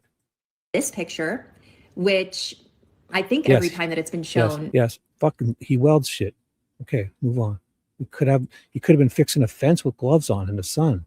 What? The defense attorney, Mary Chartier, objects. He is asked if this is an example of a chemical burn on this body cam of Dale Warner on April 26th. That would be the day prior. He says, no, there's an objection. Jackie Wise, the prosecutor, moves to qualify him as an expert on this because I don't think he was allowed to say, forget what the legal term is, but he was not allowed to say his opinion on this. Right. And I thought that the defense, Mary Chartier, did a great job. She says, no, he can't be qualified as an expert right now. We don't have his CV. We haven't put him through the whole process that we usually put people through when we qualify them as experts. So he could not be qualified as an expert. They had to move on from that. He was asked, have you ever observed an anhydrous tank with this design? He said no. So on cross-examination, I didn't understand where they were really going with this. They asked, why would the fire department chief get training in anhydrous and hazardous materials? I thought that was pretty clear because there's a bunch of farmers in this area and they work with all types of chemicals. So it made a lot of sense to me, but maybe there was something more to that. Asked like why a fire truck would be there when the tank gets cut open. I felt like that was pretty obvious in case there's a spill or some sort of fire, or I don't know, someone can pass out, I guess, and you are rendering first aid. He was asked, did you lighten the drone photos? He said, no. You didn't sneak onto the property? No. You were visible to Mr. Warner? Yes. So that's the defense saying that you guys were pretty much welcome here and he wasn't hiding anything. So we break for lunch, we come back and we get to the 21st witness, the fifth for today, Dale Sharp. He is a Lenawee County Sheriff's detective and he assisted Detective Greca on the case. So he is on the scene of a search warrant on 4/27 with Detective Greca, who was the lead detective, who has not testified, who is in charge of the scene and what's collected, making sure the scene is secure. They get to the property around 8:30. He personally was not wearing a body camera. His role was to photograph the buildings. Detective Greca and Jaron were there. Greca made contact with 2 young females at the house. He appears to be at the house. He had the body cam on, and we saw him talking to 2 girls at the door. Detective Sharp says, we have a search warrant for the dogs and the drone. Greca appears to be talking to Dale on the phone regarding the search, saying this will shut up the other side of the family. And Dale, apparently on the other end, we couldn't hear. He apparently... This is a W2OL news woman. So she is kind of doing exactly what you said. What did you say? Why is she acting like a question with an obvious answer? Shouldn't be asked. You're right. I think she's just like trying to make this interesting and what is that word? So people are not dramatic. When I think of it, it's on the tip of my tongue. I'll say it. 1 sec. Said, no, it's not going to shut them up, because then Greca says, yeah, it's not going to shut them up. Melodramatic? I'm wondering, how is the family feeling about hearing this? So Sharp is in the body cam with Jaron. Detective Greca comes down and talks to Jaron, asks if he's a family member, then takes off his body cam, which I've gone over in the previous video. But, this is a problem for the lead investigator to do this. And then for the prosecution to have to bring in the FBI to enhance the audio because the lead detective removed his body cam. So you can hear them talking. And Greca is talking about dogs. He puts the body camera in the car and then closes the door, continuing the conversation outside of the car. And that is... So this cop really suspects Jaron, and Jaron like, I won't talk to you with the body cam on, or I don't know. And he's like, he's just gonna tease him with the dogs to see what he does, pressure him. That's what it feels like. This cop is on to Jaron almost. I don't know, why would he take his body cam off? Why? Makes no sense unless Jaron requested it or something, or I don't know why, because he probably suspected Jaron. The audio that needed to be enhanced by the FBI. So Sharp is near the... Actually, I'm going to slow this back down in case they're talking. And I should put on my closed captioning. So sorry. A professional broadcaster here. I'm professional. Rear of Greca's car. Sharp says Greca asked Jaron if he knows when his dad will be back. There was an objection to this by Mary Chartier on hearsay. Sharp goes around the property taking pictures. He remembers that tank in the spray barn. Dale is moving the anhydrous tank and puts it in that building and takes another one out. Doesn't know where he put it. Notified Detective Greca about this. We were told to allow Dale to continue operating the farm and not interfere. Again, as a search warrant is being executed. Our 22nd witness, the 6th for today, is Justin Schmidt. He is a welding teacher and welding expert, a certified welding inspector. And I think he was necessary for the prosecution's case. And I think he drove home some points. So I turned her back up. 1.25. He was certified as an expert in welding by the judge. Michigan State Police asked him to do an inspection on the tank. He said that he looked at it 4 times. The first time he looked at all of the welding, the second time the inside. He saw the repair weld on the first inspection. The third time he came back to look at a portion of the tank, and the 4th time to compare the tank. He said there was an obvious repair weld. The first time he saw it, the front end was removed. You could see the remnants of a factory weld under the repair weld. He took a measurement of like the factory weld and then the repair weld, and you can see the difference. He said this person used a spool of wire. Apparently there's a stick welder, a little bit if that's the right term, but he used a spool, whoever did this. There was lots of human error. It was not an automated process. It was clear to him that they used a larger machine, not a hobby machine. This was someone with prior welding experience, but not formal weld training. He said it could have been a rush job. How about was it a hack that would use a grinder when they could have used the plasma cutter or a welder to get that tank open to take it off? Why would they use a goddamn hand grinder? It can do it, but that's a friggin' big job. Noisy, big job. It would be hard. The plasma thing on wheels would have, they had the torch, the arc welder or plasma welder there. They would have just gone right through that tank without the grinder. It's ridiculous to think he's going to walk around on camera with a hand grinder and go and do an unnecessary job with a grinder and then stuff his wife's body in there. Obvious grind marks.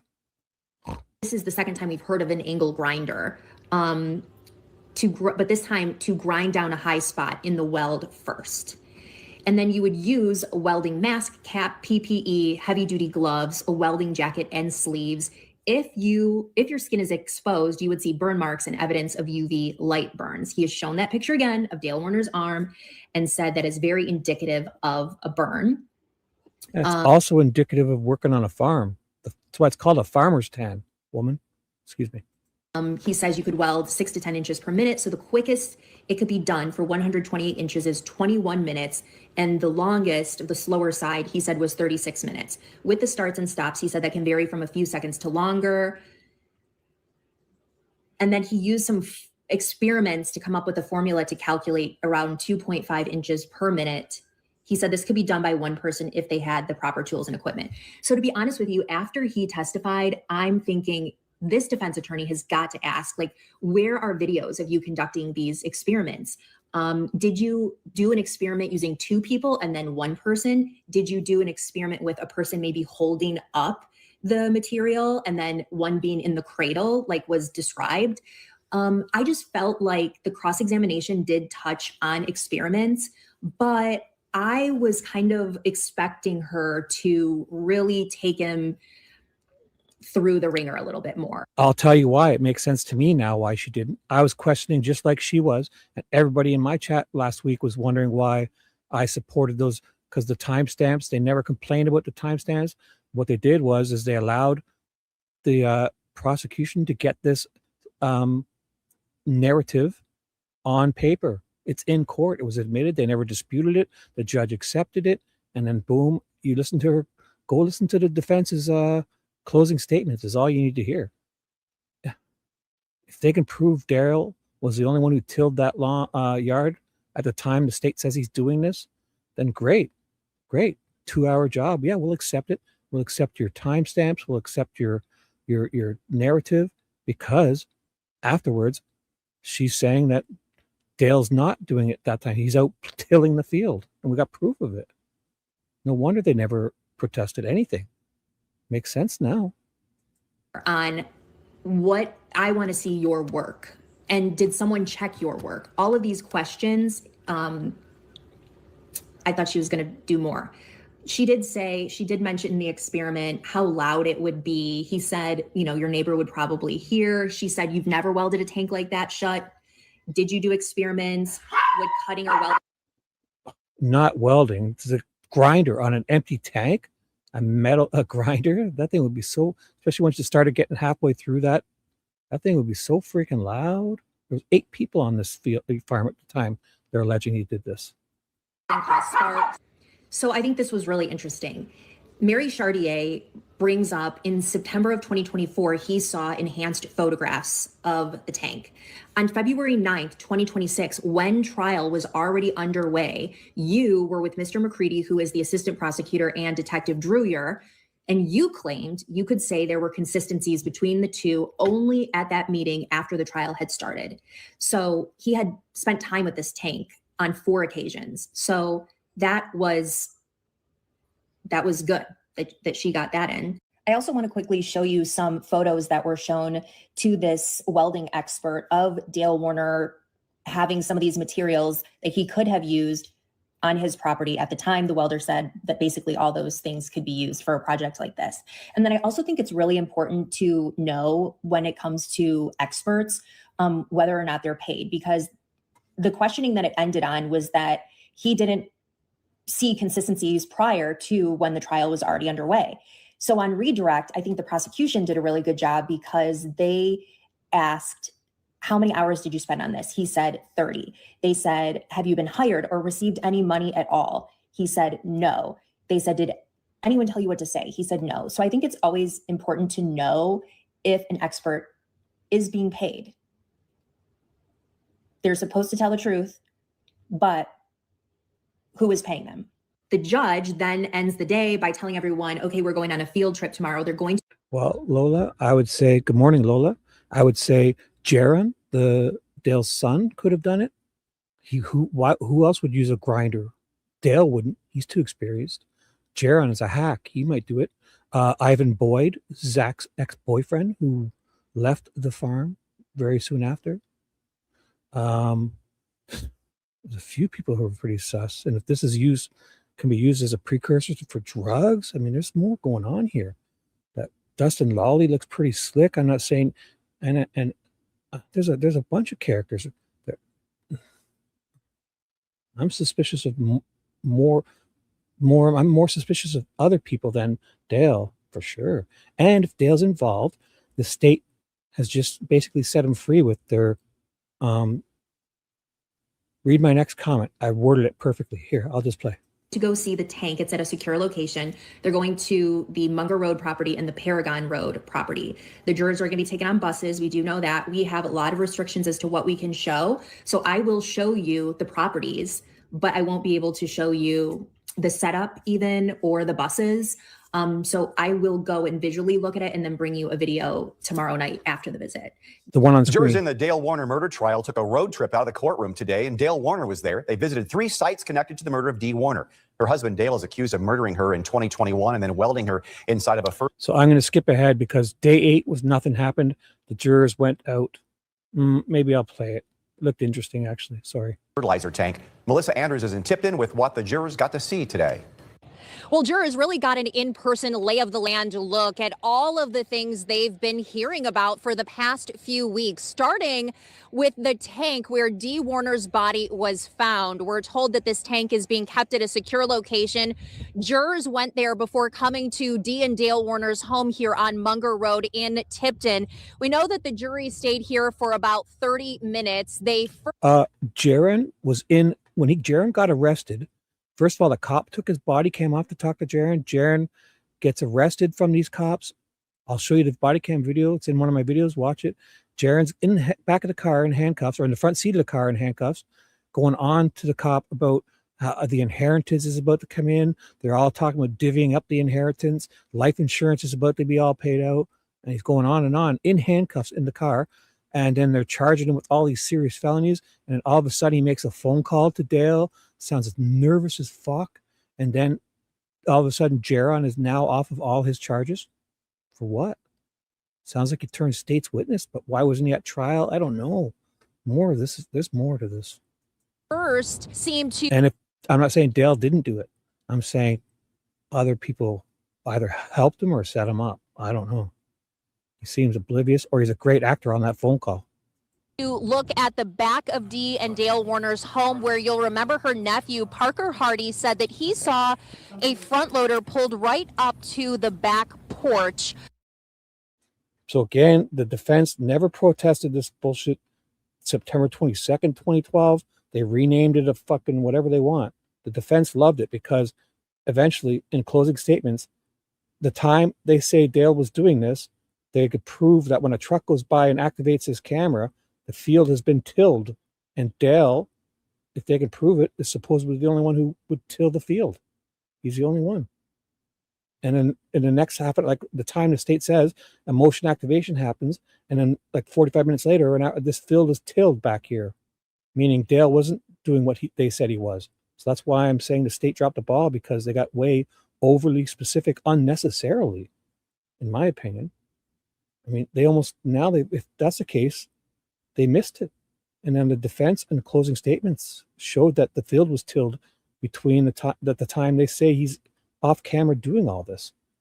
And then the state's going on, like, takes 2 hours. Like, this huge tank is just so easy to cut open, put a body in, fucking weld it back together, paint it, clean up the welds first, and then paint it, put stickers on it, move it around. All in what, 2 hours? What? That's crazy.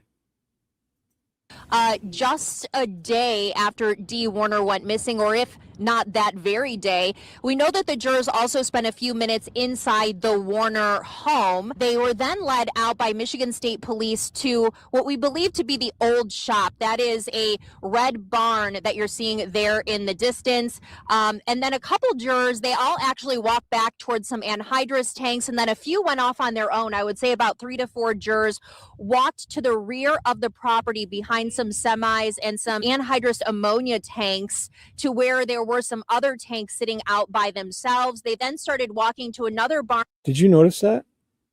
The decals were gone on that one tank, eh? I can go back a second. They all actually walked back towards some anhydrous tanks, and then a few went off on their own. I would say about 3 to 4 jurors walked to the rear of the property behind some. And that's not tank 34, it's tank 36. Looks like they peeled the stickers off. The same ones that they say they found Dale's fingerprints underneath or something on the sticky side. Like, what if Dale's doing this every few years because these tanks, they get rusty, they got to clean them up because if they get rusty, that's not good. I don't know. They put new stickers on them because the chemicals are eating them up. I don't know. Or it's probably has to be really strict because of the chemicals that are in them. They got tags and all that. But the tags can easily, they're not on there like permanent. They can be just twist tied on. I don't know. Something's up. Semis and some anhydrous ammonia tanks to which. So if anybody knows a farmer, ask them how often they would have to maintain these. Is those chemicals getting on these, eating it away, and they have to kind of spray them and clean them constantly to, if there's exposed metal, they don't want them rusting out and that. Sounds like a big deal. Something's up. There were some other tanks sitting out by themselves. They then started walking to another barn at the center of the property, and then to a shop, and finally to the office location where Dee and Dale Warner operated their businesses. I did see they were here on 2 minibuses accompanied by many Michigan State Police and Lenawee County Sheriff's deputies. They were instructed by the judge yesterday they were not allowed to answer questions. Bunch of dogs running around in the background. Looks like wolves. And they were not allowed to talk with one another about what they saw. We're back in court tomorrow morning at 9 a.m. For now, reporting in Tipton, Melissa Andrews, WTOL 11. It is day 9 of testimony in the Dale Warner murder trial. I'm Melissa Andrews, a crime and investigative reporter. Dale Warner is accused of killing his wife, Dee, in 2021 and then welding her inside a fertilizer tank where she was found 3 years later. Our first witness of the day is Michigan State Police canine handler Jack Taff. And I'm going to bullet point more of tonight's videos because this is just so much detail. So he was a Michigan State Police trooper and a certified canine handler. He worked with drug dogs and cadaver dogs, and he explained that cadaver dogs help detect blood, bone, and tissue. They cannot independently find a body in a sealed container unless there was some sort of blood or other matter on the outside of that container. He did say that his dog could probably smell remains if there were holes in a container, and we'll get to that in a bit. So he first searched the Munger farm on April 27, 2021, 2 days after Dee was reported missing. He arrived around 12:45 at the request of Detective Greca, who again was the lead investigator at this time. He was asked to assist in this missing person investigation and bring along a cadaver dog. He initially brought a narcotics dog while waiting for the cadaver to arrive.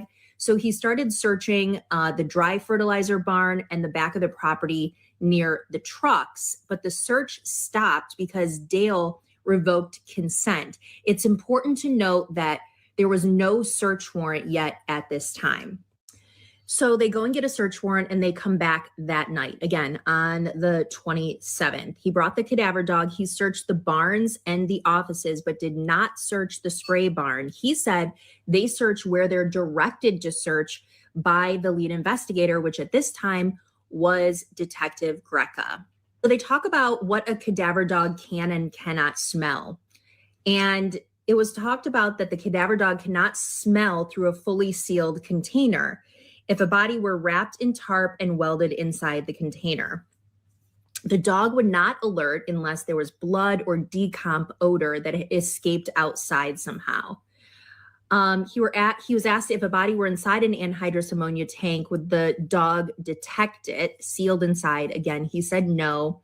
He also testified that ammonia would prevent him from bringing a dog near it for safety reasons. So he said, unless the dog is pulling me over there, like come search here, he's not going to take the dog over there because it can be killed by this ammonia.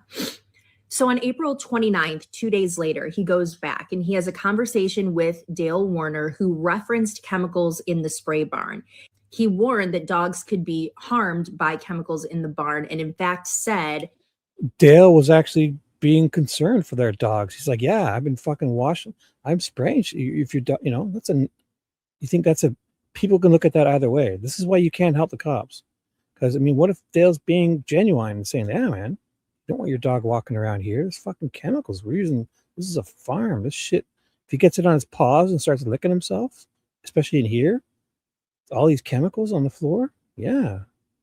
So then act like it's Dale being like a Jerry Holman, assuming that Richard Allen's saying my life's over when you're ripping his house apart and trampling on his front lawn, carrying blue jackets out of his house, and his neighbors are all rubbernecking, and the news is there. Richard Allen says, yeah, my life's over. And Jerry Holman's like, yeah, he's confessing to killing 2 girls. Meanwhile, no, his life's over. Even if they printed a retraction in the headline of the newspaper the next day, Richard Allen's life was over at that point. And even if 1,000,000% innocent, his life was over because they're on his front lawn and his neighbors are all talking away, and that's what they're acting like. Dale's like being nice and warning the dog.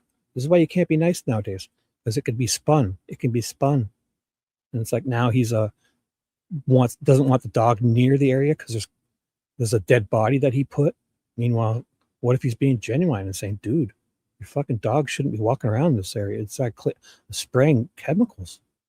This is a farm. He's gonna be, if he licks his paws. that Like, I mean, it could be indicative of.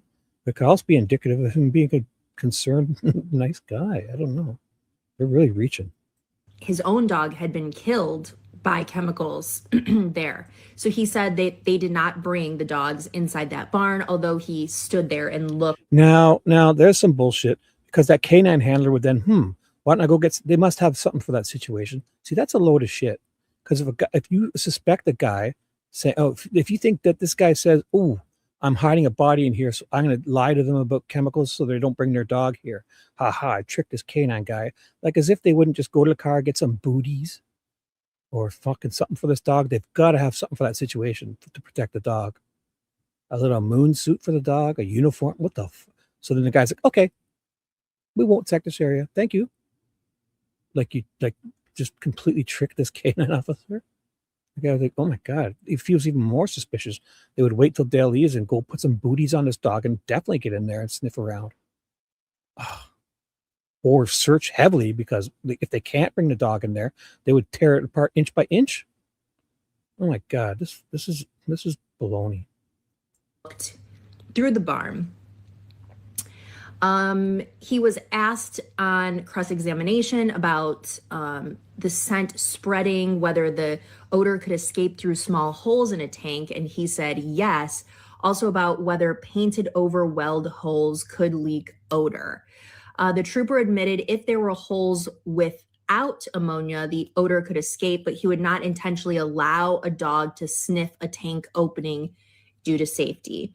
So the defense is emphasizing multiple searches over years in May of 2021, October 2021 by the FBI, again that month, June 22nd, 2022, and that the cadaver dogs never alert on. If they can't peek into these tanks, if they had to cut that access hole, why that 1 out of 20? No way. And the X-ray, or did they peek first, or did they X-ray it first? I don't know. Something's not right. They can't peek in there to check all these tanks. Why that 1? I think they got tipped off. There's more to this. Any property on any of these searches. The spray barn was not searched on April 27th or 29th. So those searches that the defense is referencing would be weeks to months after Dee disappeared, though. They were not allowed to search in those initial days. He said at some point he did go inside the barns, but he couldn't tell exactly when. So a juror asked a question whether the return search was scheduled. He said they did come back once that warrant was obtained. When asked if a suspect would be notified beforehand, he said, normally we don't. You want to catch people by surprise. So he could not testify as to whether anyone did notify Dale Warner in advance. So our second witness of the day is Sergeant Jeff Hooper. He is a digital forensics expert, a Monroe County detective, and he was working on Celebrite extraction. So this is cell phone data, and it's used a ton in trials. So apparently Dale voluntarily provided his phone and password to this detective. Celebrite pulls your text, your call logs, photos, chats, and app data, and then it organizes it into a searchable report with hyperlinks. So on April 25th, the morning that Dee disappeared, there was a cookie placed from the My Cadillac app. That means an app was used. So the My Cadillac app was used at 7:08 a.m. Dale texts Dee at 7:45 a.m., says he's going spring, and then puts a smile emoji. At 8:48 a.m., Find My iPhone data is used. 8:49, it's used again at 9:04.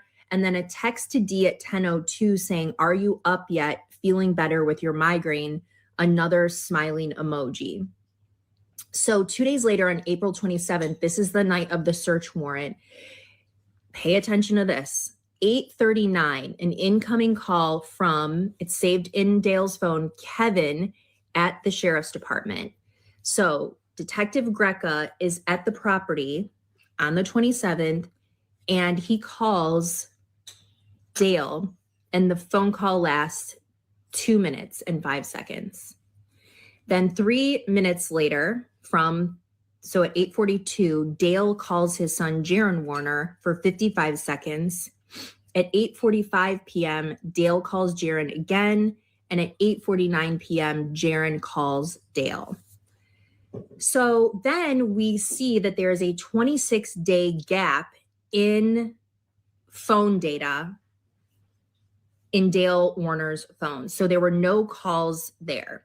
The prosecutor is implying that he deleted this information from the phone, and Hooper says it appears to be deleted. So the defense objected, says that's speculation, and the judge struck that. But again, here we are. By the time there's an objection, the jury already hears it. So they're not going to unhear that it appeared to be deleted. They're not supposed to consider that, but it was said. So the defense is basically arguing that this missing data could be due to resetting the phone from a prior backup. The phone is resetting. So they get into some other digital evidence. There was a Google search on May 5th, 2021, what to do with 1,000-gallon propane tanks. And there were two Apple IDs tied to an iPad. Some dating site for Hooper said he could not widows, access everything. widowers. The Apple Watch was not downloaded. So this gives us a look at the phone activity the morning that Dee disappeared. Oh, she left that out. The other one was, I'm pretty sure, they say he searched for a dating site for widowers, which is, I don't know.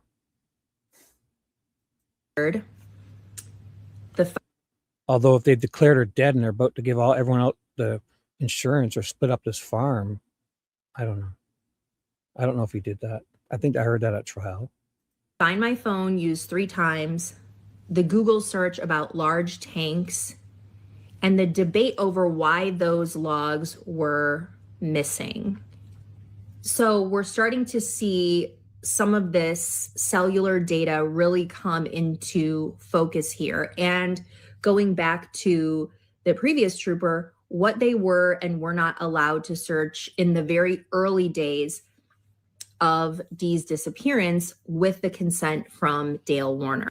So after lunch today, we're talking FBI search, journals, surveillance, and a financial motive emerging here, according to the prosecution. So first up, we have FBI agent Henrik Impola from the Federal Bureau of Investigations, the FBI out of Detroit and Monroe. So he was a part of 2 days of searching on October 11th and October 12th of 2021. He said he led what was called the White Team. They were in charge of searching vehicles, trailers, tractors, and outbuildings. He did not search the Warner home. They looked inside silos, grain hoppers, non-pressurized tanks, bins, and barrels. They did not search any pressurized chemical tanks. There was also a black Chevy truck that was there. It appeared to be used by Dale, he said. And in it, he found loose leaf pages, black notebooks, and calendars where in some cases you could write your own date in. And in these papers were detailed handwritten notes tracking these movements. I am going to just post a lot of them because there were a lot of them, and you guys can just pause and read them.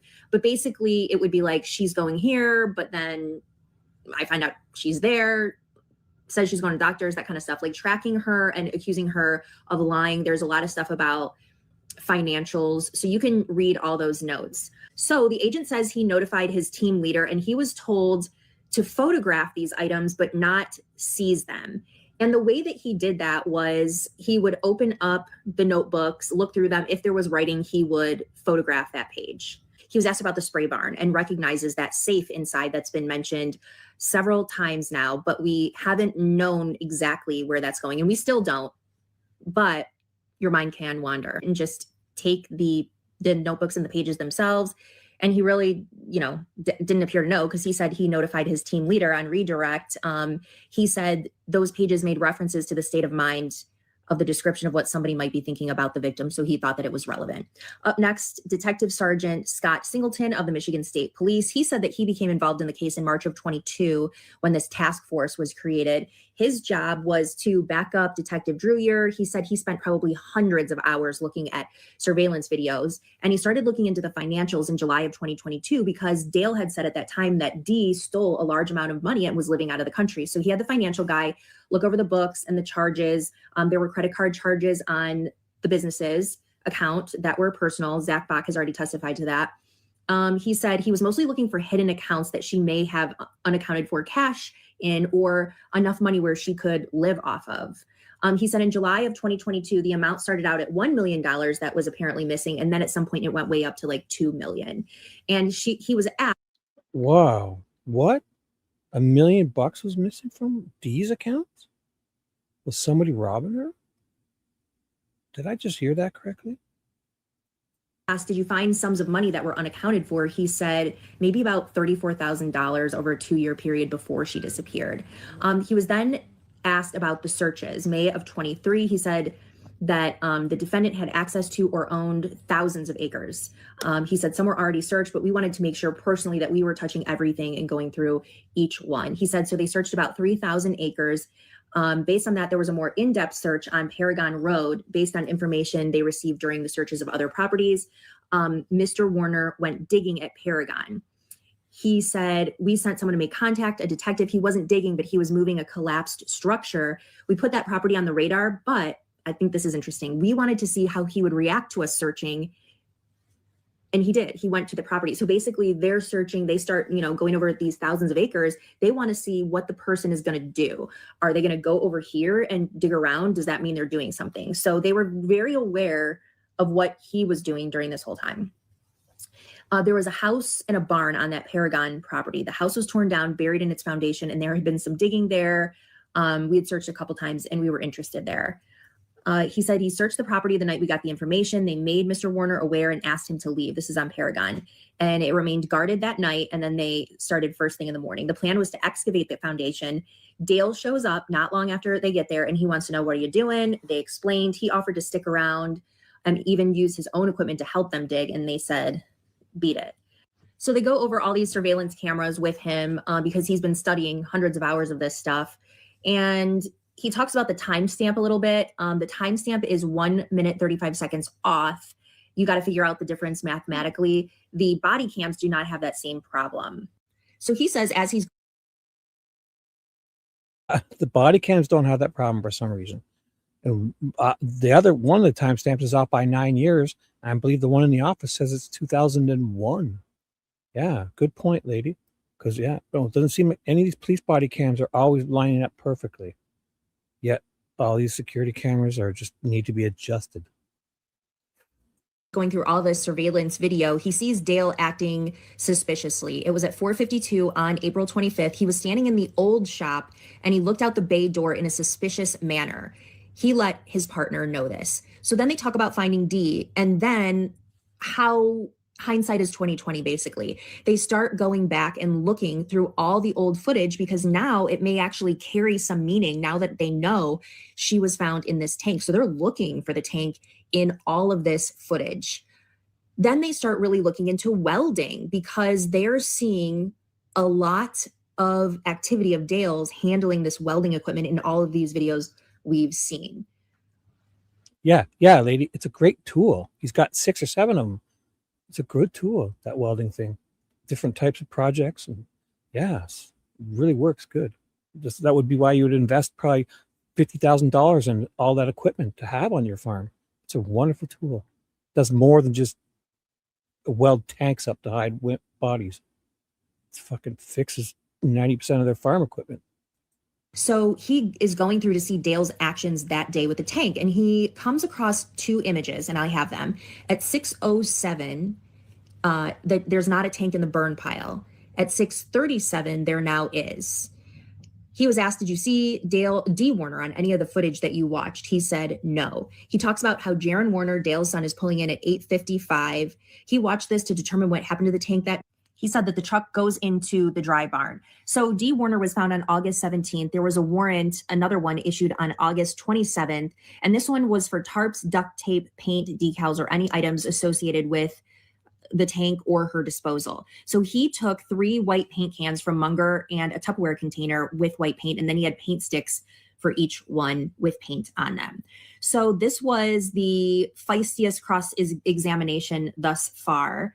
And he was asked a lot about why he found it so suspicious when Dale Warner crouched down. And then Mary Chartier asked him to keep replaying it. Where are you seeing him crouch down? He bent at the waist. He looks to be getting behind the truck, he says. And then she goes, and then he goes back to doing whatever he's doing. He said, there's no way he's hiding behind that truck. There's no way. He's not in that video. He doesn't even go behind the truck. He's like, he must have thought he saw something and was ducking, like looking down. He's got the doors wide open. Why would he be? He's not trying to hide behind that truck, in my opinion. He doesn't even step behind it because the angle it's on, he'd have to walk another foot or 2 over to be behind that truck. He's looking. that it just struck me early on. And she said, well, you interviewed him for a few hours. Did you ever ask him to come in for an interview and talk about this? You had suspicions, but you didn't ask him what he was doing. And he said, no, we had a lot to cover in those 2 hours. And he's saying it's not an aha moment. And she's saying that as well. Jackie gets up and says she's being argumentative. The judge tells her to move along. He said, we didn't have the tank or the body or how it was disposed of, so we didn't ask him every single thing at that time. She says, you never asked him about welding or tools? He said, no. They talked about the non-factory weld. He said, I saw the photos of the tank she was recovered in. So it appeared to have a discolored line. So as I said, this cross-examination was very in-depth, at least as far as we've seen up until now. It went on for a long time, and it was very interesting. So Mary asks him, did you meet with Greg Hardy on October 12, 2022? He said, correct. He provided a thumb drive because he said he hired someone to do interviews and he gave him this thumb drive. But then they had some sort of disagreement or argument about where the case was going in the investigation. And then Greg comes back and says, wait, give me back that thumb drive. You don't have permission to use this anymore. He was asked, did you give it back? He said, no, I noted the text and got a search warrant anyway, so then I could legally search. And so she said, well, you were suspicious of Dale crouching over there. Were you suspicious that Greg revoked this consent? And he said, well, he's frustrated. His sister's missing. Objection. Judge agrees to allow this with Mary. And talking about you didn't record this exchange with Mr. Hardy because you chose not to record it versus like you've recorded everything else with Dale. She just wanted to know, did you think it was suspicious that he revoked it? That's the question that I asked you. And he said we had a disagreement. He was upset after I left the farm. So we're ending the day with some jury questions. The first one is Dale interviewed again after Dee's body is found? So the detective says, well, I attempted. And Mary stands up. The judge stops him, says it's a yes or no question. He says no. Dale was not interviewed again after Dee's body is found. The toothpaste does not go back in the tube. Was it determined how much money Dee had in accounts after she went missing and how much? He said, I looked at it and noted it. If you were going to leave forever, it was not enough money. Mary comes up again. Speculative, judge strikes. If there was a search warrant on 427, how could Dale say not to search certain areas? A lot of people have asked about this. He said, well, to clarify, that body camera was from earlier in the day, that search. Then they were bringing the dogs and the drones. It was then he revoked consent. So they left, got the search warrant, and came back. Was there life insurance in Dee's name when she disappeared? If so, what was the amount? He said yes, but I don't recall the amount. Jackie follows up, were the accounts being used on April 25th, 2021? No. On the search warrant, do you call the party and tell them that you're 20 minutes out or on the way? No. Were paint samples removed from the tank where Dee was found? Yes. The lab came out and made scrapings from the tank after it was found. They then requested I take those samples that I took from the property. I do think we're going to have that paint expert coming in soon. And she talks about how she compared these paints. And Mary's going to say, well, this same exact paint can be sold anywhere in this country. So day 10 coming tomorrow. And I got a hot tip today that it's looking like everything in terms of testimony is going to wrap up by the end of next week. So prosecution and defense. So we could be ending a couple weeks early. It is day 10 of the Dale Warner murder trial. I'm Melissa Andrews, a crime and investigative reporter covering the case of Dale Warner, who's charged with murdering his wife Dee in 2021 and then welding her inside of a fertilizer tank.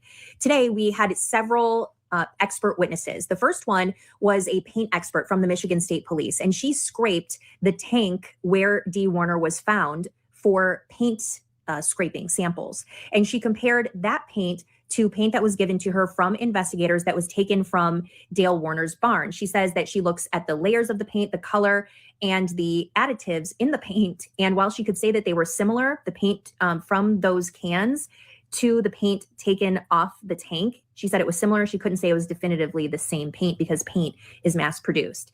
The second expert for today was a fingerprint expert from Michigan State Police. She testified that she inspected the tank and dusted the tank for fingerprints and then took 4 stickers from the tank. And she said she found one fingerprint of Dale Warner's, his left hand middle finger on one of the stickers. The next expert was also from Michigan State Police. She was a digital forensic analyst, and she reviewed Dale's iPhone 12. And see, on one of the stickers, was it Tank 34 sticker, a fresh one? Or was it one of those stickers they showed at the other tank in that video was Tank 35 or 38, and that newsreel had the stickers off? What if he's putting those stickers on 10, 20 years ago? Which tank? The fresh one? And iPad. And she did this in May of 2022. She said she found nearly 90 screenshots of text messages between Zach Bach and his mother Dee Warner. So it appeared that those were snapshots of messages displayed on another phone. Also, there were internet searches on the iPad Pro, Google searches for chemical cremation, what is liquid cremation, and why is it illegal, alkaline hydrolysis biocremation, and what to do with a 1,000-gallon propane tank. There was also searches for a widower's dating site, 10 dating sites for widows and widowers and divorced people, and a widower dating page. So jurors took quite a bit of time. They passed around these pages of these internet searches, and they looked at those. Now, on cross-examination, it came out. I mean, I think the biggest question about the searches is when did they happen? And she said, unfortunately, you can't put a specific date on those. Were they done over a large period of time? She said, yes. So we know that they had to have happened sometime before May of 2022, but we don't know exactly when he searched those sites. So, I mean, that is important, is the time frame that they were searched. So the big witness that everybody's been looking forward to hearing from is Detective Kevin Greca. And so we finally got to hear this. And what I will say is I was getting so many texts about how many times he said, I don't recall. And we actually counted it, and it was 19 times during the prosecution over a 1-hour period. One of the first questions asked was, did you know Dale and Dee Warner? Do you know Dale Warner? I don't know. And then he says he doesn't recall. And you can see the freshly painted tank in his body cam, and he doesn't recall. When in fact, if you're... You can look at that and tell it's freshly painted. Come on. If you're going along with the timeline and the series of events that the prosecution has presented the entire time, then that means that Dee Warner's body is in that tank right in front of his face on his body cam. And then he removes his body cam. Not at that point. That was, she's putting together something. He did it did he do it again at this moment? Or does he do it so he moved his body cam twice? Or is she conflating the time he did it with Jaron near the truck? And puts it in the car. Yeah, that's this time. She just made it, see, that's fucking misleading, because she just made it sound like he did it then. He did it then. This is when he removes his body cam talking to Jaron. He puts it in the back seat of the car, his car, and then talks to him. She made it look like that was happening then at that moment, unless he did it twice. And the only one who asked about it is a juror. And the juror says, did you do that so that you can have a private conversation with Jaron Warner? And he said no. Nobody else asked, well, why did you take it off? The defense calls him. He's asked, do you remember a meeting with all the families on March 9th, 2022? He says yes. He didn't remember anything else, any dates before. He's asked who's there. Well, me, Drew Yer, Singleton, the FBI, the sheriff was there for the beginning of the meeting. I felt that that was pretty detailed. What he did bring was a story for the defense about Greg Hardy. That's what the lead investigator brought us, a story for the defense about Greg Hardy, allegedly asking him at this meeting on March 9th, 2022, in which he remembers all the key players who were there. The headline that we're to walk away with is right before the weekend, is that Greg Hardy and his private investigator asked him to not download their phones when everybody's phones were supposed to be downloaded, to just pretend because they had received information from a federal law enforcement officer about Dee's disappearance and they didn't want to get that person in trouble. So our only witness for today is Detective You hear that? That was that Hardy and his private investigator are all, they're too far into this. What? That was Hardy, Dee's brother, saying he was way into this, that he's going to interfere. Daniel Drew Yer of the Michigan State Police. This is the second time he's on the stand, and a big contrast to Detective Kevin Greco, who was the first lead investigator in the case. Detective Drew Yer and his team took over the case in August of 2022. So really here, he is the officer in charge of the case. And today he walked jurors through some of the digital evidence, the evolution of the investigation, his welding and tank theory, the discovery of Dee's body, multiple large-scale searches, inconsistencies in Dale Warner's statements, and the cross-examination really focuses heavily on how much can. This is almost exactly like Delphi. New cops screwing up and taking over. Good cops like Murphy and Click and Varency are like this guy, Greco, and then all of a sudden another guy takes over, and because he's definitely going to do what the state wants, and oh my God. Consent Dale Warner gave throughout the investigation and twisting his statements. If you keep asking a guy to talk, eventually he's going to say something contradictory. It's been years, and then they use it, they spin it. So this is why you can't talk to the cops, guys. You just can't. Get a lawyer. Some of the investigative decisions that were made. This was major testimony because it really connects some of the early investigative steps to the eventual discovery of Dee Warner in Tank 34 in August of 2024. So first, Drew Yer is talking about how many electronics that they have seized during this investigation. He says around 100 phones and tablets, but they never discovered Dee's original cell phone. Now, he said after Dee disappeared, Dale did purchase a new phone and entered Dee's Apple credentials, importing her iCloud data onto that device. He explained that once her credentials were entered into the phone, any incoming calls or texts to Dee's number would route to that new device, not the original missing phone. He also testified that after law enforcement seized the devices, Dale called asking for his phone and iPad back, but he made that call from Dee's phone number, meaning this next newer phone. 2 forensic extraction license levels were discussed. So he talks about the Lenawee County Sheriff's Office having what he called a B-level extraction, and MSP later using a more advanced A-level extraction. So basically what I got from this is that Lenawee County, because of the license that they have, could not get the level of information, the detailed level of information that Michigan State Police could get. So talking about the Apple Watch, the fitness data from April 2020 24 to April 25th was reviewed. From the hours of 7 p.m. to 11 a.m., data showed Dale's heart rate activity, but minimal movements, no flights climbed, and limited distance traveled. So Dale's wearing an Apple Watch this whole time? They should have a lot of info on him now, don't? This is interesting. I've seen them look at Apple Watch data for other murder trials, and it's just really interesting that this can be used. And, you know, the defense likes this information because it's showing that there was no elevation in the heart rate and minimal movement on Dale's Apple Watch. Dee's original phone does remain missing. So Detective Dreyer testifies that much of the early investigation centered around Dale's claims that Dee took money and left voluntarily, that she had a prescription drug problem, she may have fled to Mexico or Florida. And at one point he used the term drug cartel because Dale said that she might have gotten away to Mexico for 10 or 20 bucks and is with the drug cartel because she was into drugs, because they had asked, well, how can she go there if she doesn't have her passport? Investigators had obtained search warrants for Delta Airlines, credit card records, and pharmacy and healthcare records, as well as OnStar vehicle data. They confirmed that that man that Dee had been in a relationship with was in Florida at the time, that the relationship had ended months before her disappearance. There was no evidence supporting any secret phone because they're saying, like, if a lot of times people have a secret phone if they're having an affair, but she was texting her affair partner on her regular phone. So that kind of made them think that she must not have also a secret phone. There was no evidence supported that she did leave or that she was ever involved in any cartel. Dreyer said he also contacted a Secret Service agent specializing in searches for life and missing persons case, and nothing suggested that she left on her own.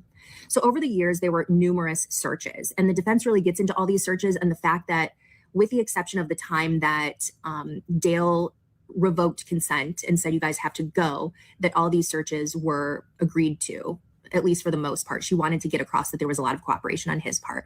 So those searches began April 26, 2021. Search warrants, FBI involvement in October of 2021.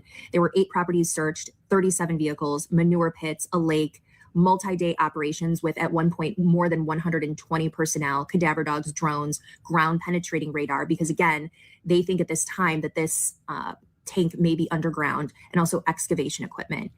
In May 2023, there was a large-scale 3,000-acre search. Dreyer admitted investigators were heavily focused again on this underground theory, and he eventually said during his testimony he was not proud that they had concentrated so long on that underground theory.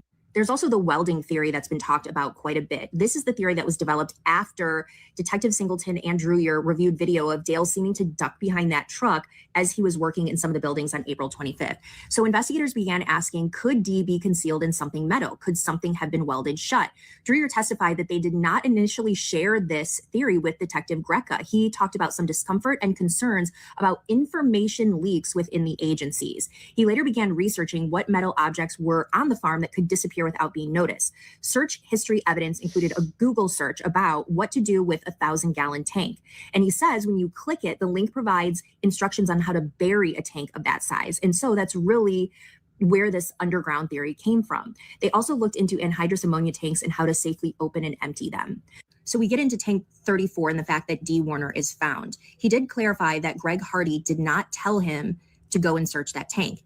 Inside the tank, a lot of people have been wondering, where were these items that were missing? They say there was no purse, no phone, no passport, no shoes, no socks, no go bag. Everything on or attached to the body, meaning the tape, the clothing, the tarp, was collected. The items inside the tank could not be fully processed because they would not dry out. For example, the duct tape would not dry and therefore it could not be sent for the lab analysis. In fact, the jurors were able to pass around 2 strips of tape, and he said even now they're not dry. You can see some bacteria and mold forming on the tape. Another thing that's been heavily talked about now is the safe. And a lot of people are wondering if the prosecution is trying to say that perhaps Dee's body at one point was in that safe in the spray barn when they were not allowed to search because of the lack of consent at that time, and also Dale telling them you can't take the dogs in there. So in regard to the safe, it had been photographed during an earlier... Wait a second. He didn't say that. This woman is really, she doesn't like him. She's obviously pro-prosecution, just like that Lauren. This is the HTC of Delphi. Lauren. This is Lauren from Delphi for this case. Hear what she just said? Like, Dale didn't say you can't take the dogs in there. Dale said, man, you got to be careful. There's chemicals. Your dogs could, you're going to let your dogs walk around in there? Oh my God. Now now he says you can't take your dogs in there. He didn't say that. Not at that time. He said there was chemicals. He's on camera saying, he's like, dude, there's chemicals around here. We've had a dog pass away from it. He said, if you leave the fucking any antifreeze coolant out, it's got a sweet smell to it. Animals will drink it and die. You gotta be careful with this stuff. He's like, dude, your dog's gonna get shit on his feet and maybe lick it. And the guy's like, okay, I'll go somewhere else. And if they suspected him, as if they wouldn't have just fucking said, no, I'm putting some booties on and a little mask or something. They must have something for their dog. Or don't use the dog and do a really big search. I don't know. Dale never said no. He was like worried about the guy's dog.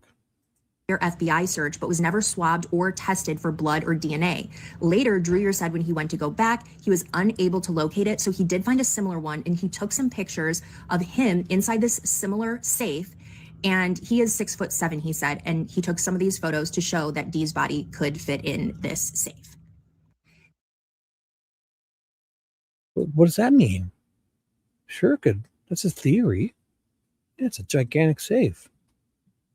Did they smell anything? Did they get any evidence of that? What's going on here? You think the dogs would have smelt that? You think you can put a body in there and then just clean it so good that the dogs wouldn't pick up on it? The fuck?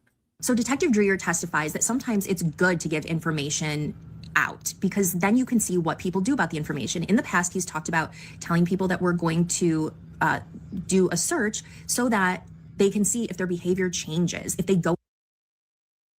You're going to hear her say, this is the bullshit where this Dreyer guy says, well, we found the body in the tank, but we didn't tell Jaron or Dale about it. Just that we told Jaron that we're going to take the tank and have it x-rayed and do all this stuff like a bluff. Dreyer says Jaron didn't know about it, but I think that's bullshit. I think Jaron knew about it and turned state's witness in that phone call. That's what she's going to say right now. They wanted to hear them talking about this tank on the phone call, like, in their natural, both of them not knowing about the body being found. You watch. And I think it's bullshit. I think Jaron knew because when you listen to that phone call, he's nervous as hell. And Dale is oblivious. Like, what? He has no idea. Or he's a great actor. And Jaron, they're pretending that this doer went on and stand saying, we didn't tell Jaron about the body. We just said we're going to do it to bluff him because we knew we were going to listen to the jail calls. But that's bullshit. Listen to that phone call. Jaron is nervous as fuck, going on about Tank 34 10 times and trying to get Dale to spill his guts. He turned state's witness, in my opinion. And then all of a sudden, all those felony charges are gone. Anywhere and try to dispose of something. So he tells Jaron Warner that they have found a tank. And the next day, there's a recorded phone call between Dale and Jaron. Dale calls Jaron, and Jaron tells him about the tank. Talked about the search warrant, and Jaron referenced Tank 34. Dale asked, great, is that the one we painted up and put new decals on? Jaron said he had no idea, and they both basically called this a waste of time. At one point, Jaron said it's the definition of insanity. So on cross-examination, they focus a lot on these numerous consent searches with Dale and that he spoke to police many times, oftentimes without a lawyer, over 30 phone conversations, allowed multi-day searches. There was property damage that was even done during the searches. They asked whether the paint, tape, tarp purchases were dated. If they knew when those were purchased, they said no. Whether those are common on farms, the answer was yes. There was no blood found in the house, despite cutting into the couch. No. Luminol was used. That is the thing that turns blue when there's blood. There's no confirmed DNA evidence linking the tank interior. The JCB front loader was not inspected because there was the inspector that they had on the scene the day they did the experiment backing it up to the house said the conditions are not right. This cannot be tested. And plus it was so long after the fact. And it had clearly been used many times, Dreyer said.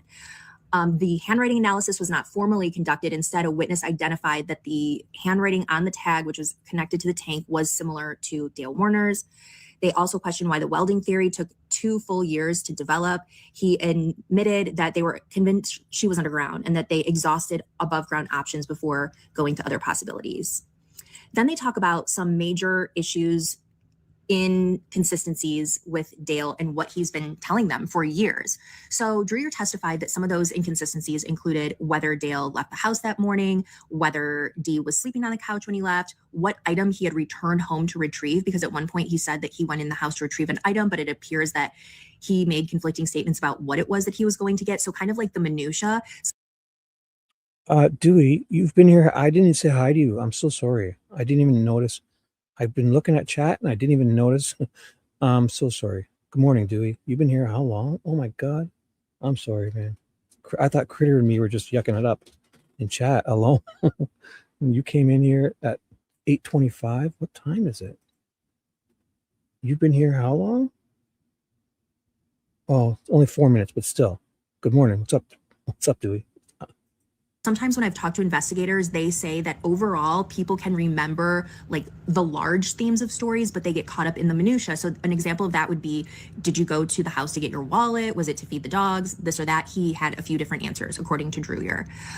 Also the sleeping arrangements. If you'll recall that it was mentioned that they had slept on the floor. Then it was also mentioned that he had gone to bed and left her on the couch. And then at one point he had said, like, we sleep every night on the floor. When he realized money was missing, that was an inconsistency, according to Dreyer. Early statements that she would return versus later he kind of abandoned that idea. And later introducing this narrative that she wanted to get out of the businesses so that she can spend more time with the grandkids. And then they talked about some motion activated cameras showing Dale moving around the property multiple times between 6:58 a.m. in the early afternoon on April 25th. The jury had a lot of questions, including about life insurance policies. It was answered that she did have one, not the amount. Blood testing, we already went over that. Handwriting on the tank. He said it did determine to be Dale's, but remember, he did not send it through an actual analysis because he said you would need multiple samples of the person writing the same thing. And at this point, they didn't feel that they could force Dale to write anything because he knew it would be sent for analysis. The black box data on the Hummer they asked about, they were unable to retrieve any information that was helpful on that.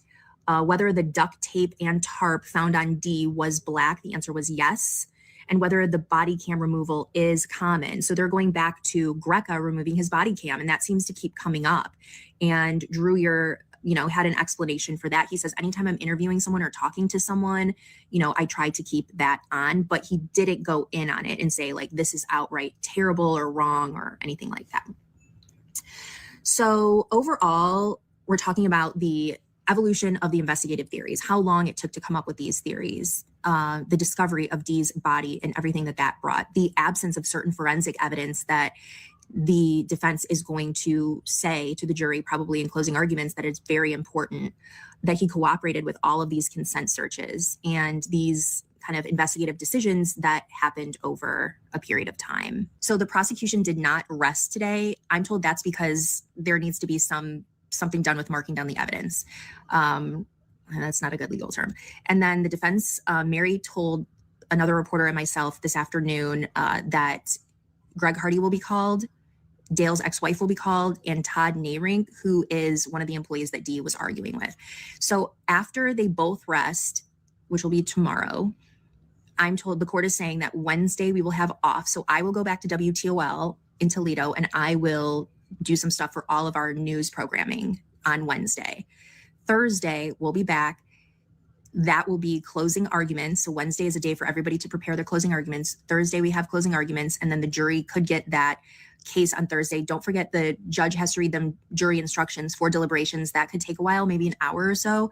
So they may get the case Thursday, maybe Friday morning if these closing arguments are really long, but we expect some deliberating to be going on by Thursday or Friday. I did have a word with a couple of Dee's family members today, and they said they don't expect to hear any sort of verdict before Friday. I think that's smart because, these jurors have to get in there and just get things off their chest. They've been listening to this for weeks and weeks. They have to compare notes. Did you notice this? I didn't think that was a big deal. What did you think about this? And then they have to see where they are. And they may want to take another look at that evidence, hold it in their hands, take it all in, look over phone records or some of that surveillance video. Then they need to decide, okay, how many of us think guilty, not guilty? From there, it could be a conversation of, okay, is it murder 1 or is it murder 2? And then, of course, we've got the tampering charge as well. So a lot of people like to think it's going to be quick, and sometimes it is, but sometimes it also just depends on the jury. And this is a jury that has been very locked in. They've taken lots of notes. They've asked a ton of questions. If anyone knows how many questions we're at by this point, let me know. Maybe like 100. And I expect that they may ask more questions than we normally see during a deliberation, when questions are kind of left to your own devices unless it's something major. We've seen questions about, certain legal aspects that sometimes can't get answered. I'm talking in other trials. But this jury has been asking tons of questions. So I wouldn't be surprised if they continue to ask the types of questions they've been asking during, the testimony. As far as us getting the word to you, I am planning on being at the courthouse just on standby Thursday and Friday, because the court is not going to really send out an alert if there's a question. Sometimes a question turns into something more. So I will be there for that. When the verdict comes in, we're going to get a 30-minute notice. None of us live or work within 30 minutes of Adrian, so there's going to be several of us who are going to be also standing by at the courthouse or very close by for the verdict.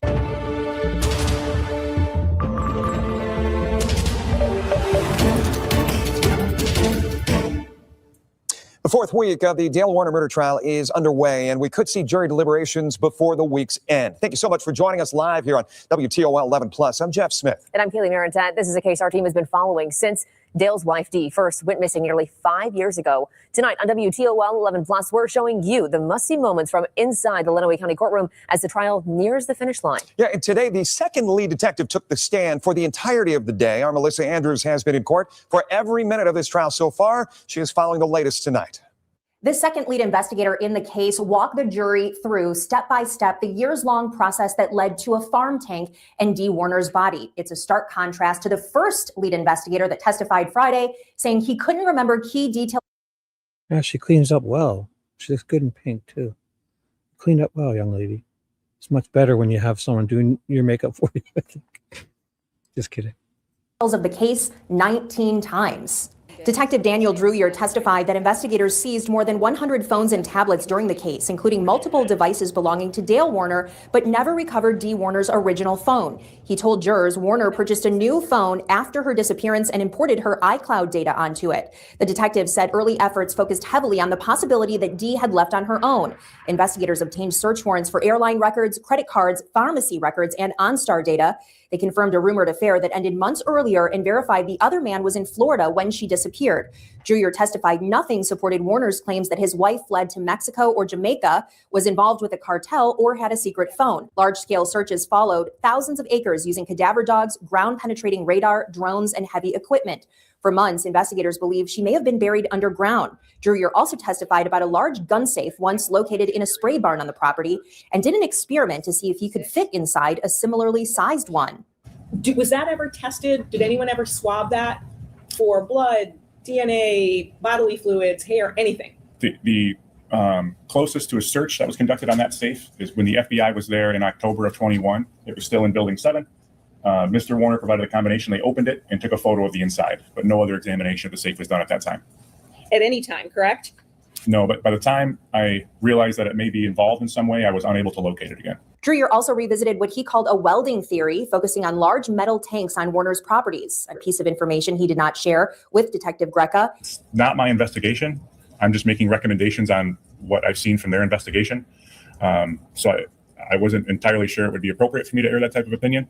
And separately, we were very conscious of the fact that somehow information was being leaked from the sheriff's department. In August 2024, Tank 34 was cut open. Inside, investigators found Dee Warner's body wrapped in a blue tarp, barefoot, with duct tape that later could not be fully tested because it would not dry.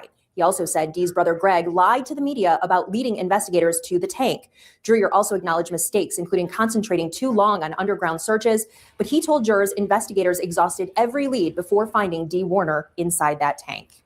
The prosecution is expected to rest tomorrow. The defense. So Hardy said, I gotta play that again. Hardy said he led police to the tank? No, but by the time I realized that it may be involved in some way, I was unable to locate it again. Drewier also revisited what he called a welding theory, focusing on large metal tanks on Warner's properties, a piece of information he did not share with Detective Greca. It's not my There's no way they'd think of these. These tanks are sealed. There's like, what, 20 or 30 of them? They got tipped off. These guys are, I have a feeling Jaron confessed, or got scared and choked and turned state's witness, and now he's not at trial. He's off all these felony charges, running around talking about life insurance and collecting the fucking settlement from the farm. And grandpa's buying some property, but the rest of it's being sold. There's it's Jaron is sus, man. That's bullshit. This guy, I don't trust him. It's too smooth.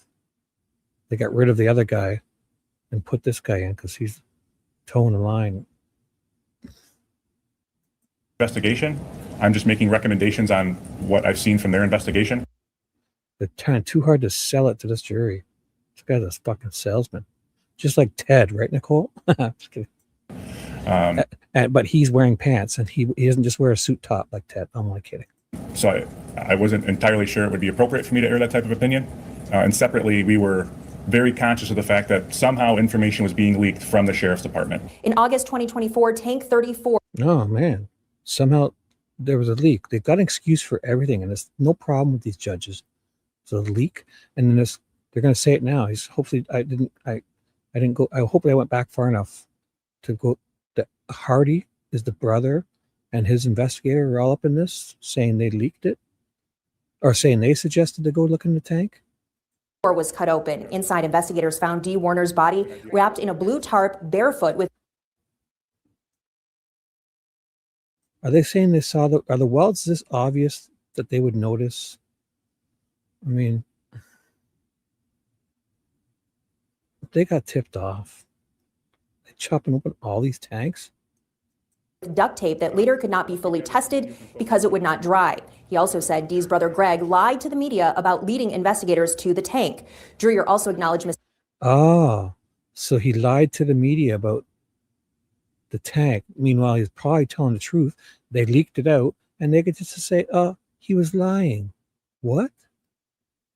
What if he's telling the truth and he was out talking? This is it. I told you that guy's going to ruin it for them. He went out and blabbed, and he had information from inside. And they got rid of the other cop. This is a fucking cover-up. Mistakes, including concentrating too long on underground searches. But he told jurors investigators exhausted every lead before finding Dee Warner inside that tank. The prosecution is expected to rest tomorrow. The defense says it will call 3 witnesses, including Greg Hardy, Dale's ex-wife, and Todd Nayrink, one of the employees Dee was arguing with before she disappeared. Oh my God, she's arguing with employees. Greg Hardy's lying to the fucking media about suggesting the tanks. Why would Hardy suggest tanks? Come on. These are sealed tanks. We're told the court will. Why would anyone even think of this? They got tipped off. This Jaron, it's all up in this. The other cop took his body cam off because Jaron probably wanted to confess. I don't know. There's way more to this. Dale may be involved. He may not even. He may be oblivious. Whatever's going on, there's way more to this. Take the day off on Wednesday. Yeah, Jaron and this fucking something's up with that Jaron because that cop talked to him, and then they got rid of that cop. He wants to do the right thing, but he can't. He just took his retirement and left. Okay, fine. Fuck you guys. If you're gonna harass me, that 8 months he had to pretend the prosecutor was busting his chops, getting a hold of him before trial. That prosecutor and also Dee's brother Hardy. That's why he wasn't answering. I thought he was being a dick, but it turns out that it's Hardy and the prosecutor that he didn't want to answer to. And then he ends up getting charged.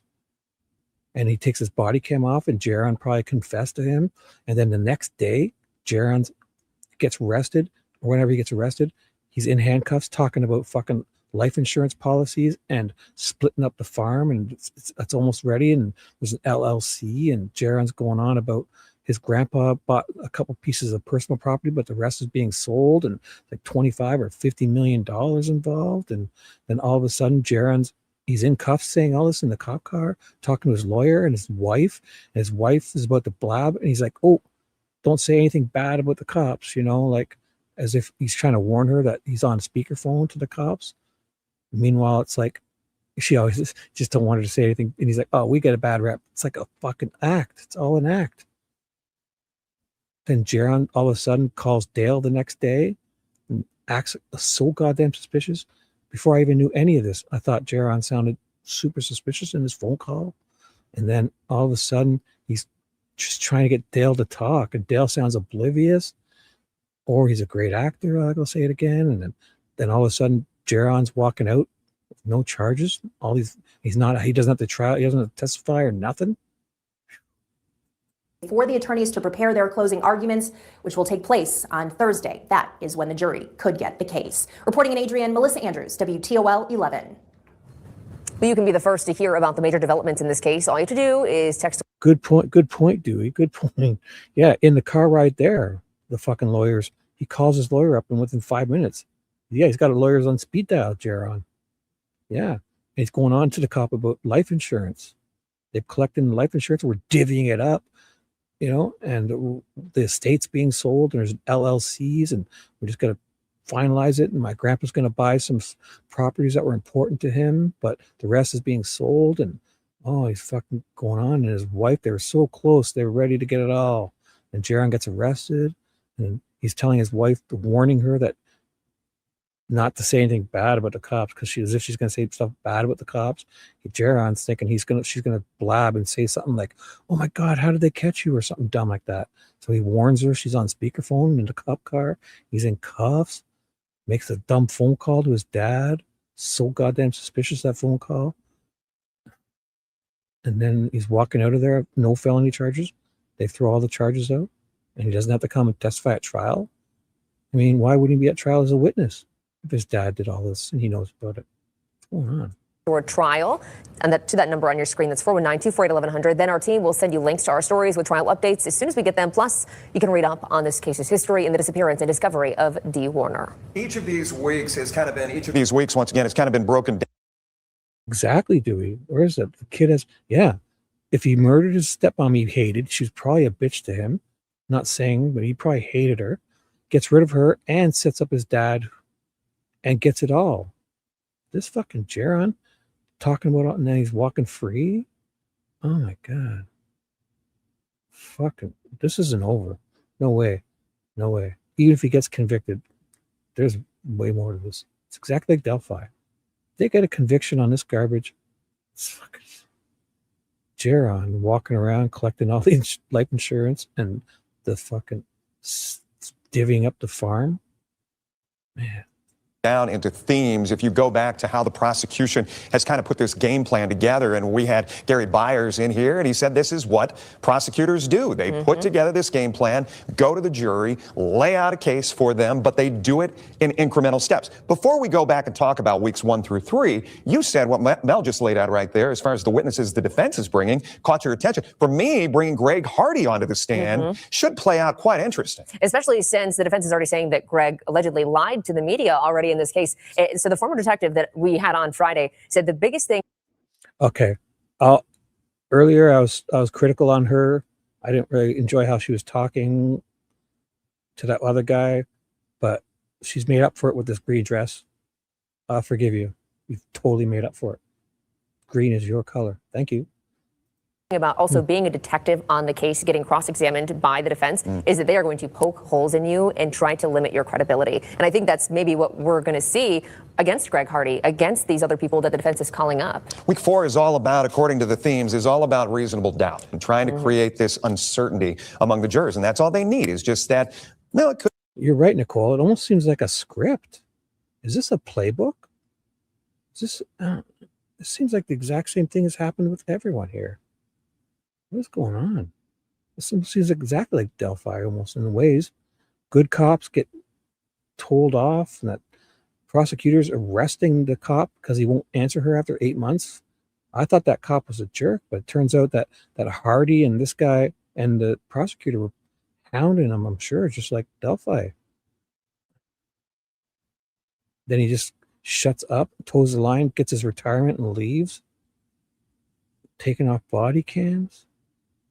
Jaron talking life insurances and inherent, you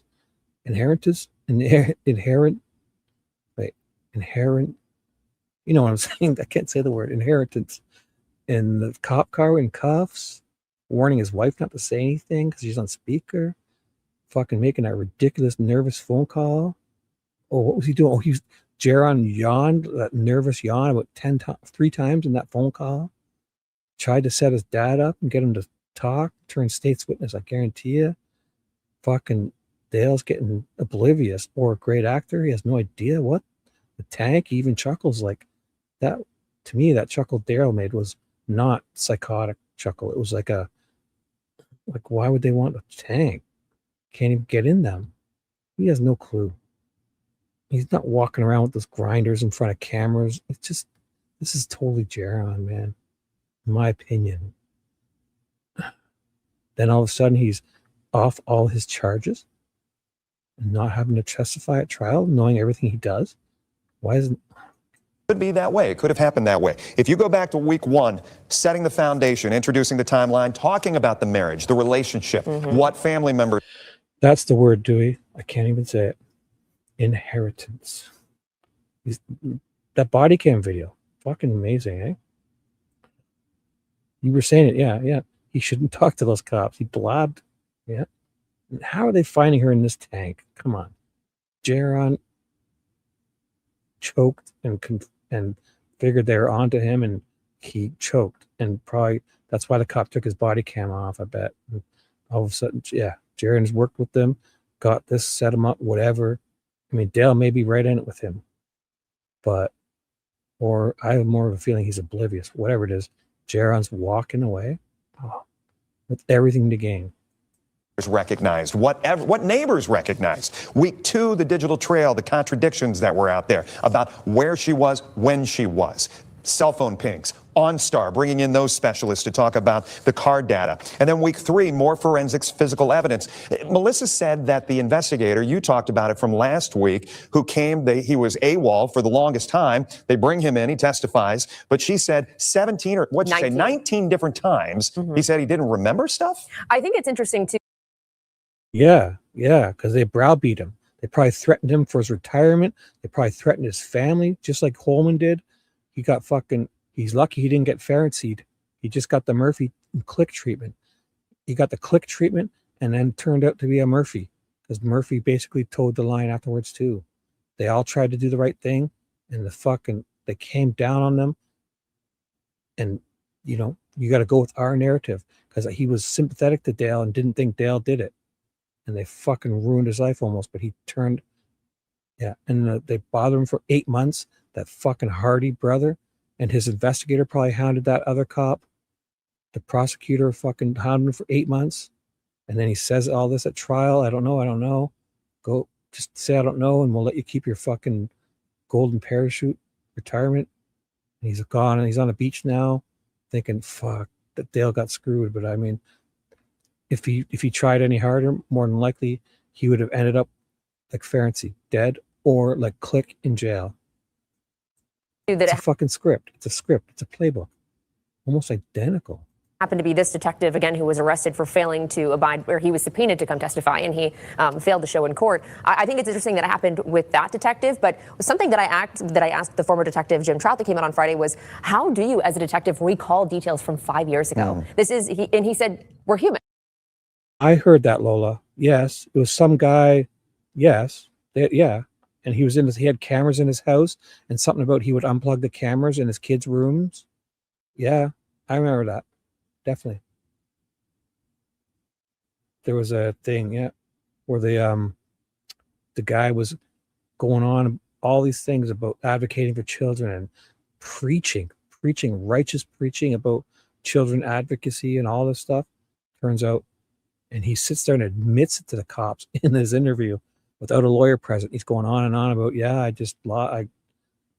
oh my God, I know exactly what you're talking about, Lola. That was horrible. And then he's on Facebook. He's driving around town doing these things on all these groups and advocating for kids. And he turns out he admitted it all, what he did to his kids. And he goes, I forget things that happened last year, let alone 5 years ago, that he said, I don't recall 19 times. But is it, again, a coincidence that this is the detective who, like you said, was kind of AWOL? Yeah.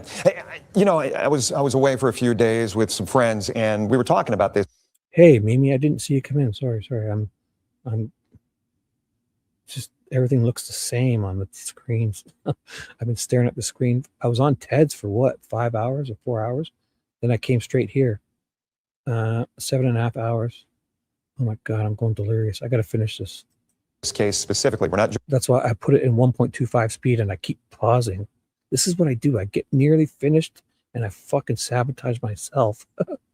This green dress has got me all distracted. Oh my God, I got to do it. Sure, Sorry. so we could. Yeah. But one of the things that was brought up, and we go back to the first couple of Who knew a green dress would take me down?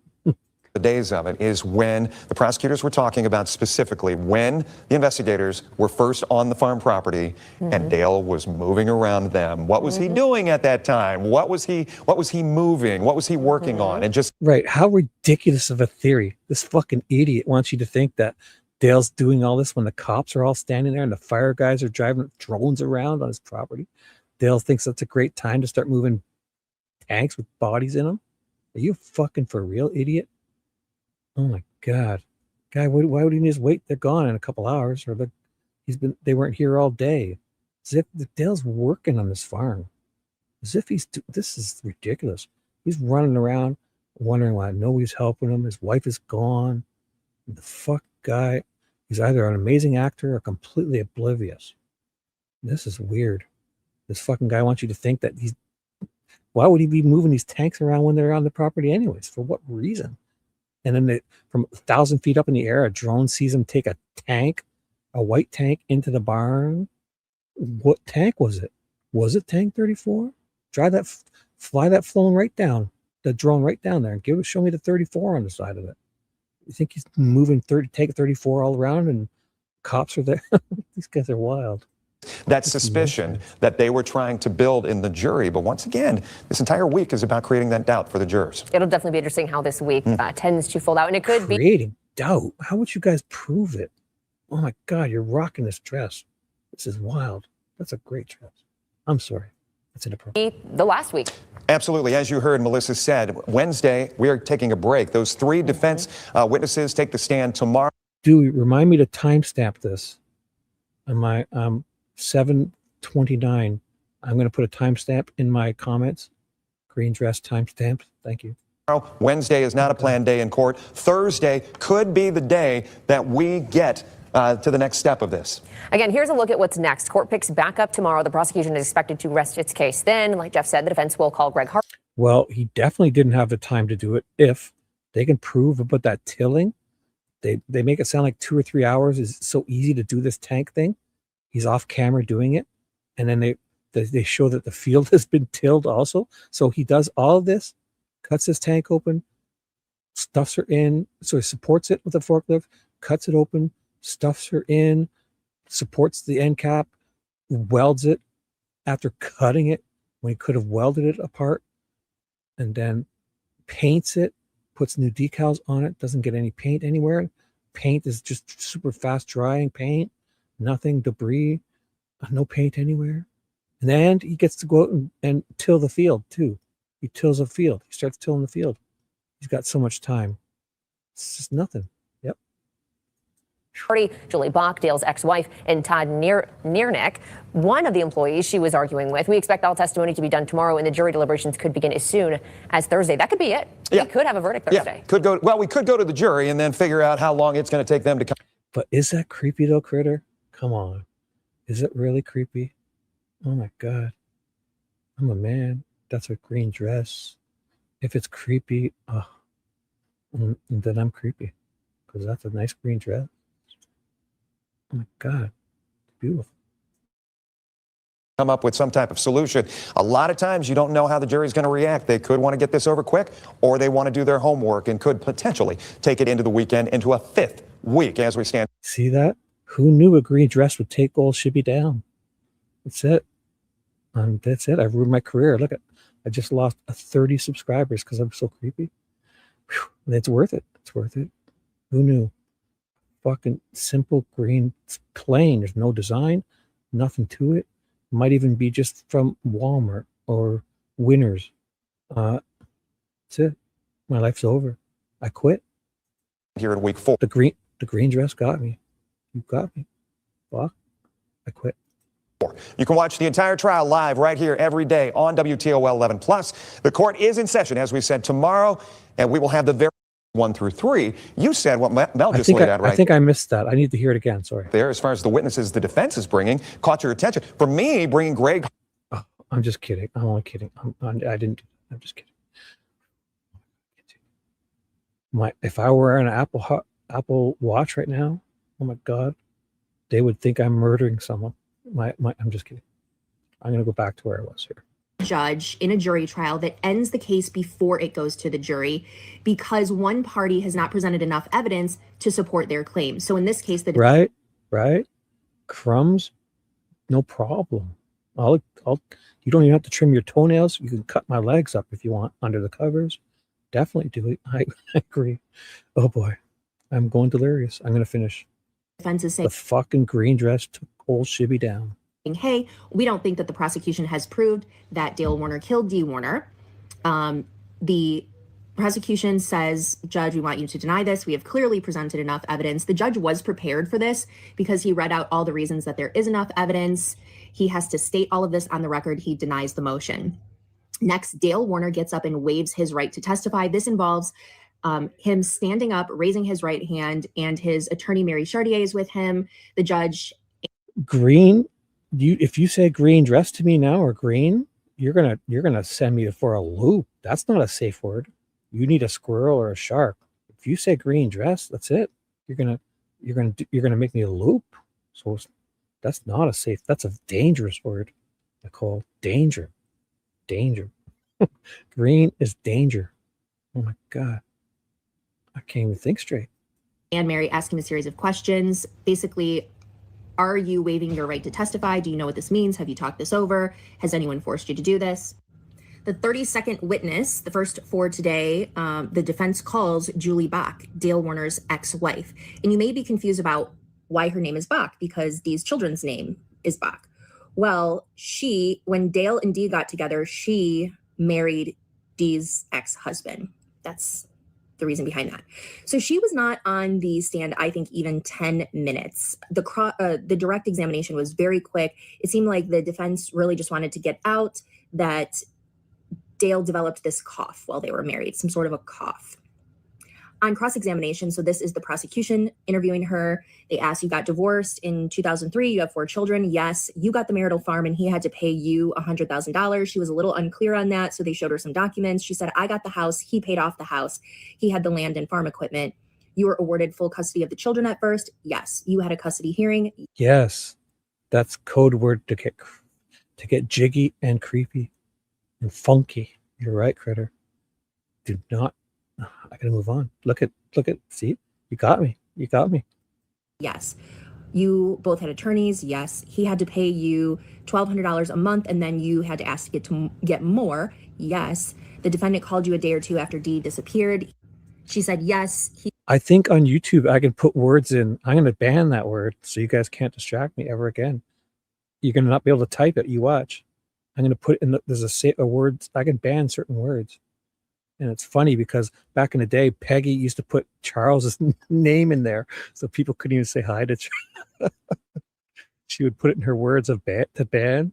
So imagine everyone's trying to say hi to Charles, but you can't type Charles in chat. I got to put green dress in mine.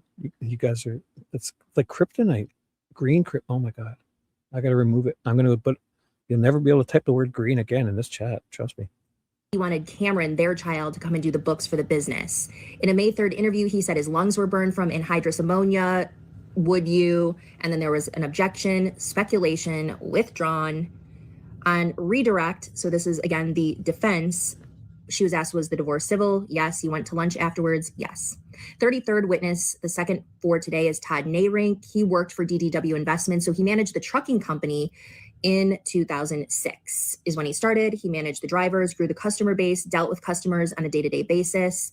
He said he was closer to Dee than Dale. So he says that he talks to Dee every day. And he last saw her on Friday, the 23rd at 3:30 in the office. He said she was agitated and wearing sweatpants, a loose-fitting top, and she wasn't made up like she normally was. You know that Dee Warner does not go out without her hair, makeup, and dress to the nines. We've heard that the entire trial. So this was unusual to him.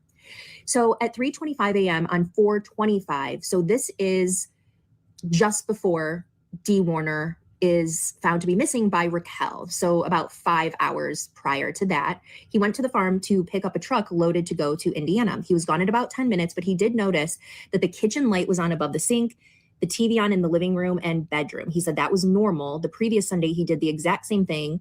On 4/25, he got back around 3:30 in the afternoon, and he went into the office where Raquel, Zach, and Parker Hardy were all in the office looking through these cameras. So while he was gone to Indiana is when everything hits the fan and people notice that Dee is not around. So Greg called him in half an hour prior. He went over to his side of the office to get a couple of things in order for Monday and left. He went over to the spray barn, and Dale, he said, was in the spray barn loading the sprayer, and he came out and talked to Todd. He said he did not see him welding that day. He was asked, have you seen him weld anything? And he said, Yeah.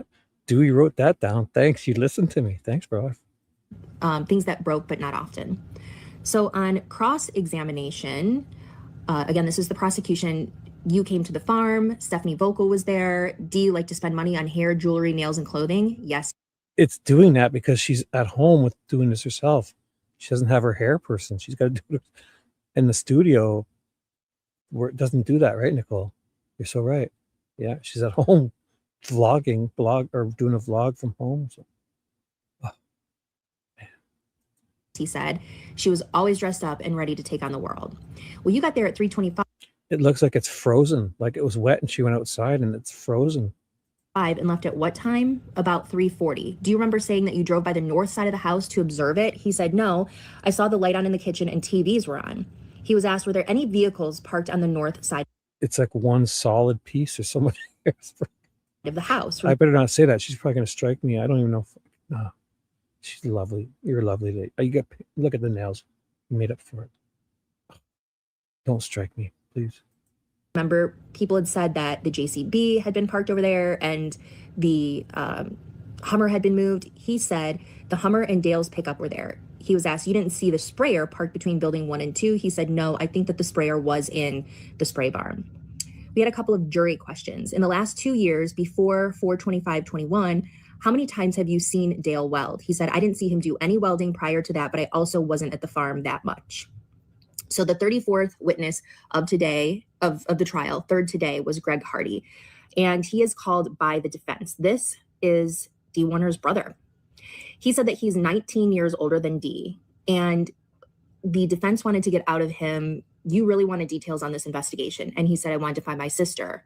And then they go around and around and around because Greg, it's a yes or no question is what they want. They don't want him to say why he wanted details of the investigation, just that he wanted details. So finally, we get to the answer is yes. You offered a $50,000 reward for Dee's remains, and you had an eerie feeling while loading fertilizer on the Warner property. Did you tell the media that? He said, not true. You were allowed to come to the property. That's another thing. He confirmed Dale was out tilling the yard. So this guy, Hardy, as hurt and broken as he is, interfered, and now he's going to be another reason he's getting off of this, because he admitted at trial that Dale, I'm not even sure if he says Dale's the only one who could till. He probably didn't know why they were saying that. They set him up. They used that guy as a witness to he's going to save Dale, Hardy, and the prosecutor, because he specifically at trial said he thought it was weird how Dale tilled the field. And if it turns out Dale's the only one tilling, and it's at the time they say he's in there doing this, oh my God, the fucking defense set them up. They didn't say anything about these dumb timestamps in their fairy tale. The judge allowed it because the defense never protested. The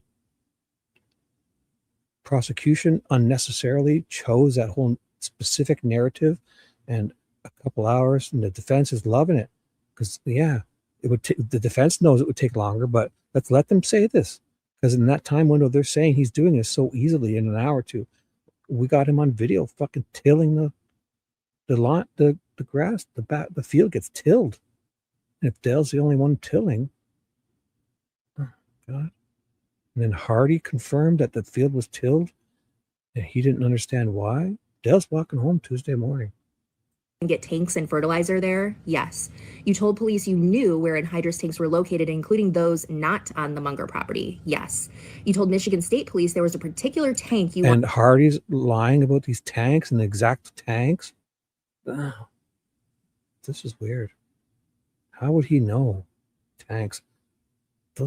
Nobody would have thought of that. Nobody. Somebody told him. Such a bullshit story that they talked about it and saw him acting suspicious with tanks. Meanwhile, he's probably been moving tanks around constantly the last 5 years. That's what they got. They need those. Oh, such a bullshit story. wanted them to search on your sister's property. He said not true. They showed him a clip. It was a news clip, I believe 48 Hours, the show that was out there. He says, that's my voice. He says it was a tank. You told police you know how to cut a tank open? Yes, he says. You've indicated that you believe there's a potential liability for you if the prosecution doesn't obtain a conviction for Dale Warner. He said, I spent 5 years looking for my sister. Mary asked the question again. And then he says, Mr. Warner was an evil person. So the judge tells the jury they need to disregard that. It's asked again. He says, that's what it is. That he said that Dale was evil. And then the judge scolded him, and they scolded him a couple times. He was very confrontational, and I understand he was hurt. But that Hardy guy is basically going to get Dale off because he's so gung-ho. Hardy, he's hurt. He's going to be really hurt because when he realizes not only does he get his brother off, he put himself as a liability, I guess, by bringing up these tanks.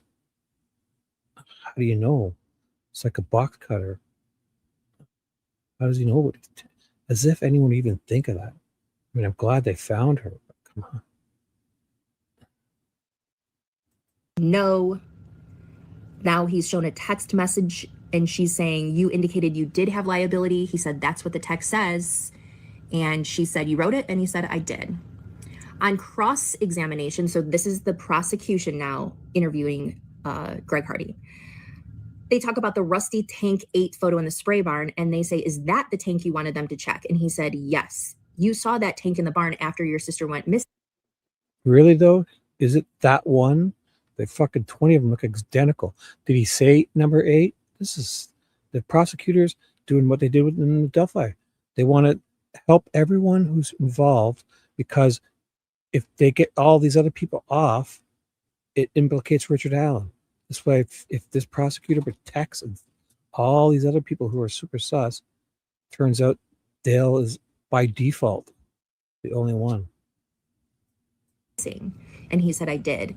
And then they start talking about how he never lived in the home with Dee together. He was in college when she was born. And then he gets very emotional because they start talking about how he took on a fatherly role with Dee.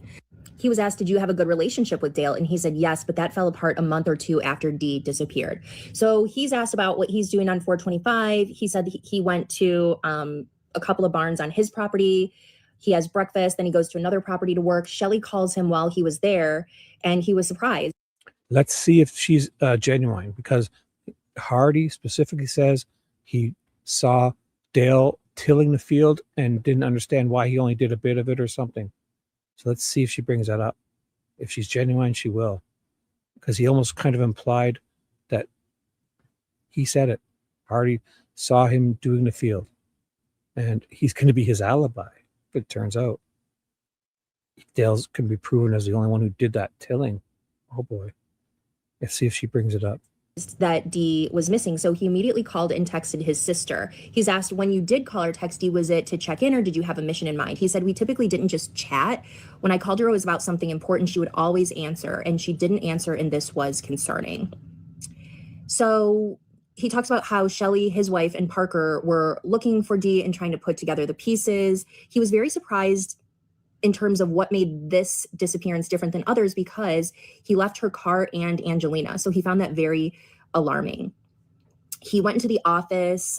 He and Shelley went to see Dale around 8 o'clock that night. He was in a tractor in a field east of their farm. He's asked about this and he says you would till for a good seed bed and then directly plant behind that from a few hours to a day at most. So I thought this was interesting. I wondered if it was the prosecution's way of saying that maybe Dale was. You see, at this point, she hasn't heard the defense's closing statements. So she's wondering why. So that's very good of her. I'm actually proud. Melissa, you've redeemed yourself. You need a green dress. You've won a green dress award. I know wasn't you wearing it, but I'm proud of you. She's questioning it. And when she hears the closing statements, she's going to totally understand why the tilling was such a big deal. And Hardy doesn't even know he basically has created an alibi for Dale. If they can prove Dale's the only one tilling, oh my God. She's thinking, I'm very proud of you, young lady. I thought you were going to do the corporate media thing and shill along, but you didn't. Was just in that field, not really doing anything on purpose, but he just needed to be out in the field. He said that Dale planted whatever it was in that field actually weeks later. So Dale tells Greg that Dee took off after a hell of a fight. She took all of her stuff, and he said, hold on. So he pulls the ring out, Dee's ring, and he's throwing it, he said, up into the air like a golf ball. So at this point, Dale says, well, maybe. Green dress is good. Good distraction. She's earned her green dress. I don't even care if it's just like a $20 green dress from Walmart. That was a beautiful little dress. She had. Find me who made that. I'm going to order every one of you guys one of those green dresses. Somebody Picked her up.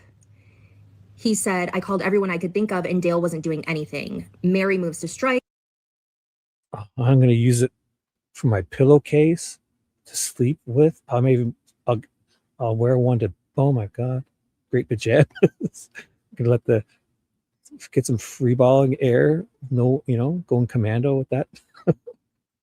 Judge strikes. Did Dale indicate to you any efforts he was making to find Dee? He said no. On 4/26, which was Monday, you talked to Dale, yes? He came to my office at the milking facility.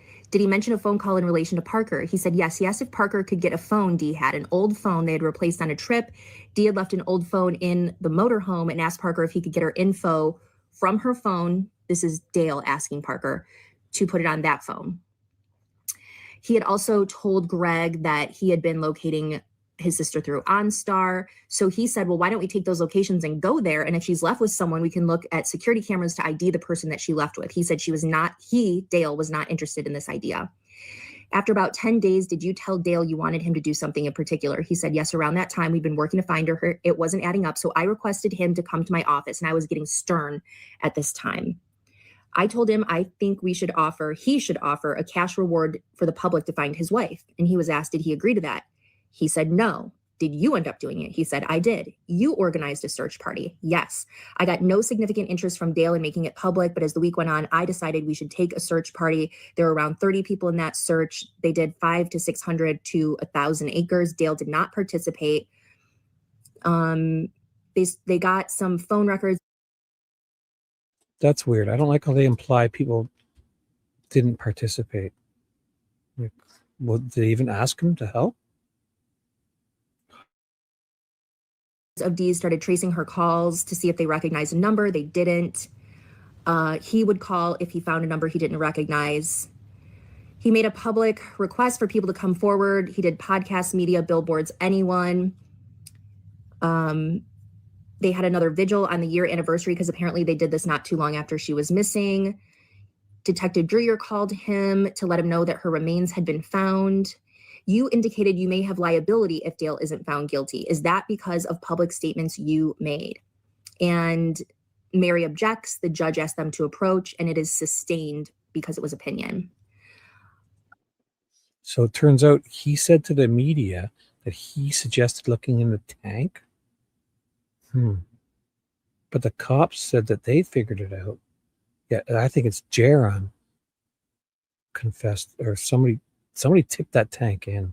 These cops didn't figure that out. Who the fuck would even have thought of that? And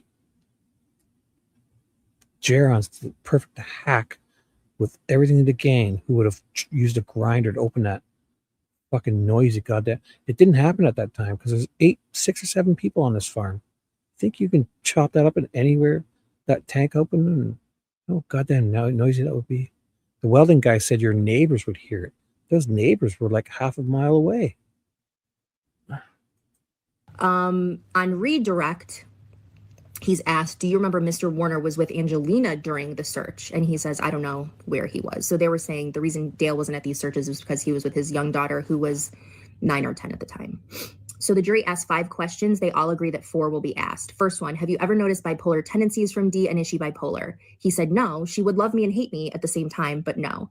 Have you ever witnessed Dee abusing prescription pills? Absolutely not. Were you aware she would leave for days at a time? If so, what alarmed you this time? Well, as we've heard before, she would not leave without Lena. Apparently, she went to stay at his house at one point and would bring the kids, but the kids are now grown, so it's been a while. And then he slips out, she would always share the frustration and the toxicity of the marriage. Objection, hearsay. Judge sustains and strikes the toxicity part and the frustration part. He's asked again, at what point did your relationship with Dale start going bad? He said, gradually over a 2-month period. I spent endless hours trying to, objection, exceeds the scope of the question. So they're allowed to, the attorney's allowed to follow up also with these jury questions. So Mary says, you said she would come to your home with her children, but this has been a long time, several years. You said Dee would love you and hate you at the same time. He says she had a very dynamic personality, very outgoing, very loving, but if she disagreed with me, she would let me know. And then he gets emotional again. If she were mad at me, she would probably hug me tomorrow. So then the prosecution follows up. You were aware she would go to the lake house and stay. He said, I was told that. Was she ever out of contact when she left? He said, there was never a time my sister wouldn't take my call. Gets emotional again. So the defense rests at 10:45. And the question that was not answered by the jury, do you know of any enemies your sister had? I really like these jury questions. I'm not used to it. This is the first trial I've ever seen happen, but it really gives you an insight into what they may be thinking. Do you know of any enemies your sister had? So the judge dismisses the jury for the day, tells them you'll be back at 9 o'clock on Thursday morning. We will have closing arguments for you, and they will get jury instructions. So I think the jury could get the case on Thursday for sure, because if we start at 9 and each side presents their closing arguments, the jury instructions could take, I don't know, 45 minutes to an hour. So she doesn't have all the jury drama here. You guys want to watch the jury drama? Let me know. Thursday. Because I've got a couple hours to kill. My daughter might be coming by today to get her snow tires off and her regular tires on. So I got to stay up for a bit, I think. Let me know. I think I can, that jury stuff. She's obviously did this before the jury stuff. Yeah, 4 days ago. So this was March 4th. What was jury stuff was when? What days? It was probably the date. Yeah, the jury stuff was about to happen, the drama. So when we left, we hung around for a little bit just to see if they were going to go back on the record today. They went and did their thing in the back. They were going over some jury instructions, and they're going to come in early on Thursday, Mary told us, to just mark some evidence into the record, I guess, and put some dates on the evidence. So they're going to do that early before they do those closing arguments on Thursday. So first of all, see, I get this back to regular speed, and I had the quality down. What auto? Do you want me to? I got the jury stuff. Do you want that? It's on my other playlists. Oh man, which one was it? Oh, which playlist do you guys think it was? Is it the playlist you named jury? Or do you want the body cam? So I got time to go. You want the body cam stuff with this fucker Jaron and the phone call, or jury? Jury stuff is quick. Let's do a little jury. The Dale Warner murder ended up there. So this is in order. I put this in order of oldest to newest. Yep, oldest. So Dale Warner. So I'll skip these two because we know they visited. I've done that. I'll go here. No, I won't, because this is the closing statements. I, for some reason, put that. Alternate jurors questioned. All right. This is probably where it starts. This is where the jury drama started 2 days ago. We have, you were an alternate juror, and we have a need for an alternate juror. Or do you want the body cam stuff? I think I covered this the other night. Body cam would be more interesting, man. I'll do body cam, and then I'll do this afterwards if I still feel like doing more. The body cam was so much more interesting. Fucking guy. This fucking guy is all up in this. Fucker. Let's go to the beginning. So, where is the phone call? It's in here somewhere. Yeah, there's 3 of them about the phone calls. So I won't play these. I'll skip to them afterwards. Here, how about I do this? Can I move? Yeah, this is my playlist. Right. So I can bring it down to those 3. Right here. So right after this is the phone call. He talks about it. Then they do, and then they have the extended version, I think. Oh, and there's more on here, but the main thing is these 2. Oh my God, this fucking jerk. Listen to this guy, and Dewey loves this because Dewey recommends Jaron keeps talking in the car without a lawyer, right, Dewey? We're driving.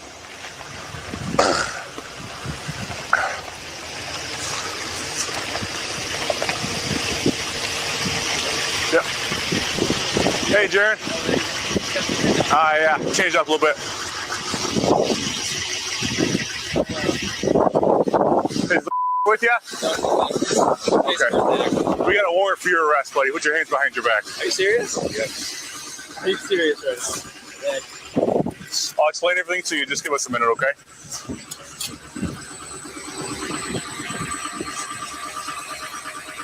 Pop it off if you want, Nick. Yeah. We're going to take that watch off, Jaron, so we're going to head up with the cuff.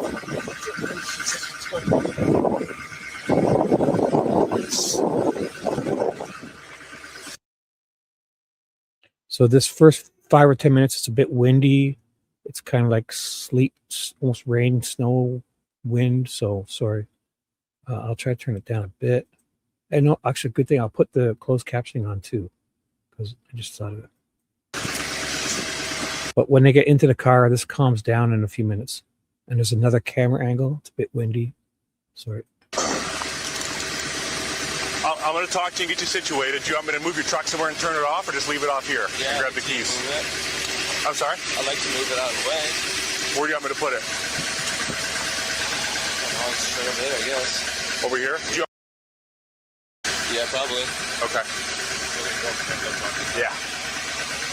Are you keys, or do you want me to bring them with you? Keys. Do you have anything in your pockets right now? Yeah, I have logs in my pocket. Any knives? Yeah. Open knives? No open knives. I have a leather in my front left pocket. Okay. Do you have your ID with you somewhere? I do in my wallet. Where's your wallet at? My back right pocket. Okay. I'm going to leave the rest of the stuff in your truck, okay? Is that all right with you? Yeah, it's fine. Let's set all this in there?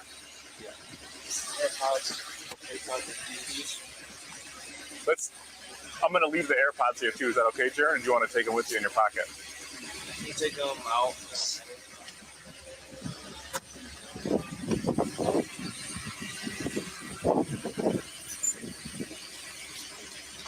I'm going to leave all this stuff here. Call my lawyer or anything? Yep, we'll make a call once I explain anything to you.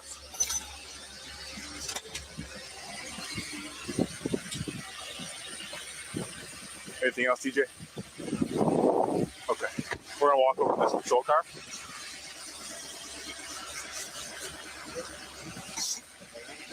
Kaiser, do we got those locked up?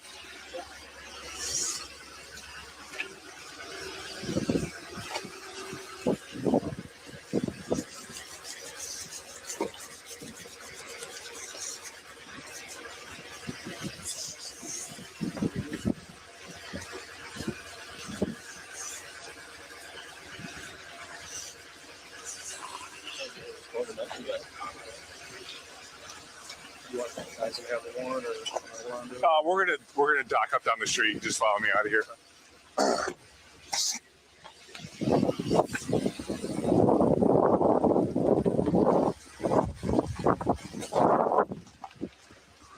We're all good. Nope, we're good, man. That was it. Thank you. You're here just in case we needed a bunch of hands. I appreciate you. Have a good day. Survey guys can roll out, hooked up and secure.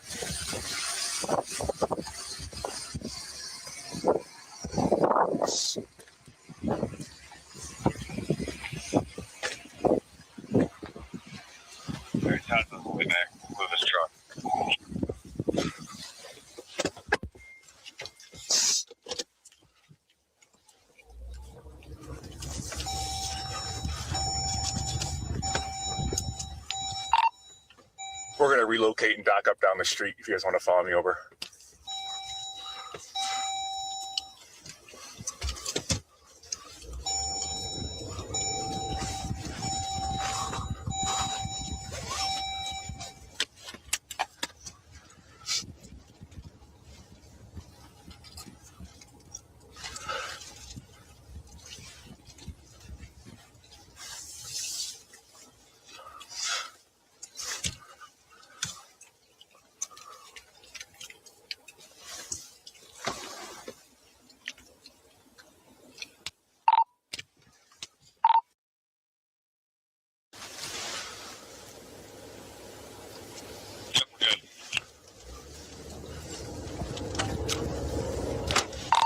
All 4 survey guys clear?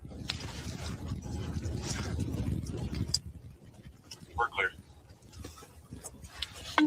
Yes, it's clear. I am headed on out. Nice work.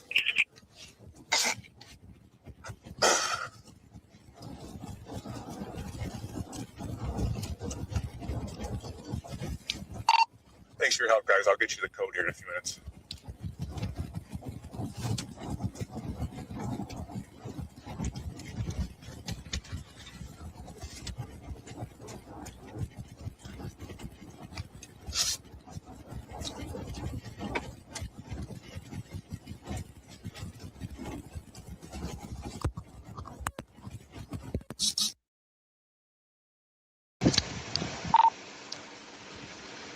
For the others, we made contact. This will be coming up to us. Still here.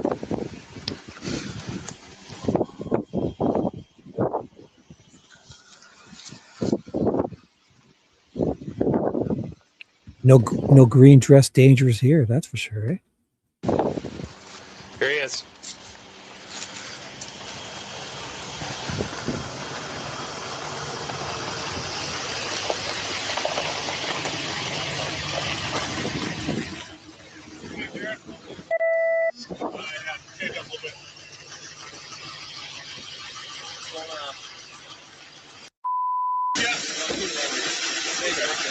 We got a warrant for your arrest, buddy. Put your hands behind your back. Yep. Are you serious right now? I'll explain everything to you. Just give us a minute, okay?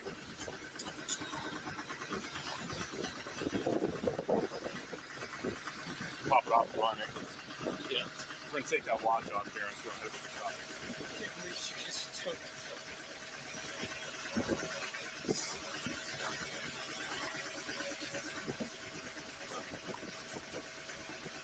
I'm going to talk to you, get you situated. Do you want me to move your truck somewhere and turn it off, or just leave it off here? Yeah, Grab the you keys. move it.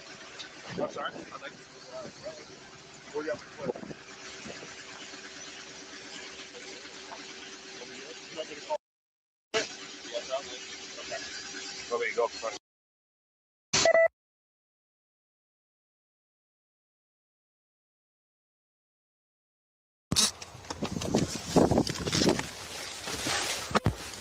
I'm good. I'm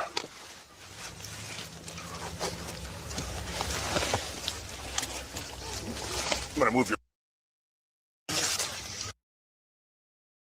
Dewey, is this where you recommend he talk without his lawyer present? Yes, I recommend it too.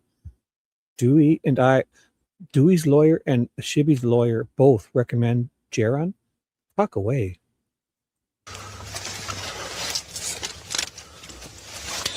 Who's after? You know what? Another thing that makes me think this is fake, because remember we were thinking about, we wonder if he got read his Miranda rights. Like why did they leave that out?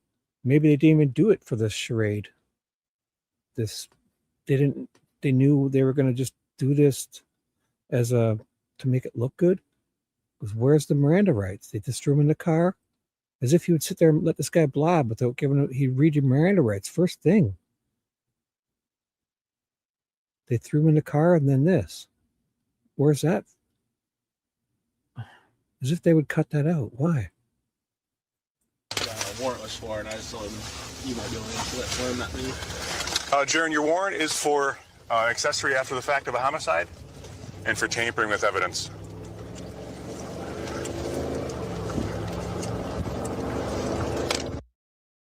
Yeah, exactly, Dewey. She almost, I think too. Yeah, he warns her and pretends as if she's going to say something like, because she jokingly would say something about the cops and, oh, don't do that. But he covered up. He's slick. He's thinking, oh, the wife was about to say, oh my God, how did they catch you? Like, what? Oh my God, we almost got away with it. The wife, listen, she's after the lawyer phone call. Yeah, he covers her and says to not, not say anything incriminating. Basically, jokes it off like he's warning her to not joke about the cops or say anything bad about them like you usually might. But he's covering, watch, after the lawyer. What's that, buddy? I'm not sure what that means, I guess. So essentially, Jaron, when we did this after we found the body, you probably hate me, and that's fine. I don't blame you, but I've always been truthful. Like, don't you get the fucking idea that this cop is full shit, like just doing this? This is all a script? Or they're just kind of winging it, but this is phony. Like, it's just for show performance. They know they're letting him off. They know they're going to fucking turn state's witness. This feels phony. With you. And I told you that day that you knew certain things about that tank and that it was the right thing to do to talk to me about it. Right? And short of begging you, I've done everything I could possibly do to get you to talk to me. And unfortunately, you didn't want to do that. And now we're here. So if you think about it, he's getting arrested for a tank because he says that I didn't tell Jaron about the phone calls tomorrow. The cop said he didn't tell Jaron about the body. So Jaron has no idea why he's being arrested. Really? Because the phone calls tomorrow. And on the stand, this cop says that Jaron didn't know the body was there. He wanted to hear them naturally do the jailhouse call. So what are you even arresting him for? Right.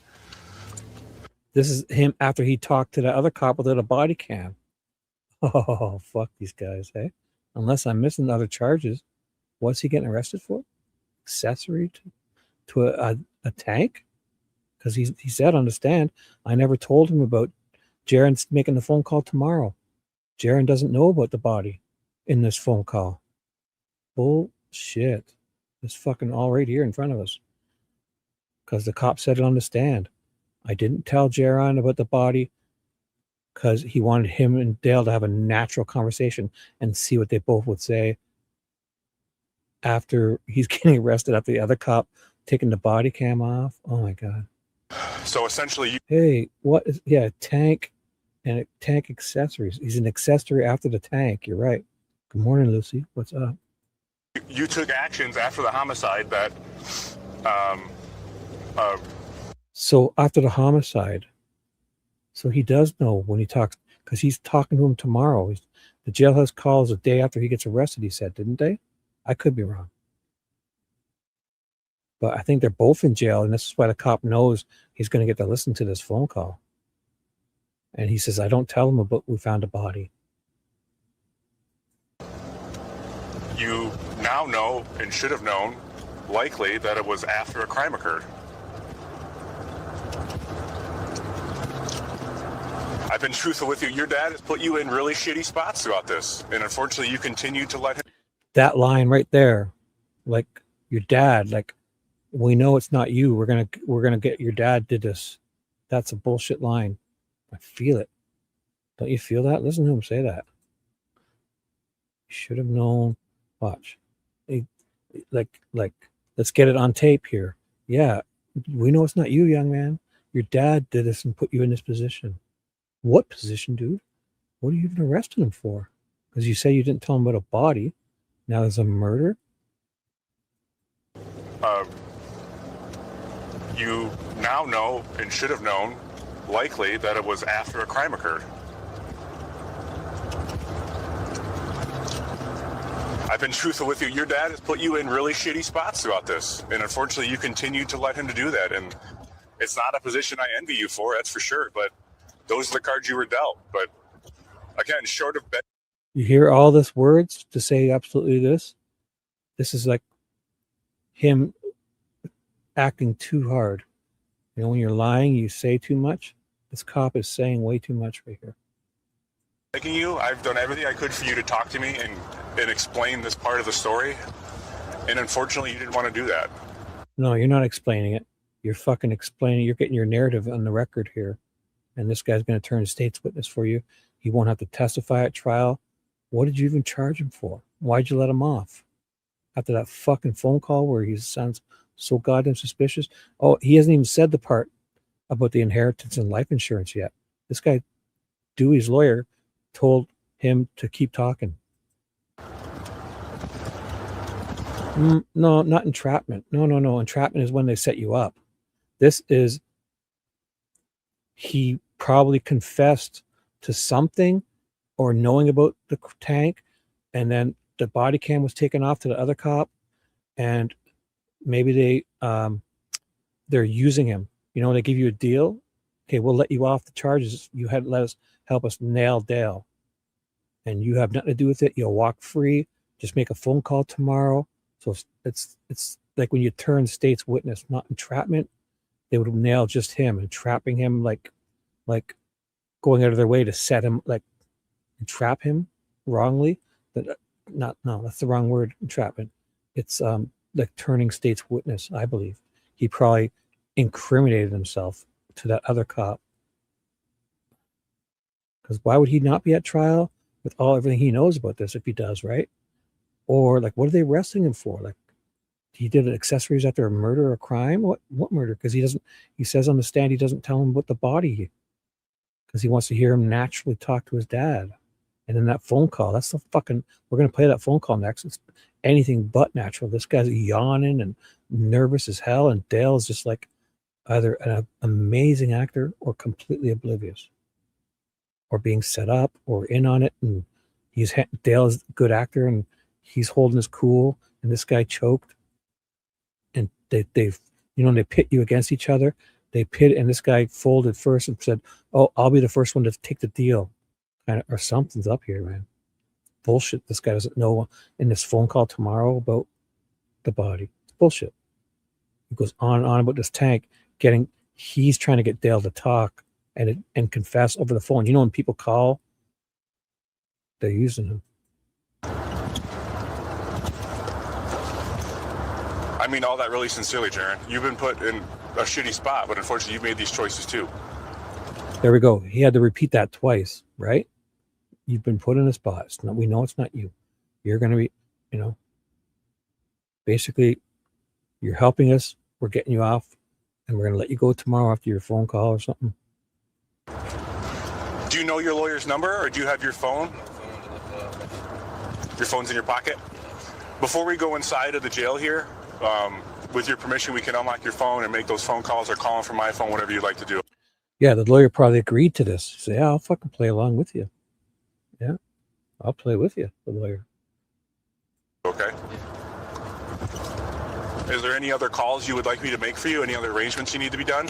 Girlfriend or you're married now? Your wife? Okay. Oh, he doesn't know he's married. Oh, great. Yeah. Just make this lie look better. Oh, like pretend I don't know you. Oh, fuck off. You don't know this guy's married? You've been all up in you're the lead detective. You don't know the fucking guy's son is married or not? Bullshit. That's just one of those things a nugget they throw in to make everything look better. He's overdoing this. Again, just like the prosecutor. This cop is overdoing this. He could just keep his mouth shut. It'd be so simple for him to get away with this. We'd never be able to question him. This guy, he doesn't know he's married. Okay.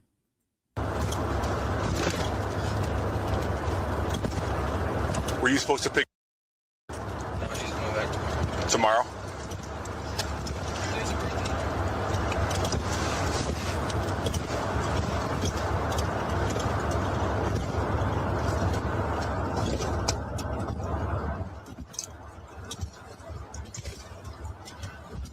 I was a little nervous.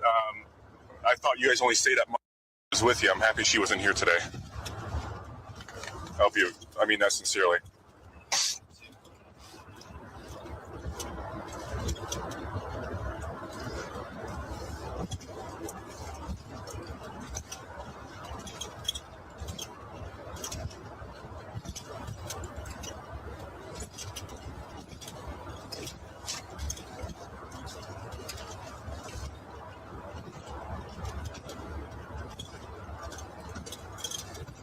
I'll give you that paper, right, Kaiser?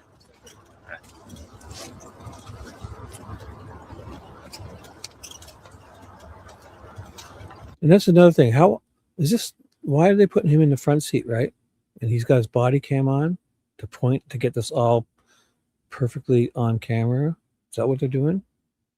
How often? Like, there's cameras all over the place. Why?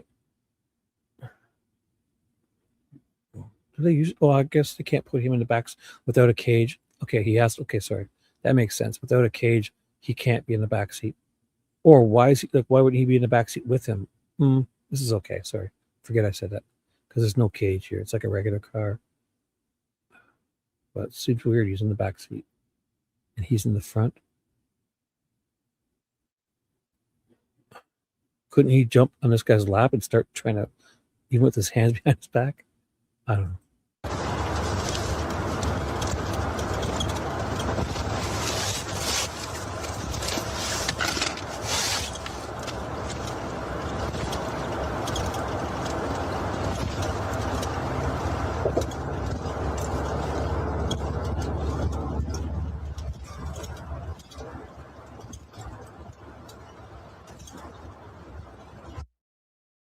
Yeah, I'm getting super tired. After he does the lawyer talk and the phone calls, I'm going to shut this down. That's interesting.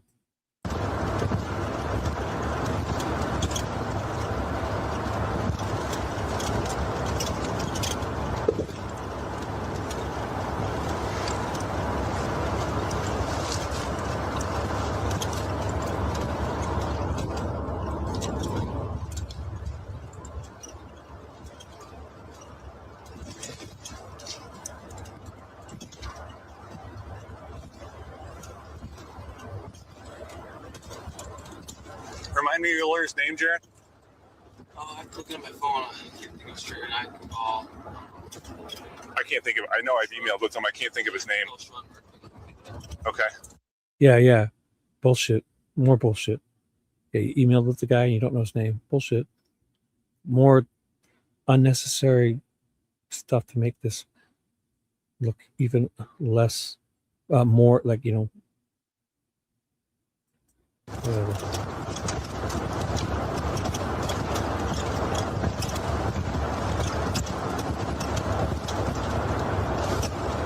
Do you have his number saved in your phone? Oh, okay. Say again, I can't hear you. If I go through my contacts, I can probably find it. Okay.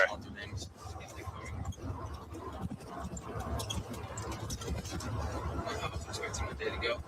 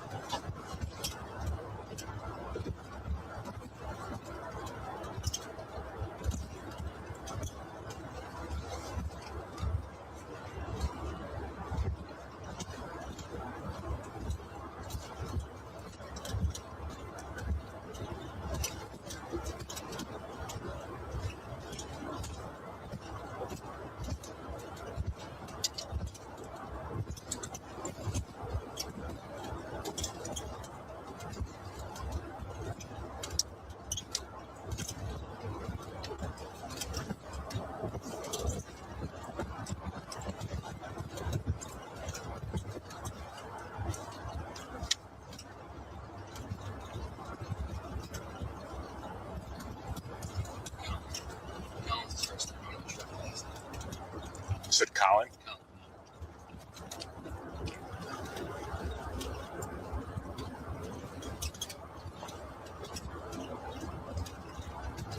How did you find him? He knows my dad's lawyers. He went to school with my dad's lawyers. Mary? No, Sean. Oh, the Murphys? Yeah, Or the Shawns, I should say? Sean had. Okay. And he also knew the lawyer I had for the guardianship case with Angelina. Okay. What's going on with the settlement? Is all stuff finalized yet? It's close. They kind of found a buyer for the land. Oh, really? Work out some details. I don't know. All a lump sum? One person? Most of it, yeah. Oh, okay. It's kind of split. There's like an LLC that has most of the land. Buyback. Did you hear all this? I got to go back a bit. He's going on about he's in cuffs he's going on about life insurance for his dead, whatever, mom, stepmom, and the LLCs and the properties almost sold. He almost got away with it. Like, oh, wow, the lawyers got. He's Dewey. He should talk more. Right. Here it is. How did you find him? He knows my dad's lawyers. He went to school with my dad's lawyers. Mary? No, Sean. Oh, the Murphys? Yeah, Or the Shawns, I should say? He was Sean Head. Okay. And then he also knew the lawyer had for the guardianship case with Angelina. Okay. What's going on with the settlement? Is all stuff finalized yet? It's close. They kind of found a buyer for the land. Oh, really? Work out some details of it all. All a lump sum? One person? Most of it, yeah. Oh, okay. It's kind of split. There's like an LLC that has most of the land, buyback. And Yeah. There's a couple properties that are personal properties to like my dad and Dee. Yeah. My grandpa's buying the personal properties, and somebody else down in this field buying the properties. Oh, okay. But nothing's ever easy, so I'm sure it's going to take time. Yeah, sure. There's a couple properties, not just this one. This fucking guy, yeah, he's probably said that to me. Like, yeah, death is never easy. It's just hard. Yeah, death is never easy. So hard inheriting a $50 million farm and all this life insurance. Boo hoo. Tough, right? Death is never. How many times has he said that? Oh, sounded like he's got that down pat. I'm sure that's been a big chunk of the stress for you is the civil stuff and the land and the management and the stress. Yeah, you're working 3 jobs trying to get all the stuff done on your own, probably, right? I almost got away with it too. How much was your uncle helping you? With the farming stuff? Yeah. Quite a bit. Yeah. He's got his hands full too, though. How much does he do on his own? I don't know exactly, but a decent amount. My grandpa's getting older, so he's gonna do a lot. He doesn't know how much he's working the farm, and his uncle's helping him. Yet he doesn't know how much his uncle's helping him out on the farm because he has nothing to do with it. His farm's dilapidated, falling apart. He just wants to fucking sell it and get out of there. He's slowing down and he's having to do more, probably. Yeah. How's Grandpa's health? I bet you nothing's been done on that farm since Dale left day one. Fucking dust, shit is grown. All the tanks are rusting out. Everything's falling apart. Dale's gone now. This guy's done nothing. The fucking kitchen is a mess. Shit's everywhere, I bet. This guy's fucking, I guarantee it. Pretty good. There were some bumps in the road last year, right? Yeah. It's part issues. Slowing down a little bit, but still getting around, so that's good. When did you get married? We eloped in September. Okay. End of September, we went to Oregon. And then we had like a reception. We eloped. We fucking celebrated. They eloped. Nobody knew about it. September? What is it now? It's fucking. What date did I put here? It says it on the screen. It's on the camera. It says, March 1st. So he's eloped September, October. Almost 7-8 months ago. And this cop, the lead cop, has no idea he's married. Okay. Where'd you do that? The reception. Yeah. Fairgrounds. Big group? 200 people, roughly. Oh, really? That's a busy day. Wait, what? He eloped and had a 200-person wedding? What? Who is this guy to have 200 people at his wedding? Fucking celebrating all that cha-ching. His wife, everything was perfect. 200 people at your wedding? Who the fuck are you, the Prince of Arabia?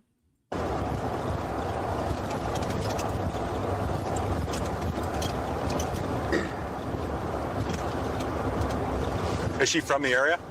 Ellie? Yeah. Yeah. We went to high school together. We didn't really talk that much when we were in high school. But I guess we met up after college. Mutual friends kind of set us back up. Okay. Yeah. Now that I'm fucking ready to inherit a fucking $50 million farm and life insurance. She's fucking sure. Yeah, I'll marry you. I wouldn't talk to you in high school, but now you're fucking perfect. You went to state? Yeah. What's your degree in, Jaron? Applied engineering sciences is my major.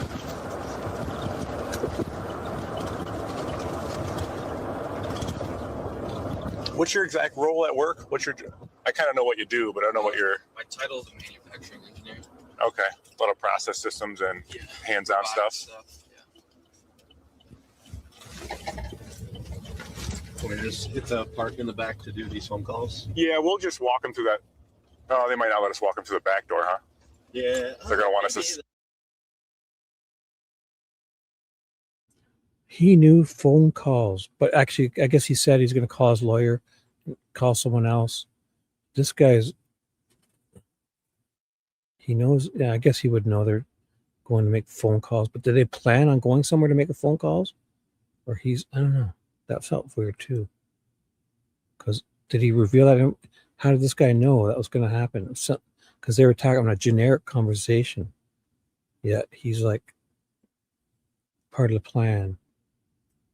The intake's right there, so... Just park over there, we'll make the calls and then see what they'll let us do, yeah. Yeah, like so generic, right? That was a script.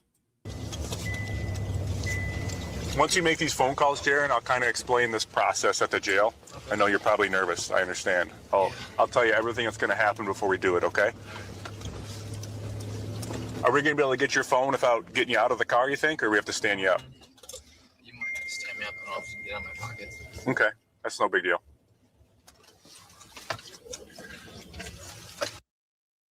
Right.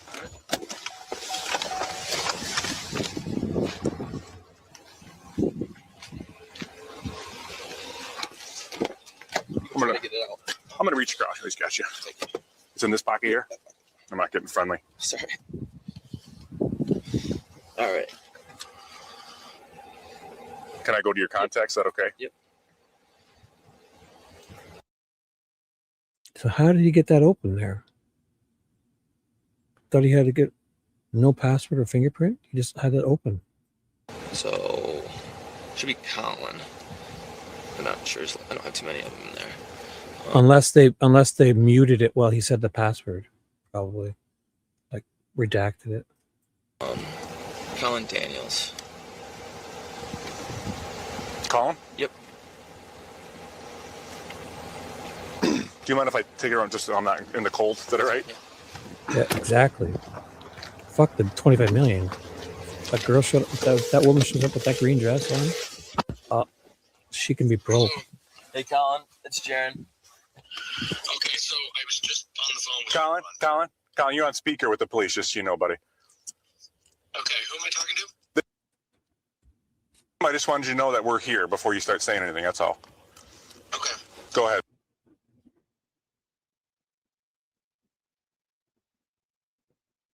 What was he arrested for? He has a warrant for accessory after the fact and tampering with evidence. Okay, where are you guys currently? We're currently sitting... Tampering with what? The tank? Because he supposedly doesn't know about the body in it. So what's with accessory after the fact and tampering with evidence? What? Because all they did is say in the phone call tomorrow, all he's supposed to know is that they took a tank. So he has no idea what's in the tank. Tampering with what? A tank that's empty? Because he doesn't know the body's in it. Outside the Lenawee County Jail. Jaron asked for a few minutes to make some phone calls. We're just sitting in the patrol car letting him use his phone for a few minutes. You're the first call that he's made. Okay, so Jaron, obviously I don't want you making any statements. Right. So Lieutenant, he's not going to be making any statements. Understood, yes sir. Okay.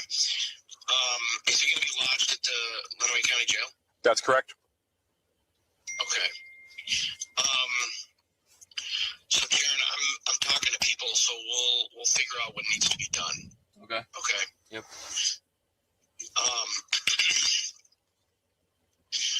Was there a reason that you guys had to pick him up on a Saturday? We got the warrant authorized and made the arrest, sir. That's just how it happened. When was the warrant authorized? Yesterday. Okay. Do you guys know when he's going to be arraigned? I'm not certain if a magistrate will arraign him today at the jail or if he'll have to wait till Monday. I am not certain on that. Is there a magistrate that's going to be doing rounds at the jail? That's why I'm not certain. I'm not sure if they'll come to the jail, and sometimes. But it ends up getting rid of all the he's going to make a phone call tomorrow, and then his charges will disappear. They're gung-ho to charge him. And then, obviously, he does something. What? His charges are gone. What's the only reason is you made a deal.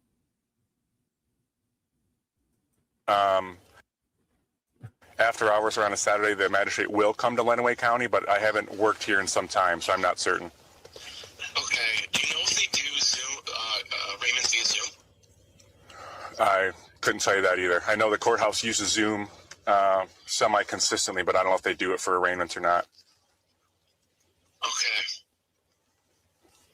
Okay. All right, Darren. So, I'm not actually in town right now. My guess is that Neil's going to be coming out to meet with you. Okay. Okay. So let me make some phone calls. I appreciate you guys calling me. So Darren, I'll have to talk to you later. Let me make some phone calls. Okay. Did you talk? I did. Okay. Yep, I did. Okay. Yep. Thank you. I'm also so okay. Yep. All right. Thank you. Bye-bye. All right, bye.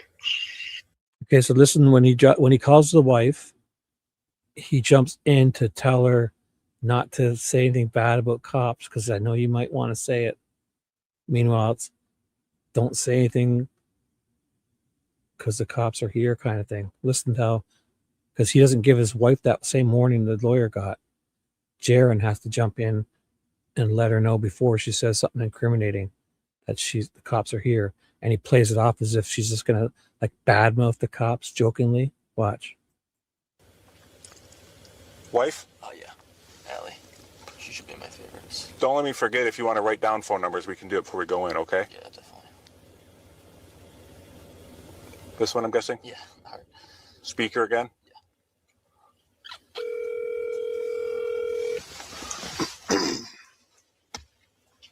Hello? Did Todd talk to you yet? Yeah. What's going on? They have a warrant for, for tampering with evidence. Accessory after the fact of a homicide. So I'm gonna talk to the lawyers. I talked to Colin already, but I know I'm gonna have to be here for a little while. Probably, it seems like, to figure out what the hell's going on.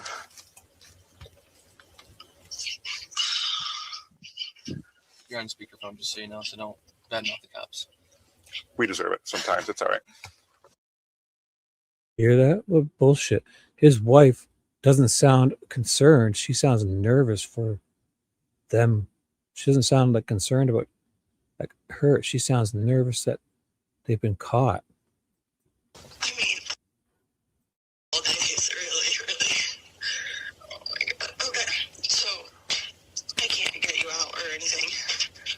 I think that sounds like I have to be arraigned or something, and I'm not sure if I can be arraigned today. So. Tomorrow? Like the wife's not surprised, even though she had prior notice. She's not surprised. Like, what? Why would they arrest you? She doesn't sound at all surprised. She sounds like, oh my god, we got caught. Probably, I'm sure they're doing it for 2 days, so we'll see. Maybe today, but if not today, then Monday, I would guess. I'm gonna write your number down. Well, I know your number. Do you want anyone else's? I've got your lawyer's numbers on here. Yeah. I'll probably call you. I mean, they're gonna get like a piece of paper. I can write it down or something. Well, I'll get you hooked up. Yeah, I'll get the numbers. So I don't know. I'll call you later if I can. Okay. I love you. I love you too. Bye, baby. Bye. That's pretty much it. She can get a hold of anybody else. You sure, buddy? Yeah. Okay. Troop, you got a scrap piece of paper for me?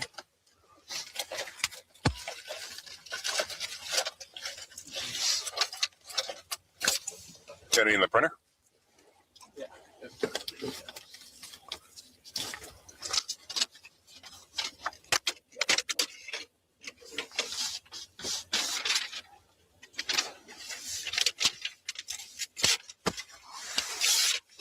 Morning, Rebby.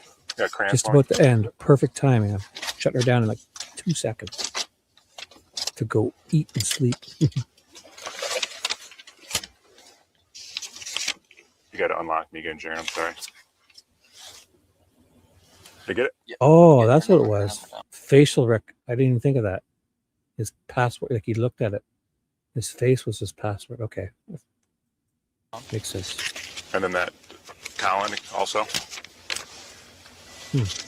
Got a Did problem he with do that when he took it out of his pocket? Center for routine status checks, 46-2. Hmm.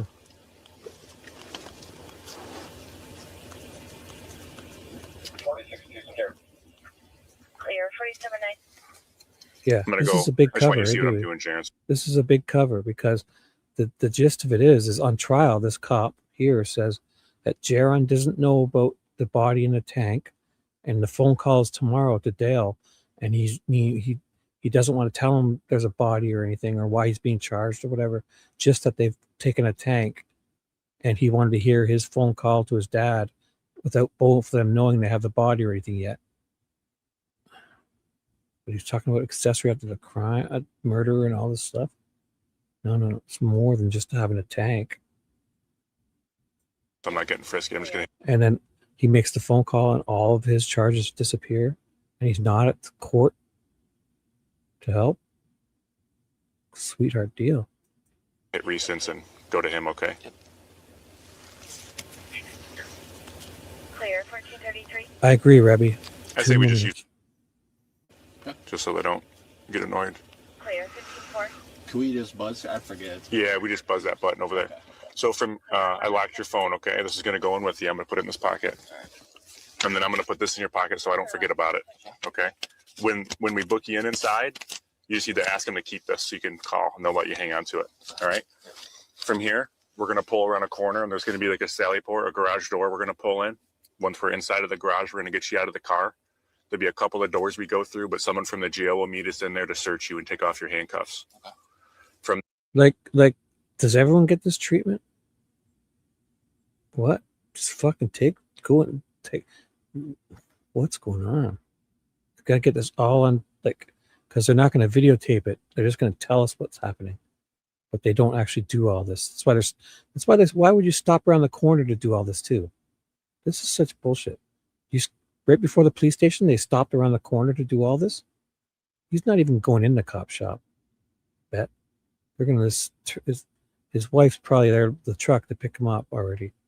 Thanks, you did great. So they're saying like this is. They're saying this because they're pretending like this is all they're really doing. But why? When you're about to go do it, it's going to be on 50 cameras? Or is this getting it on camera now? Stop in a parking lot before the cop shop to explain to you in detail what we're about to go do? there, we'll take you into the jail and they'll start the booking process where we fill out some forms, but eventually you'll Bullshit. be photographed and fingerprinted. Okay. From there, you'll be put in a holding cell. There might be some other people in there. I don't know how busy it is in the jail here. Yeah. You're I bet you all of this happened exactly like he's saying it. unlikely to be alone in a cell.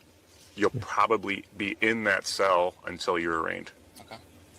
Or after we cut this fucking stupid little video off, you're going to be walking. I bet he doesn't even go in the police station. Okay. Do you have any questions I can answer for you? When you go in the holding cell today, I'm going to start working. Just shut the fuck. You could have had this stuff done. Why would you stop to explain it to him? Go do it. You're about to do it. Wearing like the orange jumpsuit over. Yeah. They're going to change you out. Yep. Oh yeah, sure. Yeah, you'll be in a jumpsuit. Yeah. So I got, I guess. Okay. I'm good, Troop. Perfect. Yep, you got it. Cut. Thank you. Take 3. Cut. Conspiracy. Damn you. That's not a conspiracy. Your spidey senses aren't going off here. This is bullshit. This fucking guy walks out of here. Why would they explain all that? Why would he stop and explain all this. Okay, they made the phone calls. Why are they doing the phone calls in the parking lot? You go inside and do all this. Why would you stop here and do these phone calls in this car? Away from all the other, this camera we've got control of. There's going to be a bazillion cameras that don't catch any of this. Now it's done. The cop shop is, why would they stop? We'll ask him when we get in there, Sharon, about Yeah, get arraignments. in there. Yeah, you're going right in there for sure. I don't know why that shut off though. Mine's rolling too. Okay. Yeah, perfect. We'll ask him about arraignments today, okay? I Sharon, bet when we you get do. inside. Yeah, when we get It's just inside. that yellow box. Right. Arraigned before you can be bailed out or whatever. Look like at- that. Yeah, when you're arraigned by the magistrate, they'll set a bond. Yeah. Here we go. Where are they stopping? At some fucking factory parking lot? My assumption is, you have no criminal history. My assumption is they will put a bond out for you, so you'll be able to, someone will be able to post some money to get you out, more than likely. Do you have a warrant arrest? Male.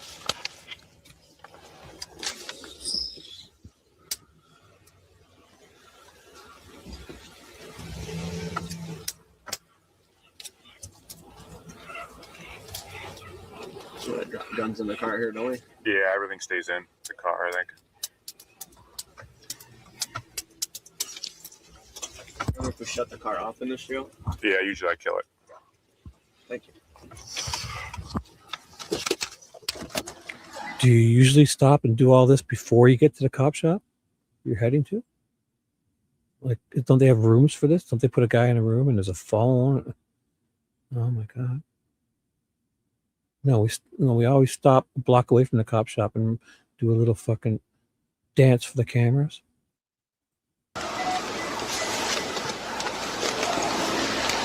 Here's your pen, before I forget.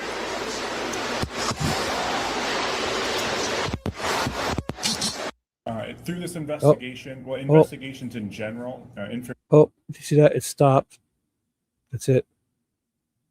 No need. We said everything we're going to do on, we don't need to do it on camera. We just said everything that's going to come happen now. Yeah, I bet it all happened exactly like they explained it. All right, guys, I'm shutting her down. I don't even know what I'm doing. Lucy's fault. Look at you. And Rabbi's fault. Rabbi. And I think if Ted might be going live. If you guys are bored, go talk to Ted.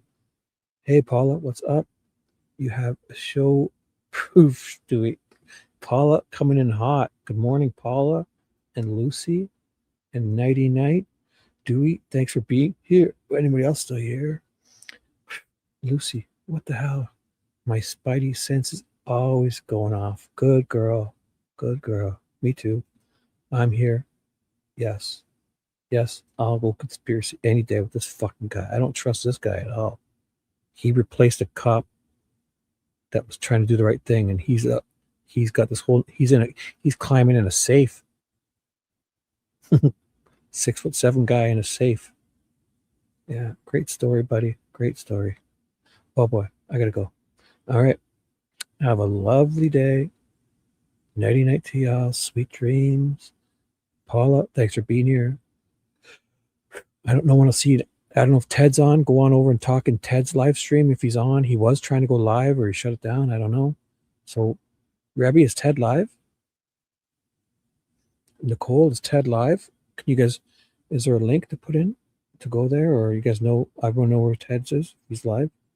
Go on over and talk. Let me check. I thought he tried to go live but shut it down or something, right? Subscriptions. No, he was. A few minutes he went live, but it shut it down at 2:13. He went live for 2 minutes and 13 seconds. Shut it down. So maybe he's having some difficulties. So if you're bored, Ted will probably be going live again soon. All right. Well, so have a great day. No, he's not. Well, look in his live streams. He tried to go live. I got an alert a few minutes ago, 5-10 minutes ago. He tried to go live. And then he shut it down. So, anyways, have a good day. And yeah, well, he messaged me just earlier and said, because I messaged him and said if he was going to go live at 4:30 a.m. I said, if you want me to "Oh, come on." And he said, "Yeah, we had it planned." But then when I didn't hear from him at 4 o'clock, I didn't bother shutting my stream down. And then I didn't hear from him. And I knew he must have fell asleep. So I said, fuck it. But he tried to go live. He tried to go live at, he's got an alert. He's going at 12:10 p.m. today. 12:10 p.m. my time. So in about 2 hours, he's going live. So say hi to him for me and have a good day, guys. Alrighty. Bye. Ladies, pop your pussy like this. Shake your body, don't stop, don't miss. All you ladies, pop your pussy like this. Shake your body, don't stop, don't miss. Just do it, do it, do it, do it, do it, do it, do it, do it, do it, do it, do it, do it now. Lick it good, suck this just like you should. Right now, lick it good, suck this just like you should. My neck, my back, lick my pussy and my crack. My neck.